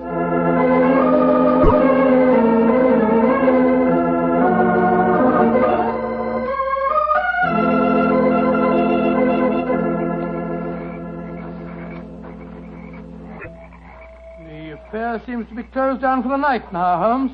They're turning out the naphtha flares. Yes, let's stroll over to Jasper Hearn's caravan, shall we? He should be free now. Well, if he's head of this tribe, he ought to be able to tell you something about this Treadgold business. Yes. Though I shall first ask him about his son, Pyramus, the man I'm looking for. I think the fact that I know his son will inspire confidence. Here we are. This is the caravan. That girl, Lydia Petrulengo, sitting outside, the one that was telling fortune. Yes. Good evening. Who are you, and what do you want? I wish to speak to Jasper Hearn. He is not here. He's gone to the marshes. When will he be back? I do not know. You bring trouble to Jasper? No, my dear. This is a personal visit. We're not after him for being a thimble engro, or for penning duckerin. Oh, for a Gorgio, you speak a Romany well, brother. Oh, you are a true Lavengro, master of words. Where did you learn it? From Jasper's son, Pyramus. Ah, you know Pyramus there. A fine boy. Oh, sit down on the grass, my friend. You may wait here for Jasper. He will be back soon. Thank you. Is that your violin lying on the steps, young lady? No, that is Jasper's bosom. Jasper's bosom? What on earth's that? That is the Romany word for violin. You play, sir? No, but my friend does. So? Oh, then take it, brother. The stars are bright. The night is warm. Music will be sweet. To a Romany chai, I'm afraid my violin playing will sound rather poor stuff.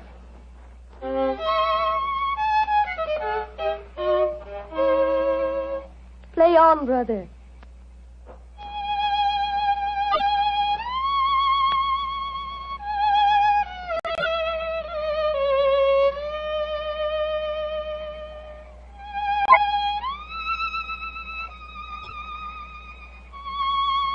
Stop, brother.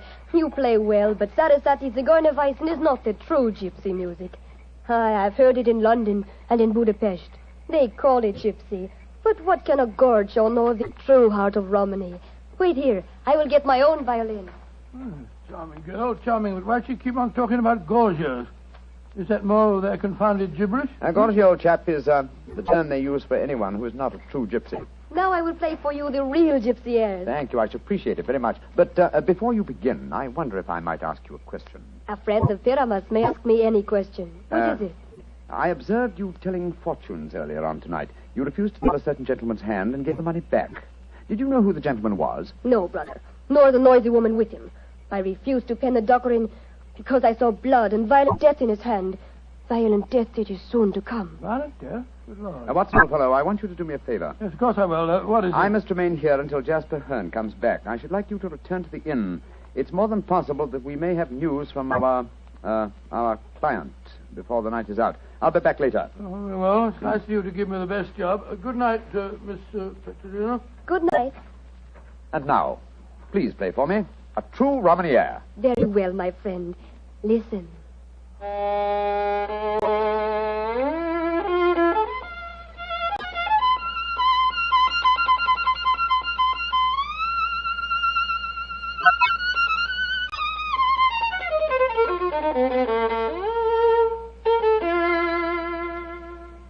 Now you must play, brother.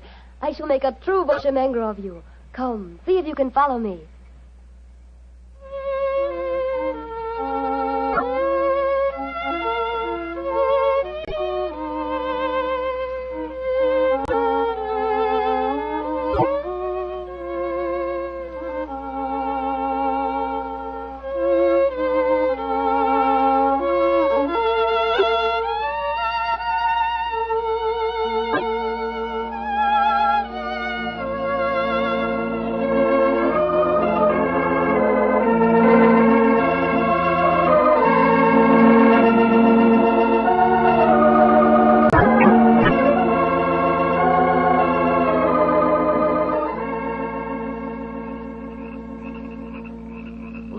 You have taught him well. You have made a true Boshemengro of him. He is an apt pupil, Jasper. Well, with such a teacher, it's hard to be otherwise, Mr. Hearn.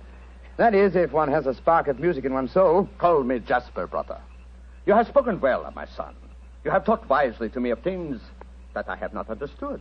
Come, we shall drink wine together underneath the stars. I shall get glasses and a flagon. Jasper has taken a great fancy to you, brother. And I to him. He's a fine man. Sherlock Holmes. Yes, Lydia? May I read your hand, brother? Why, yes, of course. A strange hand, and a beautiful one. A long lifeline, and yet I see sudden death and violence surrounding you. Now, at this moment. And in the future, I see a journey for you, across the seas, within a year. Beware of water that runs in the mountains. Near death will befall you there. More travels, more dangers. Oh, you must be careful, brother. Oh. What is it? Our paths are destined to cross but once. We shall not meet after this night. That makes me sad. Oh, but we shall meet again. I shall be here for some days yet. No, it says in your hand that we shall not meet again. And a hand cannot lie. Who is this that comes towards us through the moonlight? It's my friend, Dr. Watson, I think. Yes. Hello, Watson. What's wrong? Wrong. Everything's wrong. Mrs. Treadgold's waiting in the carriage. She wants you to come at once. Indeed? Why? The child has been kidnapped. Major Treadgold has gone for the police, and Mrs. Treadgold is threatening to rouse the local inhabitants and come out here and burn this camp to the ground if you don't find the You may child. tell Mrs. Treadgold to return home. She can do no good here. But Holmes... Tell her, old chap, that I have the case well in hand. But how can you have? You've been out here all the time, playing your violin. Have faith in me, please, old fellow, will you? And deliver the message. Then come back here and join me, and I'll explain everything to you. Very well. I suppose you know what you're up to. Violence and trouble, brother. It is all there in your hand. Well, what must be shall be, and I wouldn't have it otherwise. But for the moment, the sky is starlit, the air is still, and the melody you played haunts me. Let's play it together again, shall we? I should like that. I should like that very much.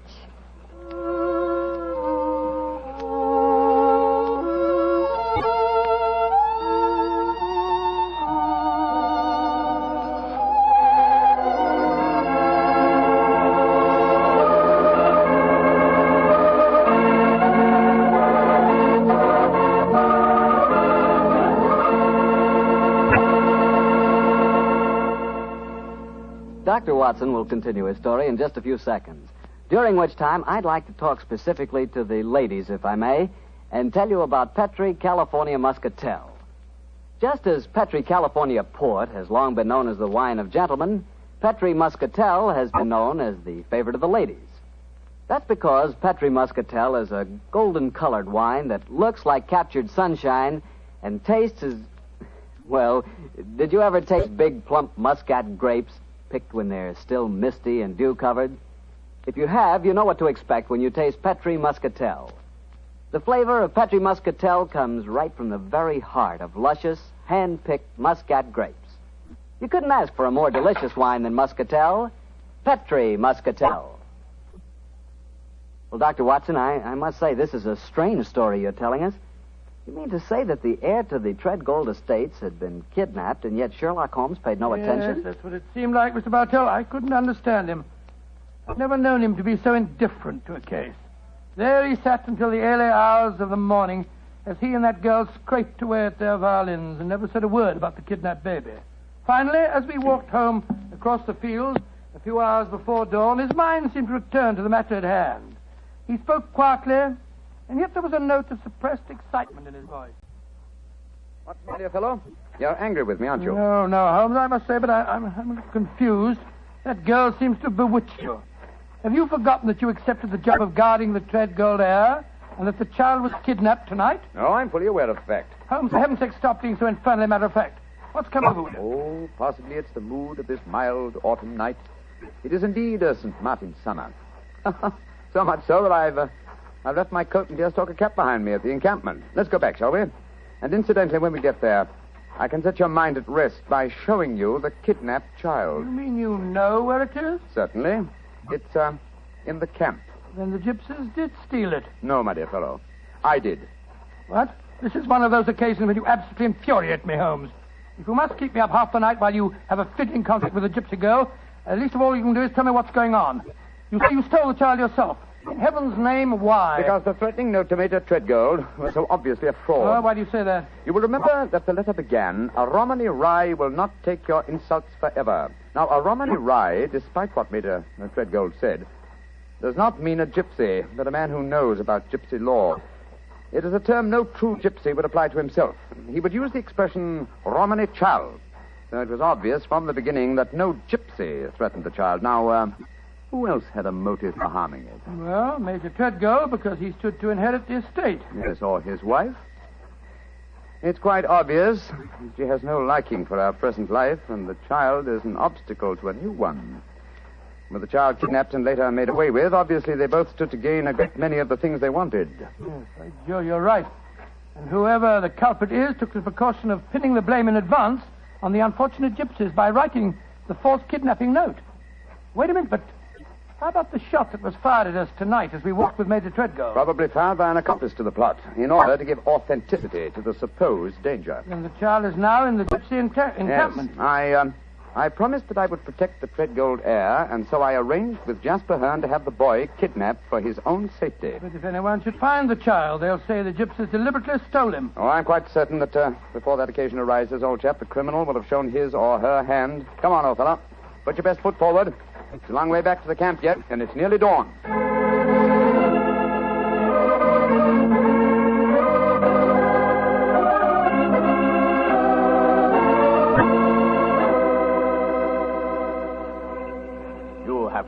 Doctor?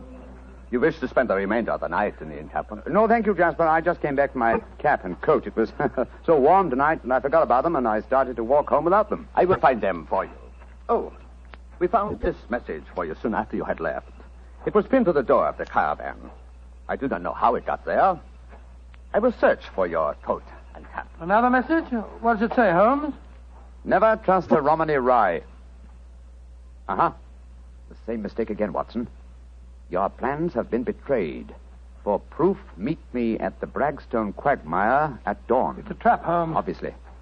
We must spring it with caution. I cannot find your coat or your cap, brother. It has vanished. Vanished? May I speak to Lydia? That is a strange thing, too. Lydia has gone also. She's gone. Tell me, Jasper, did she read this note? Yes, she did. She could not help reading it. Then she, too, realized it was a trap.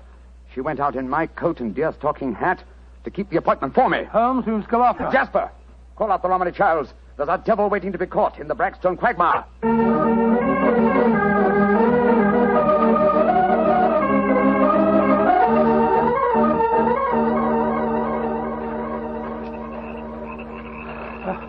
How much further to the quagmire, Jasper? 200 yards. No more. There's Lydia. There she is. And she's dressed in my deerstalking hat and coat, walking into the trap that was set for me. Lydia! Lydia! They got her. Look. She's stumbled. She's fallen. I'll go to her, Watson. Jasper, get that devil who staged this fiendish plot. I've a score to settle with him. Do not worry, brother. The score will be settled. Follow me, Doctor. Right you are. I'm right behind you. Lydia! Sherlock Holmes, I was wrong. We do meet again. Your hand lied to me. Oh, Lydia. You're wounded. What can I do for you? There is nothing you can do, brother. No one can help me now. There is little pain.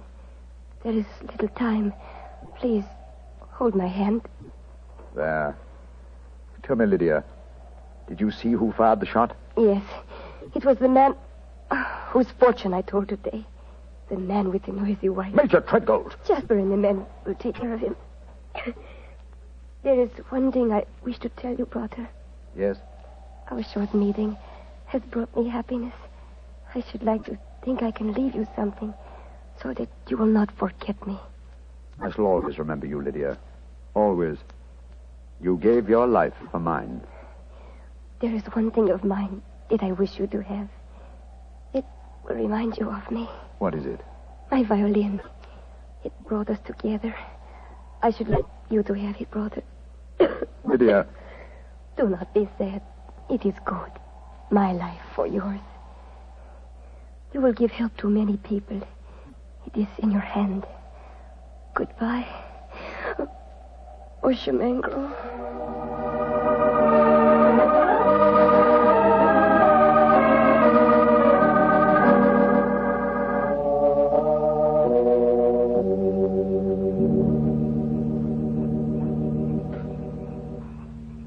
Holmes, it was dreadful.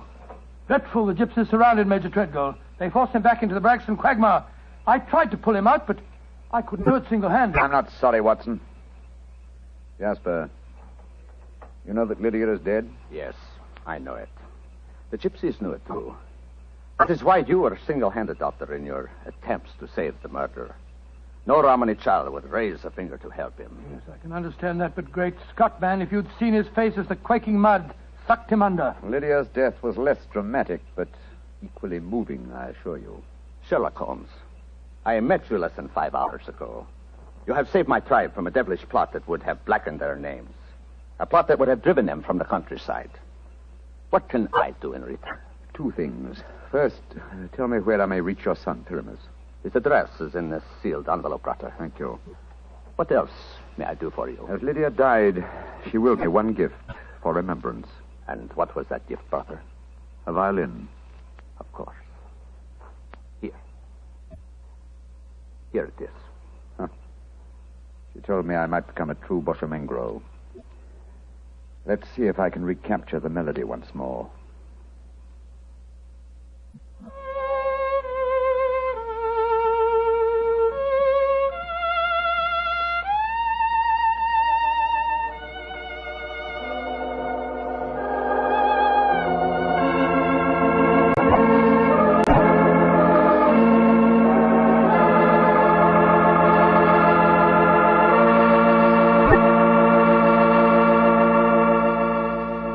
Doctor, that was a very strange story. A very fascinating one. But tell me, do you really believe that gypsies can tell your fortune by reading the palm of your hand? Oh, frankly, I don't know, Mr. Bartell. Perhaps they can. Perhaps it's coincidence. And then again, maybe some gypsy women have a heightened sense of intuition. You know, a woman's intuition can be an extraordinary thing. Yeah, so my wife keeps telling me. Of course, I have a kind of intuition myself. Oh, really? Mm-hmm. Every time I see a bottle of wine with the name Petri on the label, my intuition tells me I'm going to like it. And I always do, too. Mr. Bartell, if ever I saw a man with a one-track mind, you're that man. Thank you, Doctor. As long as my one track is Petri, I can't miss. Because nobody can miss with Petri wine. What other wine has such tradition, such a story behind it? Petri wine is made by a family, the Petri family. They've owned and operated their own business ever since its inception, back in the 1800s. The Petri family has been making good wine for generations, and they've been handing on down in the family, from father to son, the fine art of turning luscious, sun-ripened grapes into fragrant, delicious wine. And that sure adds up to a lot of experience. You can just bet your last dollar that no matter what kind of wine you want, when you ask for a Petri wine, you're asking for good wine, because Petri took time to bring you good wine. Well, Dr. Watson, what story are you planning to tell us next week? Next week, Mr. Bartell, I'm going to tell you of a strange adventure that Sherlock Holmes and I had in the East End of London. It concerns 5 nephews, an eccentric will, and a dead man's watch that gave us the clue to murder.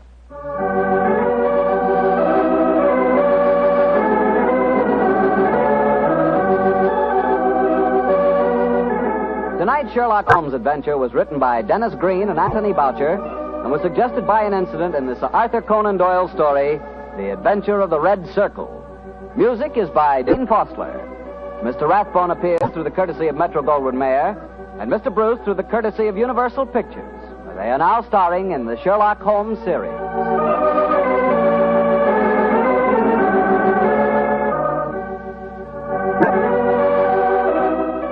The Petri Wine Company of San Francisco, California, invites you to tune in again next week, same time, same station.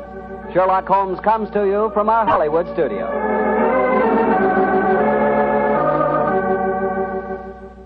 This is Harry Bartell saying goodnight for the Petri family. For a solid hour of exciting mystery dramas, listen every Monday on most of these same stations at 8 o'clock to Michael Shayne, followed immediately by Sherlock Holmes. This is the Mutual broadcast. Good evening, Doctor. Good evening, Mr. Bartell. Draw up your usual chair. Thank you. That's it. Well, did you enjoy the Christmas holidays? Well, I've had a whale of a time, thank you, but I don't think I can face a turkey or a mince pie for at least another year. How about you, Doctor? Oh, I had a very pleasant week, too, my boy. Parties, visitors, and a flattering number of Christmas messages to be answered. Oh, say, you got a new pipe. Is that a Christmas present? Yes, new pipe, new tobacco pouch, and a pound of my favorite tobacco. All of them sent to me from London by an old client and a friend of mine, Sir Ian Dunbar. An old client, huh? Well, do you mean he was one of your patients, or was he someone that you and the great Sherlock Holmes helped? The latter, Mr. Bartell. As a matter of fact, it was receiving this gift that reminded me of the story I've decided to tell you tonight. A story in which Sir Ian Dunbar played a prominent part. And how did it begin? The day before New Year's Eve in 1899. Sherlock Holmes and I sat in opposite corners of a first-class railway carriage as we sped towards Edinburgh in the Flying Scotsman. What took you and Sherlock Holmes up there, Doctor? It started off as a holiday visit, Mr. Bartell. My old friend Sir Walter Dunbar had asked Holmes and me to spend a few days with him at Dunbar Castle, about 20 miles outside Edinburgh. After we left King's Cross Station, Holmes, his sharp, eager face framed in his deerstalking cap, dipped into the bundle of fresh papers which he'd brought with him. We'd left Bedford far behind us before he thrust the last one of them under the seat, leaned across, and offered me his cigar.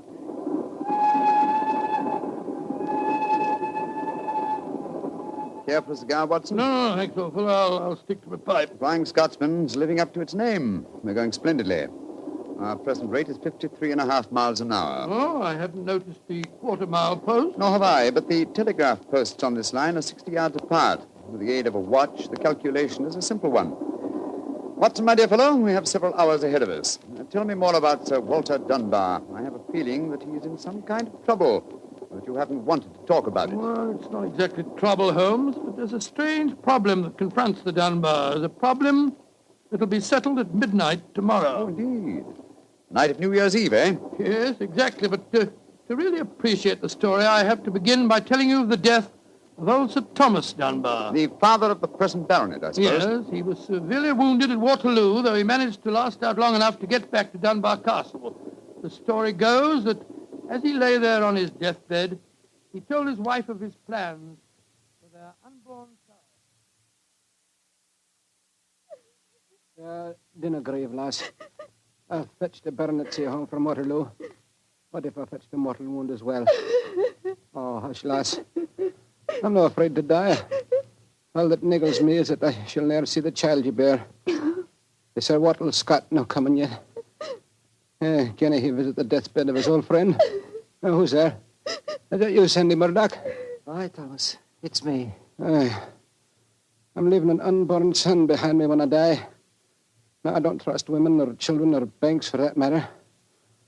Put the best part of my wealth and gold in the big iron box you'll find under the bed. The money's there. Aye, and something else for a rainy day. You're to keep that box in trust for me, Sandy. You can turn it over to my boy on the New Year's Eve before his 21st birthday. And he'll be a man and wise enough to know how to use it. You understand, Sandy? Aye, Thomas. But supposing your bairn's a girl. A girl? I tell you, it'll be a boy. And we'll name him Walter after my good friend, Sir Walter Scott.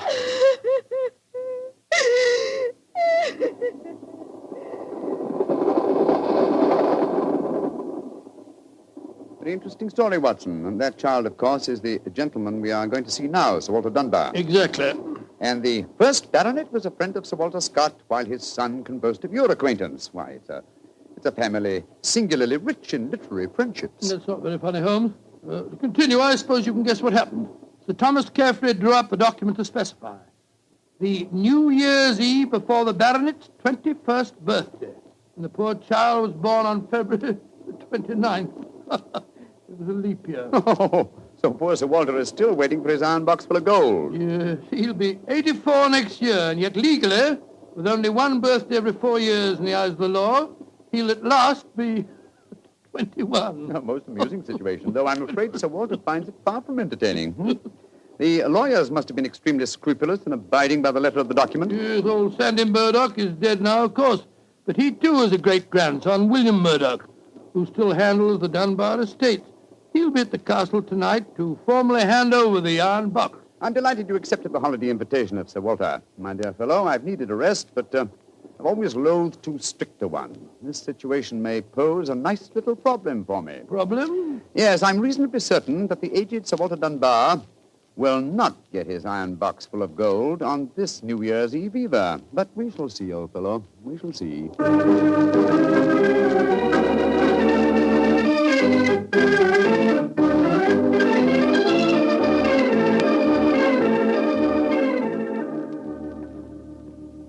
Dr. Watson, I'm glad to see you and Mr. Holmes here at the castle. Thank you, my boy. Holmes, this is Ian Dunbar, Sir Walter's grandson. How do you do, Mr. Dunbar? I'm very proud to meet you, Mr. Holmes. I've heard a lot about you. Our grandfather will be down in a few moments. Let's go into the library, shall we? Well, I imagine Sir Walter's quite excited about tonight's ceremony, isn't he? Wouldn't you be, if you'd waited 63 years too long for an inheritance? Indeed, I should. Thank the Lord I had the foresight to be born on the prosaic date of August the 21st. In the event of your grandfather's death, you will be the next baronet, I take it. Yes, Mr. Holmes. You see, my father was killed 2 months ago at Mafeking. Yes, I read about it in the papers, my boy. I'm very sorry. Thank you, Doctor. The opening of the box isn't going to be the only ceremony at midnight. Dorothy and I are announcing our engagement. Dorothy? Dorothy Small. She and her father are staying here, too. My congratulations. Yes, indeed, Ian. Indeed, mine, too. Thank you. It's been quite a battle with her father, though. He's a businessman and isn't impressed with titles when they aren't accompanied by a suitable income. But when we told him about the inheritance, he relented and gave his consent. Here's Dorothy now. Dorothy, darling, I want you to meet 2 friends of mine, Mr. Sherlock Holmes and Dr. Watson. How do you do? Now, how do you do, Miss Small? How are you, my dear? From what this young man's been telling us, I I gather that congratulations are in order. Thank you. I finally persuaded Father that Ian would make a worthy son-in-law. For a while, I was afraid we'd have to elope to Gretna Green, live in a cottage on bread and cheese and love, and brave the parental wrath, just as they do in the storybooks. Oh, Sir Walter, there you are. Watson, my dear boy. How are you? And this must be your friend Sherlock Holmes. How do you do, Sir Walter? Very well for a young nipper who'll be 21 at midnight. Gentlemen, may I introduce Mr. Herbert Small? How do you do, sir? I believe that we have to congratulate you on the engagement of your daughter. That was supposed to remain a secret until midnight. The Dunbar box was finally opened. Dinna be grouchy, Herbert. The children are in low, and I'm going to settle money on Ian, and it's New Year's Eve. Let's enter into the spirit of the occasion. Bring out the glasses, Ian. I've had some bottles of my special pride put out. It's the finest port in Scotland, the cream of Dunbar. Aye, my father laid the first bottle down the year before I was born. And a drink of the brew will surely warm the cockles of your heart. Well, my mouth's watering already, Sir Walter. When is this lawyer fellow, young Murdoch, getting here? Oh, any moment, Herbert. As soon as he arrives, we'll have dinner, and then we'll be ready for the evening ceremonies. He's bringing the famous iron box with him, Sir Walter? If he doesn't, they won't get any dinner, Holmes. Ian, pass the glasses around, my boy. There you are, Murdoch. Good evening, Sir Walter. Oh, you've got the box with you, I see. Now the party's complete. Oh, let me introduce you. Miss Small, her father, Mr. Small, my grandson, Ian, you know. Mr. Sherlock Holmes, Dr. Watson. How do you do, sir? I'm sorry I'm late, Sir Walter. My train was delayed. Oh, that's all right, Murdoch. You're here, and you brought the box. That's all that matters. Ian, give our young lawyer a drink. Here, I'll help you pour it. I must say that this is rather exciting, Holmes, the famous iron box with its inheritance of gold. Yes, and from the size of the box, at a rough guess, I should estimate its cubic content in gold at around 5,000 pounds. Not a vast sum, perhaps, to a businessman like Mr. Small, but a windfall to an impecunious Scottish baronet. Yes, I suppose it is. A strong young man, Mr. Murdoch. How do you mean strong, Holmes? A box that size, full of golden sovereigns, would weigh a considerable amount. And yet the lawyer carried it single-handed. Now that we're all assembled, I'm going to propose a toast. Though it's still some hours off yet, let's drink to the new year. It means a lot to some of us.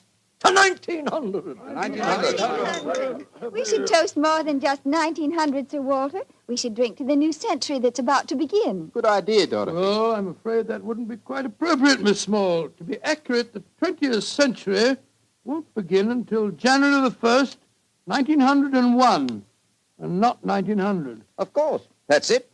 Dorothy, I'm afraid your wedding can't take place for some time yet. Father, what are you talking about? I read an article in The Guardian the other day that said just the same thing as you, Dr. Watson. And what's more, it said something even more important. It said that 1900 is not a leap year. Oh, rubbish. Leap year comes every 4 years. There was one in 1896, then obviously 1900 is one. I think Mr. Small may be right. What do you say, Mr. Holmes? Do you know? Well, I hope no one would bring up this point, but it's the little problem I referred to on the train, my dear Watson. Yes, I remember. Holmes, for heaven's sake, answer. Is 1900 a leap year or no? I'm afraid it's not, Sir Walter. No? Because of a slight imbalance that would otherwise be produced in the calendar. Of the even century years, only those divisible by 400 are leap years. In other words, 1600 was a leap year, the year 2000 will be a leap year, but 1800 and 1900 are not leap years. Then you have no birthday next year, Sir Walter, and I'm afraid I can't open the box tonight. And the Dunbars won't get their inheritance. And you, my dear, don't marry for a few more years. I won't allow you to marry a pauper. Mr. Holmes, are you sure of your facts? I'm very much afraid that I am, young man. Oh, this is terrible. I cannot stand any more. No, don't take it too badly, Sir Walter. Here, drink this. There. That's it. After all, you only have to wait another 4 years. Another 4 years? At my age, young man, at my age? Oh, no. I shall never live that long. Aye, what is it, Angus? Dinner is prepared, Sir Walter. We can serve it as soon as you're ready, sir.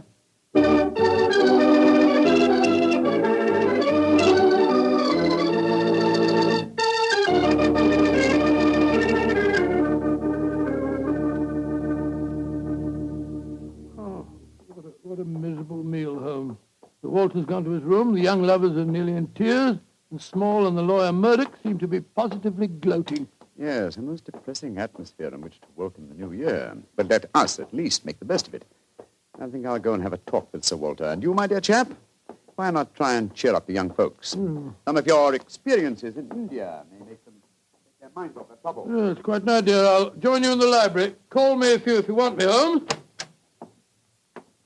Ah, there you are, my dears. Hello, Dr. Watson. All alone in front of the fire, eh?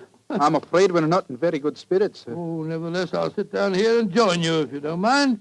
Misery loves company, you know. You're very kind, Doctor. I was just trying to persuade Ian to elope with me. But he's being most ungallant. He won't even consider it. How can I, darling? I've got under 200 pounds a year in my own right. How could we live on that? I was counting on the money the grandfather was going to give us to get me started. Now, Miss Small, a little earlier you talked of Gretna Green and bread and cheese and love in a cottage. Yes, there's a lot to be said for it, you know. Well, to be said for it, yes, Doctor. But have you ever tried it? Not literally, my boy, but I may tell you that when Mary, my wife, and I were first married, I had very little money. In fact, my income was just about the sum that you mentioned. And we were very happy. Ah, but you have a profession, Doctor. Look at me. I've been trained for nothing except to be Laird of Dunbar Castle. I can't support a wife on tradition. But you're young, Ian. You can get some kind of position. I'm sure you can. Yes, of course. As a matter of fact, I think that... Holmes, what is it? What's wrong? There's devil's work afoot, Watson. Come with me, old fellow. And you, Mr. Dunbar. Mr. Holmes, what's happened? It's Sir Walter. I went to his room. It was in darkness, but in the moonlight I saw two figures struggling by the open casement. One of them was Sir Walter. As I entered, he disappeared from sight. His attacker had pushed him out of the window into the moat. How dreadful. The other man got away in the darkness. We must get lanterns and go out to the moat at once. Though I'm very much afraid, Mr. Dunbar, that your grandfather is beyond our help.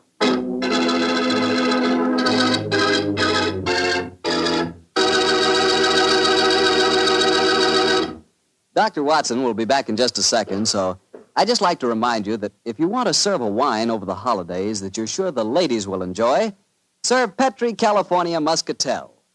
Petri Muscatel is a golden wine with a wonderful flavor. The flavor of big, plump Muscat grapes. And you know what a flavor that is. I'm sure you'll find that Petri Muscatel is the favorite wine of all women, just as Petri Port is the favorite wine with men.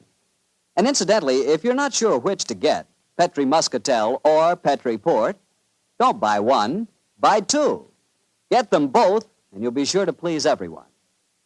Now, to get back to our story, someone had pushed poor old Sir Walter out of his bedroom window and into the moat below. Isn't that right, Dr. Watson? Yes, Mr. Bartell. Of course, we grabbed lanterns as fast as we could and rushed outside, but it was a hopeless task.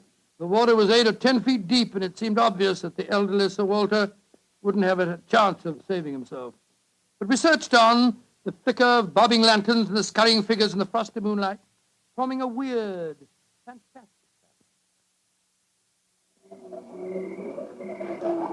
Angus, bring a lantern over here. Aye, sir.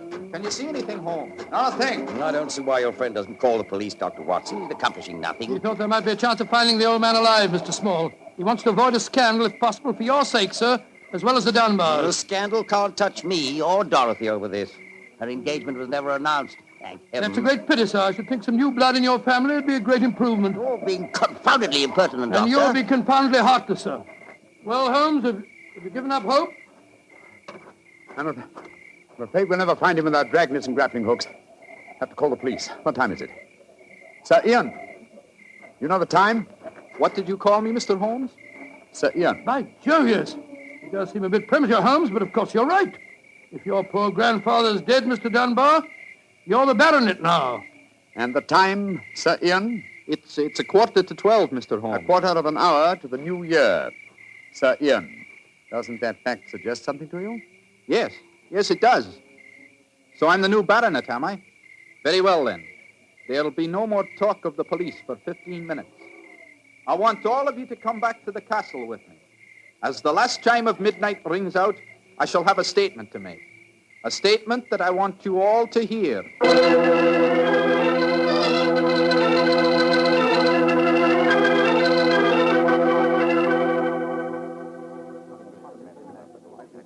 What you brought us all back here for, Holmes? There's something very funny going on. I tell you, I don't like the look of it. And I, Watson, like the look of it very much. I wish you wouldn't be so dashed mysterious. What are you up to? You haven't taken a step yet towards finding the murderer. Haven't I? And I wonder what causes the beads of perspiration on Mr. Small's brow. Small? You mean that small... Yes, and I wonder what causes the singular look of apprehension on the face of Murdoch, the young lawyer. You remember, of course, on my remarking how easily he carried the large iron box. Good Scott, yes. And it took a strong man to throw Sir Walter out of the window. Watson, huh? The new year is approaching. Ladies and gentlemen, in view of our recent tragedy, this is one New Year's Eve when none of us feels like song and jollity. But there still remains a ritual duty for me to perform. Mr. Murdoch, open the iron box, please. But I can't do that. It was only to be opened for your grandfather. No, Mr. Murdoch. The phrase was that it was to be opened on the New Year's Eve before the baronet's 21st birthday. I am now the baronet, and I shall be 21 next year on August 21st. Open the box, please, Mr. Murdoch. Ian, darling, how frightfully clever of you. Good lad. I hoped he'd think of it. Sir Ian. Murdoch, open that box. Very well, Sir Ian. But I'm afraid you're in for something of a shock. Great Scott, the box is empty. Except for a sheet of notepaper in the bottom. What's the meaning of this, Murdoch? Read that paper, Sir Ian, and you'll understand. I owe you 4,000 sovereigns. And it's signed Alexander Murdoch on behalf of Murdoch and Murdoch, lawyers. You'd better explain this. It's the family skeleton, Sir Ian. That note is signed by my great-grandfather, the one that witnessed the original deed concerning the box. As soon as Sir Walter was born on that February the 29th, my great-grandfather realized the money wouldn't have to be produced for 84 years. And so he stole it. He borrowed it. He always intended to pay it back, but he was never able to. When he died, he told my father of his secret, and my father in turn told me. We've always planned to put back the money, Sir Ian, but we've never been able to. This is daylight robbery. You should prosecute them, Ian. The firm's still in business. You can ruin them. You can sue them for every penny they have. Mr. Small, you've already shown a marked aversion to my family. I suggest you allow me to handle their affairs. Bravo, Ian. How dare you, Dorothy? Go to your room. No one's going to their room. No one's leaving here until the police arrive. I'm convinced that one of you murdered my grandfather tonight. And if you ask me, it's obvious who that someone is. Who, Dr. Watson? You, Mr. Murdoch. You came here planning to kill poor old Sir Walter because you never intended to open that box.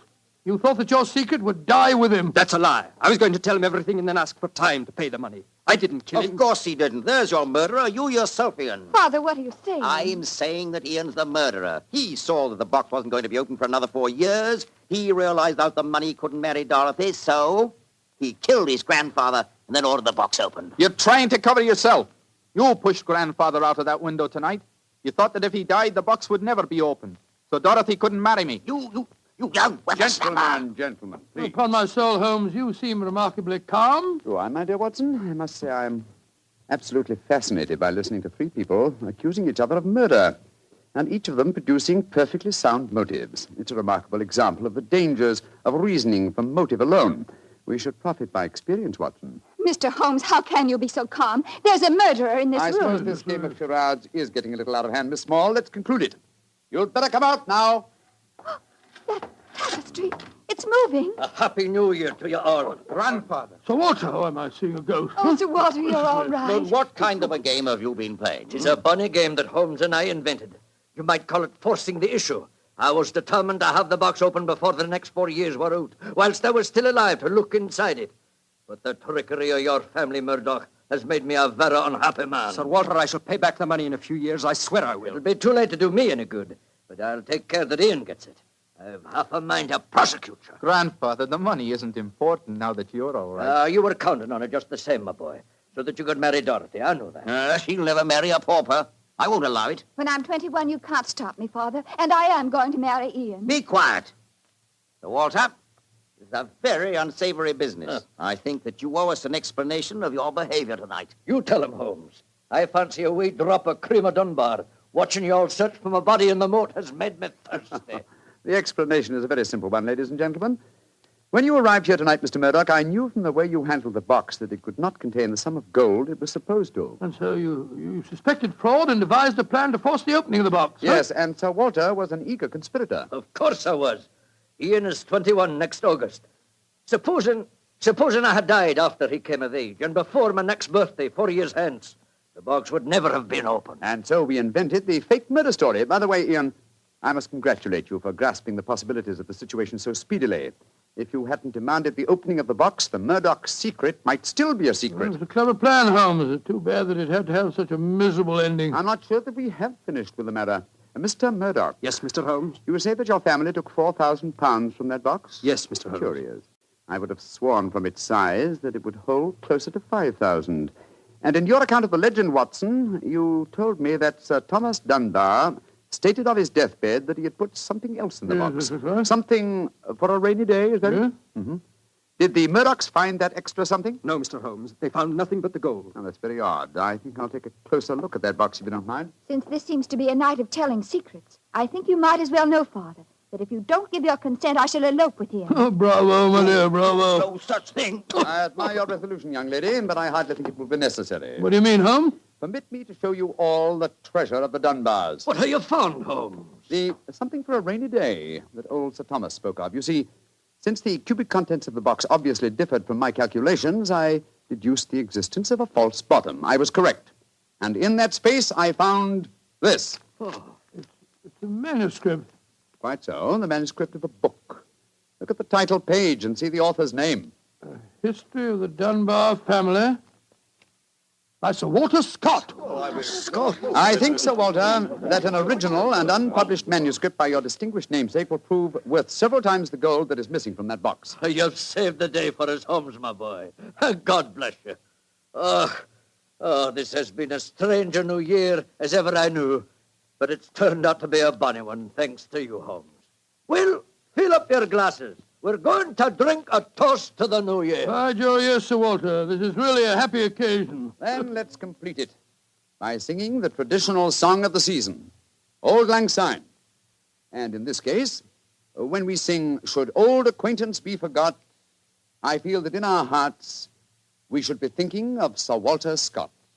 Though he died over 60 years ago, he's made us all very happy here tonight. Should old acquaintance be forgot and never brought to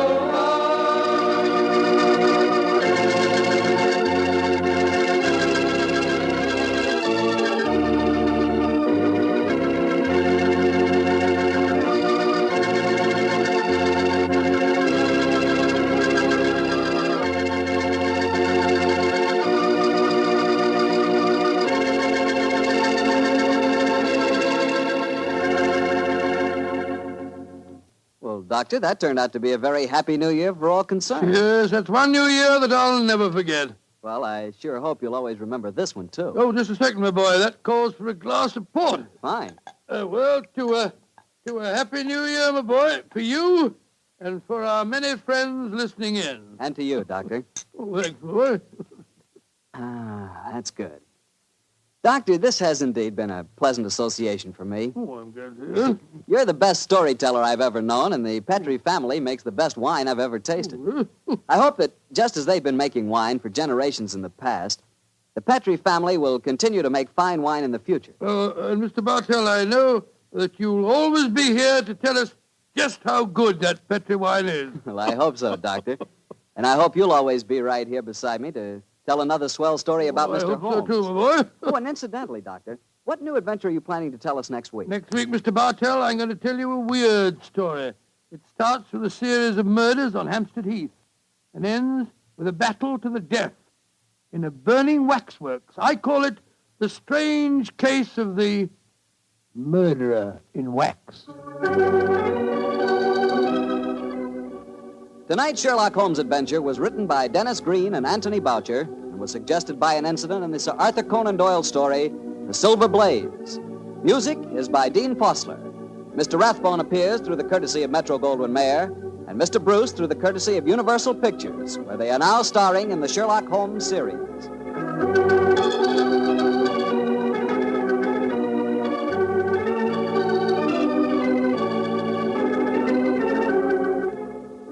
The Petrie Wine Company of San Francisco, California, invites you to tune in again next week, same time, same station. Sherlock Holmes comes to you from our Hollywood studios.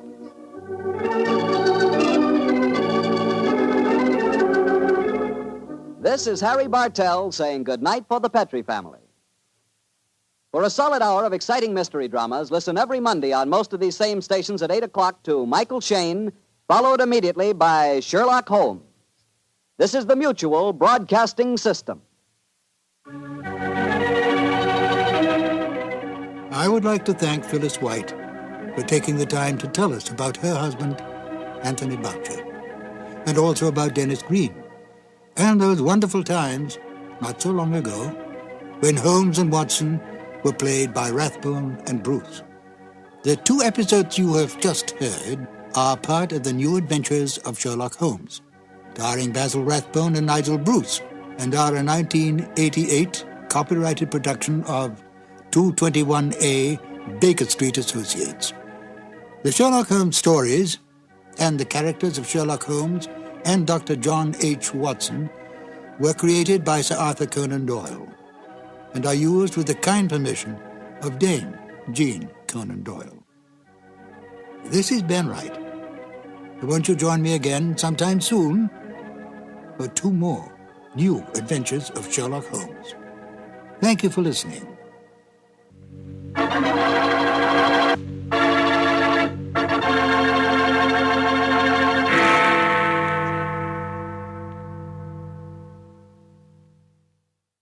This episode from the life of Sherlock Holmes will be transmitted to our men and women overseas by shortwave and through the worldwide facilities of the Armed Forces Radio Service.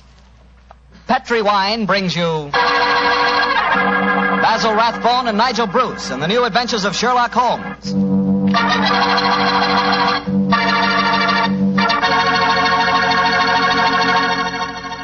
The Petri family, the family that took time to bring you good wine, invite you to listen to Dr. Watson tell us another exciting adventure he shared with his old friend, that master detective, Sherlock Holmes.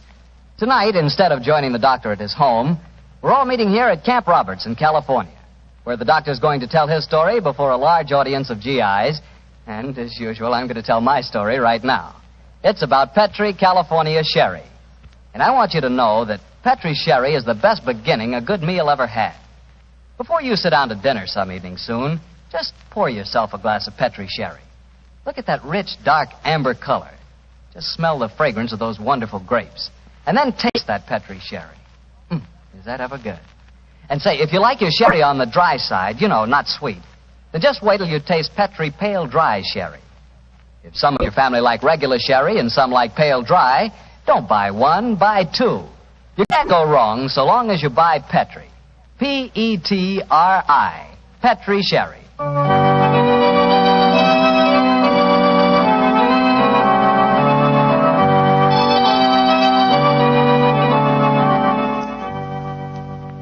And now let's join Dr. Watson and get on with our story. Good evening, Mr. Bartell. Well, Doctor, your study seems a little bigger than usual this week. Yes, my boy. I felt that as tonight's new Sherlock Holmes adventure was rather an exciting one, the men here at Camp Roberts might like me to tell it to them in person. I'm sure they will, Doctor. Which particular story have you selected? One that I call The Strange Case of the Murder in Wax. It concerns one of the most sinister mass murderers who ever threatened the peace of London. It was in the summer of 1900, and the city had been rocked by a series of ghastly murders on Hampstead Heath. Hampstead Heath? Yes, Hampstead Heath. That's a large rambling park in the suburbs of London, Mr. Bartell, and noted as a rendezvous for young lovers. It was here that the elusive murderer, knife in hand, was wont to roam at night time, searching for his prey. All of his victims were young girls, and despite the frantic efforts of the police, each murder seemed to be as baffling as the one that preceded it.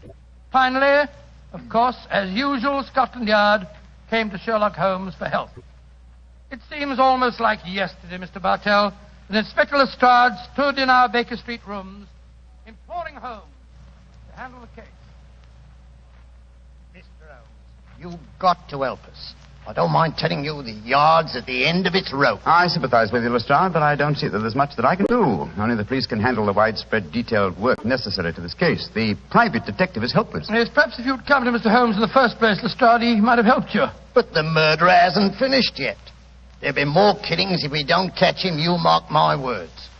Mr. Holmes, please help us, won't you? Before I commit myself, Lestrade, give me the exact chronology of events, will you? All my information on the murders has been derived from the London newspapers, notoriously inaccurate in matters of fact. I can give you all the particulars, sir. I've been on the case right from the beginning. All the murders have taken place on Hampstead Heath at night time, and all the victims have been young women. Who was the first one? A girl by the name of Oakley, Bessie Oakley. She was a shop girl who worked at Derry and Tom's in Kensington High Street. 3 weeks ago, she was out on the heath with a young fella by the name of Alfred Smith. From what he told me, it was a moonlight night that night as they sat there out on the heath. Come on, Bessie, give us a kiss. Oh, go on, Fred. Don't be so soppy. I ain't soppy. Come on, Bess. Hello. Who's this coming towards us? Bloomin' prowler. Here, you, what you want? Can't you say something? Look how Bessie's got a knife. No, you don't. Devil, you hit my Fred. Keep away from me. Keep away from me, you.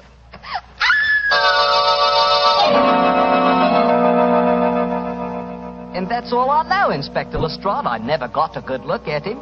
He caught me on the head, and when I come to, there was poor Bessie with her throat cut. Yeah, that's your story, young fella, my lad. All right, Sergeant. You can book him on suspicion of murder. Sir George, we shouldn't be walking on the heath. Didn't you read about the murder here 2 days ago? It's a fine thing. I take you out in the moonlight, and you talk of murders.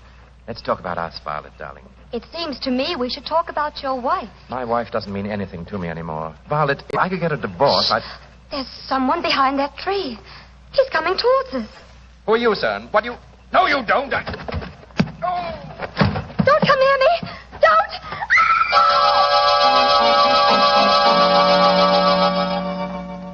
Inspector Lestrade, she's dead, poor girl, I know, but a scandal can't bring her back. If there's any way to keep my name out of the papers, Yeah, I'm afraid you'll have to take your chances, Sir George. Oh, and Sergeant... Yes, Inspector? You can turn that boy loose, Weevil, for questioning. The man who did this is obviously the same killer. I'm afraid we're going to hear a lot more from him.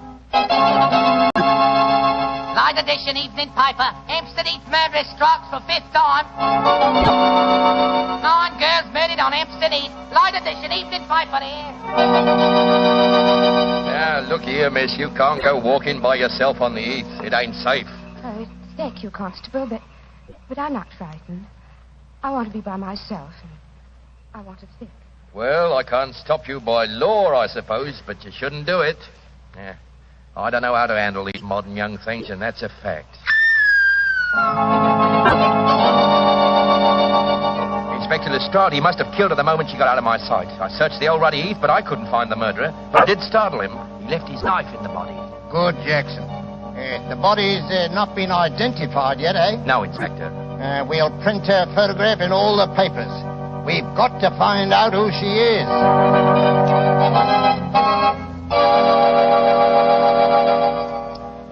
Mr. Bishop, is this the body of your missing daughter? Yes, it's Rosie, my Rose. Inspector Lestrade, if I ever lay my hands on that murdering fiend, I'll kill him. I'll kill him with my bare hand. There's the story, Mr. Holmes. Rose Bishop was the 10th and last girl murdered. But she was the first girl murdered when she was alone, eh, Lestrade? Yes, sir. You found no clues? Well, none that proved anything when we checked on them. Let me ask you a question or two, Lestrade. Well, anything you like, sir. You've taken the obvious precautions, of course. How do you mean, You sir? posted a heavy police guard on the heath? Why, yes, sir. We've had 100 plainclothesmen walking there at night ever since the second murder. But he seems to slip through our fingers. I suppose you've also posted policemen dressed in women's clothes. Yes, Mr. Holmes. And we've hired girls to walk the heath in couples with our plainclothesmen. But the murderer won't seem to rise to our bait. He's a cunning brute. Yes, he is, Watson. Obviously a morbid madman obsessed by a hatred of love. He'll be hard to catch. Lestrade, you mentioned clues that amounted to nothing when you checked them. What were these clues? Well, footprints, a couple of cigarette butts dropped at the scene of the crime. Nothing that helped us. The only important clue was the knife we found in the body of Rose Bishop, the last girl murdered. Of course, the experts at the yard examined it. Yes, sir. Didn't tell us a thing, though. You had the knife with you? Here it is, Mr. Holmes. I knew you wouldn't trust us. You'd want to look at it yourself. Thank you, Lestrade. Yeah. Interesting. What is it, Holmes? This knife is a collector's item. It's at least 100 years old, I should say. May I keep this overnight, Lestrade? I should like to conduct a few experiments of my own. Why, of course you can, sir. Then you're going to take on the case, Holmes? Now, let us say that I'll take it under advisement. I'll do my best, Lestrade. I'll do my best. Well, thank you, sir. If any further developments occur, communicate with me at once, will you? Yes, sir. In the meanwhile, I'll smoke a few pipes on the problem. But I promise nothing, my dear fellow. I promise absolutely nothing.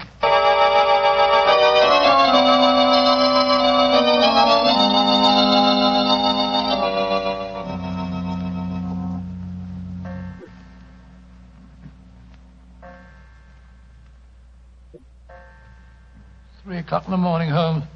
You're still peering through your microscope at that knife Lestrade left for you. That's true, old chap. That's quite true. I must be a very dull companion. Why don't you go to bed? Oh, because I'm afraid I may miss something. Confound it. Have you discovered anything? Yes, I think so. Oh, what? The handle of this knife is corrugated. On the underside, I observed a slight diffusion in the markings. Under the penetrating eye of the microscope, I found a minute deposit which had caused the diffusion. I have just analyzed that deposit. It's wax, colored wax. Colored wax? Well, what does that signify? Oh, by itself, very little. But when you combine it with a knife that definitely belongs to another century, it does suggest a certain origin. I got an idea. Perhaps it came from the theater. An 18th century dagger could belong in a period play. And the colored wax might easily be part of an actor's makeup. Excellent deduction, Watson. Oh, thanks, Stuart. However, my own theory would be that this dagger came from a waxworks exhibition. Oh, wrong again. Putty is used in theatrical disguises, but I don't recall the use of colored wax. Whereas it is used in making waxen effigies, and of course the dagger would belong as part of the costume. Precisely, my dear fellow. It's a long chance, but I think in the morning we'll make a tour of the various London waxworks exhibitions. If my deduction is a false one, at least we'll have the pleasure of a busman's holiday. We can visit all our old friends who died on the gallows.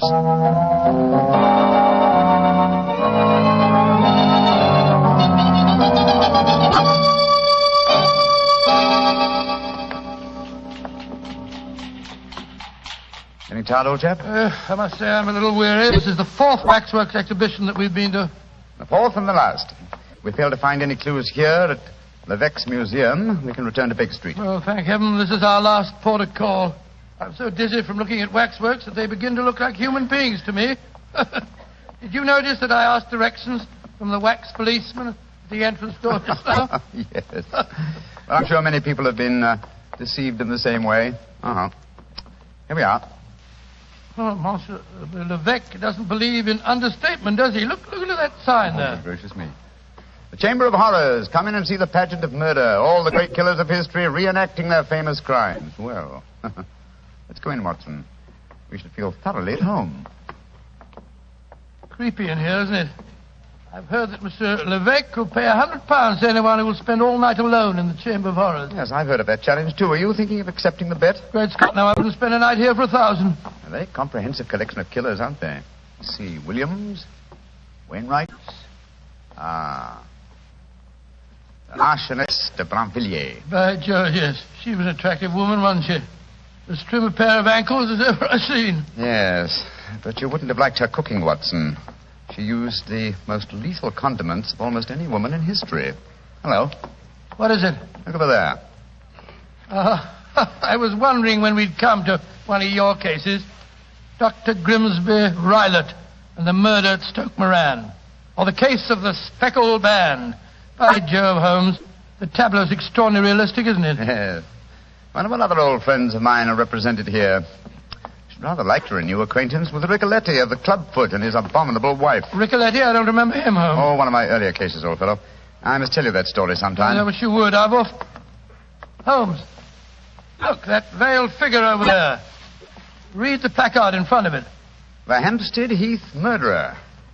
Well, how very interesting. The face is covered with a black veil. Is this pure showmanship, I wonder, or does Monsieur Levesque know more than Scotland Yard and I?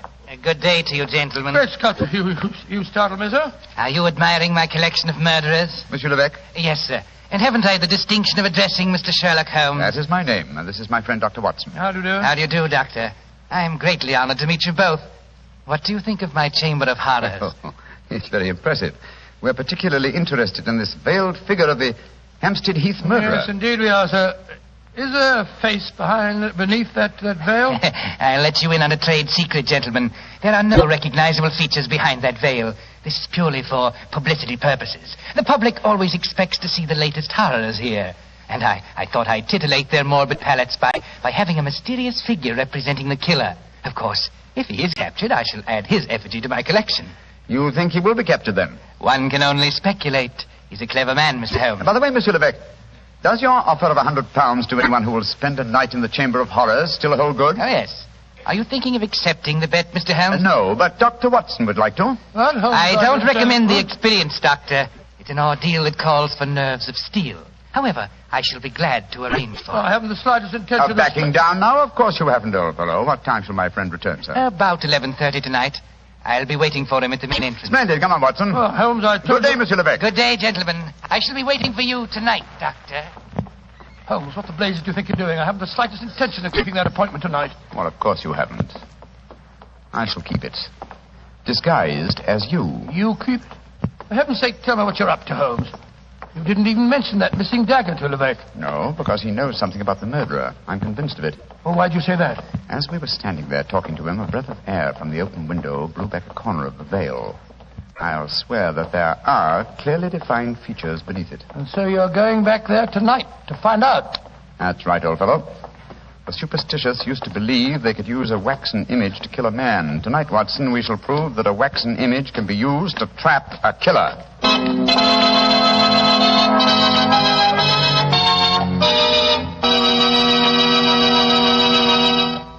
Dr. Watson will continue his story in just a second, so I'm just going to remind you that there are lots of ways to make good food taste better. But the easiest way is to serve that food with a good wine, a Petri wine. If you like a white wine with chicken or with fish, you'll love that wonderful Petri California Sauterne.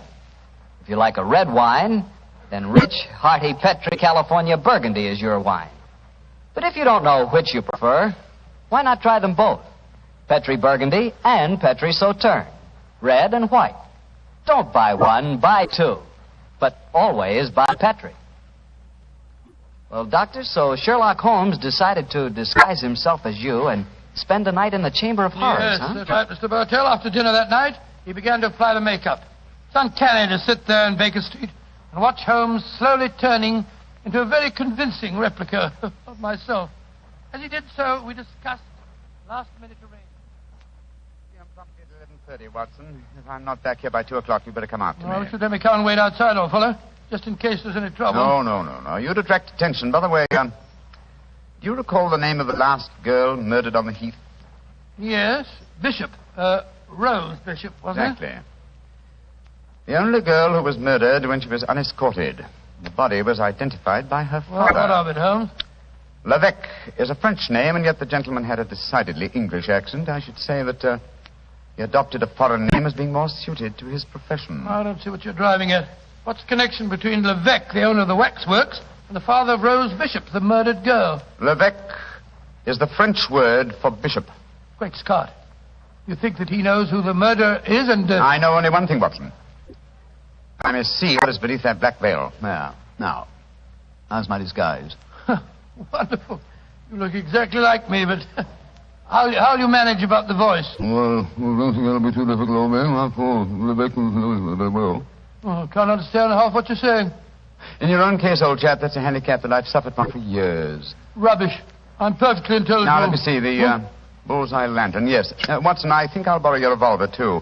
I probably won't need it, but for once I think it might be safer for me to go armed. Here you are, Holmes. Now, do be careful. I will, old chap. Don't worry. Goodbye. And if I'm not back by 2 o'clock, you better come to the waxworks and see what's happened to me.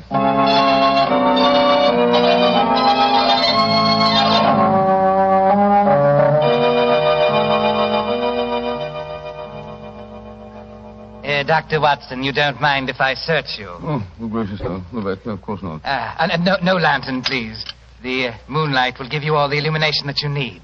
Oh, dear me. A revolver in your pocket. I'm afraid I can't allow that. Oh, no. Once before, a young man who unwisely accepted my bet left bullet holes in some of my finest waxworks before he finally went raving mad. Gracious me, raving mad, did he? Wish Holmes were here. Don't be frightened, Dr. Watson.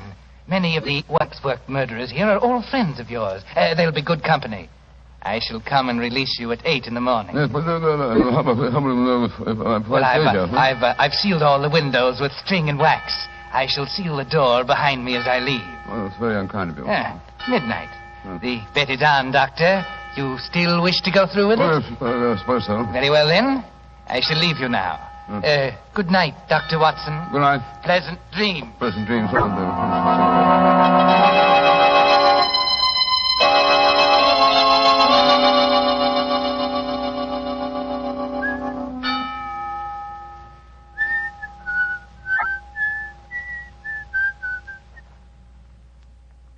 What's that? Gracious me, who's there? I would have sworn I heard something shuffling about in the shadows. Who's Holmes here with me? Listen at the window. Great Scott, it's Watson. Now before his time. Well, here go the seals and the string. Come on, up with it. Holmes. Holmes, are you all right? Shh. I'm all right. You came early. But it's just as well. You're carrying a lantern. Levesque took mine with him. Come on in.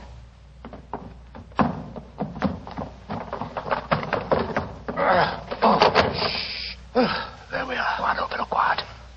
I'm glad to see you, Watson. But what made you decide to come here so early? After you left the start, came to Baker Street. He told me there was another murder on the Heath at 7 o'clock tonight. Another murder, eh? I started worrying about you, Holmes. I had a premonition of impending danger, and I decided to come over here. You're not angry with me? Oh, of course not, my dear fellow. I'm glad of your company, and I appreciate your concern. Have you looked under the veil of the waxwork figure of the Hampstead Heath murderer yet? No, I was just about to. Your lantern will be most useful. Come on, Watson. Oh, what have you been doing? Just doing nothing? Yes, I wanted to give Levesque an impression that I was here for the night, and I also wanted to do some serious thinking. I smoked 2 pipes on the problem, Watson, and I think I know the answer now. I'm willing to swear you'll know the face you see when I lift the veil from the waxen dummy. Here's the figure. Now, hold your lantern a little higher, will you, won't you? That's it. I lift the veil, and who do we see? Good Lord, it's the waxwork figure of Levesque himself. Precisely, Watson. An unparalleled example of the self-betrayal inherent in criminal egotism. Levesque couldn't resist the... Holmes, the waxwork is moving. It's alive. Yes, gentlemen. Which is more than either of you will be in a few minutes. You re-entered this room by a secret door, I suppose? Yes, Mr. Holmes. And since you've displayed such a flattering interest in the Hampstead Heath murderer, I decided to remove the wax figure and appear in person. Look out, Holmes. You've got a revolver. Oh, no, Doctor. This isn't a revolver in my pocket. What would the Hampstead Heath murderer want with a revolver? This is a knife. I feel so much more at home with a knife. There are 2 of us, Vic. Remember that. And both unarmed. Which one of you meddlers wants to die first? Look out, Holmes. Watson, both together. The lantern smashed. Yes, and the moon's fading. What a pity. Holmes, where are you? Over here by the effigy of Macbeth. How very thoughtful of you to provide him with a dagger, Levesque. A wooden one, my dear Holmes. You can't escape me. I can feel my way in the dark here. I know every inch of this room. You're doomed, both of you. Don't strike a match, Holmes. You'll make a target of yourself. Devil with that. I'm lighting this newspaper. It'll make an excellent torch to set light to the nearest waxwork. No! Don't burn my waxwork! Why not? Wax on a wooden frame should blaze brilliantly. There we are. Oh, you devil! You're destroying my life's work! Holmes, that burning wax is pouring all over the floor. The curtains are catching light. The whole place will burn down. Oh, my beautiful museum! I thought this would smoke you out. Quick, Watson, at him again. What's that knife, Holmes?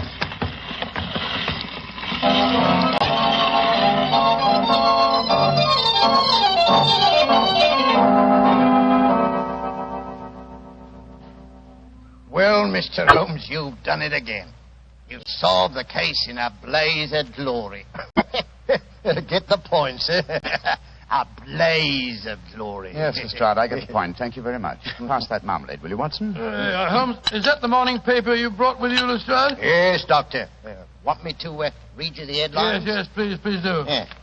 Hampstead Heath murderer captured in fire that destroys waxwork exhibition.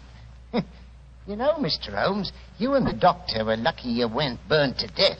Never mind the chance you ran of having your throat cut by that maniac. It was fortunate that the police and firemen were on the scene as quickly as they were. Levesque had the strength of 10 men. Yes, the strength of a madman. He'll never stand trial, of course. No, Doctor. He'll end up in an asylum where he belongs. Mr. Holmes, What made you suspect Levesque? You first gave me the clue yourself, Lestrade. You told me that all the murdered girls were accompanied by men when they were attacked. All of them save one, Rose Bishop.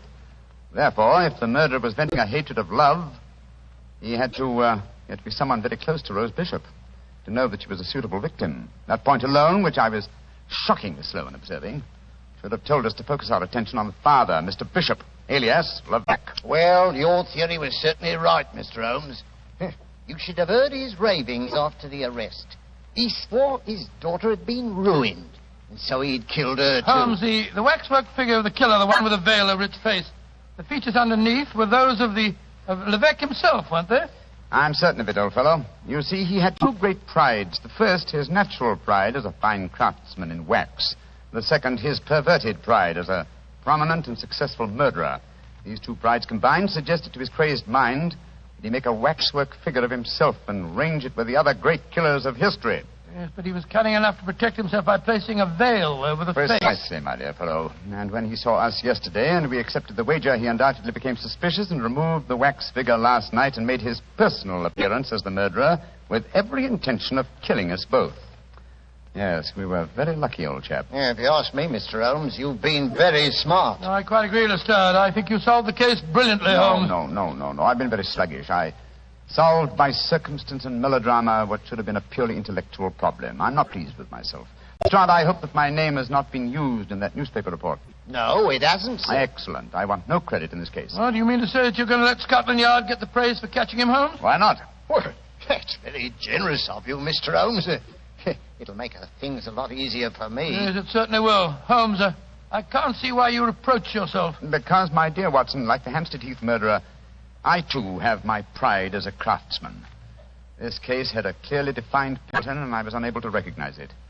If you should have occasion to chronicle this story, Watson, and I should prefer that you didn't, I would like you to entitle it The Education of an Idiot. Oh, come now, Holmes. The education of an idiot? That's absurd. I know. But if you do tell this story, it'll probably end up as The Strange Case of the Murderer in Wax.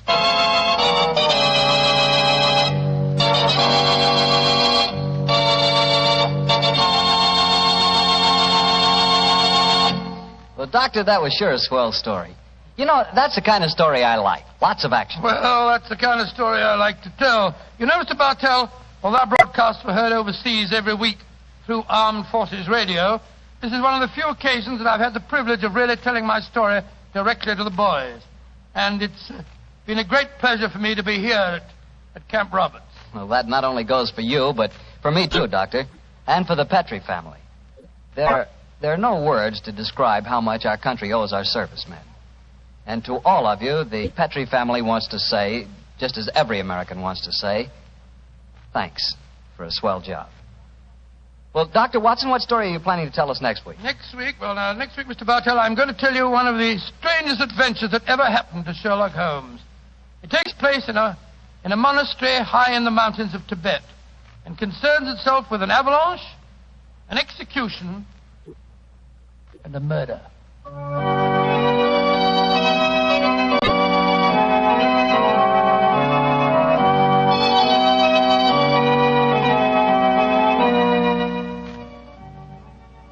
Tonight's Sherlock Holmes adventure was written by Dennis Green and Anthony Boucher and was suggested by an incident in Sir Arthur Conan Doyle's story, The Adventure of the Second Stain. Music is by Dean Fossler. Mr. Rathbone appears through the courtesy of Metro-Goldwyn-Mayer, and Mr. Bruce through the courtesy of Universal Pictures, where they are now starring in the Sherlock Holmes series.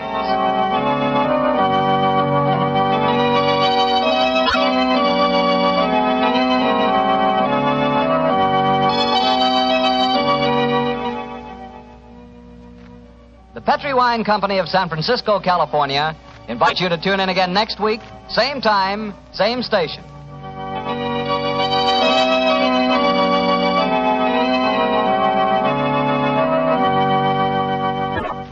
This is Harry Bartell saying goodnight for the Petrie family. For a solid hour of exciting mystery dramas, listen every Monday night on most of these same stations at 8 o'clock to Michael Shayne, followed immediately by Sherlock Holmes. This is the Mutual Broadcasting System.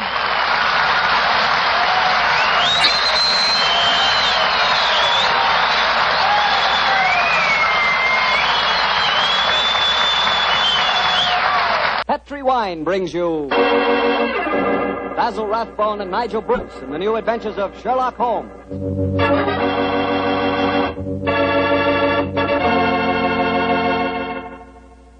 The Petri family, the family that took time to bring you good wine, invites you to listen to Dr. Watson tell us another exciting adventure he shared with his old friend, that master detective, Sherlock Holmes. And right now, I'd like to just briefly mention an idea you ought to try tomorrow night, just before you sit down to dinner. Just pour yourself a glass of that good Petri California sherry. Petri sherry is the perfect before-dinner wine. Its cheerful, glowing amber color looks festive and, well, it sort of lends an air of importance to the occasion. And as for the wine itself, just taste it. That Petri sherry is not just ordinary wine, no, sir. One sip and you know that wonderful sun-ripened grapes went into its making. Yes, and you know that Petri sherry was carefully watched over every step of the way. Incidentally, Petri makes two kinds of sherry, regular sherry and Petri Pale Dry. If you're not sure just which kind you and your friends will like best, try them both. Don't buy one, buy two.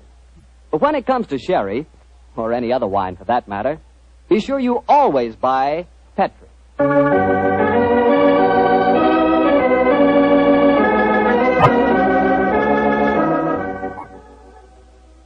And now I'm certain our good friend Dr. Watson's waiting for us. Let's go in and join him. Come in. Ah, there you are, Mr. Bartell. Punctual to the minute, as always. Well, this is one doctor's appointment I'm eager to keep. Nice of you to say so, my boy. Draw up your usual chair and make yourself comfortable. Thanks. Well, Doctor, today's April the 1st. Did anyone try and play any jokes on you? Yes, you did, Mr. Bartell, but I'm happy to say that nobody caught me. Not as in the story that I'm going to tell you tonight, but an April Fool's Day prank certainly scored a bullseye. I see you have the dispatch box out again, Doctor. Been refreshing your memory? Yes, I have, Mr. Bartell. And when I tell you the adventure took place in 1881, I think you'll agree that after such a lapse of time, a man can hardly rely on memory alone. 1881?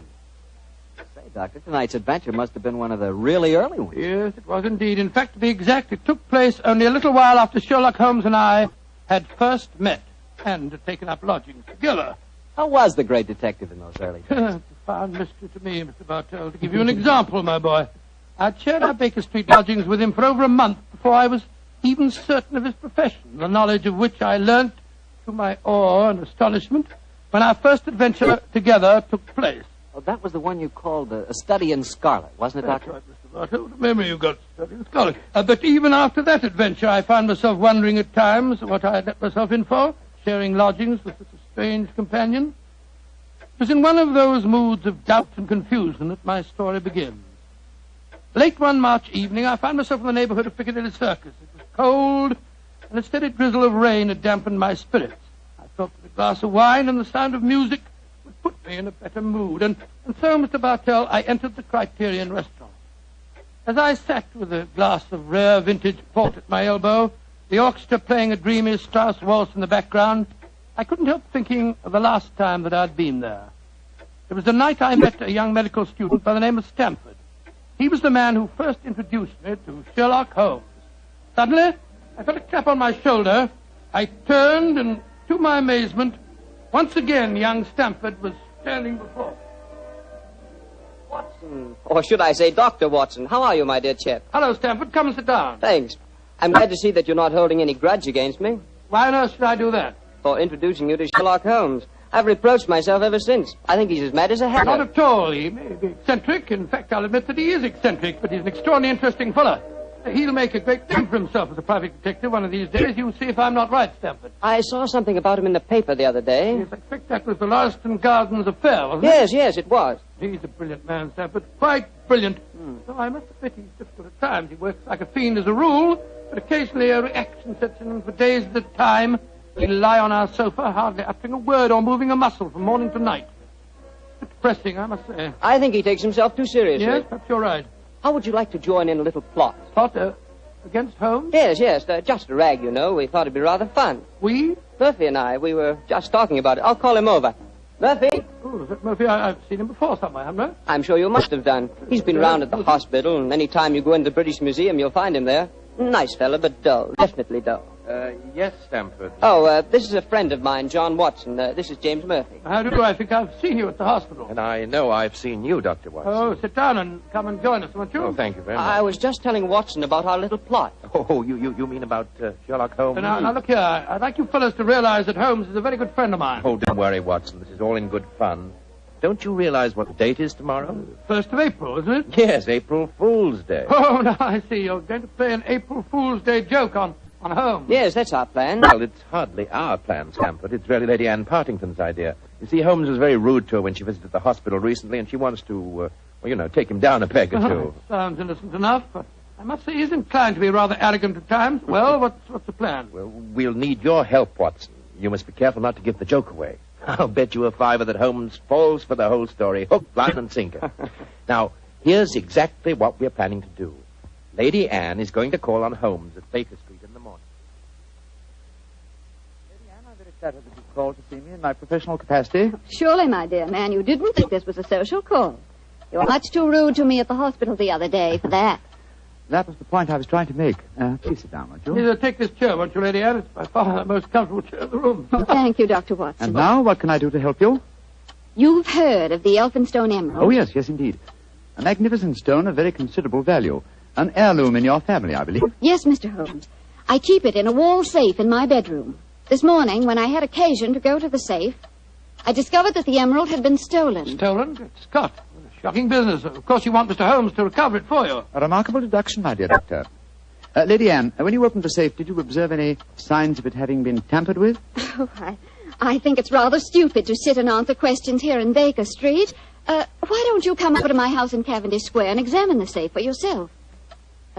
You are a detective, aren't you? Lady Anne, just now you accused me of rudeness. I assure you that mine, at least, was unintentional. Oh, come, Holmes. Don't be so touchy. I can promise you a substantial fee, Mr. Holmes. I'm a struggling practitioner in a new profession, eh? My poverty, but not my will, consents. I pay thy poverty, and not thy will.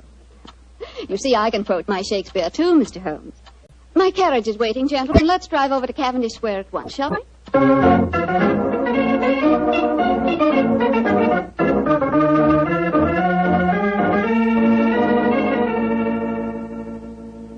This is the wall safe, Mr. Holmes. Not too difficult a safe to crack for an expert. You placed the emerald in it last night, you say? Yes, when I went to bed. And this morning, it had gone. Well, surely, Holmes, this is a good occasion to use that magnifying glass that you're always fiddling about with. Excellent occasion, my dear doctor. That's why I brought it with me. Uh-huh. That's very interesting. What is it? This safe was opened by an expert. There isn't a sign of its having been forced. Hello. What have you discovered? There's a peculiar tarnish on the steel knob. It was obviously handled by someone whose fingers are habitually stained with chemicals. Amazing, Holmes. Elementary, my dear doctor. Where does that door lead to? My boudoir. I should like to examine it if I may. Oh, but of course. Thank you, Lady Anne. Dr. Watson, this is the most beautiful April Fool's Day fraud I've ever played. I must say, Murphy was right. He has fallen for it. Hook, line, and sinker. Just the same, I'm beginning to feel guilty. I can't help feeling a bit disloyal. Oh, nonsense. It's all in fun. Are Stamford and Mr. Murphy listening? Yes, they're next door in my drawing room. I'm sure their ears are positively glued to the keyhole. Well, I do hope Holmes won't be angry with me. Here he comes. Nothing of any interest in there. The windows haven't been tampered with. We may presume, therefore, that the thief did not enter by an upstairs window. Lady Anne. Yes, Mr. Holmes. This room has not been touched since you discovered your loss? Oh, no. I told the servants to leave it exactly as it was while I came to fetch you. Splendid. Deep pile carpet, eh? Couldn't be better. The thief was a tall man with a long stride. Oh, come, Holmes. I know your methods, but there aren't any footprints on this carpet that you can identify, even with your magnifying glass. My dear doctor, I've studied many crimes, and I've never seen one yet that was committed by a flying creature. As long as a criminal remains upon his two legs, there must be some trifling displacement can be detected by a keen observer. I assure you that the marks on this carpet indicate that the thief was a tall man with a long stride. Traces of tobacco ash, pipe tobacco, shag tobacco that sells at 4p an ounce. Now, really, Mr. Holmes, how can you possibly identify an individual tobacco? Oh, it's a hobby of mine. In fact, I've even written a monograph on the subject. Now, one more look at the safe itself. Hello. What's this powdered dust here? What? It's rosin. Distinct trace of rosin. Lady Anne, I suggest that you get in touch with Scotland Yard at once. You mean that you've solved it, Holmes? I mean, my dear doctor, that I can give you a reasonably complete picture of the thief, and that picture is so individual that I'd be surprised if it would fit more than one man in London. Why, this is pure magic, Mr. Holmes. Please describe him to me. Well, he's a tall man. The width of his stride indicates that, and he's thin. Well, what enables you to tell that, Holmes? His footprints have made a remarkably light indentation on the nap of the carpet. Our thief dabbles extensively in chemicals, as indicated by the tarnishing of the knob on the safe, and the traces of rosin would suggest that he plays the violin also. He smokes shag tobacco, has a great practical knowledge of the ways of combination locks, and he's obviously in close contact with the criminal classes. How do you know that, Mr. Holmes? Well, he wouldn't steal a famous stone unless he knew how to dispose of it through some trustworthy fence. Yes, it's a very comprehensive picture, Holmes. I almost feel as if I knew the chap. Thank you, Doctor. I'm sure there's only one man in London, and it shouldn't be hard to trace him. I agree entirely, Mr. Holmes. Dr. Watson, I think the joke has gone far enough. Joke? What do you mean? You're quite right, Holmes, in saying there's only one such man in London. You've just given a perfect description of yourself. April Fool. Dr. Stamford, Mr. Murphy, you can come in now. April Fool, Holmes. April Fool. April Fool.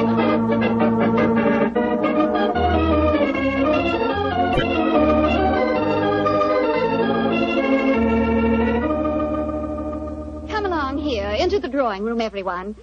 Let us drink a glass of wine to Mr. Holmes, who has so graciously forgiven us for the little trick we played on him. And also to Dr. Stamford, who thought of the whole idea. No hard feelings, Holmes. Oh, no, Doctor. No, it was a rather embarrassing experience. Yes, when Murphy told me about the plan, I just couldn't resist joining him. Ah, here you are, Holmes. Here's a drink. Thank you, Stamford. You know Murphy, don't you? No, I don't think we've met. How do you do, sir? How'd you do, Holmes? How did you like the little game we played on you? It was rather a salutary experience. I suppose you gave them all the details to build up the picture of me, eh, Doctor? As a matter of fact, I did, Holmes, and knowing some of your methods, we tried to plant every clue that you'd pick up. Very neat job, too, and incidentally, a perfect example of the dangers of deductions based on purely circumstantial evidence. I shall profit from this little lesson. I must say it was worth a fortune in emeralds to see your face, Holmes, when you realized what you'd done. Well, the joke's over now. By the way, where is Lady Anne? I believe she said she was going to fetch the Elphinstone emerald. She thought you might be interested in seeing it. She probably feels the sight of it will salve my wounded vanity. Oh, here she comes now. Mr. Holmes! Mr. Holmes! It's got... What's wrong? What's happened, Lady Anne? The emerald. It's not where I hid it. This time it's really stolen.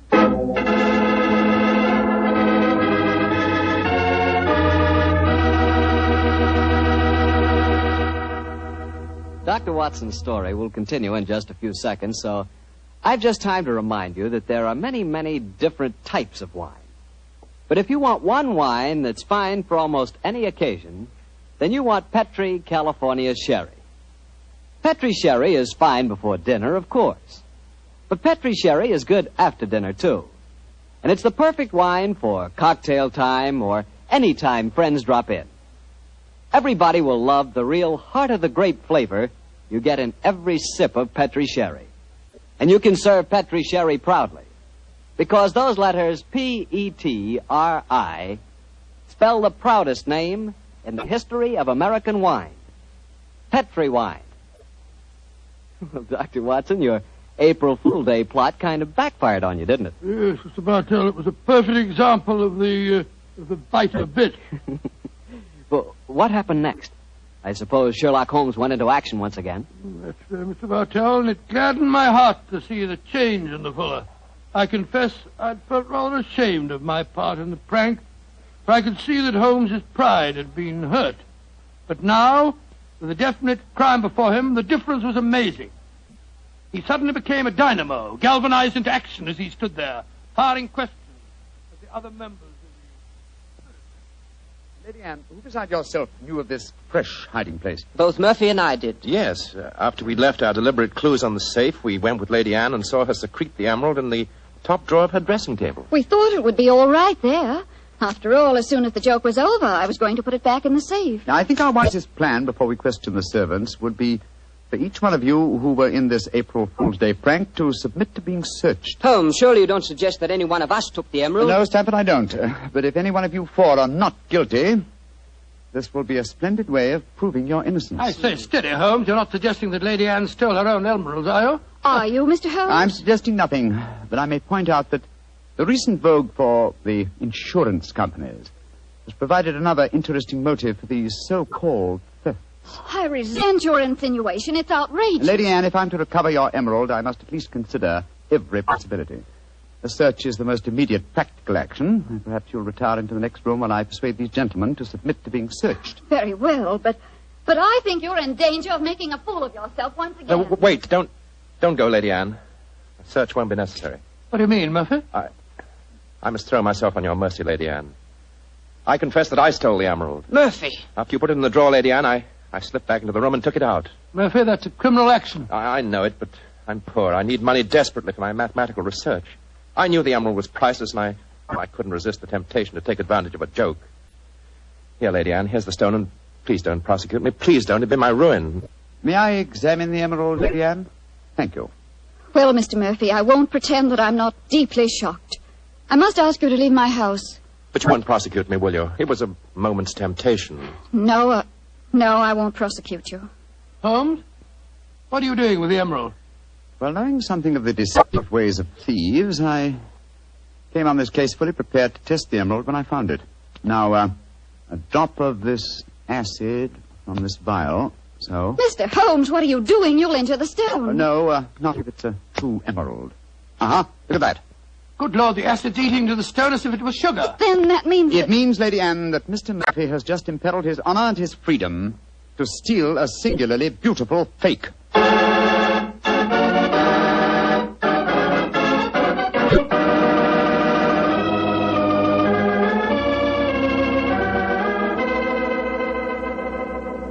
Mr. Holmes, this joke has turned into a nightmare.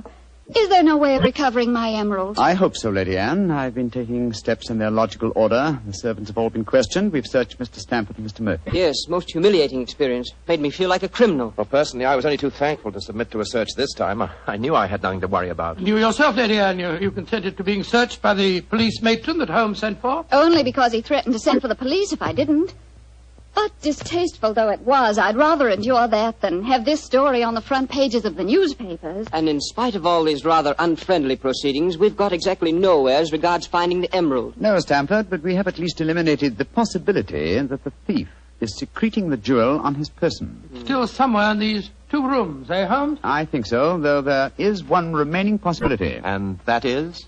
That the fake stone was substituted for the real emerald sometime before all of you engineered your April Fool's Day joke. Oh, no, Mr. Holmes, that's not possible.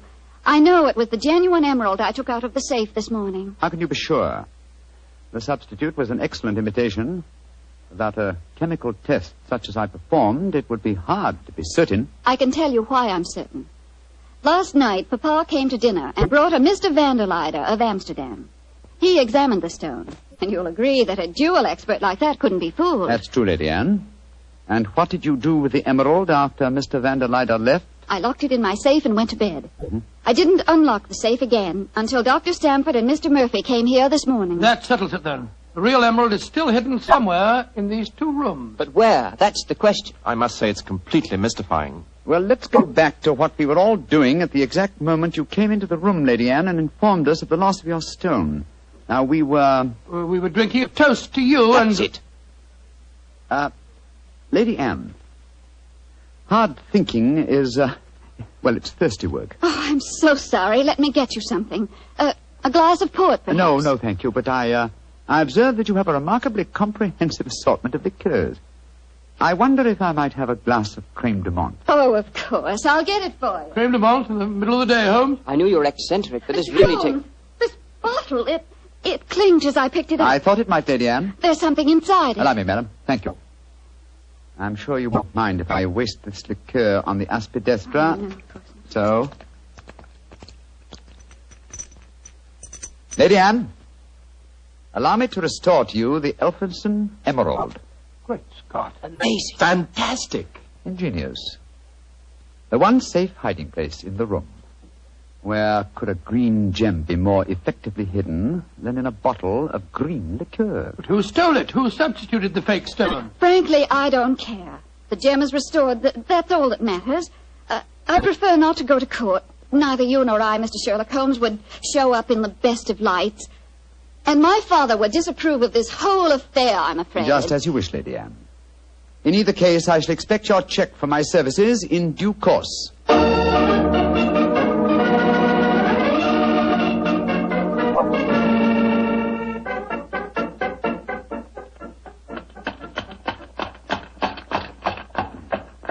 Well, here we are at the Criterion again, Stamford. Won't you come in and join us for lunch? Thanks, Watson, but I'll keep the cab and go on. I actually have a patient this afternoon. A rare and delightful experience for a young doctor, as you probably know. As rare and delightful as a client is for a young detective, Stanford. I quite understand, and I'm correspondingly grateful to you for your profitable hopes. I'm glad it was profitable for you. Personally, I feel pretty stupid about the whole thing. Well, goodbye. Goodbye, old fellow. Goodbye. 39 Onslow Square, cabby. You're remarkably quiet, Murphy. Well, I'm afraid my conscience won't let me do much talking, Doctor. I'm heartily ashamed of myself. Well, thanks for the lift. I'll leave you chaps. Oh, nonsense. You'll join us for lunch, Murphy. But, No buts about it. I insist. Come on. Well, it's awfully nice of you. Oh, come, Murphy. Any one of us can make a foolish mistake. It's just lucky that you didn't have to pay for yours.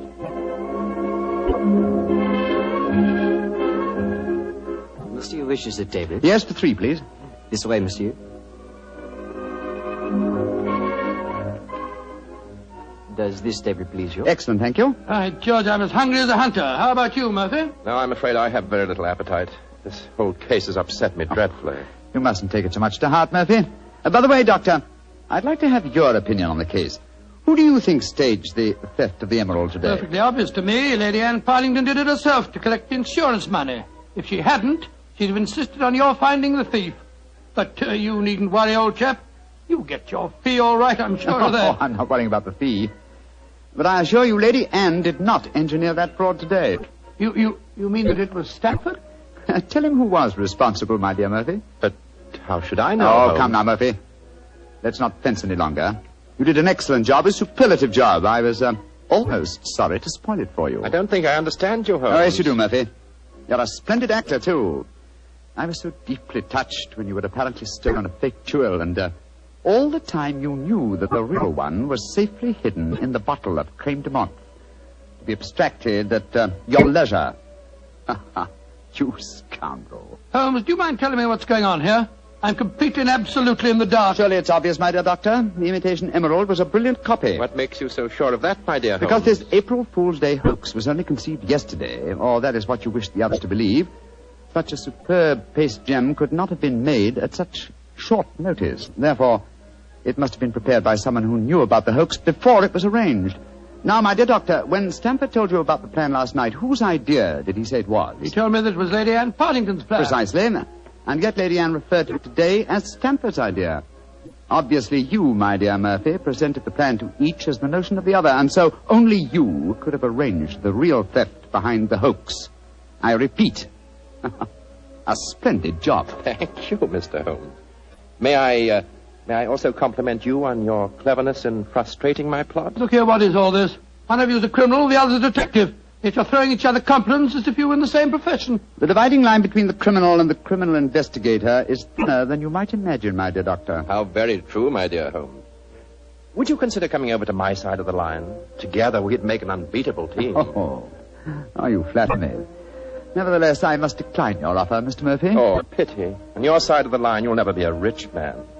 By the way, for your edification, my name is not Murphy, though Stamford insists on thinking it is. Then what is your name, you scoundrel? Your friend says the word scoundrel so much better than you, Doctor.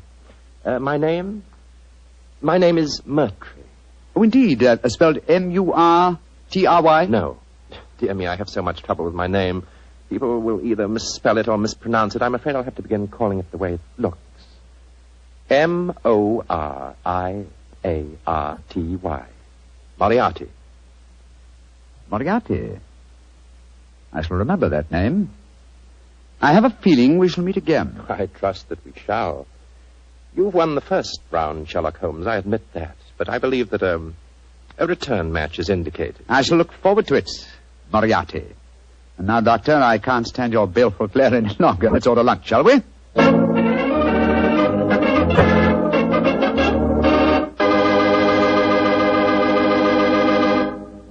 Doctor, that was a pretty hectic April Fool's Day. Yes, what? I never want to see another one exactly like it. I don't blame you.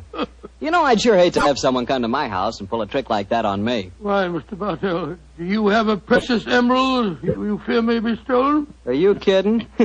I wouldn't know the difference between a precious emerald and a piece of green glass. But when it comes to rubies, now that's something else. Oh, you would know a ruby when you saw it? Sure, because a ruby has exactly the same color as a glass of Petri California port held up to the light. Mr. Bartell, you can find more excuses for talking about Petri wine than any man in the entire world. Believe me. Excuses, Doctor? I don't need an excuse to talk about Petri wine. Why, there's a wine that actually speaks for itself. If I may borrow a phrase from Shakespeare or somebody. There's no other wine quite like Petri wine because only Petri wine is made by the Petri family. And the Petri family has been making wine for generations. They've been handing down from father to son, years and years of knowledge and experience of the fine art of turning luscious grapes into clear, fragrant, delicious wine. Yes, and because the making of Petri wine is a family affair, those letters P-E-T-R-I on a bottle of wine are the personal assurance of the Petri family that every drop of wine in that bottle is good wine. You never miss with a Petri wine because Petri took time to bring you good wine. Well, Dr. Watson, what's the prescription for next week's story? Well, next week, Mr. Bartell, I'm going to tell you a rather unusual story. It concerns a series of strange disappearances and a murder without apparent reason, and yet it was a case that Sherlock Holmes solved without ever meeting any of the suspects. I call it the singular affair of the disappearing scientist. Well, I'm sure we'll all want to hear that one, Doctor. Oh, I'm sure. Well, we got that. Oh, well, before you go, Mr. Bartell, I want to urge our friends to do all they can to save on the use of all wheat and rice products, and also fats and oils. There are millions of families literally starving to death in Europe and Asia. We're not being asked to give them our food, but just being asked to take it easy on certain foods so that there will be some left for them to buy. I know there isn't one person listening to me tonight who would knowingly let anyone starve. And remember, unless you do help, thousands of little children will starve. So please, let's share a meal and save a life. Tonight's Sherlock Holmes adventure was written by Dennis Green and Anthony Boucher and was suggested by an incident in Sir Arthur Conan Doyle's story, A Study in Scarlet. Music is by Dean Fossler. Mr. Rathbone appears through the courtesy of Metro-Goldwyn-Mayer, and Mr. Bruce through the courtesy of Universal Pictures, where they are now starring in the Sherlock Holmes series. The Petri Wine Company of San Francisco, California, invites you to tune in again next week, same time, same station. Sherlock Holmes comes to you from our Hollywood studios.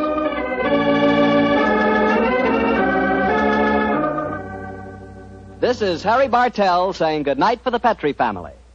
For a solid hour of exciting mystery dramas, listen every Monday on most of these same stations at 8 o'clock to Michael Shayne, followed immediately by Sherlock Holmes.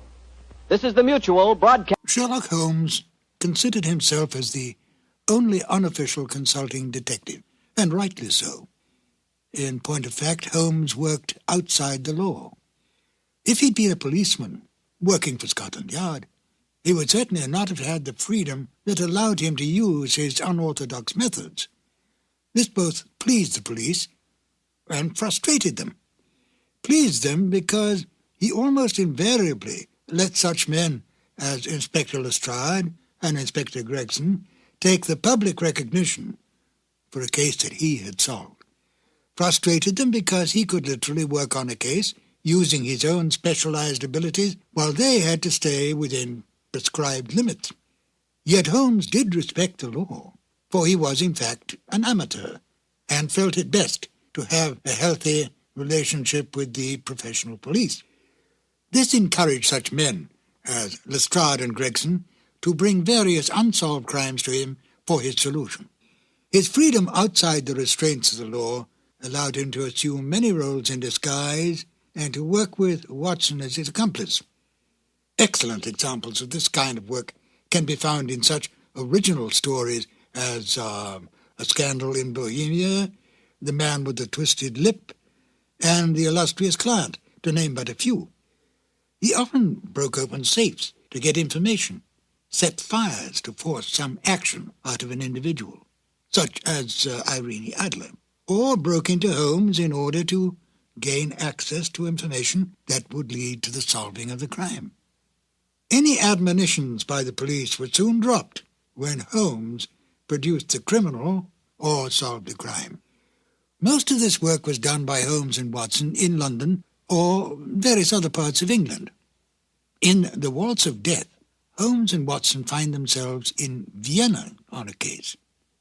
Now here, on foreign territory, and completely outside the orthodox methods of the English police, Holmes had even more free rein. He still used his brilliant sense of deductive logic, but now he did not have to worry about reprimands from Scotland Yard. And besides, there was new excitement for Holmes when he could deal with murder from other than the English criminal. Join me now as we present Sherlock Holmes and Dr. Watson in The Waltz of Death. Petri Wine brings you Basil Rathbone and Nigel Bruce in the new Adventures of Sherlock Holmes.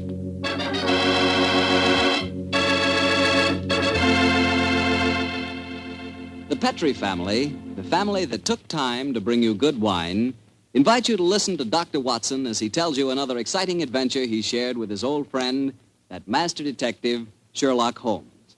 And as for me, well, I'm going to tell you about a swell idea. The idea of serving Petri California sherry before dinner. Tomorrow night, just before dinner, instead of that last-minute rush, take it easy. Pour yourself a glass of Petri sherry.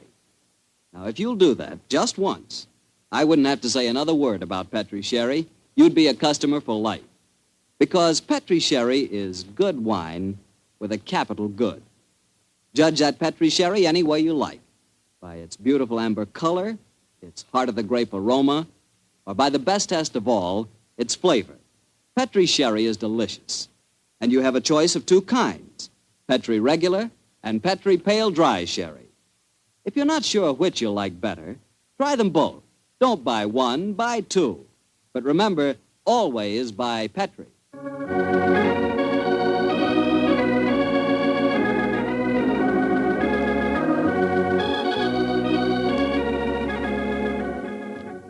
And now I'm sure our good friend Dr. Watson's expecting us. Let's go in and join. Good evening, Dr. Watson. Good evening, Mr. Bartell. All set for tonight's story? Yes, my boy, I'm all set, as you put it. It began in Vienna in 1889. The old Vienna of bright lights, lovely ladies, and lilting music. What were you and the great Sherlock Holmes doing there, Doctor? Mr. Bartell, what were we doing there? Yes, sir. Were you just taking a trip? Oh, in those early days of our association, we didn't have either the time or the money for trips.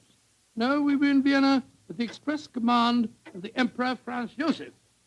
It was in October, I remember, that we arrived in the city, and for several days we were forced to cool our heels awaiting the imperial pleasure. On one of those idle evenings, with the good services of our friend, the chief of police, Count Frano, secured us an invitation to a resplendent ball that was being held at the palace of Princess Stephanie von Kram. It was an incredibly colorful spectacle, Mr. Bartell.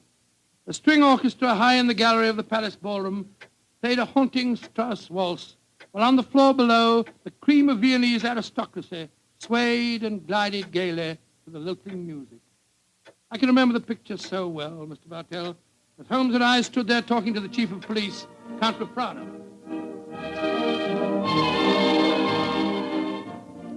A colorful scene, is it not, gentlemen?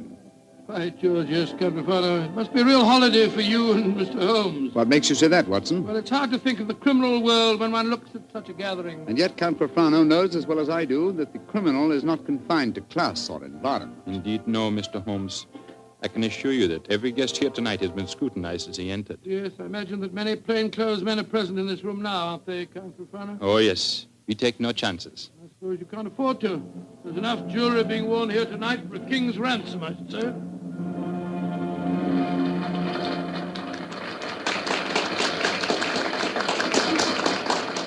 The waltz is finished. Now I can present you to our hostess, Princess von Kram. Stephanie, my pigeon. My pigeon must know the princess pretty well. Yes, I'm glad to see that in Vienna The profession of criminal detection carries no social stigma. Allow me to present you Mr. Sherlock Holmes, Dr. Watson, the Princess Stephanie von Kram. I'm very honored to meet you, Your Highness. I'm most happy to meet you, gentlemen. Permit me to introduce my protege, Janos Horvat, the Hungarian composer. This ball tonight, Mr. Holmes, will mark a rare occasion. A signal honor is to be conferred on Herr Horvath and myself before tonight is through. The next waltz is a new composition of his. Tonight will be its debut. Indeed, how very interesting. It is a great honor the princess has conferred on me. A new composition could not possibly be presented under more auspicious circumstances. Count of Frana, you spoke of an honor in connection with yourself. May I tell them our secret, Stephanie? No, I will tell them myself, Anatole. After your waltz has been played, Janusz, and Anatole and I shall be the first to have the privilege of dancing to it, my father is to make a public announcement. He is to announce my engagement to Count Anatole Refon. Oh, indeed, my congratulations to you both. Very lucky fellow. Am I not the luckiest of men? Is she not exquisite? I, the gay man of Vienna, the cavalier who swore that no one woman would ever capture him. I confess it, gentlemen, I'm in love. Oh, but I pity you. Even the great waltzes of old Vienna could hardly be worthy of this moment. Oh, Anatole, you are a born flatterer. Oh, come, the waltz is about to begin. I shall see you, gentlemen, later. Auf Wiedersehen. Auf Wiedersehen.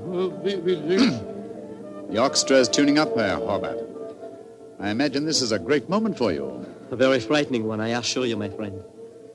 In a few minutes, I shall know whether my new work is to be crowned with success or failure. Count of Frana is leading the princess to the center of the floor. The conductor is raising his battle. This is your moment, Herr Horvath.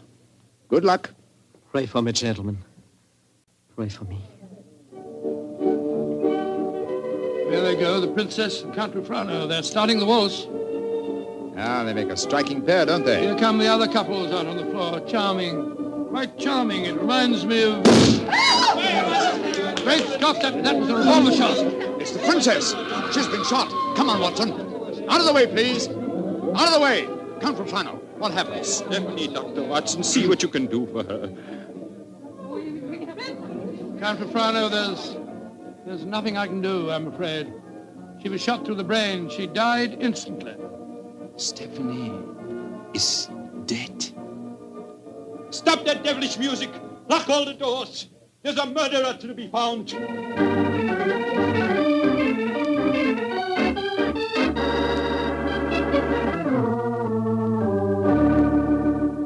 Count Rafano, have you found any clues? One of my men found a revolver. It had been thrust into the earth of a potted palm. May I see it, please? Of course, here.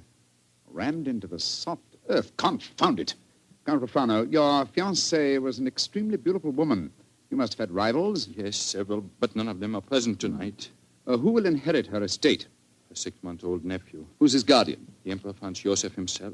No, Mr. Holmes, I know of no obvious motive for someone wishing poor Stephanie dead. Well, perhaps it was a political crime. She was a wealthy aristocrat and a very prominent one. Yes, it's very possible.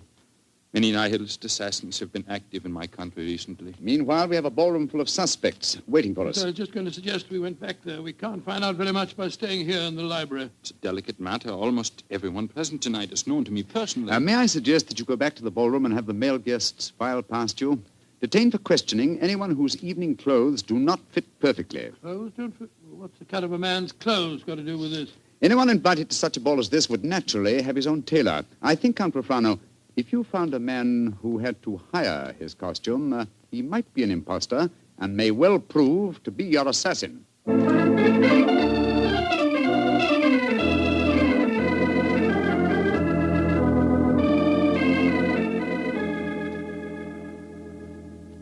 Mr. Holmes, your plan has not been effective so far. You find one Englishman who is unusually badly dressed, and what do we discover? He's an English milord whose luggage was lost on the train. Yes, and the second suspect proved to be a perfectly respectable Viennese doctor whose nasty little child had taken a last-minute snip at his tailcoat with a pair of scissors. And the third was poor Horvath, the composer, who cannot yet afford a good dress suit, eh? Well, Count Rafano, why not have the next suspect shown in? Yes, of course. Schober, bring in the next man. Ja, Herr Count. Kommen Sie herein, bitte. Bitte? What a frightful-looking fellow. Your name, please. My name is Groening. What do you wish with me? Groening? Your name was not on the list of invitations. One moment, please. Let me see your right hand, Herr Groening. You have no right to touch me. Where did you get these fresh earth stains? Your right thumb is pitted and the nail is full of dirt. What does that poor policeman... Not a short while ago, you tried to hide your revolver by ramming it into an earth-filled flower pot. Give me that revolver, please, Count Profano. It will be easy to compare the samples of earth. It will not be necessary. Well, you admit that you murdered the princess tonight, then? Certainly, I admit it.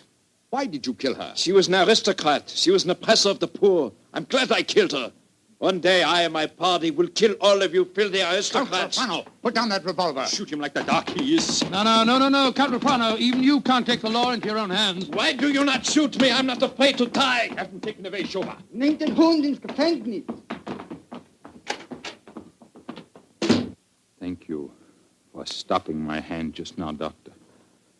But when he spoke of Stephanie that way, I could have killed him just as he killed her. A very understandable impulse, sir, but one that would have ruined your life. My life? Now that she is dead, my life is empty. What right do love and beauty have to exist in a world that no longer holds Stephanie? She was all light and life, loveliness. And now... But I am hardly displaying my Viennese blood, am I? The murder is caught, thanks to you, Mr. Holmes, and my life, such as it is, must go on. Somehow. That's how the story began, Mr. Bartell. Began?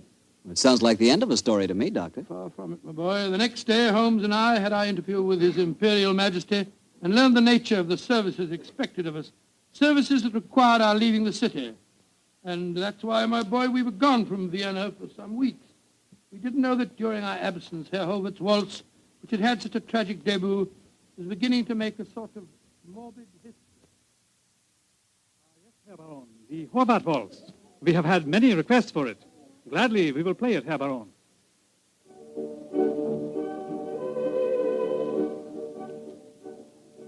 Isn't that the Horvath waltz they are playing? Yes, my dear, and see who is walking onto the floor to dance to it. Leah Mollenstein, the actress. A beautiful creature. Are you trying to make me jealous, Hans? Gott in Himmel, it's Leah Mollenstein! She's been shot!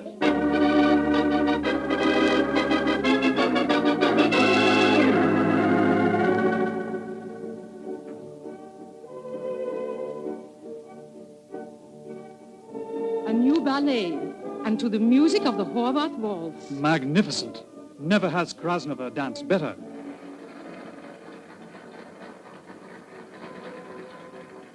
Have you ever seen such exquisite pirouettes?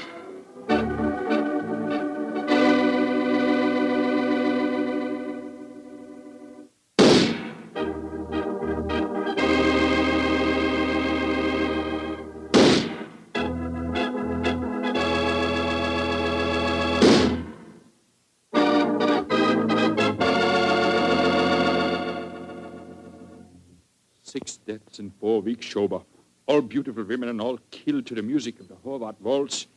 There's a homicidal madman at large in Vienna. There's only one thing to be done. We must forbid absolutely the playing of that waltz by imperial decree. Hear all of this, Mr. Bartell, until we return to Vienna. And then, I suppose, Sherlock Holmes was drawn into the case again, Doctor. Yes, my boy. Holmes immediately made a close study of the newspaper reports on the tragedies, and it was with great difficulty that I tore him away from his investigations to attend the reception at which the Emperor was to thank us for our services on the mission that we just completed. As we arrived at the Imperial Palace, almost the first person we ran into was the Hungarian composer, Janos Horvath. Dr. Watson, you have heard of the tragedies connected with my waltz? Yes, we have indeed, sir, we have I was making a close study of the newspaper reports on them just before I came here. You must do something, Mr. Holmes. People will hardly listen to other music. They want my waltz. But that is forbidden. I'm losing a reputation and a fortune while that waltz remains unplayed. Or perhaps, Herr Horvath, you are laying an excellent foundation for a later reputation and fortune. What do you mean? All this publicity, however distasteful to you at the moment, must in the long run prove invaluable. Ah, there you are, my dear Count Profano. Mr. Holmes, Dr. Watson, I'm glad to see you back in Vienna. You've heard of the murders? Yes, Count, we were just discussing them. I need your help again, my good friend. For over a month now, the murder has been at large, and I cannot seem to get on the trail. Well, I'm Gruning, the first killer. What have you done with him? Released him. What? Released him? Great Scott, why? At the hearing, it was obvious the man was an egomaniac. He boasted of the murder of Stephanie, apparently out of pure vanity. The liberal newspaper editors made quite an issue of the case. They brought pressure to bear, and we had to let him go. Confound it. I wish I hadn't left Vienna. Well, if the fellow's at large again, Count Refrano, it's pretty obvious that he's the murderer of the other women, too. On the contrary, Doctor, he was in prison until yesterday. The last of the murders was committed 3 days ago. Oh, here comes His Imperial Highness Franz Joseph.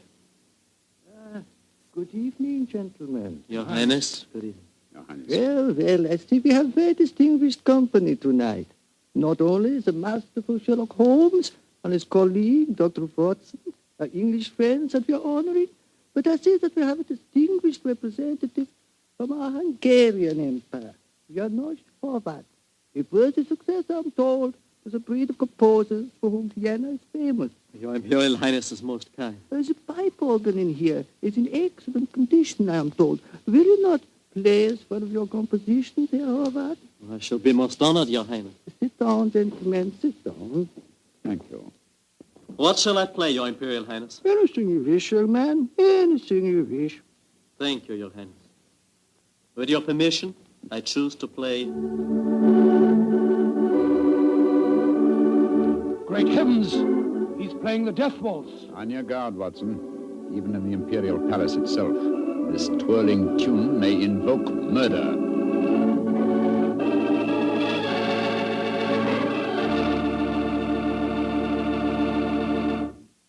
You'll hear the rest of Dr. Watson's story in just a second, which just gives me time to remind you that if any one wine could be called the perfect wine for almost any occasion, that one wine would be Petri California Sherry. Petri Sherry is not only a fine before-dinner wine, but it's wonderful after dinner, too. And, of course, when you're entertaining or when guests drop in, whether in the afternoon or evening, there's nothing better than a glass of Petri Sherry.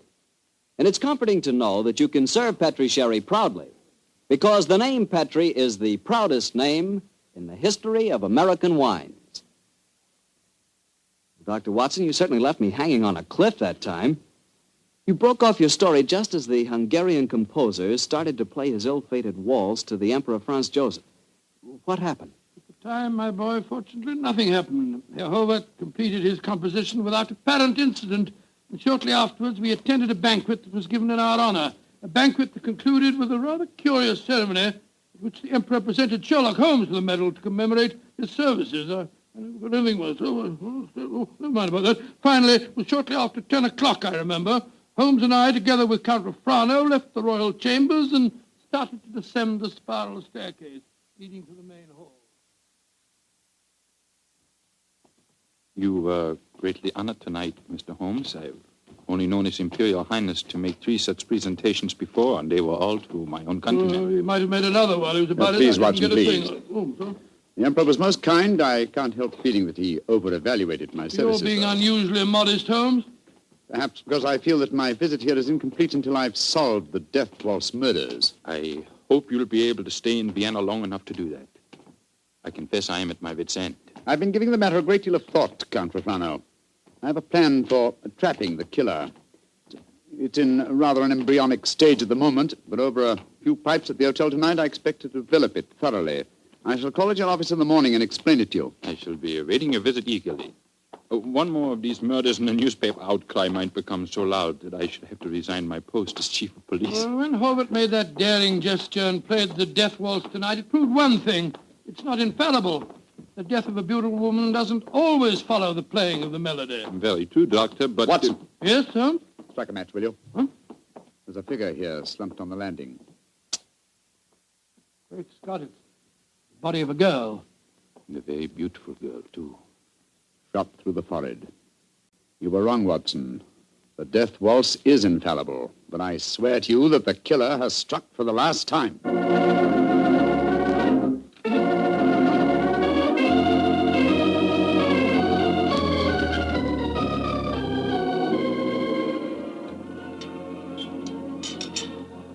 Ah, there you are, my dear Count Refrano. Yes, I followed the instructions you gave me this morning, Mr. Holmes.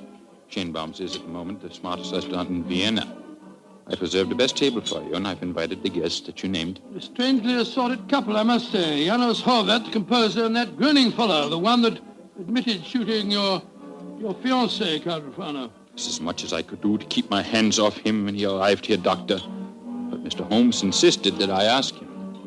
Just the same, I wish he would tell me his plan. I'm completely in the dark. Completely in the dark. I can sympathize with you, Count Rufano. Holmes never tells me a thing either. Let's John, I guess, shall we? In a very few minutes, I'm sure that my plan will be perfectly apparent.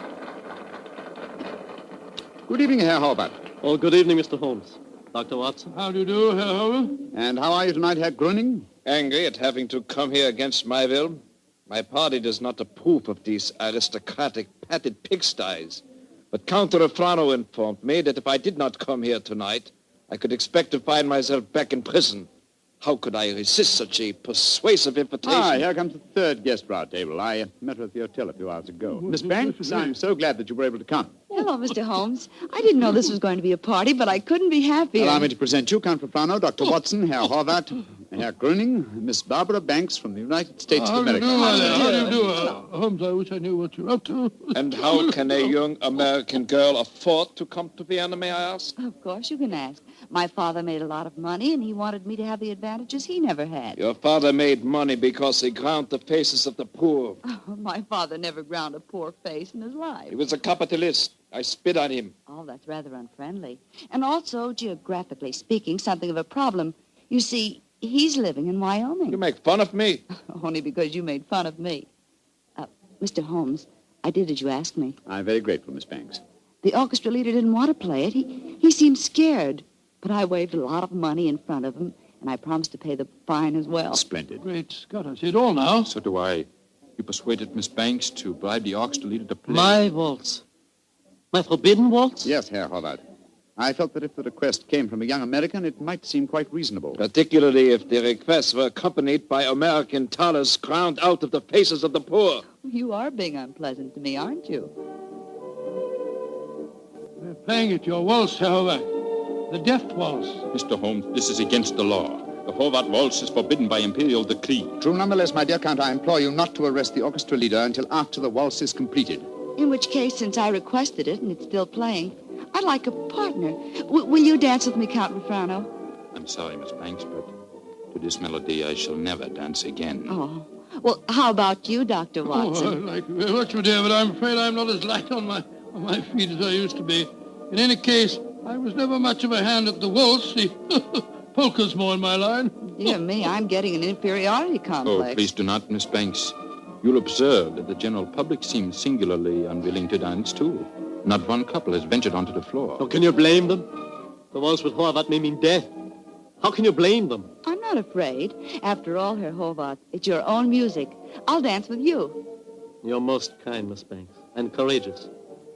But to be a partner of the only woman on the floor would mean ruin, an admission of failure. My third refusal, I'm a wallflower. No, my dear Miss Banks, the aristocrats, they're afraid. But I, plain, simple Gröning, I will dance with you, Miss Millions. Oh, bless you, Herr Gröning. And I assure you my father does not grind the faces of the poor. He does grind the faces of the poor, this I know. Stop her, it's suicide. I think not, Herr Horvath. I think so. And I'll not stay here to watch it. Where the devil's he off to? Do not worry, Doctor. I shall keep an eye on him. Yes, and we'll keep an eye on both of them. Come on, Watson. Horvath is leaving the room. Whereas Count Rufano has deserted his trail and has slipped behind one of those pillars. Good Lord, he's drawing a revolver. Exactly, Watson. He's our man. Put down that revolver, Count Rufano. Put it down, I say. He's turning it on himself. Count Rufano!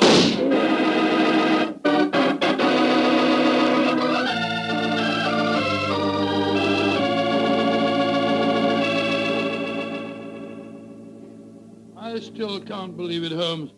Not the fact that Count Rufano blew his brains out, but the fact that he was a murderer. Yes, I was slow to believe it too, old chap, and I blame myself in consequence. Two things should have been instantly apparent about the madman who killed beautiful women when he heard the Horvath waltz. Firstly, he must have had some motivation which drove him to such an act. Secondly, he must have carried a revolver with him at all times, since he was invariably armed when the occasion presented itself. Exactly, and that factor made me think of the police official. Then, of course, I saw Rufano's motivation. He loved the Princess Stephanie dearly. Her death in his arms was a psychological shock that was more than his mentality could stand. And when he heard that music, it reminded him of the dead princess and forced him to kill. That's right, old fellow. You will recall that what he said to us after his fiancée's death. What right do love and beauty have to exist in a world that no longer holds Stephanie? When he heard the music, he couldn't bear to think that other loveliness existed, and so, well, he destroyed it.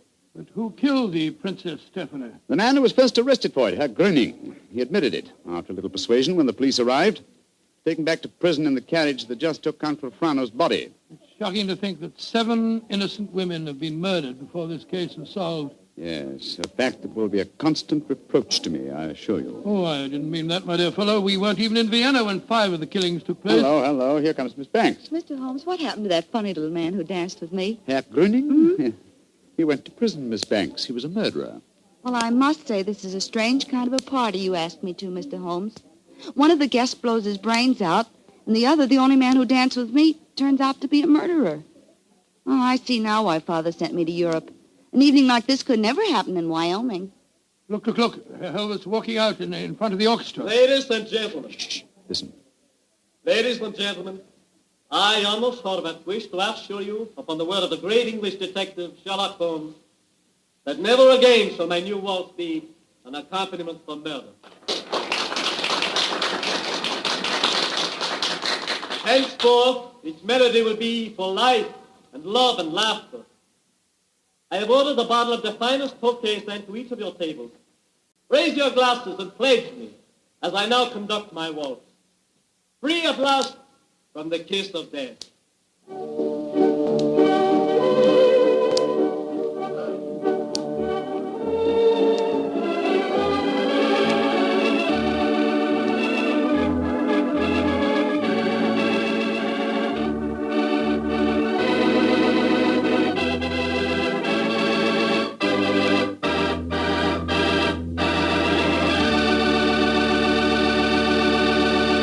Say, Doctor, I really like that story. That was a baffler. Yes, wasn't it? A highly placed police official is the last person in the world you'd think guilty of murder. I must confess I wasn't of so much help to Holmes in solving that case. Oh, don't let that worry you, Doctor. After all, Holmes almost missed solving it himself. Oh, thank you, my boy. Nice of you, thank you. But it certainly was one of the most interesting cases that I was ever connected with. I know what you mean. You know, I came across quite an interesting case myself the other day. Oh, you don't say where? Right in my own house. Oh, that's interesting. What kind of case? Sherry. Oh, good gracious me, sherry. That's right, a case of Petri, California sherry. You see, I buy it by the case, Doctor, because that Petri wine is really extraordinary. But all Petri wine is unusual wine, unusually good, because the Petri family has been making wine for generations. Because this is so, and because the Petri business has been owned and operated by the Petri family ever since its beginning, and is today the largest independent family-owned wine company in America, naturally the name Petri on a bottle of wine is more than a trademark. It's the personal assurance of the Petri family that every drop of wine in that bottle is good wine. Naturally good wine because Petri took time to bring you good wine.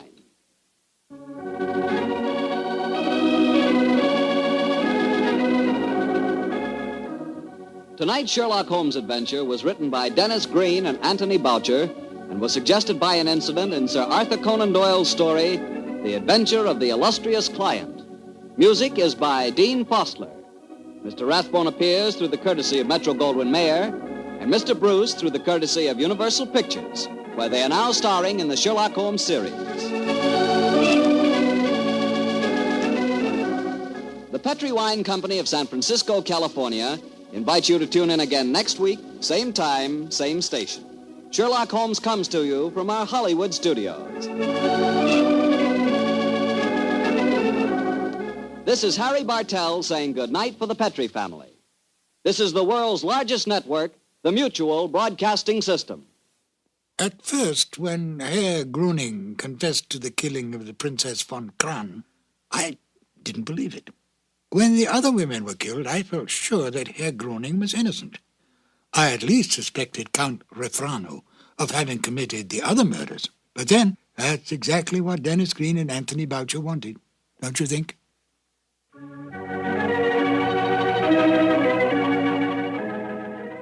The two episodes you have just heard, The Out-of-Date Murder and The Waltz of Death, are part of the new Adventures of Sherlock Holmes, starring Basil Rathbone and Nigel Bruce, and are a 1988 copyrighted production of 221A Baker Street Associates. The Sherlock Holmes stories and the characters of Sherlock Holmes and Dr. John H. Watson were created by Sir Arthur Conan Doyle and are used with the kind permission of Dame Jean Conan Doyle. This is Ben Wright. Won't you join me again soon for more new Adventures of Sherlock Holmes? Thank you for listening.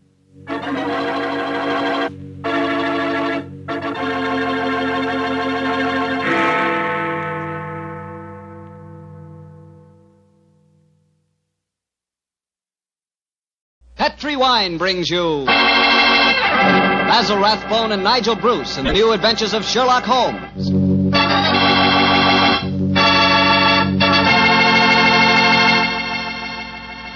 The Petri family, the family that took time to bring you good wine, invite you to listen to Dr. Watson tell us another exciting adventure he shared with his old friend, that master detective, Sherlock Holmes. And I'd like to ask you a short, simple question. Have you ever tried a glass of sherry before dinner? If you haven't, you'll never know what you're missing till you do. And make that sherry Petri California sherry. Because Petri sherry is the best beginning a good meal ever had. Just hold a glass of Petri sherry to the light. Look at its wonderful, clear amber color. Now just get a whiff of that aroma. Bouquet, the experts call it. I'm telling you, you can just smell those big, luscious grapes. Now, best of all, taste your Petri sherry. Sip it. Sip it slowly so you don't miss one single drop of this truly delicious wine. Yes, without a doubt, Petri sherry is good wine. Oh, and incidentally, Petri makes two kinds of sherry. Regular sherry and Petri Pale Dry. Both are fine. And if you're not sure which you might like best, do what I do. Don't buy one, buy two. Try them both. And serve them proudly because the name Petri is the proudest name in the history of American wines.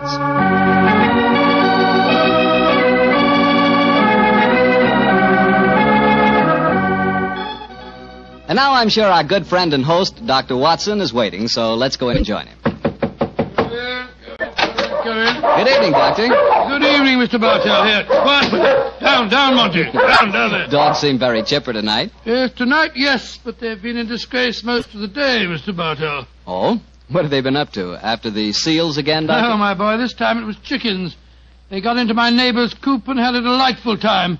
Fortunately, there were no casualties, but I'm afraid that my good neighbor policy has suffered a slight diplomatic strain. But you come here to listen to Sherlock Holmes' adventures, not those of my dog, so draw up your usual chair and make yourself comfortable, and I'll get on with tonight's story. Last week, Doctor, you told us it was a case in which Sherlock Holmes found the solution without ever meeting any of the suspects. That's quite correct, Mr. Bartell. As remarkable an exhibition of long-distance detection as I ever recall. But judge the story for yourself, my boy. It was in the autumn of 1903, and Sherlock Holmes was about to retire to his bee farm on the Sussex Downs. I must confess, Mr. Bartell, that my heart was heavy during those last few weeks we spent at Baker Street. I thought of the countless adventures that we'd shared together. I remembered those many evenings of quiet comradeship and companionship.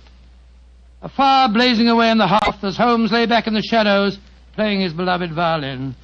And then, Mr. Bartell, as so often happened, there'd be a violent jangle on our doorbell, and some wretched soul in misery would be standing before us and pouring out his troubles. Suddenly the violin would be discarded, and Holmes the dreamer would become Holmes the man of action. Come, Watson, the game's afoot, he'd say. And in a few moments later, we'd be rattling off in a cab through the foggy, gaslit London streets. Yes, Doctor, I can imagine it was pretty hard for you to leave Baker Street. It was, Mr. Bartell. However, as it transpired, there was one more adventure awaiting us before we left. A few days before the actual move, I persuaded Holmes to take an afternoon off from his packing and accompany me on a visit to the laboratory of an old friend of mine, a Professor Jean Boulin. He was an eminent French scientist engaged in very important work at the London University, Well, by the way, this was at a period, Mr. Bartell, when radium was something extremely new and extremely rare. The university had just acquired a minute but invaluable portion of the element, and Professor Boulin was in charge of the research connected with it. I can remember the picture so well as Holmes stood in the laboratory talking with keen interest to the distinguished scientist. Amazing, Professor Boulin. Quite amazing. Think that this tiny leaden vessel contains one of the most precious substances in the world. Yes, Mr. Holmes. We have a great deal to thank Madame Curie for. This new element may force us entirely to revise our concepts of all physical structure. Your research is a great responsibility, Boulin. It is, Watson. I must confess that I wish the authorities here would give me a freer hand. I foresee such infinite possibilities in the use, particularly the medical use of radium. But my conservative superiors seem to regard it only as a toy, a scientific curiosity. Limit your experiments accordingly, I suppose. Exactly. I'm given no opportunity to do anything that's in the least radical. Must be very disheartening. How can research ever get anywhere along those lines? It is a great misfortune, Holmes, that you've determined to retire to your bee farm. This project, we could use such an analytical mind as yours. You flatter me, Professor. How many assistants do you have working with you, Boulin? 3, but none of them are very inspired, I'm afraid. What? My best assistant is a man named Barker. He's a little on the conservative side, too. But he is extremely adroit. The other 2, a young man called Taylor and the girl Gladys Hughes. They mean well. But gauche, I fear, is the only word to describe them. Why do you laugh, Boulin? I was just amused to observe that in describing my assistants, I chanced to be literal as well as figurative. It's odd that random symbolism can sometime... but never mind that. You would like to see the rest of the laboratory? Yes, indeed we would. Thank you very much. I have some extraordinarily interesting photographic plates that record the emanations of radium. They're over here. I think you will find them most fascinating.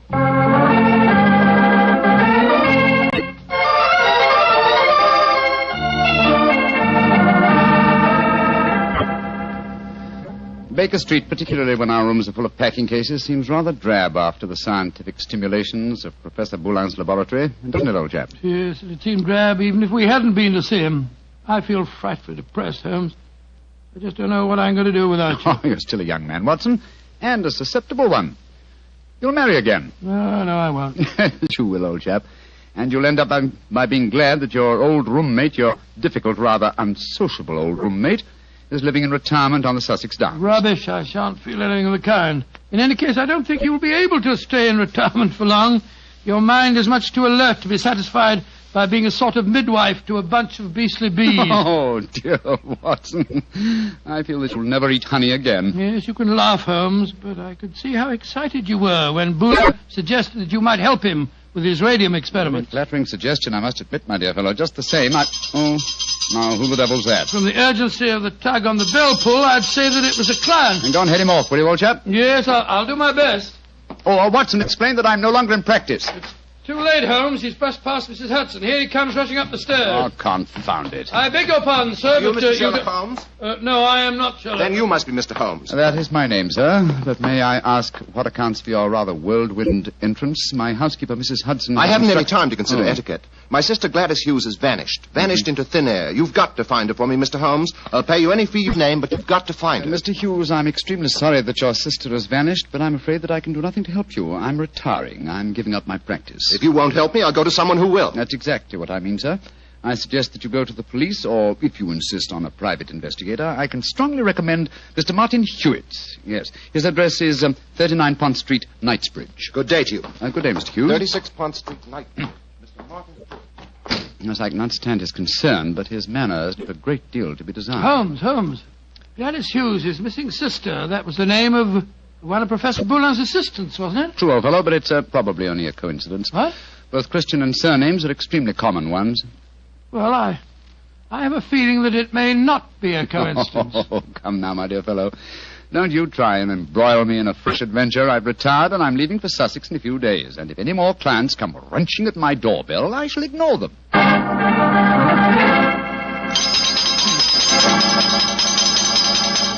But, Mr. Holmes, you've got to help me. My son, Geoffrey Barker, has disappeared. I'm sorry, Mrs. Barker, but I'm afraid I'm... Holmes, Geoffrey Barker was the name of Professor Boulin's chief assistant. Watson, please believe me when I say that I am not to be inveigled into any further...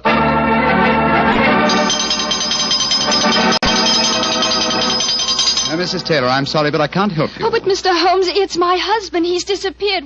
We've only been married 3 months, and now... Oh, it's terrible. I've been so worried ever since he started to work on that strange new radium with Professor Jean Boulin. Holmes, you can't pretend it's coincidence any longer. Gladys Hughes, Geoffrey Barker, and now Taylor. The 3 assistants of Professor Boulin. I know it, Watson. Mrs. Taylor, the moving van will be here tomorrow to take my things to Sussex. I shall follow them immediately. I have retired, madam. Do you understand that? Retired.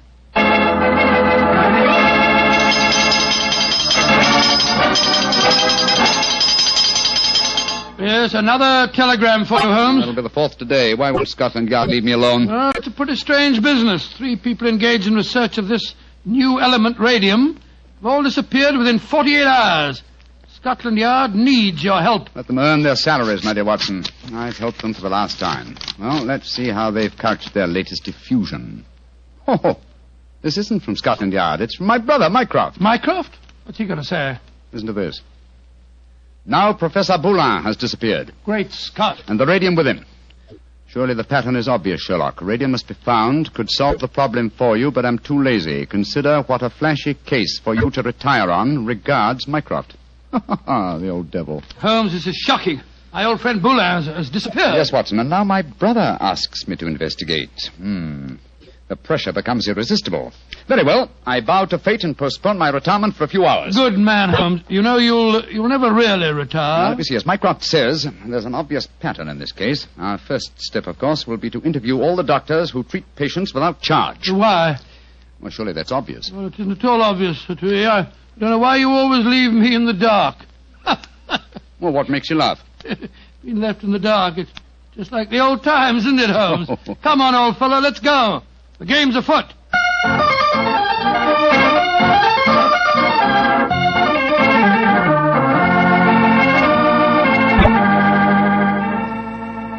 Dr. MacDonald, this is Mr. Sherlock Holmes.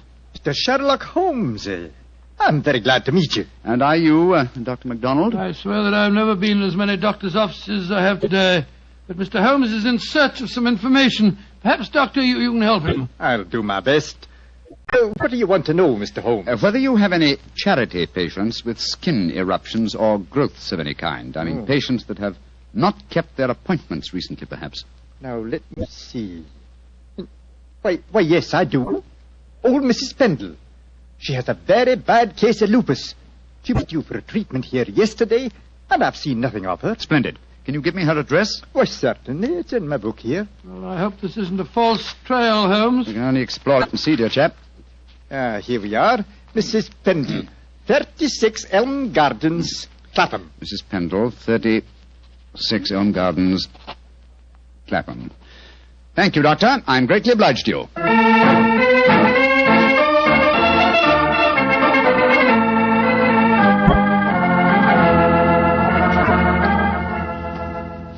Getting restless, Watson? Yes, I am a little. We've been waiting outside Mrs. Pendle's house for over an hour. Why don't we knock on the door and see if she's at home? Oh, no, my dear chap. We mustn't frighten her. I hope that she's going to lead us to our quarry. You see... Shh. Front door's opening. A woman's coming out. Yes, it's Mrs. Pendle, beyond doubt. Look at that bandage around the upper part of her face. Yeah, hello, she's turning down the street. We're going to follow her, I suppose. Naturally, but let's give her a start, shall we? We don't want her to spot us. Well, while we're waiting, perhaps you'll clear up 1 or 2 points for me. I'm still very much in the dark. With pleasure, old chap. What puzzles you? Well, one of the things that Come on. What? We've given her enough of a start. Let's follow her. Oh, very well. But look here, you asked me what I didn't understand. 2 things puzzle me. What did Mycroft mean by the pattern of the case? Why are we following a poor sick old lady through the London streets? I'll answer the first question, and I think the answer to the second will be self-apparent. The pattern of the case is clear. Professor Boulin and his 3 assistants have vanished together with the radium, but their disappearances were not simultaneous. Had they been so, it would have been a transparent case of theft. But with the disappearances gradual rather than simultaneous, the emphasis has been subtly shifted. Yes, I can see that, Holmes, but what do you suppose is at the back of the whole business?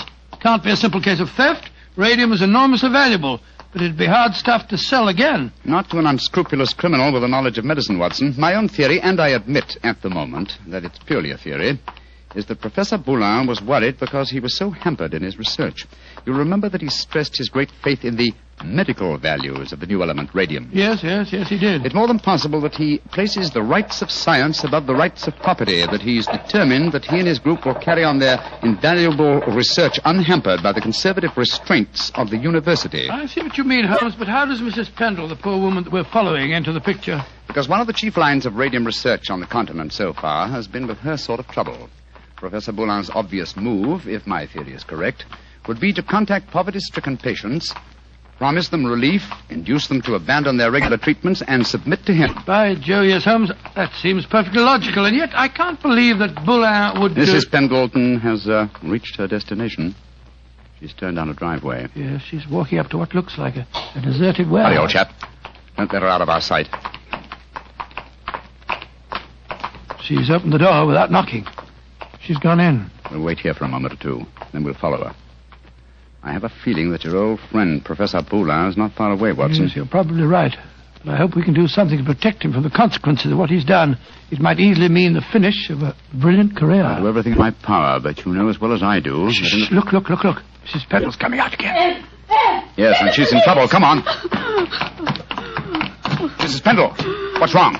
I don't know how you know my name or who you be, but you ask me what's wrong. They tell me to come here to this address, and I find a doctor who'd help my face. I comes here, and what do I find? What did you find, madam? A corpse, sir. That's what I find. A dead man lying there in a great pool of his own blood.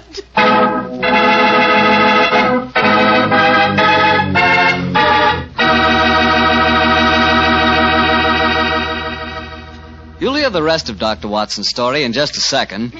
So I'm just going to remind you that there's one wine which everyone likes and which is good on any occasion. Petri California Sherry. You want a swell wine to serve before dinner? The perfect answer is Petri Sherry. If you want a wine that's delicious after dinner, or later in the evening when you're just talking things over with your friends, again you want Petri Sherry. And if you want a wonderful wine to serve at cocktail time, naturally you want Petri Sherry. Sherry is a wine that's good at any time. And Petri, well, Petri is the wine that's good all the time. Well, Dr. Watson, so following the tracks of old Mrs. Pendle led you to a corpse, huh? Yes, Mr. Bartell. Of course, Sherlock Holmes and I went at once into the broken-down warehouse to examine the scene of the tragedy. Slumped over a desk in a darkened, shabby room, a flickering candle giving a macabre lighting to the scene, was the body of a man. I think I knew its identity even before Holmes turned to me and said... It's Professor Boulin. All right, Watson. Poor devil. Murdered, of course. Yes, but examine him for yourself, will you? Yes. Yes, there's no doubt about it. This wound couldn't have been self-inflicted. The right auricle of the heart has been pierced. How long ago would you estimate death took place? Not more than a couple of hours ago, I should say. Not hard to reconstruct the killing. The murderer came up from behind Boulin as he sat here, crooked an arm around his throat. Yes. See the finger marks on the right-hand side of the neck? Here? Then stabbed him in the chest. And then withdrew the weapon and disappeared. Leaving no traces, confound it. A dusty room is an ideal place for recording footprints, but there are half a dozen different prints here, including Mrs. Pendle's. Hello. Here's the print of a smaller woman's shoe. Well, must be that of Gladys Hughes, his assistant. Undoubtedly, but that really proves nothing except that she was here with him. A fact that we were convinced of anyway. Question is... Come on. Let's go outside and talk to Mrs. Pendle again. Poor old Boulin. What a shocking way to die. And what a great loss to science. I suppose the murderer must have stolen the radium. We found no trace of it in there. Undoubtedly, the possession of the radium was the motive for the murder. Mrs. Pendle. The poor man is dead, ain't he, sir? I'm afraid so, madam. I knew it. I never should have come here. I never should have left Dr. MacDonald. Mrs. Pendle, let me ask you a question. I can't be answering no questions, sir. I don't know nothing about how the poor soul got himself murdered. What would a poor woman like me know about such things? No, my good woman. My friend isn't suggesting at all that you know anything about the murder. Then what do you want to know, sir? Who told you to come to this address today, Mrs. Pendle? A young lady. Nice young lady she was, too. She met me coming out of Dr. MacDonald's yesterday and told me that if I come here today, I'd find a doctor who could cure me. Yeah, that was obviously Miss Hughes. Holmes, I believe that your theory was right. Come on, Mrs. Pendle. We'll escort you to the nearest police station where you can report the murder. Yes, sir. And then, Watson, we must keep on the track of the radium. That, perhaps, is more important than any life. Well, how are we going to do that? We haven't a clue to go on. Remember that Professor Boulin's 3 assistants are still missing. We must go to the homes of each of them and see what can be found out. Mr. Hughes, you must realize by now that your sister's disappearance is part of something vastly more significant than you think. I must ask you in the My first... sister didn't disappear, Mr. What do you mean, sir? You came to us and said that she had. Oh, it was all a mistake, gentlemen. She came back today. She'd just been down to the seaside for a short rest, and she'd forgotten to let me know. I'm sorry to have bothered you. May I see your sister at once, please? I'm sorry, Mr. Holmes, but she's out just now. I don't know where she's gone or what time she'll be back. Mrs. Barker, I've come to you about your son's disappearance. I'm afraid that... But my son didn't disappear, Mr. Holmes. It was all a misunderstanding. He came home today. Then may we speak to him, please, Mrs. Barker? Oh, I'm afraid that's impossible. You see, he... Mrs. Taylor, I want to talk to you about your husband's disappearance. Oh, that. He came home this afternoon, Mr. Holmes. At first I was so suspicious, but when he explained, well, I'm sure you know how it is in the first few months of marriage, those little tips.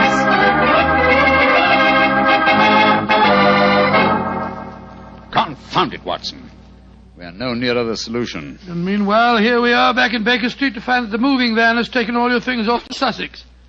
Perhaps you should give up the case, Holmes, and follow them. Close my career on a note of failure? No, my dear fellow.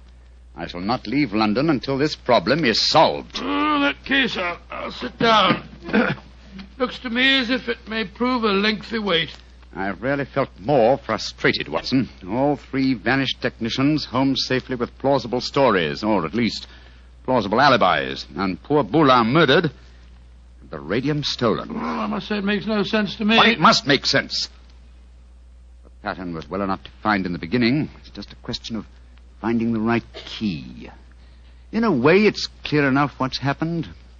One of the 3 assistants, placing the financial value of radium above its value to science, murdered Boulin to obtain the prize. The other 2, fearing that their complicity in the original plot would involve them as accomplices in murder, ran home and established an alibi. And the murderer did the same thing, for it's obvious one of the 3 must be the killer and the thief. Yes, the question is, which one of the 3 is the culprit? If only poor Boulin were alive, he could help us. My dear chap, if Boulin were alive, there would be no murderer. Oh, of course it wouldn't. Now, let's see. Boulin gave us a few bare facts about his 3 assistants. I wonder... But, of course, Watson! I have the answer. The case is solved. What do you mean, Holmes? How can it be solved? You haven't done enough investigation. If it comes to that, you haven't even seen any of your 3 suspects. That isn't necessary. Oh, you know who did it? Yes, Watson, and so should you. But we know nothing to set them apart from each other, except that one of them's a girl. We know more than that, my dear fellow. Think hard. Well, Boulin told us that Geoffrey Barker was an excellent technician, while the other 2 were somewhat clumsy. We know even more than that. Well, I'm just if I know what, Holmes. I shan't even need to stay in London and follow the case through to its logical conclusion. A telegraph to Mycroft and another to Scotland Yard to take care of it, yes. And I can be in Sussex before the moving van, after all. You mean you're going now, before the case is solved? But it is solved, my dear fellow. All that remains to be done is some purely routine work. What's the time? Look, it's just 3 o'clock. Splendid. If we hurry, we can catch the 3:45 express from Waterloo. We? Yes, I was counting on you spending a few days down there with me, old chap. I hope you can spare the time. I should hate to make so drastic a change without my good old friend Watson at my side. Oh, of course. I'm delighted, but what, my dear boy? The case of the disappearing scientists. Wait until we get to Sussex, shall we? As soon as I get an answer to my telegrams, I'll explain the whole thing to you. And now let's hurry, shall we? Our train leaves in 40 minutes.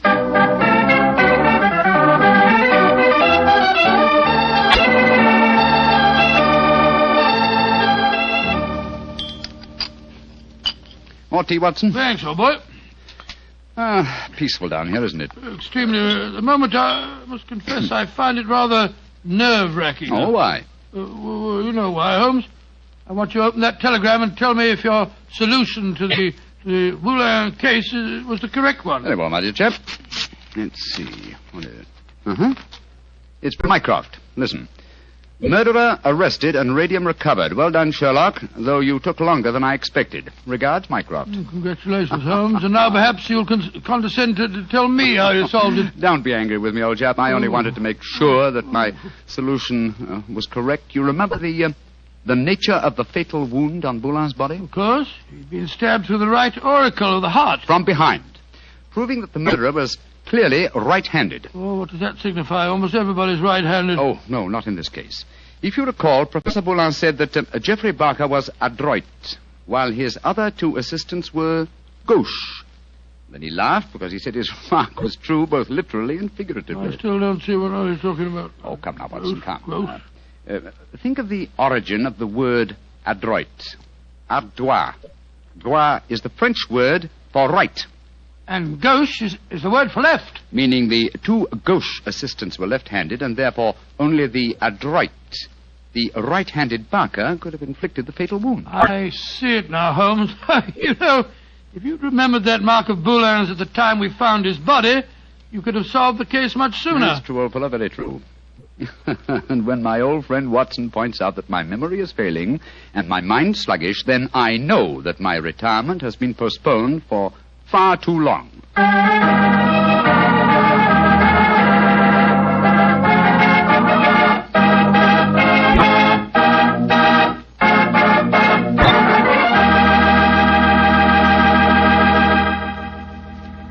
Well, so Holmes really went through with his idea of becoming a bee farmer. Yes, of course.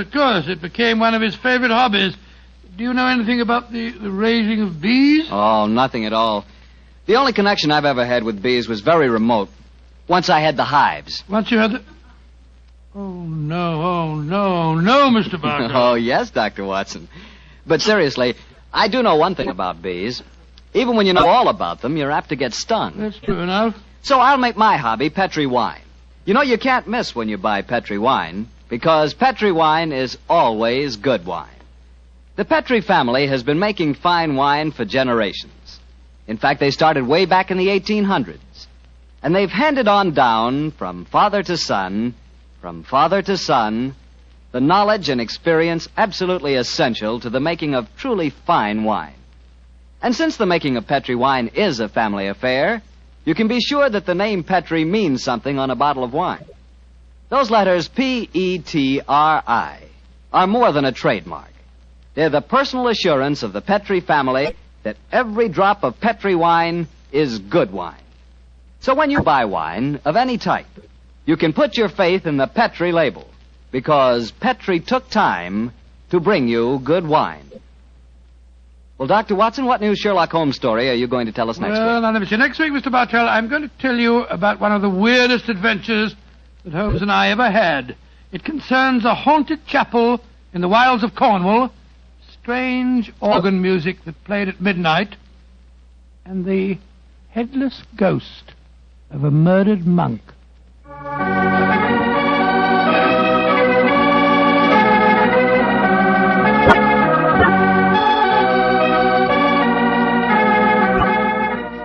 Tonight's Sherlock Holmes adventure was written by Dennis Green and Anthony Boucher and was suggested by an incident in Sir Arthur Conan Doyle's story, The Reigate Puzzle. Music is by Dean Fossler. Mr. Rathbone appears through the courtesy of Metro-Goldwyn-Mayer, and Mr. Bruce through the courtesy of Universal Pictures, where they are now starring in the Sherlock Holmes series.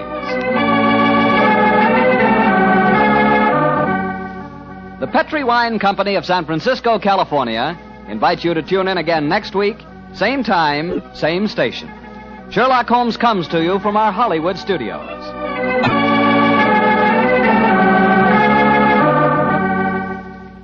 This is Harry Bartell saying goodnight for the Petri. Petri Wine brings you Basil Rathbone and Nigel Bruce in the new adventures of Sherlock Holmes.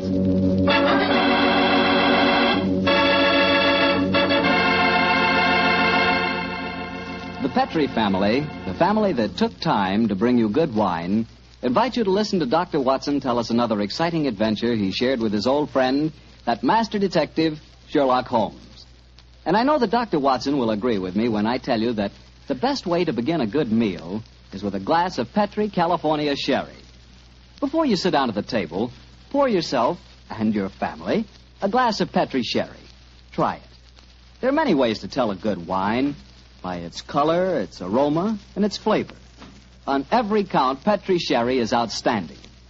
The color of Petri sherry is a clear, deep amber. Perfect. The aroma? Well, Petri sherry is as fragrant as a bunch of dew-covered grapes picked in the early morning. But most important to you, and to me, is the flavor of Petri sherry. We want a wine that tastes good. And believe me, you couldn't ask for a more delicious wine than Petri sherry. And just to make sure you get a wine that's exactly the way you want it, Petri makes two kinds of sherry, the regular and Petri Pale Dry. If you're not sure which you like better, why not try them both? Don't buy one, buy two. Just be sure you always buy Petri Sherry.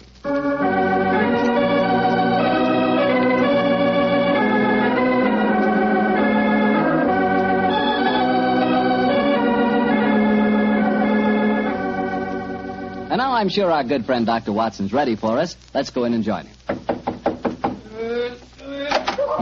Good evening, Dr. Watson. Good evening, Mr. Bartell. Quiet minute. I don't want it. Dogs seem very chipper tonight, Doctor. Have they been getting into any more trouble lately? Oh, no, my boy. It's been a relatively quiet week for them. One meeting with a dead seal, 2 visits to my neighbor's chickens, and a losing battle today with a cross-eyed Siamese cat. You call that a quiet week, huh? Oh, it is for them, but never mind about the dogs. Draw up your usual chair and make yourself comfortable. You're just in time to join me in a glass of sherry. That'd be very nice, Doctor. Oh, I see you have the old dispatch box out again. Yes, my boy. As the story I'm going to tell you tonight took place in 1887, I thought I'd better refresh my memory on some of the details of the case. But shortly after my marriage, and as I had bought a practice in the Paddington district, I saw very little of my old friend Sherlock Holmes. How was doctoring in those early days? A struggle, my boy, a distinct struggle. Dr. Farquhar, from whom I had bought the practice, had at one time an excellent clientele, but his age, combined with an unfortunate affliction, the that resembles St. Vitus's dance, had very much thinned it. I had confidence, however, in my youth and in my energy, and I was convinced that in a very few years the practice would be as flourishing as ever. But, as I said, I saw very little of Holmes in those days. I guess you were too busy to visit Baker Street, huh, Doctor? Here you guessed quite correctly, Mr. Bartell, quite correctly. Holmes seldom went anywhere himself save on professional business. You can imagine my surprise, therefore, when one day on coming home from a heavy day's work, I found that Holmes had decided to pay us a visit. My wife persuaded him to stay to dinner, and as the three of us sat at the table, the flickering candlelight dancing strange patterns on the walls, fitted quite like old times. Holmes was in an unusually gay mood, and I can remember the twinkle in his eye as he turned to my wife and said, "You're a brave woman, Mrs. Watson, to feed an unexpected guest on the maiden night out. I'm extremely grateful. Mrs. Hudson's cooking, though excellent of its kind, lacks variety. Your dinner has been quite a treat." That's a very gracious little speech, Mr. Holmes. Yes, I've never known you to be so observant about food, Holmes. Perhaps the lack of your company, my dear chap, and the consequent lonely meals have made me conscious of Mrs. Hudson's culinary shortcomings. I suppose you're taking John out with you tonight on one of your cases. Oh, no, Mrs. Watson. Though I can understand your suspicions, my visit was purely social. Then let's go into the other room and have a pipe, shall we? Well, don't you think you'd be more comfortable at the club? On the soul, Mary, I believe you want to get rid of us. No, dear, it's not that. It's just that... Your visitor is due at any moment, and you had counted on the house being empty by now. Why, how on earth did you know that, Mr. Holmes? Past half hour, you've been glancing at the clock with mounting anxiety. I feel sure that if it had not been for my unexpected visit, your good husband would already have been walking towards his club. Yeah, it is my custom to go to the club on Thursdays, but how'd you know? I know your habits, my dear chap, as well, if not better than you do. It's a good thing I'm a bachelor, isn't it, Mrs. Watson? Yes, indeed. A wife could keep no secrets from you, Mr. Holmes, I'm sure. Well, Mary dear, who is your visitor, and what is the secret that you've been hiding? It's innocent enough, John. As Thursdays is the maid's night out, and you've been going to the club, I've been letting Alicia Wentworth meet her young man here. With me as chaperone, of course. Oh, so that's the mystery. Well, Watson, young love is on the wing, and I'm sure we're dreadfully in the way. Let's stroll to Baker Street, shall we? Yes, of course, I'll get my coat. Why didn't you tell me, Mary? Well, I was afraid you might be angry, John. Angry, of course, ma'am. Alicia's such a sweet girl. And Harry Prendergast is a very charming young man. He comes from an excellent family, has a commission in the infantry, and the children are tremendously in love. But her beastly guardian forbids them to meet. Oh, there she is now. Well, we can pretend that we were just leaving anyway. Yes, I'll get my coat. Hello, Alicia, dear. Oh, Mrs. Watson, I'm so glad to see you. Come, dear. Alicia, this is my husband and Mr. Sherlock Holmes. How do you do, my dear? It's a shame that we have to go now, but my friend and I have some very important business to attend to. You're Mr. Sherlock Holmes, the detective, aren't you? Yes, Miss Whitworth. Please don't go, Mr. Holmes. Please don't. I need help so badly. Why, Alicia, what's wrong? You're as white as a ghost. Let's go into the drawing room, shall we? What's troubling you, Miss Wentworth? It's Harry, Captain Prendergast. I don't know exactly what's the matter, but something dreadful has happened to him. Oh, now sit down here beside me, dear. That's it. Miss Wentworth, what reason do you have to suppose that Captain Prendergast is in trouble? I've seen friends of his today. They spoke of him almost as if he were dead, and yet they wouldn't tell me why. And just now I went to his club, and they told me that Captain Prendergast was not a member. But he is a member. He's been a member for years. Oh, what's happened to it? What has happened to it? There, dear. Mr. Holmes will help you. Now, don't you cry. Have you been to the police, Miss Wentworth? No, Doctor. You see, I went to my guardian, but he wouldn't let me go to the police. He said there'd be a scandal. But then he hates her. The Prendergasts are a fine family. Why does your guardian object to him so strongly? I don't think he would approve of anyone I choose. He doesn't want me to get married. Oh, sounds like a positive ogre to me. Who is your guardian, my dear? Colonel Moran. Colonel Sebastian Moran. Indeed. He's a man who has many entries against him in my ledgers, but a man that I've never met. I have long hoped to cross swords with him directly. But how could Uncle Sebastian have anything to do with the criminal profession, Mr. Holmes? He's the son of Sir August Moran, and he was once British minister to Persia. Oh, you must be confusing him with someone else. No, my dear, it's the same man, and furthermore, I'm almost certain that your guardian is the right-hand man of a certain friend of mine whose name also begins with the three letters M-O-R. Good Lord, Moriarty. I have no proof. And yet I suspect that Colonel Moran is the second most dangerous man in London. That's Harry. It must be Harry. Oh, poor girl. I do hope you can help her, Mr. Holmes. I shall do my best, Mrs. Well, Watson. if that is her young man at the door, it's more than likely her problem doesn't exist any longer. I hope you're right, Watson. Though with Colonel Moran as a guardian, I'm afraid the young lady is destined to have trouble. Come on, Harry. Good evening, Mrs. Watson. Oh, I'm so glad to see you, Harry. This is my husband. How do you do, Doctor? How do you do, my boy? And Mr. Sherlock Holmes. How do you do, Captain Prendergast? How do you do, sir? Harry, what's wrong? I can tell by your face that something dreadful has happened. It has, darling. Tell Mr. Holmes about it. He's promised to help us.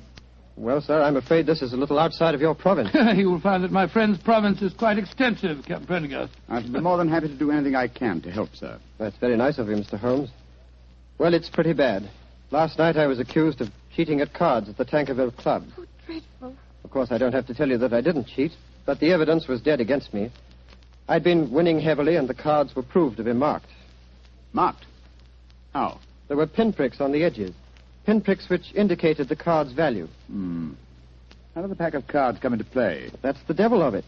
I myself broke open a sealed pack given to me by the club porter. And I swear that was the pack that was later found to be marked. Was everyone searched? Yes. But they found a new, unopened pack in my pocket. The obvious implication being that you had substituted the marked cards, of course. I can see what happened. Somebody deliberately tried to incriminate you by dropping the new pack in your pocket. Of course, darling. But what I can't understand is how the marked pack was introduced into the game. Were there any other cards found in the room? None, Doctor. The Tankerville, eh? Colonel Moran is a member of the club, isn't he? Yes, he is.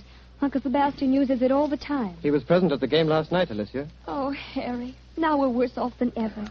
If he thinks you cheated at cards, he'll never let us get married. Now, don't worry, Alicia. I'm sure that Mr. Holmes can find a way out of this. I'm afraid it'll be too late. I couldn't marry you now, Alicia. What do you mean, Harry? But they forced me to resign from the club. That's a bad enough disgrace. But I know there's worse to come. You see, I was expecting my promotion to major any day. Now it'll be a miracle if I'm not cashiered from the regiment. What kind of a life can I offer you? Harry, you're talking absolute nonsense. I think, Captain Prendergast, the next step is obvious. We must remove this apparent stain on your character. But how? Miss Wentworth can stay here with Mrs. Watson. The doctor and I will drive over in a cab with you to the club and see what can be done.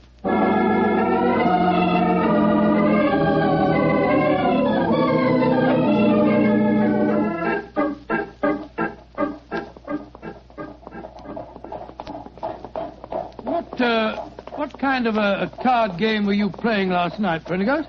Stud poker. Ever since the American ambassador introduced it at the club, it's been quite a favorite. The perfect game for marked cards, which requires no elaborate dexterity in the dealing, simply the knowledge of your opponent's whole card. How many of you were playing? Half a dozen of us. You were winning heavily, you say? Yes, Doctor. Though one of the others, a fellow named David Harkness, was doing well. Now I come to think of it, Harkness almost seemed to know when I was bluffing, as though he could see the marked card. Well, perhaps he was the one who marked them. It's possible. And yet certainly no one could accuse him of tricky dealing. He was so clumsy with his bandaged finger, eh? How did you know he had a bandaged finger, Mr. I'll Holmes? tell you that, Captain Prendergast, when you tell me what's really on your mind. There's a great deal more at stake than a card scandal, isn't there? Yes, there is. I didn't dare to tell Alicia about it. You see, I'm fighting a duel tomorrow. A duel? Lord, with whom? Colonel Moran. Huh? He insulted me last night. He goaded me beyond a man's patience. He taunted me until I couldn't stand it any longer. And so I challenged him. And in so doing, gave him the choice of weapons. Yes, confound it. Of course, he chose revolvers. Moran is a big game hunter of note. He was reputed to be the best shot in England. And I'm probably the worst in London. If only I could shoot as well as I can box. I'm regimental champion, you know. Revolvers? Good heavens, man, revolvers. A duel with Moran is suicide for you. No, it's not suicide. The Tankerville Club. Here, cabby. Keep the change, will you? Oh, blimey. Thank you, Governor. Suicide. No, it's not suicide. This is a carefully laid plan for murder. Pray heaven that we are not too late to avert it.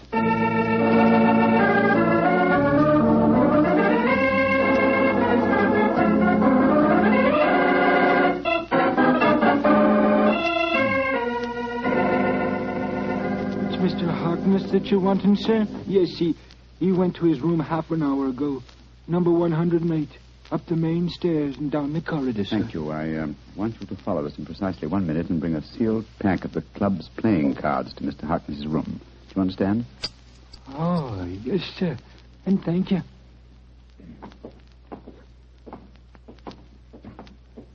Did you make the arrangement? Yes, come on. Let's go up to Harkness's room. The 3 members have cut me dead since I came in here.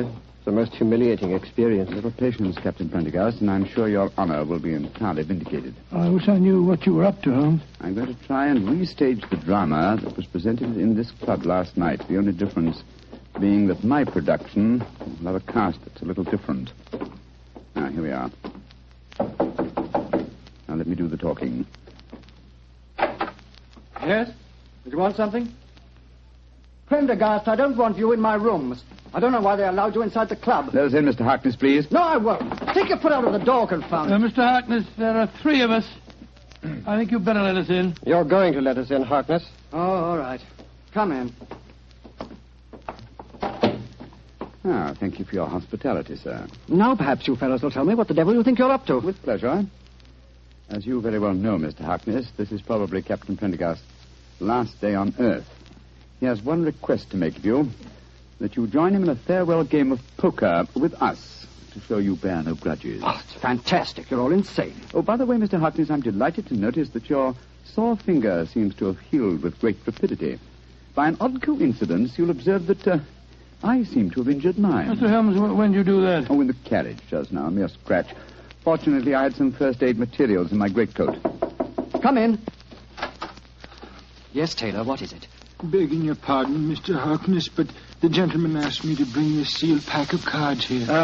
Put them on the table, Taylor. Very good, sir. Well, what's the game? Stud poker, Mr. Harkness. A game with which you're quite familiar, I understand. And the stakes? A man's honor. Possibly another man's freedom. Open the pack, Mr. Harkness, and deal us all a hand. I should think this might be a very unusual game.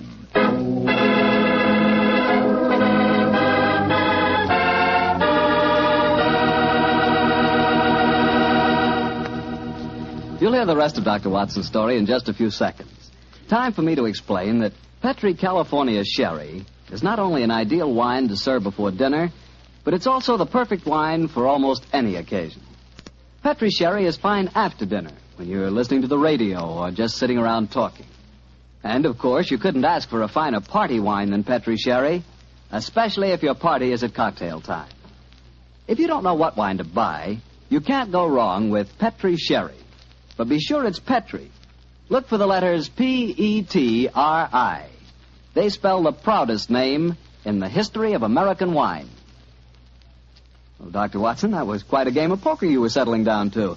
I have a feeling that Sherlock Holmes had an ace or two up his sleeve, didn't he? Well, figuratively, he did, Mr. Bartell, though at the time I must confess that, as usual, I was pretty much in the dark. David Harkness opened the new sealed pack of cards, and the four of us played a hand of poker. It was easy to see that our unwilling host was far from happy. His ferrety eyes darted from one to the other of us as he played our cards. He knew that he was the victim of a conspiracy, and so he was watching every move we made. Finally, as that strange game progressed, Captain Prendergast leaned across the table and said, I think you're bluffing, Harkness. Do you? Well, it'll cost you exactly the limit to find out. How curious are you? By Joe, I think you are bluffing, Harkness. I'll see you. You'd be a fool to, Watson, when he has a straight flush. What do you mean, Holmes? My dear Harkness, the markings are quite apparent, I assure you, to someone who knows what he's looking for. Scott, you mean that these cards are marked too? Examine them for yourself, old chap. They are marked. They're pinpricked, just like they were last night. Well, that's impossible. Harkness broke the seals on your pack just now. We all saw him do it. He couldn't have switched the pack. And why would I do that, even if I could? I wouldn't try and cheat Mr. Sherlock Holmes, would I? No, Mr. Harkness. I just wanted you to know that I understood the trick. What trick, Mr. Holmes? The same one that was played on you last night, Captain Prendergast.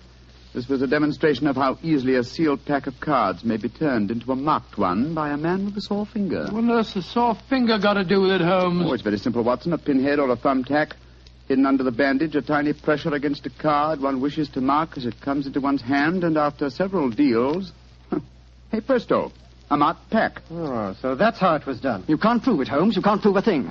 You weren't here last night. No, unfortunately, I wasn't, Mr. Harkness. Otherwise, I should have had the great pleasure of exposing your trick at the time. As it is, I shall have to rely on a public confession. You'll never get a confession from me. Possibly not, but I'm sure that you'll be interested to know that I've made quite an extensive study of card sharping. In fact, I've considered giving a little lecture or demonstration here at the club. What are you talking about? This game that we've just played was in the nature of a rehearsal. I should, of course, stress this particular method as being of great local interest. I'm sure most of the gambling members will recall one man who has had unusually bad luck with his fingers. Holmes, you're trying to ruin me. Well, you were willing to see Prendergast ruined. And killed. But a pistol duel with Colonel Moran is almost equivalent to murder. What do you want me to do? From the direction of your glance, Mr. Harkness, I'm certain that you keep a loaded revolver in your desk drawer. That's a very poor solution, I assure you. Why not be a man, write a confession and sign it? It'll free Captain Prendergast from any stigma, and it'll help to trap the real culprit, Colonel Sebastian Moran. Moran? Where does he come into the picture, Holmes? Mr. Harkness knows, don't you? And I think I know now. Why don't you tell us, Harkness? One thing at a time, Prendergast. I owe it to you to write a confession. I'll do that, rather than face a public exposure in the club, but that's as far as I'll go. If you have any ideas about Moran, go and talk to him yourselves. There's a certain honor, you know. Even among thieves? Thank you for the implication, Mr. Harkness. You have writing materials here? Yes, I have writing materials, Holmes. Splendid. Then while you're telling the truth about last night's episode, we'll call on Colonel Sebastian Moran. Have you any idea where we might find him at this time of night? Yes, I have every idea. You'll find him in the gun room. Thinks he has a duel on his hands tomorrow. In the gun room, eh? Thank you, Mr. Harkness. We'll go and talk to him. You may expect us back within half an hour.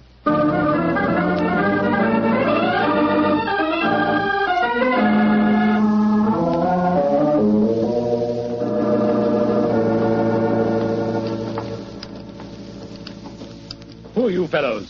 Turn the gas up, can't you? Colonel Moran, this is Mr. Sherlock Holmes and Dr. Watson. How do you do? Colonel Moran, I've been wanting to meet you for a very long time. Sherlock Holmes. I've heard a lot about you. And I have you, Colonel. Harry, what are you doing inside the club? Mr. Holmes brought me back. We've just left David Harkness's room. He's writing a confession that he engineered the swindle last night, that he deliberately tried to involve me. So, in that case, I suppose I need oil this revolver no longer. Harkness is a cheat. Dear me, how shocking. Aren't you glad that my name will be cleared in this business? Of course I am. I'm delighted. And you'll apologize for the things that you said last night? Yes, Harry, I'll apologize. But you must realize that this revelation makes no difference to my feelings about your marriage to Alicia. Upon my soul, Colonel Moran, it seems to me that one Dr. Watson, I think the name is. Watson, yes, my name's Watson.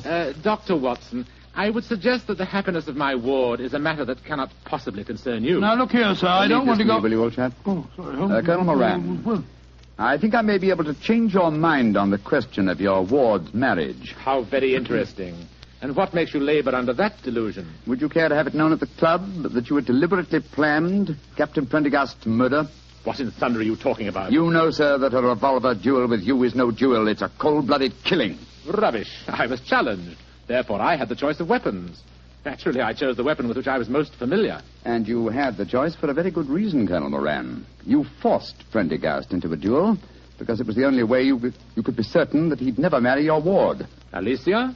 What do you know about her? More than you think, sir. She's at my wife's house this very minute. She suspects you of jealousy. I think it's far more likely that the financial aspect of guardianship is involved here. A financial accounting is due upon her marriage, isn't it? That's none of your business. An accounting is due, Mr. Holmes. Alicia told me that herself. Exactly, and the accounts were in no state to undergo scrutiny. The answer is obvious. David Harkness, a card sharp, was in need of money. You induced him to practice his cheating last night in order that you could trap Captain Prendergast into a duel. Harkness, what the devil do you want? Put that revolver down, you fool. I don't care about my own disgrace, but you're going to pay for your share in it, Moran. Drop that revolver, Harkness. Don't you see that you're... Moran, you shot him. You saw that it was in self-defense, gentlemen. He was waving a loaded revolver at me. It's most unfortunate, but it was in self-defense. Yes, self-defense that removed the one dangerous witness who could have testified against you. He's dead, Watson, isn't he? Yes. Shot right through the heart. Moran, you're a cold-blooded, murdering devil. I demand satisfaction for that insult.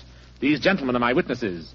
I apologize for the misunderstanding last night, but this is a different matter. You've insulted me, Harry. The duel will take place, Colonel Moran, and Dr. Watson and myself will act as seconds for Captain Prendergast. Let's make the necessary arrangements, shall we?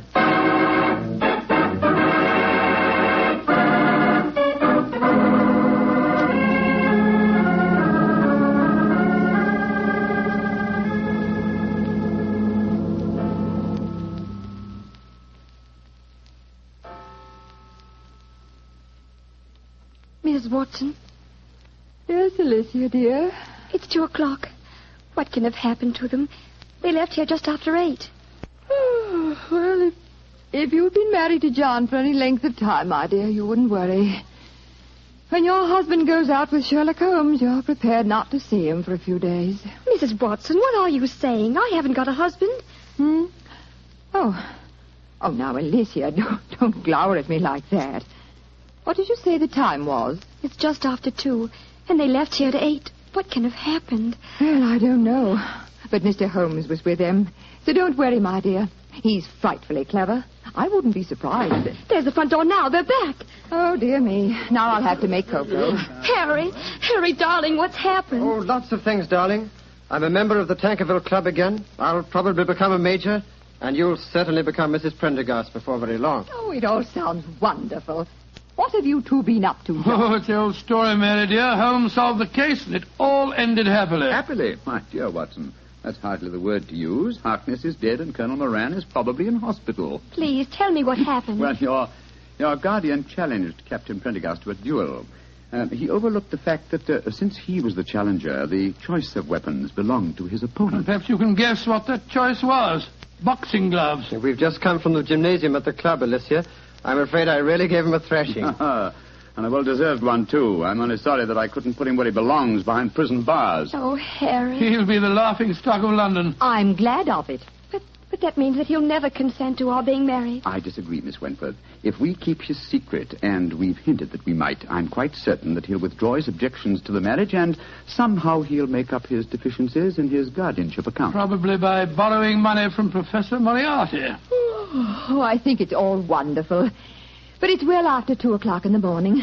Let's go into the kitchen, shall we? I'll make some cocoa. Cocoa? Spot of whiskey? Harry, you and Alicia stay here. You probably have some plans to make. Oh, cocoa's not a very exciting drink. Oh, shush, John. Oh, sorry, dear. As soon as the cocoa's ready, we'll call you.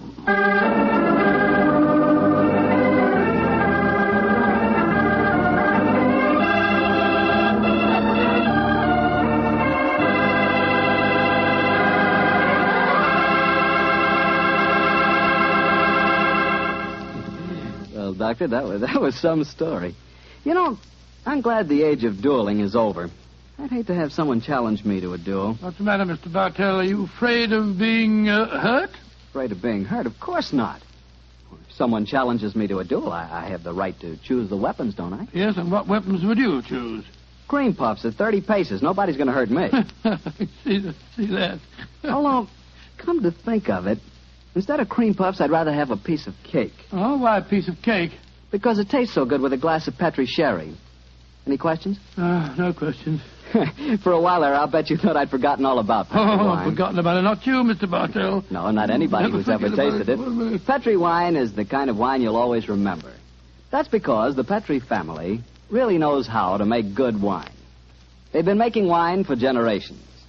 Winemaking is their heritage. It's an art that's been handed on down in the Petri family from father to son, from father to son. Every drop of Petri wine is clear, fragrant, and delicious. As delicious as the luscious sun-ripened California grapes from which it's made. Remember, the name Petri on a bottle of wine is more than a trademark. It's the personal assurance of the Petri family that their wine is the kind of wine you like, for any occasion. You can't miss with Petri wine because Petri took time to bring you good wine. Well, Dr. Watson, what new Sherlock Holmes story are you planning to tell us next week? Well, now, let me see. Next week? Next week, Mr. Bartell, I'm going to tell you an adventure that took place in the gay Vienna of the 90s. It concerns a strange tragedy that occurred on a ballroom floor and a weird series of murders that were punctuated by the sound of music. I call the story The Waltz of Death.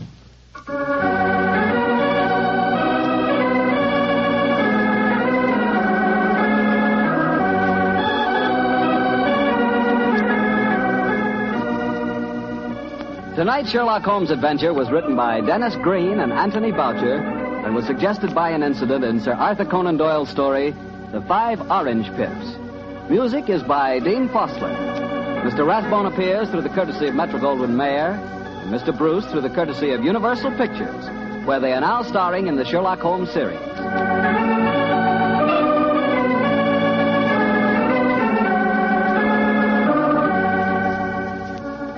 The Petri Wine Company of San Francisco, California, invites you to tune in again next week. Next week, many communities will change time, and this program will reach some of our listeners at a different hour. Consult your local newspaper or mutual station for the exact time in your area. Sherlock Holmes comes to you from our Hollywood studios. This is Harry Bartell saying goodnight for the Petri family. For a solid hour of exciting mystery dramas, listen every Monday on most of these same stations at 8 o'clock to Michael Shayne, followed immediately by Sherlock Holmes. This is the Mutual Broadcast. Petri Wine brings you Basil Rathbone and the New Adventures of Sherlock Holmes.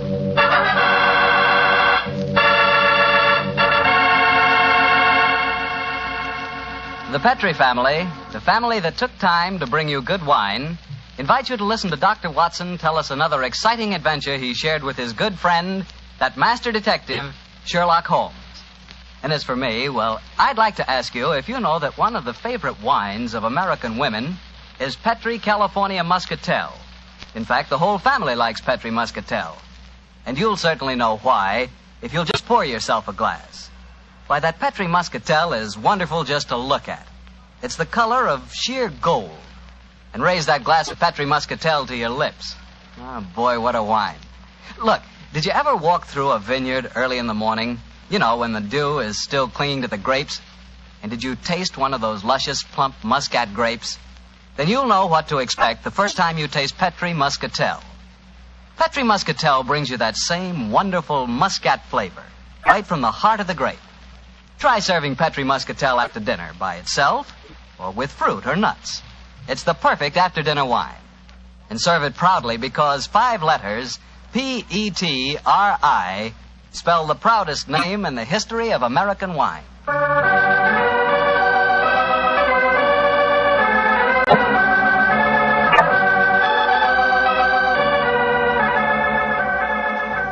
And now I'm sure our good friend Dr. Watson is ready for us. Let's go in and join him.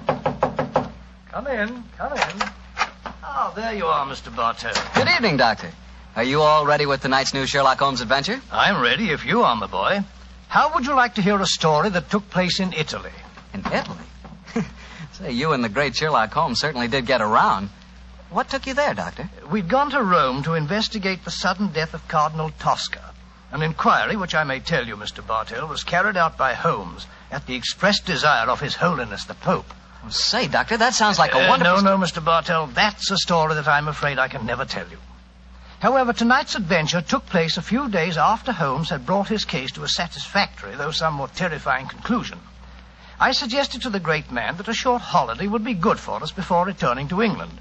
And so we spent some happy days browsing among the architectural treasures of old Rome. The Colosseum, the Baths of Caracalla, the Forum, the wonderful ruins on the Palatine Hill.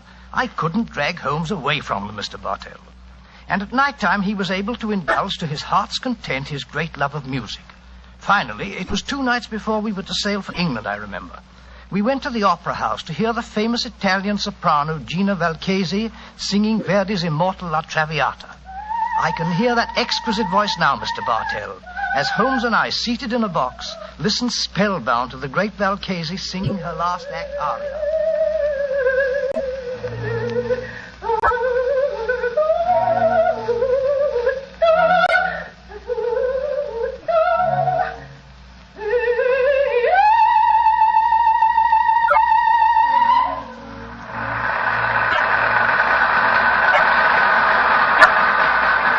Watson. What a magnificent voice. Yes, it is, Holmes. A pity, though, that most opera stars who sing like nightingales seem to have the figures of unusually well-fed pouter pigeons.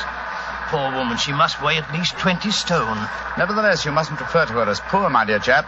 Despite her somewhat unfortunate proportions, Signora Gilda Valchesi remains one of the greatest and wealthiest of contemporary sopranos. Listen to the applause. Yes, undoubtedly she'll sing an encore. We might as well go back to her dressing room now. The opera's almost over. Why are we going back to her dressing room? Because during the last intermission I received a note from her requesting my attendance. Oh, what did the note say? Well, it seems that the lady is not too popular with certain members of the opera company. Well, I've no wish to become entangled in any opera clash of temperaments. I confess I find myself not a little interested in meeting the lady. Shh. She's going to sing an encore.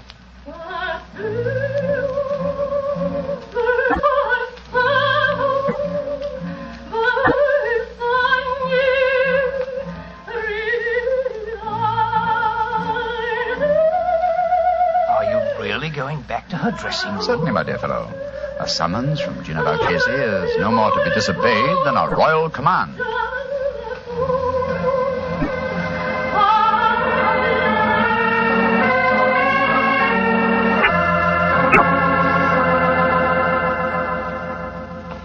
I must ask you, gentlemen, not to stand outside La Valchesi's dressing room. We permit no strangers, particularly foreigners. But the Signora has requested our presence. May I ask who you are? Permit me to introduce myself, gentlemen. I am Armando Bellini, Inspector of Police. My name is Holmes, Sherlock Holmes, and this is my friend, Dr. Watson. Sherlock Holmes? Ah, but this is a great honor. Allow me to apologize. Here in the Opera House, we have to be so careful, you understand, of intrigues. There are so many. But Senor Holmes and his friend, I am so happy to meet you both.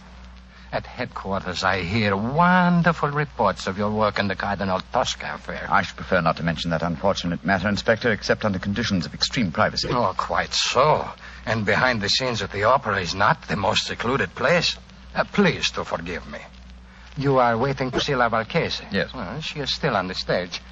She has requested your presence, you say, Senor Holmes? Yes, I trust the meeting is to be a social and not a professional one. We're sailing for England in a couple of days. And you came to hear the great Valchesi sing before you left. Most understandable. A magnificent voice, Inspector. Yes, Doctor.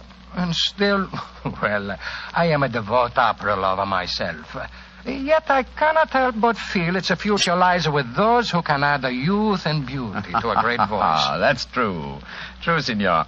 But where can you find such a combination? I have found it. Here in the opera, there is a girl. She is my protege. Someday, I hope she will be my wife. At the moment, she is only understudying La Marchese. If she should ever get the opportunity of singing in her place, then a new star will be born. Oh, really? What's her name? Lisa Bordoni. She has but recently come to Rome from Milano, where she was studied with the great Alfieri. Confidentially, I think that La Marchese is so jealous of her that... Oh, here is Lisa now. And that is her brother with her. Lisa, cara mia, please to join us. By George, what a beautiful girl. What is it, Armando? Permit me to present the famous English detective, Senior Sherlock Holmes, and his friend, Dr. Watson. How do you do? How do you do, young lady? Glad to meet you both. This is my brother, Wally. How do you do, sir? I certainly feel that I know a lot about you two gentlemen. No, I can't tell you how many times I've read your stories, Dr. Watson. Indeed, sir. I'm very flattered. Lisa, cara mia, we were just saying that in youth and beauty, combined with the voice, lies our future hope in the opera. Your day will come, Lisa mia. Your day will come soon. I hope you're right, Armando. But as long as I understudy Gina Valchese, I don't see when I'll get my chance. She's disgustingly healthy. If you'll pardon my saying so, young lady, though your name is Bordoni, you and your brother don't sound in the least Italian. Well, we're not, Mr. Holmes. We're American. But to succeed in Italian opera, my sister has found that an Italian name is essential. So the Borden family became the Bordonis. In any case, my real name is Lizzie Borden. Oh, really? I'm sure you, Mr. Holmes, as a famous detective, will see that I had to change my name. Yes, I can well understand. Who was Lizzie Borden? Well, my dear fellow, one of the greatest and most successful of murderesses, who wielded an axe with incredible dexterity. I've often regretted that I was in Tibet instead of America at the time of that particular case. Senor Holmes, I do not understand you Anglo-Saxons. To me, a murderess is a murderess. Now, when you speak of a greatness in women, I feel... Oh, but here comes Gina Valchese now. I will introduce you. How many times must I tell you allow no one to stand outside my dressing room? Send them away. La Valchese is tired. But you wish to see Senor Sherlock Holmes, the famous detective. He has come here in answer to your request. Please, permit me to present him, and also his friend, Dr. Watson. How do you do, Senor? I'm greatly honored to meet you, Senora Valchese. And now, perhaps, if we may come into your dressing room and confer privately. Perdio. What would La Valchese have to say to a detective? I mean you not the police, as Biro. Go away, all of you. Well, what do you think of that? She slammed the door in my face.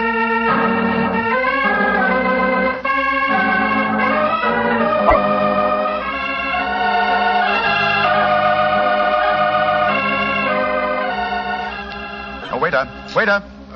Si, senor. Bring me some more coffee, please.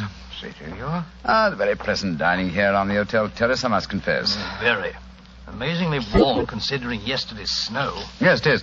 Later, I suggest we pay another visit to the opera and hear La Valchese sing Gilda and Rigoletto. Upon my soul, Holmes, it seems to me that you're astonishingly casual after the way that woman insulted you last night, slamming the door in your face as if you were a tradesman. Shocking. What would you have me do, my dear chap? Force my way into a room, demand an apology, or have my friend challenge her to a duel in order to avenge my honor? Oh, don't try to be funny, Holmes. You know perfectly well what I mean. The lady asks you to come and see her, and when you do, she pretends she's never heard of you. And here it is nearly 24 hours later, and you've done absolutely nothing about it. Oh, dear old Watson. You're really quite upset over the affair, aren't you? Well, if it'll make you any happier, let me tell you, I have done something about it. I'm delighted to hear it. What? This morning, I was able to obtain a specimen of La Valchese's handwriting from an autographed picture in the possession of Inspector Bellini. I compared the writing with that on the note that I received in the box last night. It was the same, proving that the message I received was authentic. Oh, in that case, why did she snub you like that? Well, something was to frighten her, I suppose. Something or someone who was standing at the dressing room door with us. Well, who was there? Inspector Bellini, Lisa Bordoni, and her brother. Precisely, my dear fellow. Therefore, we may assume that La Valchese had no wish to recognize me in their presence. But if you think that, Holmes, why haven't you been in touch with her today? She may be in some dreadful danger. Oh, if she is, She can find me easily enough. And meanwhile, I'm perfectly happy to be left alone. The last few weeks have been sufficiently strenuous without becoming involved in some fresh case. On my soul, Holmes, you must be tired. I've never known you to be so indifferent to a case. Great Scott. What is it, Watson? Look, walking towards us. It's Signora Valchese herself. Oh, and judging from the lady's expression, she seems to be in some distress. Good evening, Signora. Signor Holmes, I must speak Please to sit you. down, won't you? This is my colleague, Dr. Watson. How do you do? First, I must apologize for my behavior last night. It would have been dangerous if La Valchese had acknowledged that she had to communicate with you. That's just what my friend assumed, madam. Please speak quite freely now, Signora. No one can overhear us. Signor Holmes, I am being persecuted. My life is in danger. You must save me. You've been threatened. See, Signor. And now today, tragedy has struck. My sister, my beloved Bella, lies near death from a murderous attack. An attack that was meant for me. Good Lord, what happened, madam? If you will please to keep quiet, and let La Valchese speak, will I learn what happened. Oh, I'm so sorry, madam. This morning, I always myself take my dog for a walk. But this morning, I feel a trace of a cold. I ask my sister to take the dog for a walk. Please do understand that my sister is very much like me in appearance. Yes, I understand, Signora. Please continue. She walk alone in the park. From nowhere, a horseman come galloping right her down. This much I learned from the traces in the snow when I hurry and go to find her. Was she able to tell you who the horseman was? No, she cannot speak, Signor. They say at the hospital that her skull is fractured, that she may not live. Signor Holmes, that attack, it was meant for me. You must protect me. Signora, I shall do everything in my power to... No! What's wrong, madam? Somewhere there is a cat. I know it. Make it go away. I cannot stand cats. They drive me mad. No! Oh, make it go away, please. I cannot sense them without even seeing them. Shoot, run away, shoot. No. I can't see please, one. It must be your imagination. Signora, I am sorry to make such a scene, but I cannot bear to be near a cat. I cannot tell you what it do to me. It may sound a foolish weakness. No, not at all, Signora. Such a condition is quite common. In fact, I believe medical science has given it a name. It's known as ailurophobia. Oh, whatever it is called. It make me ill. I must go to my room. I cannot stand much more. My poor sister. I imagine with your sister at death's door, Signora, you will not sing tonight. Signor Holmes, I love her very much. But even a sister is only a sister.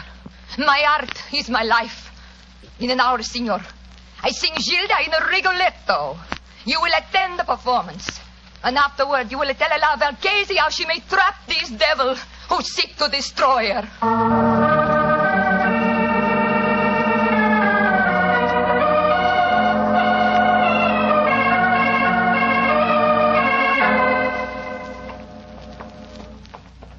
Holmes, it's after 9:30. We've missed quite a lot of the opera. It's hardly worth going to our box now. We've just been time to hear La Valchese sing the incomparable Caro Nome. Come on, old fella. Let's slip in as quietly as we can. Seems to me we should have been in our box from the beginning of the performance. She asked you to keep an eye on her. That's true, old chap. But it occurred to me that an attack on her during the performance was unlikely, and that our time might be more profitably spent making inquiries at the riding academies. You drew a blank. We found no trace of that mysterious rider. No, but at least we tried. Here we are. Let's stand at the back of the theater for a few minutes.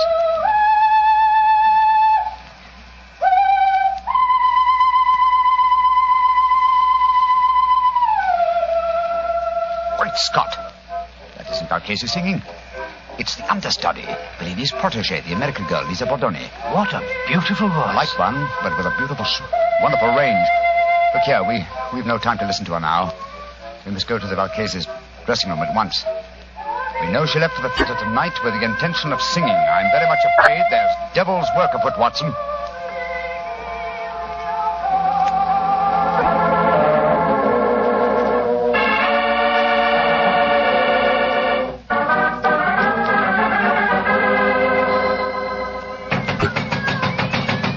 Why on earth doesn't she answer? Shh. Listen. There are cats inside our dressing room. Come on, Watson. Locked. Put your shoulder to it. Come on, help me. Watson, come on. Once more. Come on, again. Now, Watson, here. Great Scott, she's unconscious, Watson. See what you can do for her. She must have fainted with fright. Yes, some fiend, knowing her deadly fear of cats, has locked her in here with half a dozen of them. Shoot! Off with you! Shoot! Her eyes are opening, Holmes. She's coming to. Signora Valchese. Her lips are moving. She's trying to speak. Signora Valchese, tell me, who did this to you? Great heavens! Her voice is gone. I've known many vicious crimes in my lifetime, Watson. But to murder a voice that was one of the treasures of the world, is as vile a killing as I've ever encountered.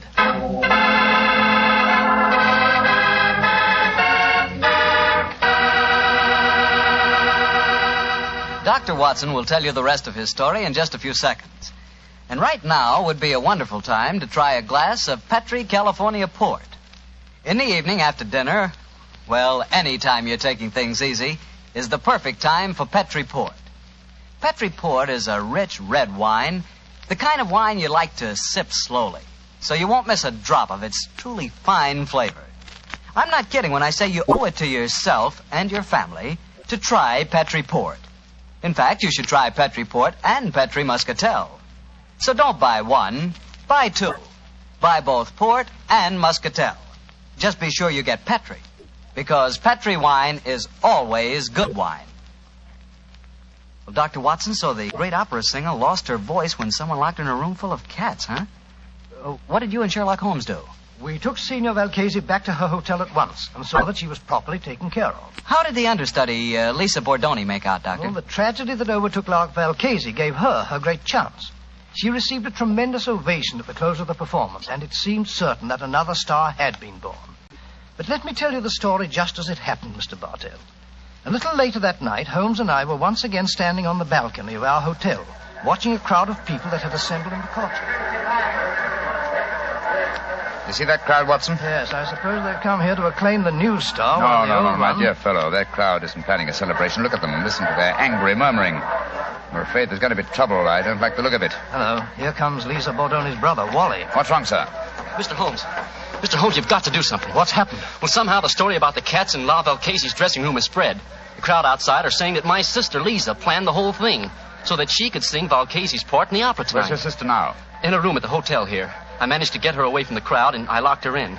But that mob, I'm frightened for her. Here comes the official representative of law and order, Inspector Bellini. Wally, where is Lisa? I was just telling Mr. Holmes that I'd locked her in a room. Now, that crowd's in a dangerous mood, Bellini. What precautions are you taking? I have thrown a cordon of police around the hotel. The mob is getting out of hand, and Lisa must be protected. As a matter of fact, the situation is even worse than the crowd knows. I have just been told that La Valchese's twin sister Bella died in the hospital tonight. That adds a murder charge. If the crowd knew about that, I tremble to think what might happen. Did you say that La Valchese's sister was a twin, Inspector? Si, Senor Holmes. She was her exact double in everything but voice. Indeed, how very illuminating. If you don't mind, I should like to have a few words in private with my friend, Dr. Watson. Excuse us for a moment, please. What do you make of it, Holmes? What do you, old chap? Well, the American girl seemed very charming and all that, but she might have done it. It had to be either her brother, or the inspector himself. They all had a motive for wanting La Valchese to lose her voice. But I must say I can't understand the motive behind the murder of her twin sister. I think I can give you the answer to that question in a very few minutes. But meanwhile, the mob gets uglier and uglier. The only way to avert violence, Watson, is to give them quick proof and a certainty of conviction. I must go back to Bellini and the young American. I want to keep an eye on them. Meanwhile, I want you to slip out and get me a cat. Cat? What on earth for? You'll find out soon enough. But Holmes, what kind of a cat? Oh, any kind, but hurry.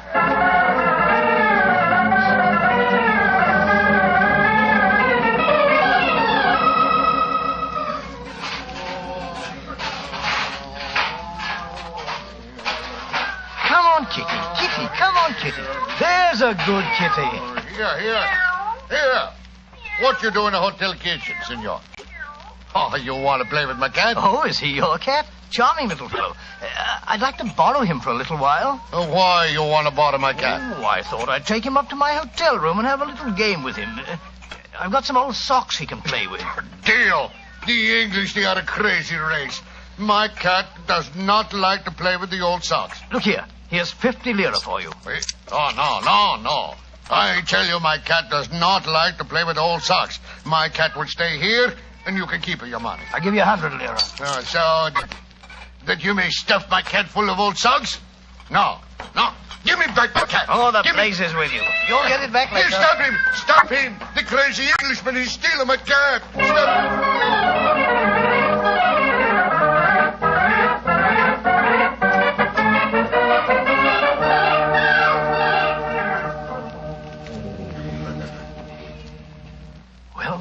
I've got the cat for you, Holmes, but I wish you'd tell me what we're doing outside Val Case's door with it.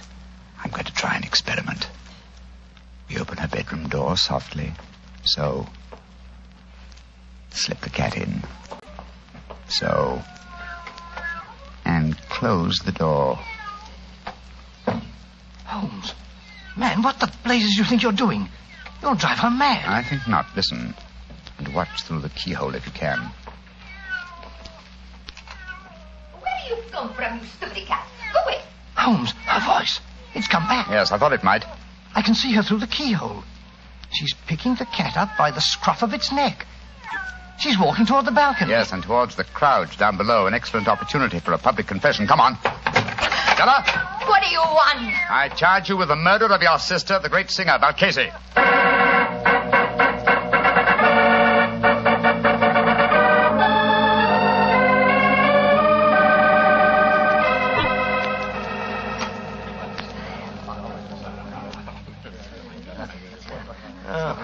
It was a magnificent, Senor Holmes. Magnificent. The way you forced her to confess on the balcony in a full sight of the mob. And so you saved Lisa. I can't thank you enough, Mr. Holmes. Nor can I. Though I still don't see how you guessed. She looked so much like her sister that she fooled even me, her understudy. Yes, it was an extremely cunning plot, Miss Bordone. The real Valchese sent me that note last night. When I met her at the dressing room door, she denied having sent for me because the three of you were there. I suppose she suspected one of us. Oh, yes, obviously. And later, no doubt, she told her twin sister Bella about having sent me the message and also announced her intention of coming to see me. Bella saw her opportunity, murdered La Valchese, assumed her identity, and to give added realism to her role, followed through with her sister's plan by coming to see me today. But I still don't understand this business, Mr. Holmes. Why did the twin sister lock herself in her dressing room and fill it with cats? What did it accomplish? It gave me the chance to sing. Yes, that's true. Which is why Watson felt certain the criminal must be you, your brother, or Signor Bellini. But you see, the episode with the cats accomplished one other thing. It made it plausible that the great Valchese should never sing again. To whose advantage would that be? An impostor, of course. In the person of a twin sister who could not sing and who must surely envy her sister's great will. Exactly, my dear fellow. As soon as I knew they were twin sisters in everything but voice, it became more than a possibility. It became probability, but it had to be tested. That's why I sent for the cat, Watson. When the sister, thinking herself unobserved, exhibited no terror for cats, well, it became a certainty. On my soul, Holmes, this is as fantastic a plot as ever we've met. A diabolical plan, Watson. And I'm only thankful, Miss Bordone, that we were able to expose it before the crowd reached you tonight. I don't know what I can ever do to repay you, Mr. Holmes. Oh, that won't be hard, my dear. A box of Covent Garden for your London debut would be, an ample repayment. And from what I hear of your reception in Rigoletto tonight, I shan't have to wait very long for that reward, eh? It's a promise, Mr. Holmes. Come in. Oh, excuse me, please. All over the hotel I'm looking for my cat. I say to myself, there he is. He's stealing my cat. Inspector Bellino, you arrest him. He tried to bribe me, and then he ran away with my cat and fill him full of old English socks. Oh, does she be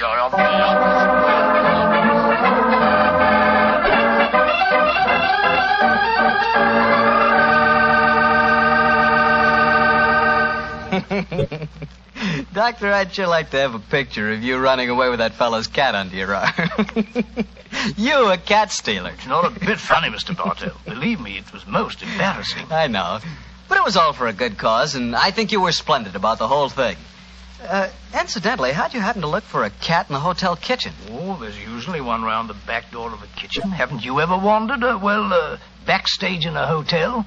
Fascinating. Oh, of course I have, but I've never been in a hotel kitchen. Then where were you? In the wine cellar. I should have known. Yes, Doctor, I like to look at bottles of Petri wine because when I see a Petri wine, I know I'm looking at a good wine.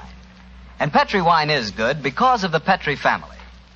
The Petri family first started making fine wine before the beginning of this century, generations ago. Since then, winemaking has been their heritage, handed on down from father to son.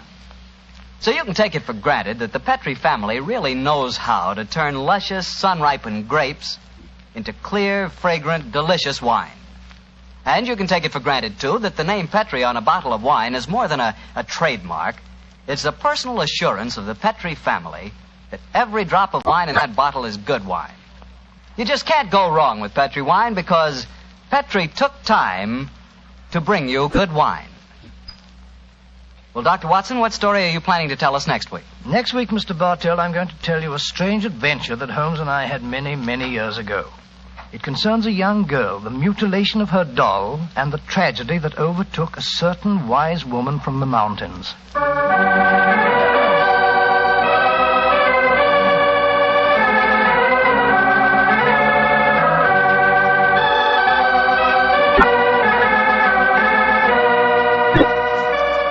Tonight's Sherlock Holmes adventure was written by Dennis Green and Anthony Boucher and was suggested by an incident in the Sir Arthur Conan Doyle story, The Adventure of Black Peter.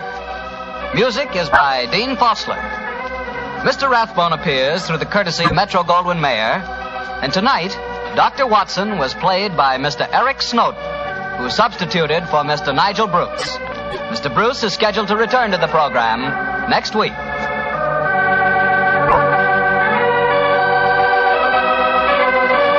Petri Wine Company of San Francisco, California, invites you to tune in again next week, same time, same station. Sherlock Holmes comes to you from our Hollywood studios.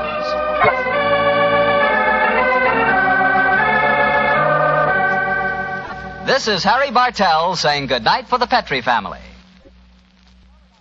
For a solid hour of exciting mystery dramas, listen every Monday on most of these same stations at 8 o'clock to Michael Shayne, followed immediately by Sherlock Holmes. This is the Mutual Broadcasting... Sherlock Holmes and Dr. Watson. Murder, mystery, and intrigue at the turn of the century. Welcome to the new Adventures of Sherlock Holmes. My name is Ben Wright.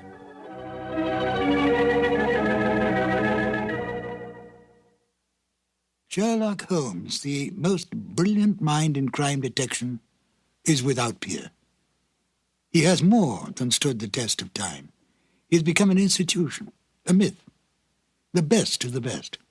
But he was deeply human. He seemed a man possessed, focusing all his energies on crime detection. Yet he could be humbled by his own mistakes and was deeply attached to his friendship with Dr. Watson. He distrusted women, and yet spoke glowingly of Maud Bellamy as a most remarkable woman. And of Irene Adler, she was to him the woman. A man of almost manic depressive nature, he could be brilliant beyond belief, and yet turn quickly to cocaine when his depression reached deeply into his inner being. With an almost photographic memory, he could recall some small detail in a long-forgotten unsolved case, and then use it to solve one on which he was presently working. Although he lived and worked in the bustling city of London, Holmes loved nature. Witness a remark he made in the story The Naval Treaty. Our highest assurance of the goodness of Providence seems to me to rest in the flowers. Could this be the foreshadowing upon retiring of his desire to become a beekeeper on a small farm in the Sussex Downs? Although Holmes did not cultivate friendships, with the major exception of Watson, he did have some friends. At least Dennis Green and Anthony Boucher, the writers of The Out-of-Date Murder, would like us to think so. They enjoyed embellishing the original Holmes stories and adding information to the canon that Sir Arthur Conan Doyle never touched upon. Listen carefully to the end of this exciting adventure, where the story reveals the exact kind of payment Holmes accepts for solving this case. It's a delightful addition to the canon, totally imagined by Dennis Green and Anthony Boucher. And here they are now, Basil Rathbone as Sherlock Holmes and Nigel Bruce as Dr. Watson in The Out-of-Date Murder. This episode from the life of Sherlock Holmes will be transmitted to our men and women overseas by shortwave and through the worldwide facilities of the Armed Forces Radio Service. Petri Wine brings you Basil Rathbone and Nigel Bruce in the new adventures of Sherlock Holmes.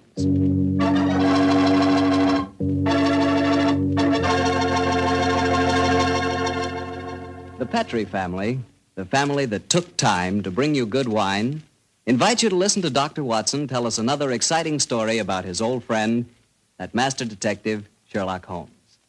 And we'd also like to tell you something you really ought to know.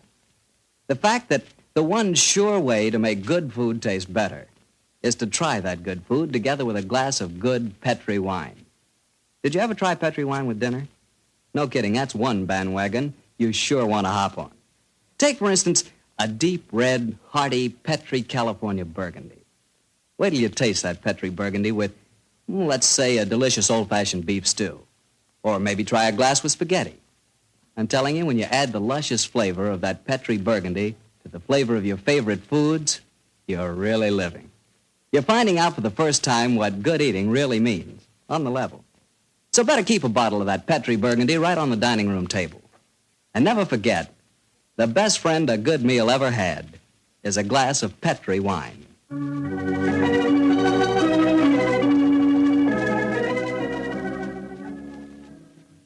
And now for our weekly visit with the good Dr. Watson. May I come in, Doctor? No, Mr. Bartell. You know me better than that.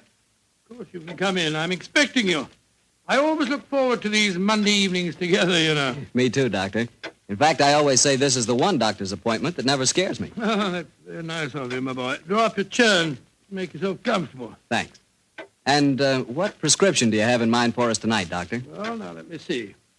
Take one measure of subterranean peril, one of aristocratic lady in distress, a sprinkling of assorted villains, a corpse or two, and a little more than a dash of Sherlock Holmes and Dr. Watson. Shake the mixture well, and you have the case of the out-of-date murder. Well, how did the adventure begin, Doctor? Exactly enough. It was in September of 1900. I remember that Holmes and I went to Eastbourne for a much-needed rest. First couple of days we spent in soothing idleness.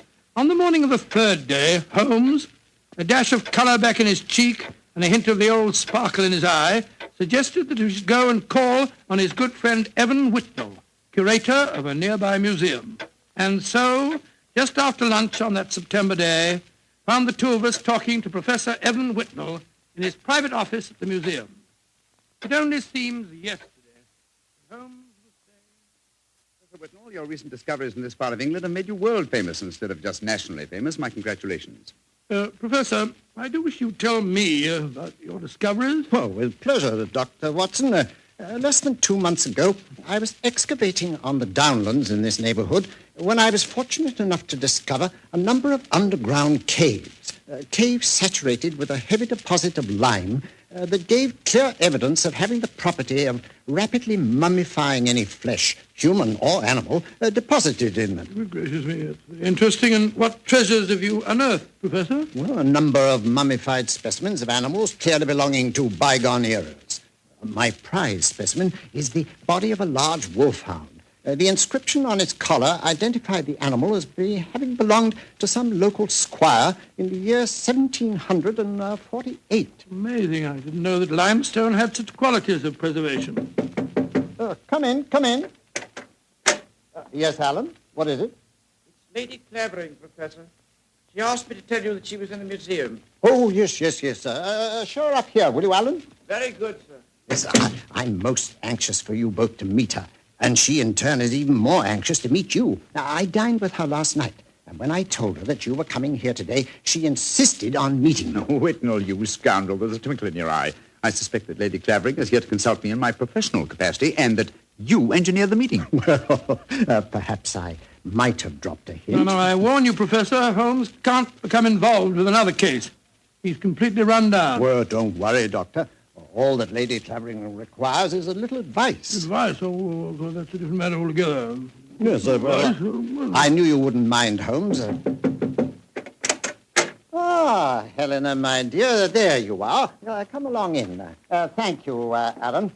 Allow me to introduce Lady Clavering, Mr. Sherlock Holmes and Dr. Watson. How do you do, Lady How are you, Clavering? gentlemen? Now, here you are, my dear. Sit down here. And I may as well tell you, Helena, that our little plot has already been discovered. Oh, dear.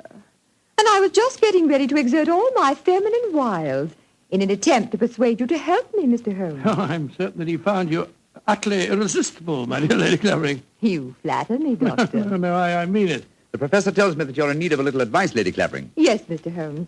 I'll put my question simply. 5 years ago, my husband, Sir George Clavering, left me. Left you? Gracious me, how stupid of him. I haven't seen or heard tell of him since. I now wish to remarry. But of course I couldn't do that without having my husband declared legally dead. My dear Lady Clavering, I can't help feeling that a lawyer is the proper man to consult, not a detective. Perhaps you're suggesting that there was foul play in connection with your husband's disappearance. Oh, no, Dr. Watson. The Claverings are a strange family, self-willed and headstrong. George and I were not happy together. I think he disappeared deliberately. You reported his disappearance to the police, of course. Oh, yes, Mr. Holmes. But they've never been able to trace him. This kind of thing has happened in the family before, Holmes. Tell them about Sir Nigel, Helena. Well, he was one of my husband's ancestors. He walked out one day in 1777 and was never seen again. Extraordinary family, always disappearing. George knew of the legend. He often threatened to do the same thing himself. But your problem, Lady Clavering, is not that of your husband's fate, but rather of your own freedom. Yes, Mr. Holmes. Well, I'm afraid my advice can be of little consolation to you. The law has specified a number of years that must elapse before anyone disappearing can be declared legally dead. I would suggest that you possess your soul in patience until that period has elapsed. Oh, dear. And I was hoping you'd be able to think of some terribly clever way of getting round the law, Mr. Holmes. Lady Clavering, sometimes perhaps my methods may be unorthodox, but I assure you that getting around the law, as you put it, is a procedure I do not indulge in. Oh, dear me, now I've offended you, Mr. Holmes. And it's the last thing on earth I meant to do, I assure you. My friend's a little touchy about matters concerning his professional honor, you know, Lady Clavering. Oh, nonsense, my dear Watson. I'm not touchy and I'm not offended. And now, may I suggest we all examine the professor's latest treasures, and after that, perhaps he'll take us for a stroll on the downs. I'm most anxious to examine those lime pits of his.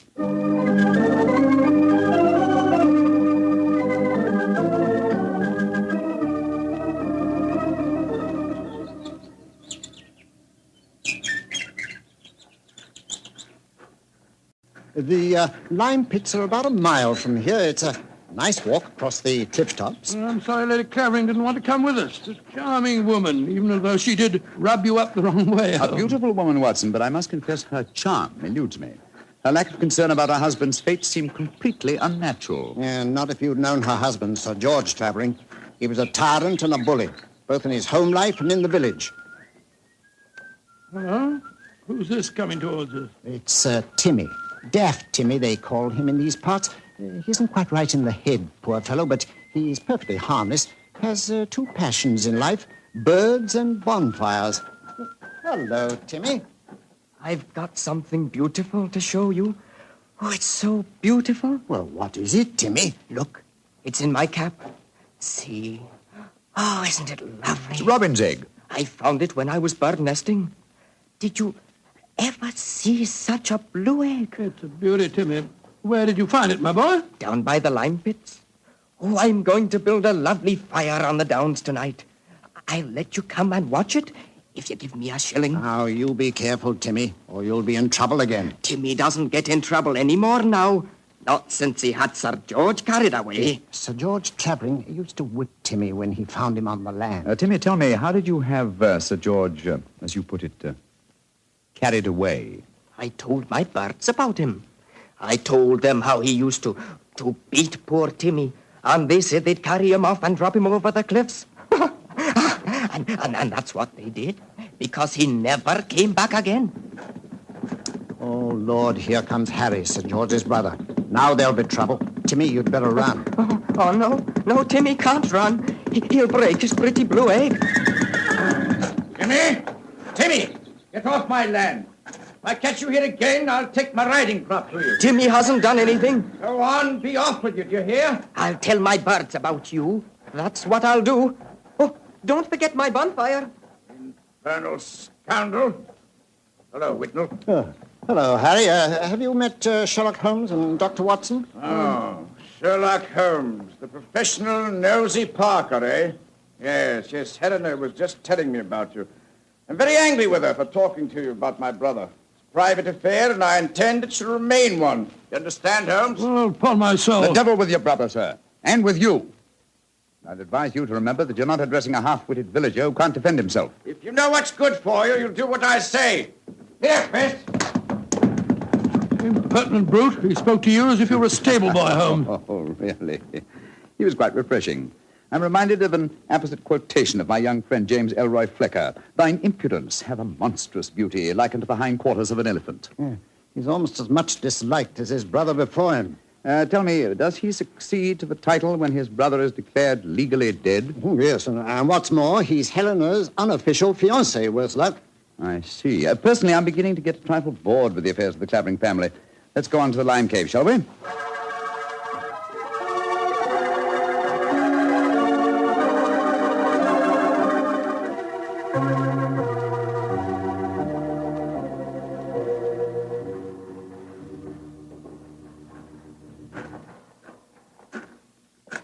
These caves are amazing. We must be 50 feet below the level of the ground, aren't we, Whitnell? Well, more than that, I should say. Rock formation is most unusual, a series of caves connected by a veritable honeycomb of tunneling. Yes. I think I'll light the lantern now. It's getting darker in here, and I haven't explored this particular cave before. Yes, I've had a wall cave in on me a couple of times, so you'd better watch where you're walking. There. Now we can see better. Let's go deeper, shall we? But do watch your step. It's eerie down here, isn't it? Hello. Well, what's this in the crevice here? Looks like a mummified bird of some kind. It is a beautiful specimen. Judging by its markings, a black streak here and bars of white in the tail, I'd say it was a peregrine. That's exactly what it is, a falcon. Dating back a couple of 100 years, I should say. And in a perfect state of preservation. Oh, this is a treasure. Come on, let's explore deeper. Seems to be another cave over here. If you'll hold the lantern up a little, I'll... Oh, I say.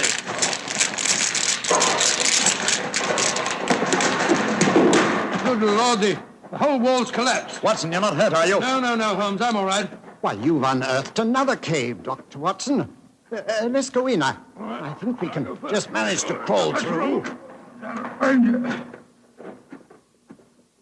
Great Scott, I don't believe my eyes. Magnificent.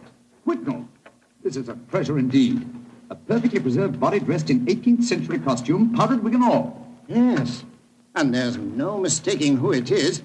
Look at that typical beak profile. It's a Clavering, and it isn't hard to identify which one. By George, you mean the one that Lady Helena told us about this afternoon? Exactly. Without doubt, this is the body of Sir Nigel Clavering, who disappeared in 1777. Let's search his pockets. We might find some identification. Here's a snuff box of the period and some coins. Yes, the inscription of George III is still visible on them. Hello, here's his diary. This is unbelievable. What are you up to, Holmes? I was examining the body, Watson. This man was murdered. Murdered? With this wound just above the heart. Obviously inflicted with a sharp instrument, probably a dagger. This is interesting. An entirely new experience for me. The opportunity of solving an unsuspected murder committed well over 100 years ago. Glance through that diary, Watson, will you, old chap? Let's see if the poor devil suspected his fate. Rather hard to read. All the S's look like F's. Peculiarity of the 18th century writing. They are saying, I suppose that means saying, they are saying in the coffee houses that my brother, Harry, hath been coveting my wife. But this is amazing, Holmes. See how history repeats itself. It's an exact parallel of the situation existing today. Harry is coveting his brother's wife, Helena, and Sir George has not been seen for 5 years. What an extraordinary coincidence. If it were one. As it is, it's one of the most ingenious frauds I've ever seen. The clothing appears authentic, so do the coins and the faded ink, the paper of the diary, and due to the peculiar mummification of the body, it would be almost impossible to say how long it's been here. Nevertheless, I am convinced that this is a recent corpse, and undoubtedly that of Sir George Clavering. Well, what makes you so sure, Holmes? Writing in the diary. 18th century used an S that looked like an F, it is true, but never at the end of a word. You will recall, Watson, that you were reading H-A-F, have, for H-A-S, has. That's perfectly true, I was. Well, that would be incorrect in genuine 18th century writing. No, obviously, this is an extremely clever attempt to disguise the comparatively recent murder of Sir George Clavering. It's incredible, Holmes. And yet I believe you're right. I'm sure of it. Well, what are you going to do about it? Do? You and I, old chap, will mount guard over the body. You, my dear Whitnall, if you don't mind, will be good enough to go and fetch the police.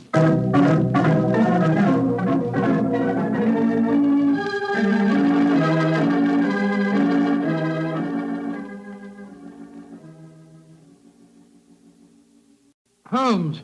Yes, old chap? What do you suppose is keeping the police? Whitnall must have gone over an hour, and the lantern with him. Here we are, crouching in the dark in a smelly cave, 50 feet under the cliffs, with a mummified corpse. Very true, Watson, but I don't...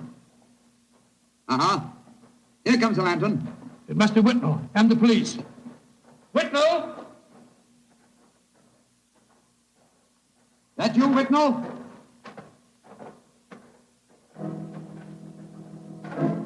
That lantern's blinding me. Is that you, Whitnall? Answer, can't you? Look out, Watson!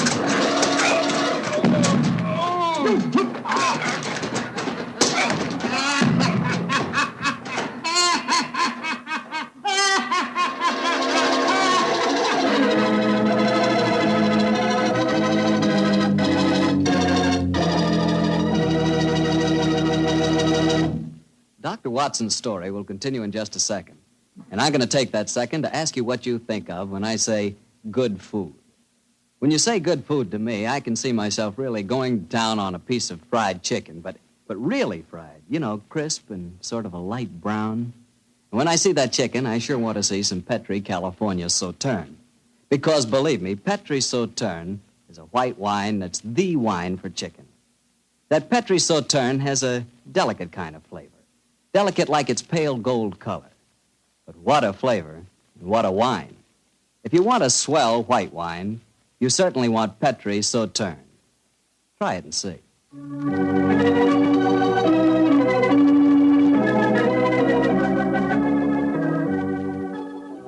And now, back to Dr. Watson and tonight's story, The Case of the Out-of-Date Murder.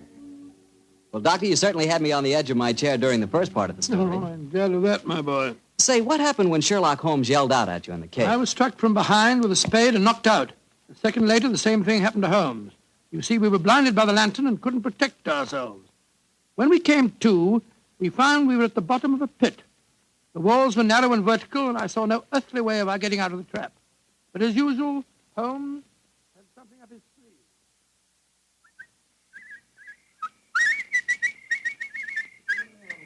Oh, Lord, my head's throbbing. Never mind that for the moment, old chap. Get the coat off in your shirt. Come on, off with it, old boy. Come on, off with it. I've already removed mine and tied them together. Oh, what for? Oh, dear me, that blow on your head must have been unusually severe. I'm trying to make a kind of rope, Watson, a rope to get us out of here. Oh, what's the good of a rope unless there's someone on the ledge above us to haul us out? Perhaps you're thinking of performing the Indian rope trick. My dear Watson, this is no time for your rather heavy-handed humor. Why do you keep whistling like that? You've been doing it for the past 20 minutes. I'm whistling for help. Well, why not shout? Whistle carries further. Oh, dear. Who's going to hear that? Daft Timmy, I hope. Remember, he was having a bonfire on the cliff tops tonight. My whistle is that of a nightingale, a song unheard in Sussex at this time of the year. If he does answer it, I'm sure it'll bring him down here. Oh, dear. Well, I hope you're right. Seems to me that Whitnall and the police will never find us here. We shall mummify, just as the filthy murderer intended us to. Courage, Watson. I'm sure... It's worked! It's Timmy! Cutting a burning log. We're down here, Timmy! Nightingale, pretty birdie, what are you doing down there? Timmy! I've tied these clothes together to make a rope. I'm going to throw them up. You ready? Catch. Good. He's caught it. Now, Timmy, lower it to us. Oh, I shouldn't do this. They'll whip me? No. Nobody will whip you, Timmy. And we both want to give you a shilling to come up and see your bonfire. Oh, that's different. 2 shiny shillings. I'll lower the rope. Here it comes. That's it. All right, then. You first. All right, Timmy, pull away. Here you go.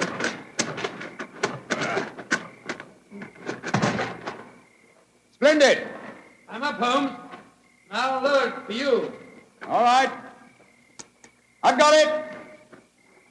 Look out now. Here I come.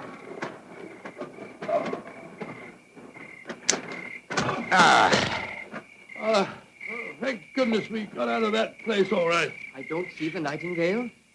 Oh, you must have him inside your coat. Well, never mind. We'll all go up to my bonfire and get warm. It's such a pretty bonfire.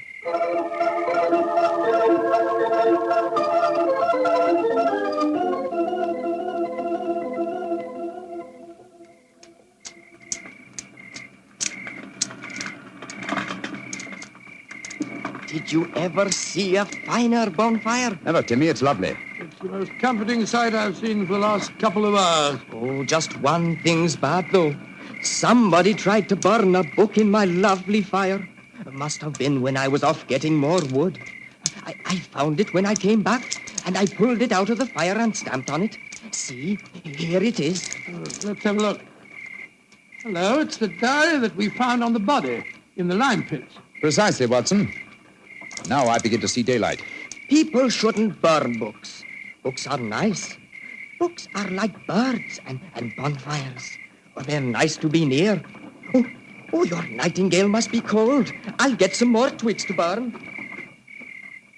Well, now that fellow's gone away for a moment, I can see why we were attacked tonight. The murderer knew that we were going to the caves. He was afraid that his devilish plot wouldn't stand up under your scrutiny. So he watched us. When we discovered the body and sent Whitnell off for the police, he knew that he'd got to get rid of us. And who do you think that somebody is, old fellow? Oh, that's easy. There's only one person strong enough to have knocked us both out and shifted our bodies. The dead Sir George's brother, Harry Clavering. I think not, old fellow. Didn't you observe as we entered the caves that pickaxes and wheelbarrows were much in evidence? Yes, that's right. They were, of course. Strength was not required under the circumstances.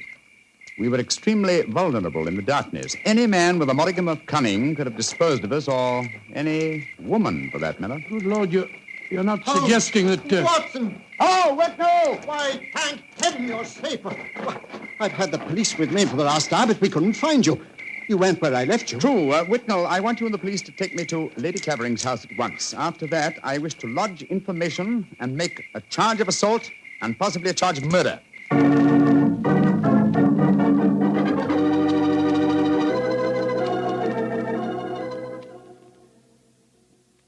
And that, Lady Clavering, is the story of how we found your husband's body.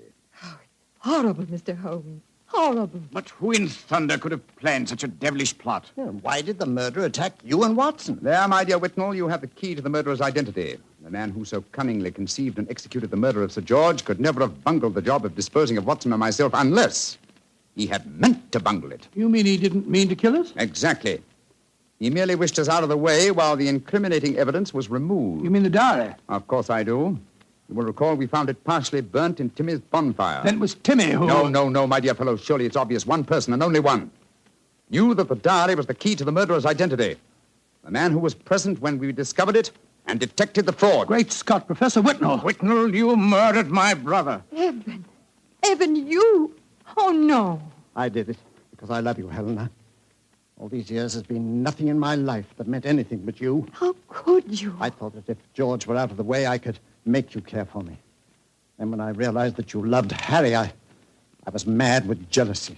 And so I planned to conceal George's body forever. It was a clever plan. You said so yourself, Holmes. If it hadn't been for you, it would have worked. Yes, it was diabolically clever, Whitnell, but I'm afraid that no amount of cleverness now can prevent you from paying for your crime. Sir George, I suggest that you instruct the police to come in. Our work is done.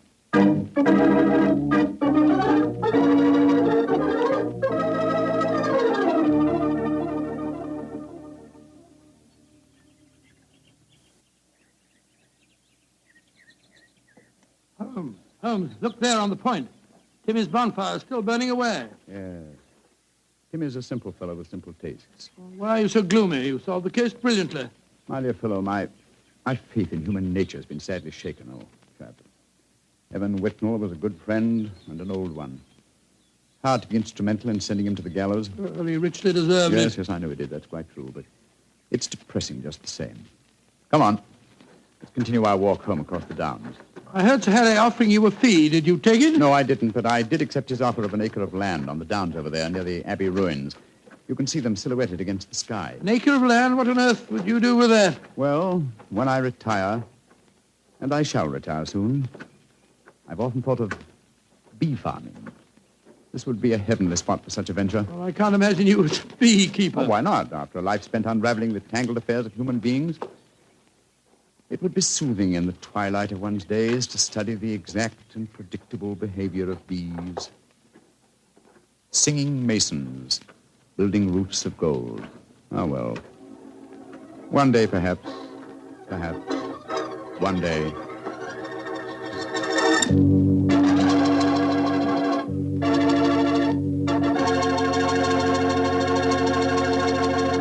Well, Doctor, that was a swell story. You know, I'm sure glad we get together like this once a week. Oh, thank you very much. Next week, why not come over a little earlier for dinner? Oh, no, I wouldn't think of having you go through all that trouble. Oh, well, of course, if you feel that way. Well, say, aren't you going to coax me? Well, to tell you the truth, I knew I wouldn't have to coax you. Mr. Bartell, I was just going to show you the 2 thick steaks that I've got frozen in my refrigerator. Oh, no. Oh, yes. I'll also put aside a bottle of Petri Burgundy. Well, in which case, I'll bring along a very hearty appetite. If you pick the steak, I know it's good, and when it's Petri wine, you know that's got to be good, too. Because the Petri family has been making fine wine for generations. They've owned and operated the Petri business ever since its inception, way back in the 1800s. During all that time, they've sure learned plenty about the fine art of turning luscious grapes into clear, fragrant, delicious wine. And they've been able to take this experience and hand it on down from father to son, from father to son. That's why, when you want a wine for any occasion, you can't go wrong with a Petri wine. Because Petri took time to bring you good wine. Now, Dr. Watson, what story do you have lined up for us next week? Well, now, let me see. Next week, Mr. Bartell, I'm going to tell you an adventure that occurred to Holmes and me in the shadowy depths of the Limehouse district in London. It's a strange tale of death and terror. I call the story The Eyes of Mr. Layton. Well, Doctor, we'll be sure not to miss it. And meanwhile, don't you forget you promised to contribute to the National War Fund. National War Fund? Of course, Mr. Bartell. It's a must. The money you give to your war fund not only helps the men and women in our armed forces, and it not only helps our allies, but that money goes to work right in your own community, helping make possible many relief and welfare agencies in your own hometown. So let's all be generous in victory. Give to your community war fund. Tonight's Sherlock Holmes adventure is written by Dennis Green and Anthony Boucher and is based on an incident in the Sir Arthur Conan Doyle story, The Adventure of Wisteria Lodge. Mr. Rathbone appears through the courtesy of Metro-Goldwyn-Mayer, and Mr. Bruce through the courtesy of Universal Pictures, where they are now starring in the Sherlock Holmes series. The Petri Wine Company of San Francisco, California, invites you to tune in again next week, same time, same station. Oh, the Petri family took the time to bring you such good wine. So when you eat and when you cook, remember Petri wine. To make good food taste better, remember...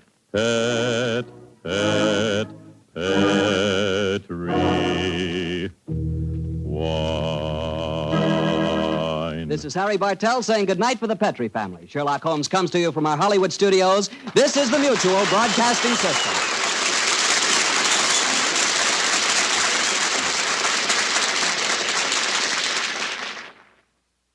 Sir Arthur Conan Doyle never revealed how Holmes came to own his bee farm on the Sussex Downs. This wonderful touch at the end of the case adds a little extra to the original stories and seemed to please the Sherlock Holmes aficionados when it was broadcast. Well, I'm Ben Wright. In a moment, I will present you with another new adventure of Sherlock Holmes.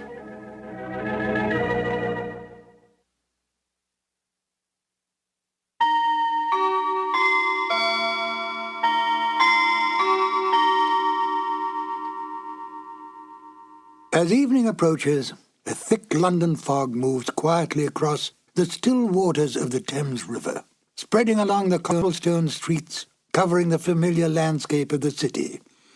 In Baker Street, the lodgings of 221B are empty, for Sherlock Holmes and Dr. Watson have left long ago on another case of murder.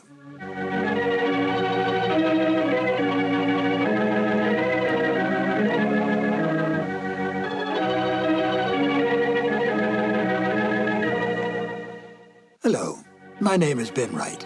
Welcome to the new Adventures of Sherlock Holmes. The radio play you're about to hear was originally broadcast on the 7th of June, 1945. At that time, the war in Europe was almost over. We were, however, still fighting in the Pacific, and it was essential during the war years that radio do everything in its power to keep up the morale of the people, to make them conscious of the need to give, and give freely, to the war effort that all men could remain free. It was no different for the Sherlock Holmes radio series. Unlike the Sherlock Holmes movies of the time, the radio series was not set during the war, but retained its original time frame of Victorian England. How then to enlist this popular series to bring across a message in wartime? Although Holmes and Watson had long retired, it was possible to involve them in, if not the Second World War, at least the First World War, for they would have been very much alive then. The Victorian era was just about gone when the First Great War broke out. In fact, the war effectively killed it. But thanks to the cleverness of Denis Green and Anthony Boucher, Sherlock Holmes and Dr. Watson could once again come to the aid of their country. The broadcast of In Flanders Fields was made part of a war bond rally in order to raise money to continue the fight against the enemy in the Pacific. I think it's an interesting note that Denis Green and Anthony Boucher met at an earlier and similar war bond rally a few years earlier. It was a stroke of luck, for the two became not only good friends, but wrote some of the best of the new Sherlock Holmes adventures.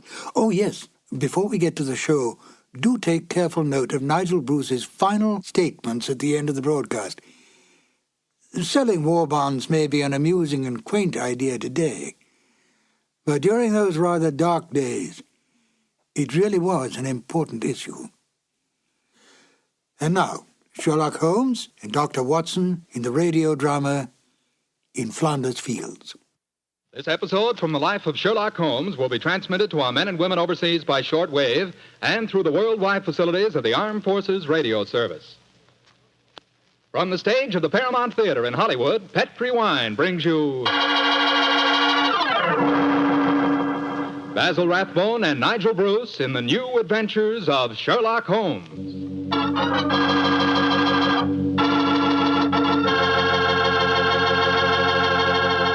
The Petri family, the family that took time to bring you good wine, invite you to listen to Dr. Watson tell us about another exciting adventure he shared with his old friend, that master detective, Sherlock Holmes.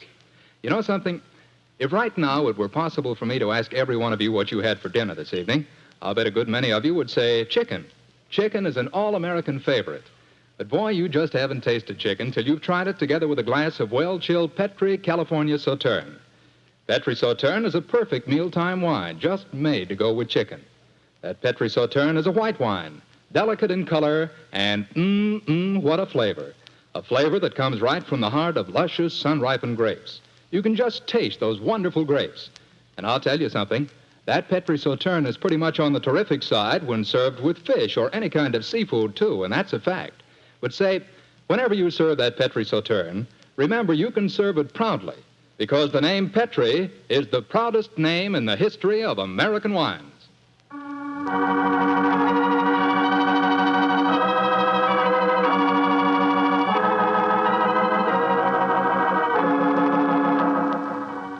And now for our weekly doctor's appointment.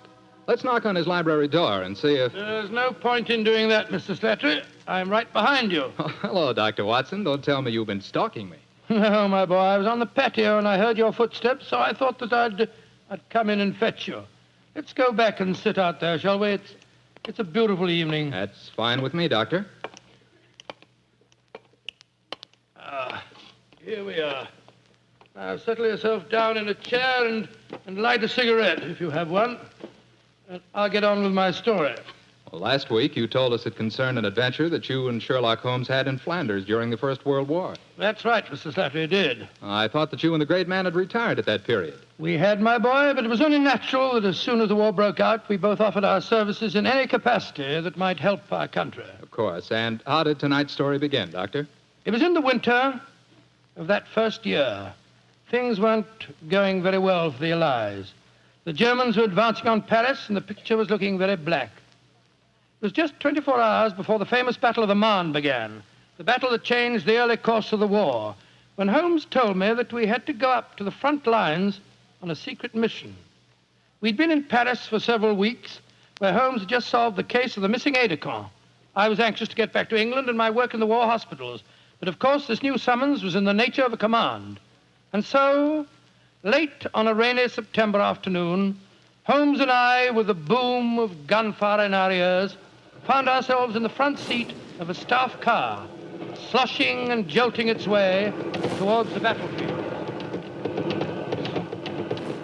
Am I driving too fast for you, gentlemen? No, Sergeant, not at all. No, you're doing a splendid job. Oh, my man, look out, considering the state of the road. Thank you, sir. Hello? The gunfire's getting nearer, Holmes. Yes, old fellow. I imagine we haven't much further to go, have we, Sergeant? No, sir, we're nearly there. Did you notice the two civilians in the back seat, Holmes? Yes.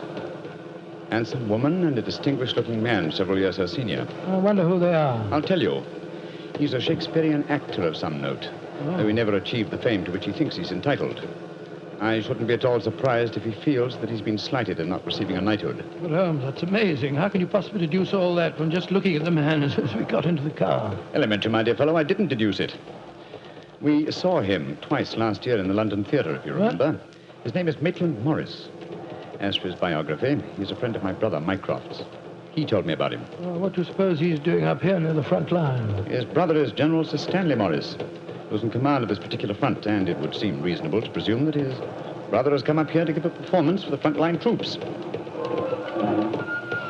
I suppose this hut is as far as we can drive, Sergeant. I'm afraid so, sir. We're 4 miles from the front line now. You'll have to clear your papers here. See that ruined farmhouse there, sir? Yes, Sergeant. Is that the General's headquarters? Yes, sir. Come on, Watson. Good Lord, it's pelting with rain. Yeah, let's make a dash for it.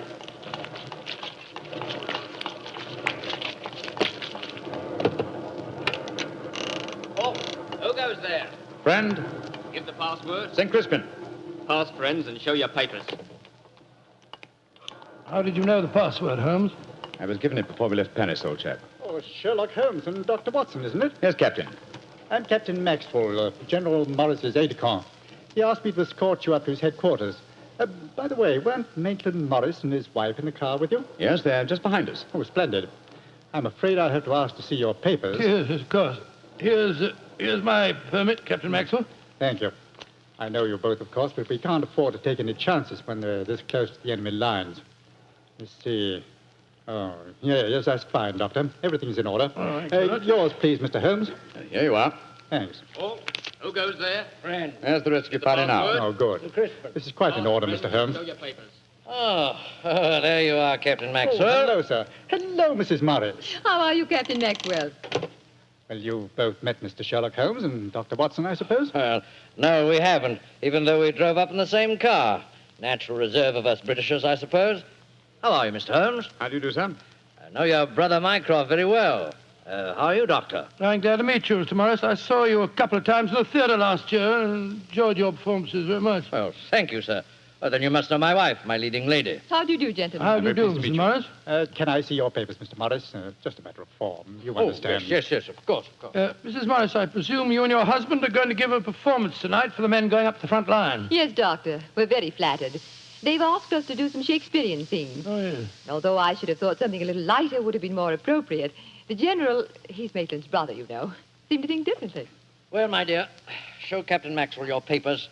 Then we can all go along and see my brother Stanley. Very well, Maitland.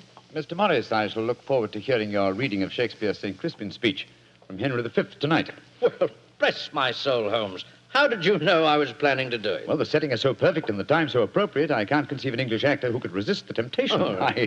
I noticed that your brother appreciated the fact in naming today's password. Yes, it's amazingly appropriate. You know, it's almost 500 years ago to the day that the Battle of Agincourt took place. Well, let's hope that the results of the forthcoming battle will be equally successful for England. Yes, indeed. Oh, by the way, Holmes, this will probably seem rather silly to you, but I'm an inveterate autograph collector, and I have my book here with me. I wonder if you'd mind signing I it should for be very glad to, Mr. Morris. Give me a pen, will you, Watson? Here we are, Holmes. You'll find yourself among quite distinguished company in that book, sir. So I see. Adelina Patti, Crown Prince of Norway. Hello. Field Marshal von Tauchnitz. Oh, yes. He was one of my admirers when I played in Munich before the war. I suppose now that our countries are fighting, I should tear that page out. Do you know, I cannot help but feel that art and the appreciation of art are independent of national hatred. Quite so, sir. I myself still have a medal presented to me by the University of Leipzig for some trifling services. There you are, Mr. Morris. Oh, thank you very much, Mr. Holmes. A notable addition to my collection. I shall be very glad to sign your book for you, Mr. Morris, if you'd like me to. That's very kind of you, Doctor. Oh, Captain Maxwell, if our permits are all in order, don't you think we should be moving along? Just what I was going to suggest myself. I'll take you all straight over to General Morris's headquarters.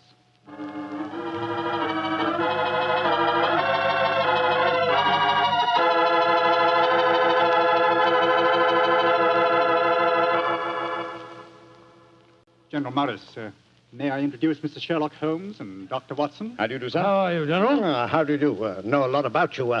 Long way from Baker Street, isn't it? Yes, indeed, sir. Where's that brother of mine? Ah, there you are, Maitland. Cynthia, how nice to see you both. Oh, it's good to see you again, Stanley. Hello there, Stanley. The men will be glad you arrived. They're looking forward to your show tonight. We're very flattered that they want to hear us do some Shakespeare. Oh, rubbish, old boy. With you and Cynthia up there on the platform, you could read the telephone book and they'd love you. Oh, very kind. By the way, you'll find the stage very primitive. Just a few trestles and a large tent and a curtain made of army blankets. And your dressing room will be even worse. Oh, don't worry about our comfort, Stanley. As long as we cheer the boys up, that's the important thing. Yes, of course. By the way, what program do you have mapped out for us? Well, I thought we'd have two shows. The tent's not large enough to hold everybody at once. Anyway, we have to keep up an alert all the time. Mm-hmm. Think you can manage two separate shows? Oh, of course I can, Stanley. I may look old, but I don't feel it. You don't even look it, you scoundrel. Thank you. Perhaps we could take a look at the stage and equipment, eh? Oh, certainly. Captain Maxwell, take them over to the tent and show them what the facilities are, will you? Right, sir. Will you follow me? Oh, yes, of course. See you later, Stanley. Come along, my dear. All right. I'm glad you're here, Holmes. I'm sure I can speak quite freely in front of Dr. Watson. Oh, yes, with perfect freedom, sir. He's my colleague, and he's an old army man himself. Really? What regiment, Doctor? The 5th Northumberland Fusiliers, sir. Later attached to the Berkshires in Afghanistan and wounded in the Battle of Mainwan. Really? Oh, then I'm sure I can speak freely in front of you. Holmes, you know why you're up here so near the front line, don't you? I have a very shrewd suspicion, sir. Yeah, I thought you had. That's why I asked for you to be sent here. You asked for me to be sent here, General. Yes, I think I understand. Well, I wish I did. You will, Doctor, in due time. In the meanwhile, gentlemen, I'll have an orderly show you to your quarters. Thank you, sir. And, Holmes, take a look around, will you, and keep your ears open. We're comparatively a little distance from the German front lines, and yet there's a very puzzling silence just now. Yes, I noticed that, sir. And half an hour ago, on our way up, there's quite a lot of shelling. Exactly. It's unnatural and rather frightening at a time like this. You see, we're attacking at dawn. The enemy might be trying to infiltrate spies, and the whole success of this battle depends on a surprise attack. I quite understand, sir. Come on, Watson.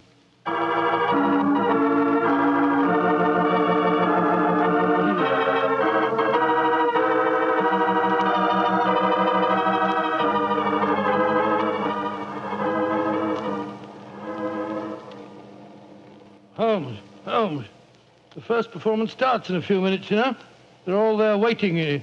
Why are we tramping about out here in the mud and the rain? I thought a pipe or two in the open air would clear our brains. Yes, a pipe in the open air is one thing, but a pipe in a downpour of rain's another. Was it raining? Oh, didn't even notice it. I was listening to the silence. What do you mean? Thousands upon thousands of Germans. Armed Germans. Full of a blind fanatical hatred and desire to kill. Are crouched in trenches only a mile or two from here. Surrounding us are an equal number of English boys, also armed. And with a will, if not the desire, to fight. because they know their cause is the cause of freedom and justice. All these thousands poised, ready to pounce on each other and fight to the death, and yet, beyond that patter of rain, there isn't a sound to break the stillness of a September evening. Strange world we live in, old chap. You're being unusually rhetorical, Holmes. Yes, I am, aren't I? Let's be a little more practical, shall we? I wonder what is wrong with the actors tonight. Oh, why do you ask that? Well, a little while ago, I noticed Mrs. Morris in a great state of excitement, going towards the farmhouse where the General is. Then she went back to her own quarters, and now she seems to be headed in our direction. Is anything wrong, Mrs. Morris? It's Maitland. What's wrong with him, madam? He's disappeared. Disappeared? What's happened? We were in the tent together, making up for our performance, when an orderly came in with a message. Maitland said it was from his brother. Slipped on a raincoat and went out, saying he'd be back in a few moments. I waited and waited, and after a while I got worried, and I went over to see the General myself. He said that he'd sent no message, and that he hadn't seen any sign of Maitland. Good Lord, what could have happened to him? I don't know, Doctor, but I'm frightened. What shall I do, Mr. Holmes? You're a brave woman, Mrs. Morris. Brave? I don't know, Mr. Holmes. Why? Because the show must go on. I shall take your husband's place. But Holmes, something's happened to Maitland Morris. He's in danger. He might True, be... Watson, true. Huh? But 1,000 men inside that tent are in mortal danger, too. Tomorrow morning, many of them may be corpses on the fields of Flanders. But tonight, they've been promised a show. Do you think that you can do it, Holmes? Oh, I think I can, with the help of Mrs. Morris. I can't do it, Mr. Holmes. You can, Mrs. Morris, and you will. If only to uphold that great tradition of the theater, that the show must go on.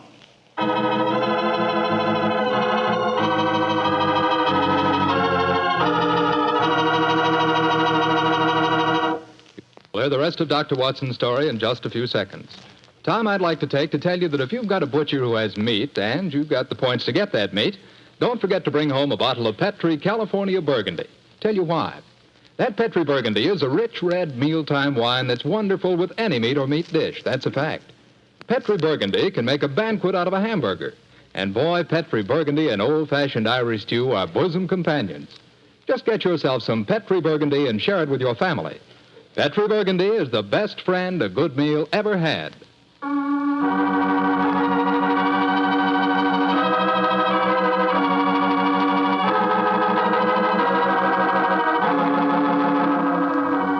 And now, back to tonight's new Sherlock Holmes adventure. It is just before the Battle of the Marne in the First World War, and Sherlock Holmes and Dr. Watson are at headquarters a few miles behind the front-line trenches. A famous Shakespearean actor who was to give a performance for the troops has mysteriously disappeared, and the great detective has taken his place at the last minute. As we rejoin our story, Sherlock Holmes, alone on the improvised stage, is delivering a Shakespearean speech before a spellbound audience. This happy breed of men, this little world, this precious stone set in a silver sea, which serves it in the office of a wall or as a moat defensive to a house against the envy of less happier lands. This blessed plot, this earth, this realm, this England.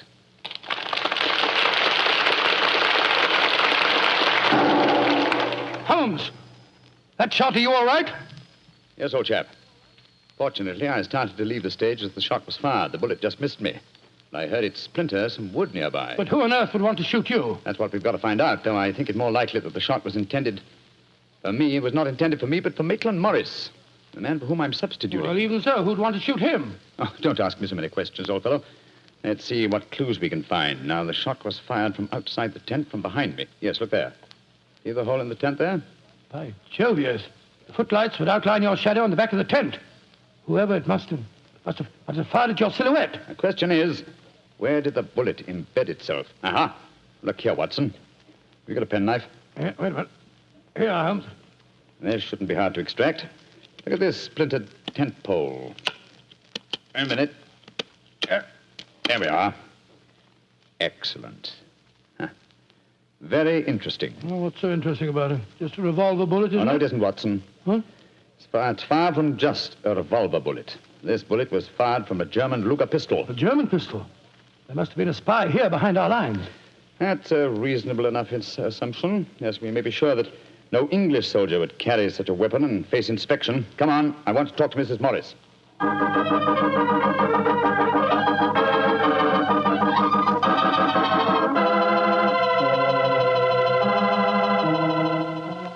Mrs. Morris, I want you to be very frank with me. But of course, Mr. Holmes. You know why your husband's missing, don't you? No, I don't. Have you found out anything? Come, madam. Why keep up this pretense any longer? I know that your husband is a spy, or at least a great sympathizer with the German cause. The General's brother a spy? Good Lord. How dare you say that? Because it's true. Foreign Office have been suspicious of his sympathies for some time. His own brother knew it. That's why he asked to have me sent up here to keep an eye on him during his visit. It is true. Why should I keep up the pretense any longer?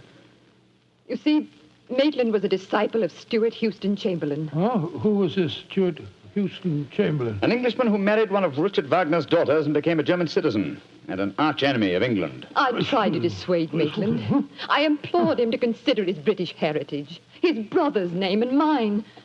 But Maitland was a strange man. His life was one of frustration and envy. Envy of his brother, I suppose? Yes. When Stanley was knighted, it hurt Maitland terribly.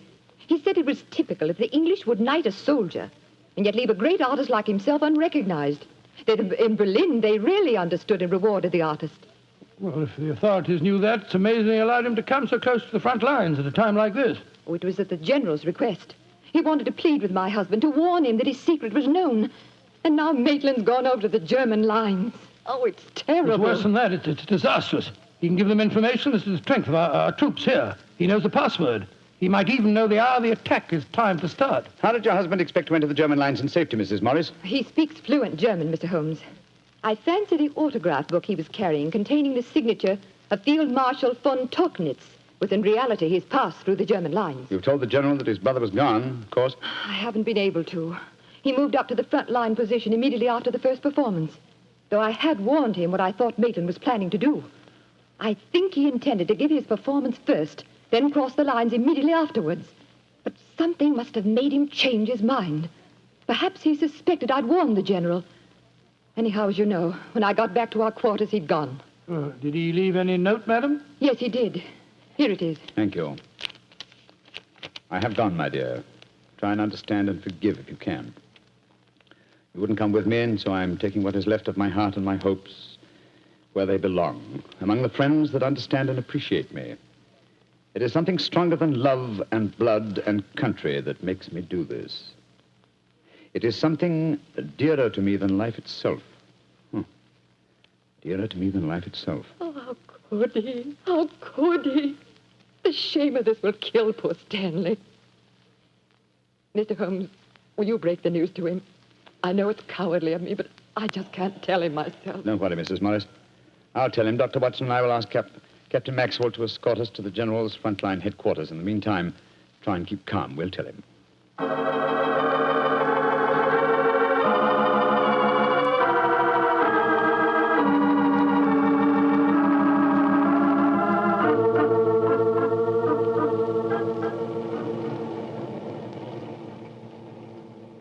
If you will wait in the dugout, Mr. Holmes, I'll tell the General that you're here. Thank you, and be sure to let him know the urgency of the matter. Yes, sir. Holmes, this is a dreadful business. Yes, it is, Watson. Though if my plans work out correctly, I think the success of tomorrow's battle may not be imperiled. What plan? Listen. You know, Holmes, a strange silence from the German line since we came here might be accounted for by the fact that they knew Maitland was making his getaway. They wouldn't want to risk wounding such a valuable spy. Quite possibly.